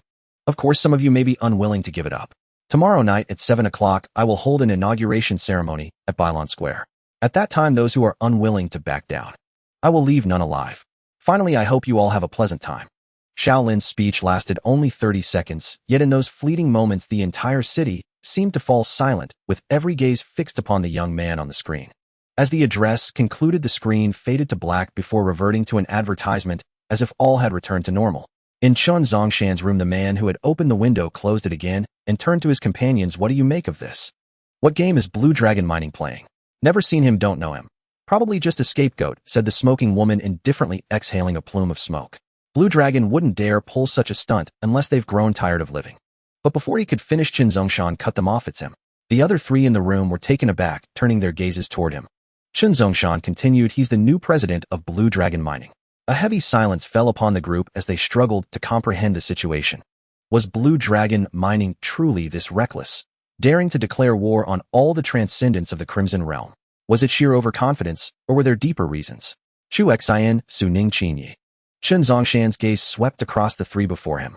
In withdrawing from this assassination mission, Chu Xian, the woman, raised an eyebrow. What? You get the intel, and then decide to go solo? I said him. Stepping down, Chun Zongshan said in a low voice. Chu Xian frowned slightly, flicking the ash from her cigarette. Have you already crossed paths with him? I've seen him in action. But there are plenty who want him dead, and Yen Xing is among them. His strength rivals that of Simon. No matter how formidable he may be, he's doomed. Chun Zongshan shook his head. He sought me out this morning. I thought he'd try to talk me out of the assassination, but he only asked me a few questions about the Blue Calamity. So he doesn't care whether I join the fight or not. And by extension, he doesn't care about any of you, said Chun Zongshan. The woman furrowed her brow, but Su Ning, who wore glasses, was growing impatient. If you're backing out, then leave now. Don't waste our time here. Qinyi shrugged. Sure you don't want to reconsider? Give it a shot. There are plenty of us in this together. If things go south, just run. I won't gamble with my life, Chun Zongshan said, turning and walking away. Meanwhile, at the command center, the door was kicked open as a group of suited officials from Yunza City flooded in. At the forefront was Chun Qian, chairman of the Yunza City Administrative Council. He grabbed Zhongmu by the collar and roared, Zhongmu, what the hell are you doing? Provoking every transcendent in the Crimson Realm. Zhongmu remained composed. It's none of my doing. I'm just following orders. The command came from our new president, Mr. Shaolin. He gestured to the side where Shaolin sat at the end of a long table flipping through documents. Chun Qian immediately recognized him as the man from the outdoor screen. Furious, he strode over to Shaolin and slammed the table. Shaolin, do you have any idea what you're doing? I know exactly what I'm doing. I'm solving a problem, Shaolin replied. Solving a problem? You're hurling Blue Dragon Mining off a cliff. You're driving yourselves to ruin. Provoking every transcendent in the Crimson Realm. How could you? Shaolin looked up at Chun Qian. Chairman, could I ask you a favor? I've already done more than enough for you. I won't offer any further help, Chun Qian said through gritted teeth. It's a perfectly reasonable request, one you'll surely accept. Shaolin remained unruffled, untouched by Chun Qian's fury. I hope you can expedite the evacuation of residents near White Orchid Square. A full evacuation. You. Veins bulged on Chun Qian's forehead as he choked on his rage. Yet he couldn't refuse the request, for it concerned the safety of the residents. Zhongmu quickly stepped in, placing a hand on his shoulder. Our new boss is just that stubborn. Let's discuss this in another room. Chun Qian snorted and turned to leave, with Zhongmu following close behind. Shaolin turned to the propaganda minister, who had been cowering in the corner. Minister, tomorrow is my inauguration ceremony. Could I borrow a few cameras? The minister nodded at a loss for words. Shaolin signed the documents, then took out a few gold coins to pay the minister, sighing inwardly at how lavishly he had been spending these past 2 days. He waited in the hallway for a while, soon spotting Zhong Mu and Chen Qian emerging from another room. When Chen Qian saw Shaolin, his anger had subsided, replaced by a look of pity before he led his entourage away. Finished your chat with Chen Qian? Shaolin asked Zhong Mu. Yes, Zhong Mu replied. What did you tell him? I lied, saying you're a pawn we're putting forward, that you'll die cleanly at the ceremony tomorrow, and then, well, all be happy. He believed that. He even felt a bit sorry for you. He suggested using a death row inmate instead, but I told him the performance wouldn't be as convincing. Shaolin couldn't help but chuckle. What if he finds out you lied? If you die tomorrow, then I haven't lied. But if you don't, he won't dare hold it against me. He'll have to treat me to dinner instead. Zhong Mu offered a weary smile. Mister Shaolin, as for the rest, leave it to me. That night, residents within a dozen kilometers of White Orchid Square began to evacuate, with streams of cars and people flowing along every road as soldiers from the Yunza City Administrative Center maintained order. Before long, over a dozen blocks around the square had been emptied, leaving only silent streets and rows of streetlights standing still. A hollow had been carved out of the bustling metropolis. The transcendents began to move as well, flowing against the tide of people toward that vacuum zone. Among them were Chen Zongshan's 3 companions, their car parked at the edge of the city, facing the empty streets ahead. Without Chen Zongshan, our combat strength takes a hit, Qin Yi said uneasily. Don't worry, Chu Xin is our core. Even without him, our tactics won't suffer. Just then the streetlights behind their car flickered and went out with a pop. All 3 froze, then simultaneously saw a figure slowly emerge from the spreading darkness. It was a tall man cloaked in a black robe, head bowed, appearing like a ghostly specter in the night. A chill crept up from the depths of their hearts, sending shivers down their spines and causing them to hold their breath involuntarily. They recognized him, a terrifying transcendent whose strength rivaled the author Simon, the unclean one Yin Xing. As he walked forward, the lights around him continued to die out. When he passed their car, the light inside vanished instantly, leaving only an abyss of darkness. For a moment, all 3 felt as if death were imminent. Chu Xin even trembled slightly. Yet Yin Xing paid them no heed, merely walking past, carrying the darkness with him as he slowly disappeared into the end of the long street. Only after he had gone did they realize they were drenched in cold sweat. Only after he had gone did they realize they were drenched in cold sweat. Only after he had gone did they realize they were drenched in cold sweat. Only after he had gone did they realize they were drenched in cold sweat. Only after he had gone did they realize they were drenched in cold sweat. At the break of dawn the next day, Blue Dragon Mining initiated its operations. A truck emblazoned with the Blue Dragon Mining logo drove into White Orchid Plaza, where they set up a formal venue. A backdrop bearing the Blue Dragon Mining insignia was erected, complete with a podium and microphone. Despite knowing that no one would attend the inauguration ceremony, they still arranged rows of chairs beneath it. As the clock struck 6 in the evening, nightfall began to creep in, followed by rain. A torrential downpour lashed against the concrete jungle, plunging the silent district into darkness, with only the sound of rain echoing through the void. The transcendents lurked in the area, waiting in hushed silence. At 6:30 in the evening, Shaolin's figure appeared at the end of the street. He held a black umbrella, dressed in a suit, and walked toward White Orchid Plaza. He rarely wore a suit, though 200 years ago he had often attended high-profile occasions. Yet those people had been quite lenient with him, requiring only that he dressed cleanly and appropriately. Perhaps the transcendents were truly intimidated by him, for the journey from the street to the plaza was uneventful. Shaolin arrived at the venue under his umbrella, then switched on the venue's floodlights and camera, which had been set up earlier. They were placed beneath a canopy, so they remained dry despite the rain. The moment the camera started rolling, the footage of this speech began broadcasting across the city. Shaolin picked up his laminated speech notes and slowly ascended the stage, placing them on the podium. He blew into the microphone and began, "Distinguished colleagues, esteemed shareholders, and honored guests. Before my inauguration officially begins, I wish to mention a friend of mine, the former president of Blue Dragon Corporation, Mr. Bai Xiaoyan. He was an upright, kind, and benevolent man who despised all the chaos and evil in this world. Now he lies buried in the land he loved so dearly, and I will take his place as the president of Blue Dragon Mining. My speech is divided into the following parts. First, the heavy burdens and responsibilities on our shoulders. Second, the path ahead of us. Third, uniting our friends. Fourth, raising our banner and annihilating our enemies." Is he insane? Is he really giving a speech there? Qin Yi muttered, lowering his telescope in disbelief. Still no one attacking him. Chu Xian asked while adjusting a heavy sniper rifle. Not yet. Seems like no one wants to be the first to test the waters. Qin Yi replied. Su Ning, who had been resting with his eyes closed, suddenly opened them and said, "Then we'll be the first." Stick to the original plan. The two of us will hold him off, and Chu Xian you find an opening to shoot. Chu Xian raised her rifle and nodded silently. All right. Chu Xian the mind killer possessed attacks that were not physically formidable, but carried a devastating mental annihilation effect. Her bullets were impossible to defend against. Once they struck a target, the target's psyche would be expelled from their body. The effect wouldn't last long, but it would be more than enough time for Su Ning and Qin Yi to kill the target many times over. Su Ning stood up ready to move, but at that moment Qin Yi shouted, "Wait, someone's making a move." Who? It looks like Yin Xing. Through the raging downpour, he spotted a figure in a black robe slowly walking toward the illuminated area. Yes, he was certain. That guy was definitely Yin Xing. At that moment, Shaolin, still delivering his speech, also noticed Yin Xing. This bizarre figure in a cloak was a renowned transcendent, and Shaolin had gathered some intelligence about him from Zhongmu. However, aside from his reputation for making people completely disappear from this world, little useful information was obtained. Only rumors that he had a taste for human flesh. Yet Yin Xing did not launch an attack. Instead, he found a chair among the audience, sat down, and quietly listened to Shaolin's speech. What are they doing? Admiring each other. This can't be that cliché, can it? Qin Yi gritted his teeth. No, I've heard, Yin Xing has a habit of studying his opponents. He won't strike unless he's absolutely certain. Su Ning said. Then this is our chance. We can kill Shaolin before he makes a move, and Yin Xing won't dare to touch us afterward. Qin Yi grew excited. That's the only way. Su Ning turned to Chu Xian. You are our trump card this time. Remember, the attack must be completely unexpected. If you can create just one opening for me, we can kill him in the shortest time possible. A swift splashing sound echoed as Shaolin looked up. Two figures darted around Yin Xing's position, charging toward him from left and right. Su Ning struck first. His weapon was also a cold blade, a long slender sword aimed straight for Shaolin's throat. It was a probing attack.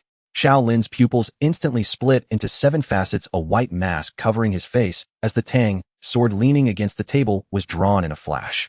Clang! The tips of the two weapons clashed, sending brilliant sparks flying through the rainy night. Excellent, it seems this guy isn't as strong as I imagined. Su Ning thought. Continue the feint to keep him occupied, then wait for Chu Xin's strike.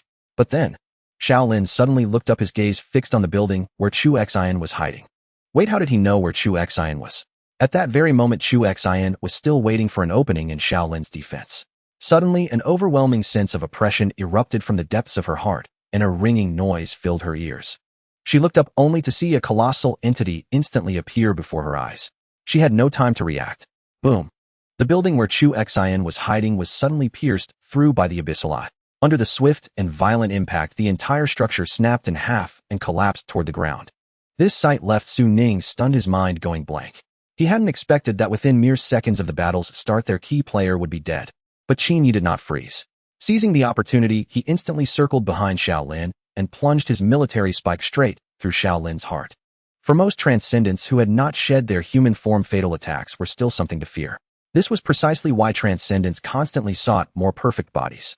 Did we succeed? And the final victor is Qin Yi. Su Ning found it hard to believe.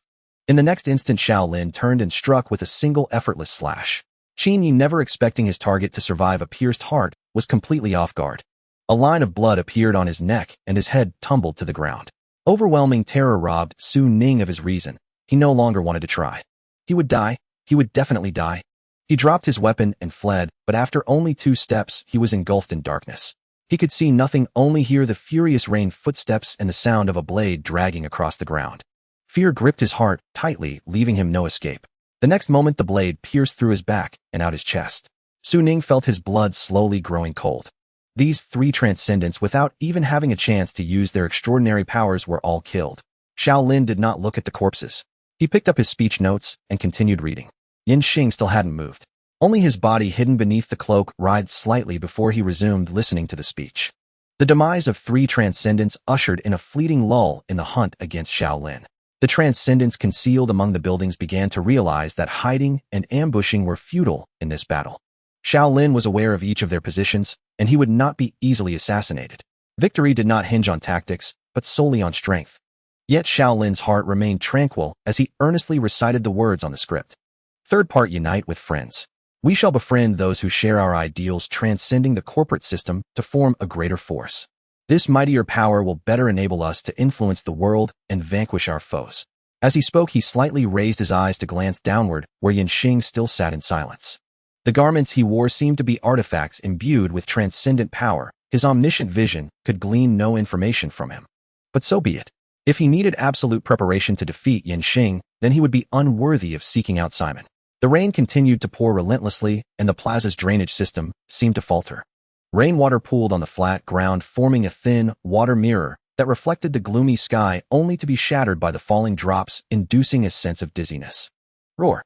A strange, distant howl echoed from an unknown origin. Shaolin saw a colossal shadow glide through the rainwater's reflection. In the next instant it leaped from the shallow puddle, a massive grayish-yellow whale over 20 meters in length, its head split into 3 sections. It hung in the air momentarily, its malformed maw gaping toward Shaolin as a brilliant white light surged from the depths of its throat toward him. But Shaolin merely held the black umbrella before him with one hand, infusing its handle with his essence. Boom! The torrent of white light crashed heavily against the umbrella's surface. Yet this umbrella was originally by Xiaoyan's transcendent symbol, and Shaolin's essence rendered it indestructible. The white light failed utterly to breach Shaolin's defense. But the next moment another behemoth burst from the water behind him. A colossal crab covered in barnacles as tall as 2 men, its rough pincer clamping tightly around Shaolin's waist.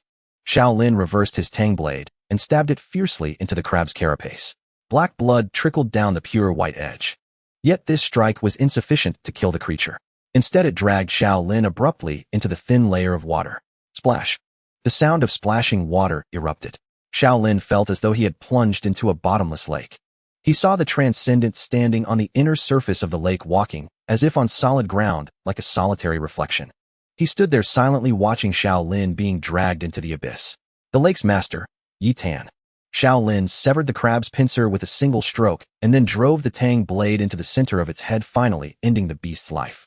He looked up at Yi Tan, a murderous glint in his eyes. Yet Yi Tan remained indifferent, merely offering a faint smirk. The next instant bright yellow eyes blinked open in succession around Shaolin. They were countless grotesque water monsters, the smallest over a meter long, with enormous mouths lined with sword-like fangs. The largest rivaled the whale monster in size. The largest coiled at the lake's bottom, its massive tentacles swaying like algae around Shaolin. Shaolin discerned the intent to drown him with water monsters in this domain. After all, even a transcendent could not survive long in an oxygen-deprived environment, and physical exertion would increase underwater. Once oxygen and strength were depleted, death was inevitable. Shaolin raised his head, gazing again at Yi Tan through the horde of monsters. Yi Tan returned his gaze calm and unhurried, as if certain Shaolin could never return to the surface. But he should have been more anxious. If he had been more vigilant and observant, he would have noticed that he was not breathing at this moment. Then the veins beneath Shaolin's skin began to shift to a blazing blue. This blue spread across his body and neck, converging upon the black umbrella. Scorching! A massive blazing white electric explosion abruptly centered on Shaolin briefly, creating an airless cavity within the water. Electric arcs like white trees radiated outward in all directions. The searing light stunned Yi Tan. Before he could react, a streak of pitch-black light hurtled toward him. It was Shaolin's black umbrella. The plaza was now empty, with only Yanxing still seated there. The lurking transcendents began to feel at a loss. They had not anticipated the lake's master joining the battle, especially on a rainy day. A considerable advantage for him. But in the next instant the water covering the entire plaza exploded with electric arcs. Silver light danced across the ground, sending curtains of water dozens of meters high. The figures of Shaolin and Yi Tan reappeared before the crowd. Shaolin stood, while Yi Tan lay on the ground drenched in blood. Shaolin approached him, blade in hand. Yi Tan raised his hand in panic. Wait, spare me. Name your terms. I advised you yesterday not to come. That was your last chance, Shaolin said. Yi Tan sighed faintly, then sprawled on the ground. Fine, then make it painless. Shaolin said nothing but complied, driving his blade through Yi Tan's throat. The lake's master Yi Tan was declared dead. Shaolin picked up the black umbrella that had fallen beside him and glanced at Yanxing, who remained motionless. Shaolin paid him no further attention and walked back toward the podium. The podium bore a large hole, but was still serviceable. He picked up the speech script from the ground. As he straightened, 2 more transcendents slowly emerged from the rain. They stood before the stage, focusing intently on Shaolin's every move while slowly drawing their weapons. But Shaolin paid them no heed, merely wiping the water stains off the script with his sleeve.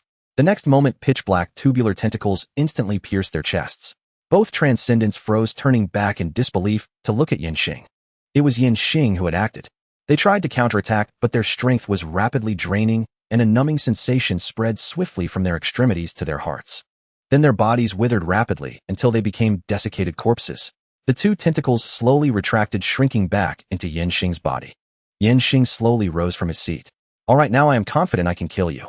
With that, he slowly shed his robe, revealing a body of grotesque extremity.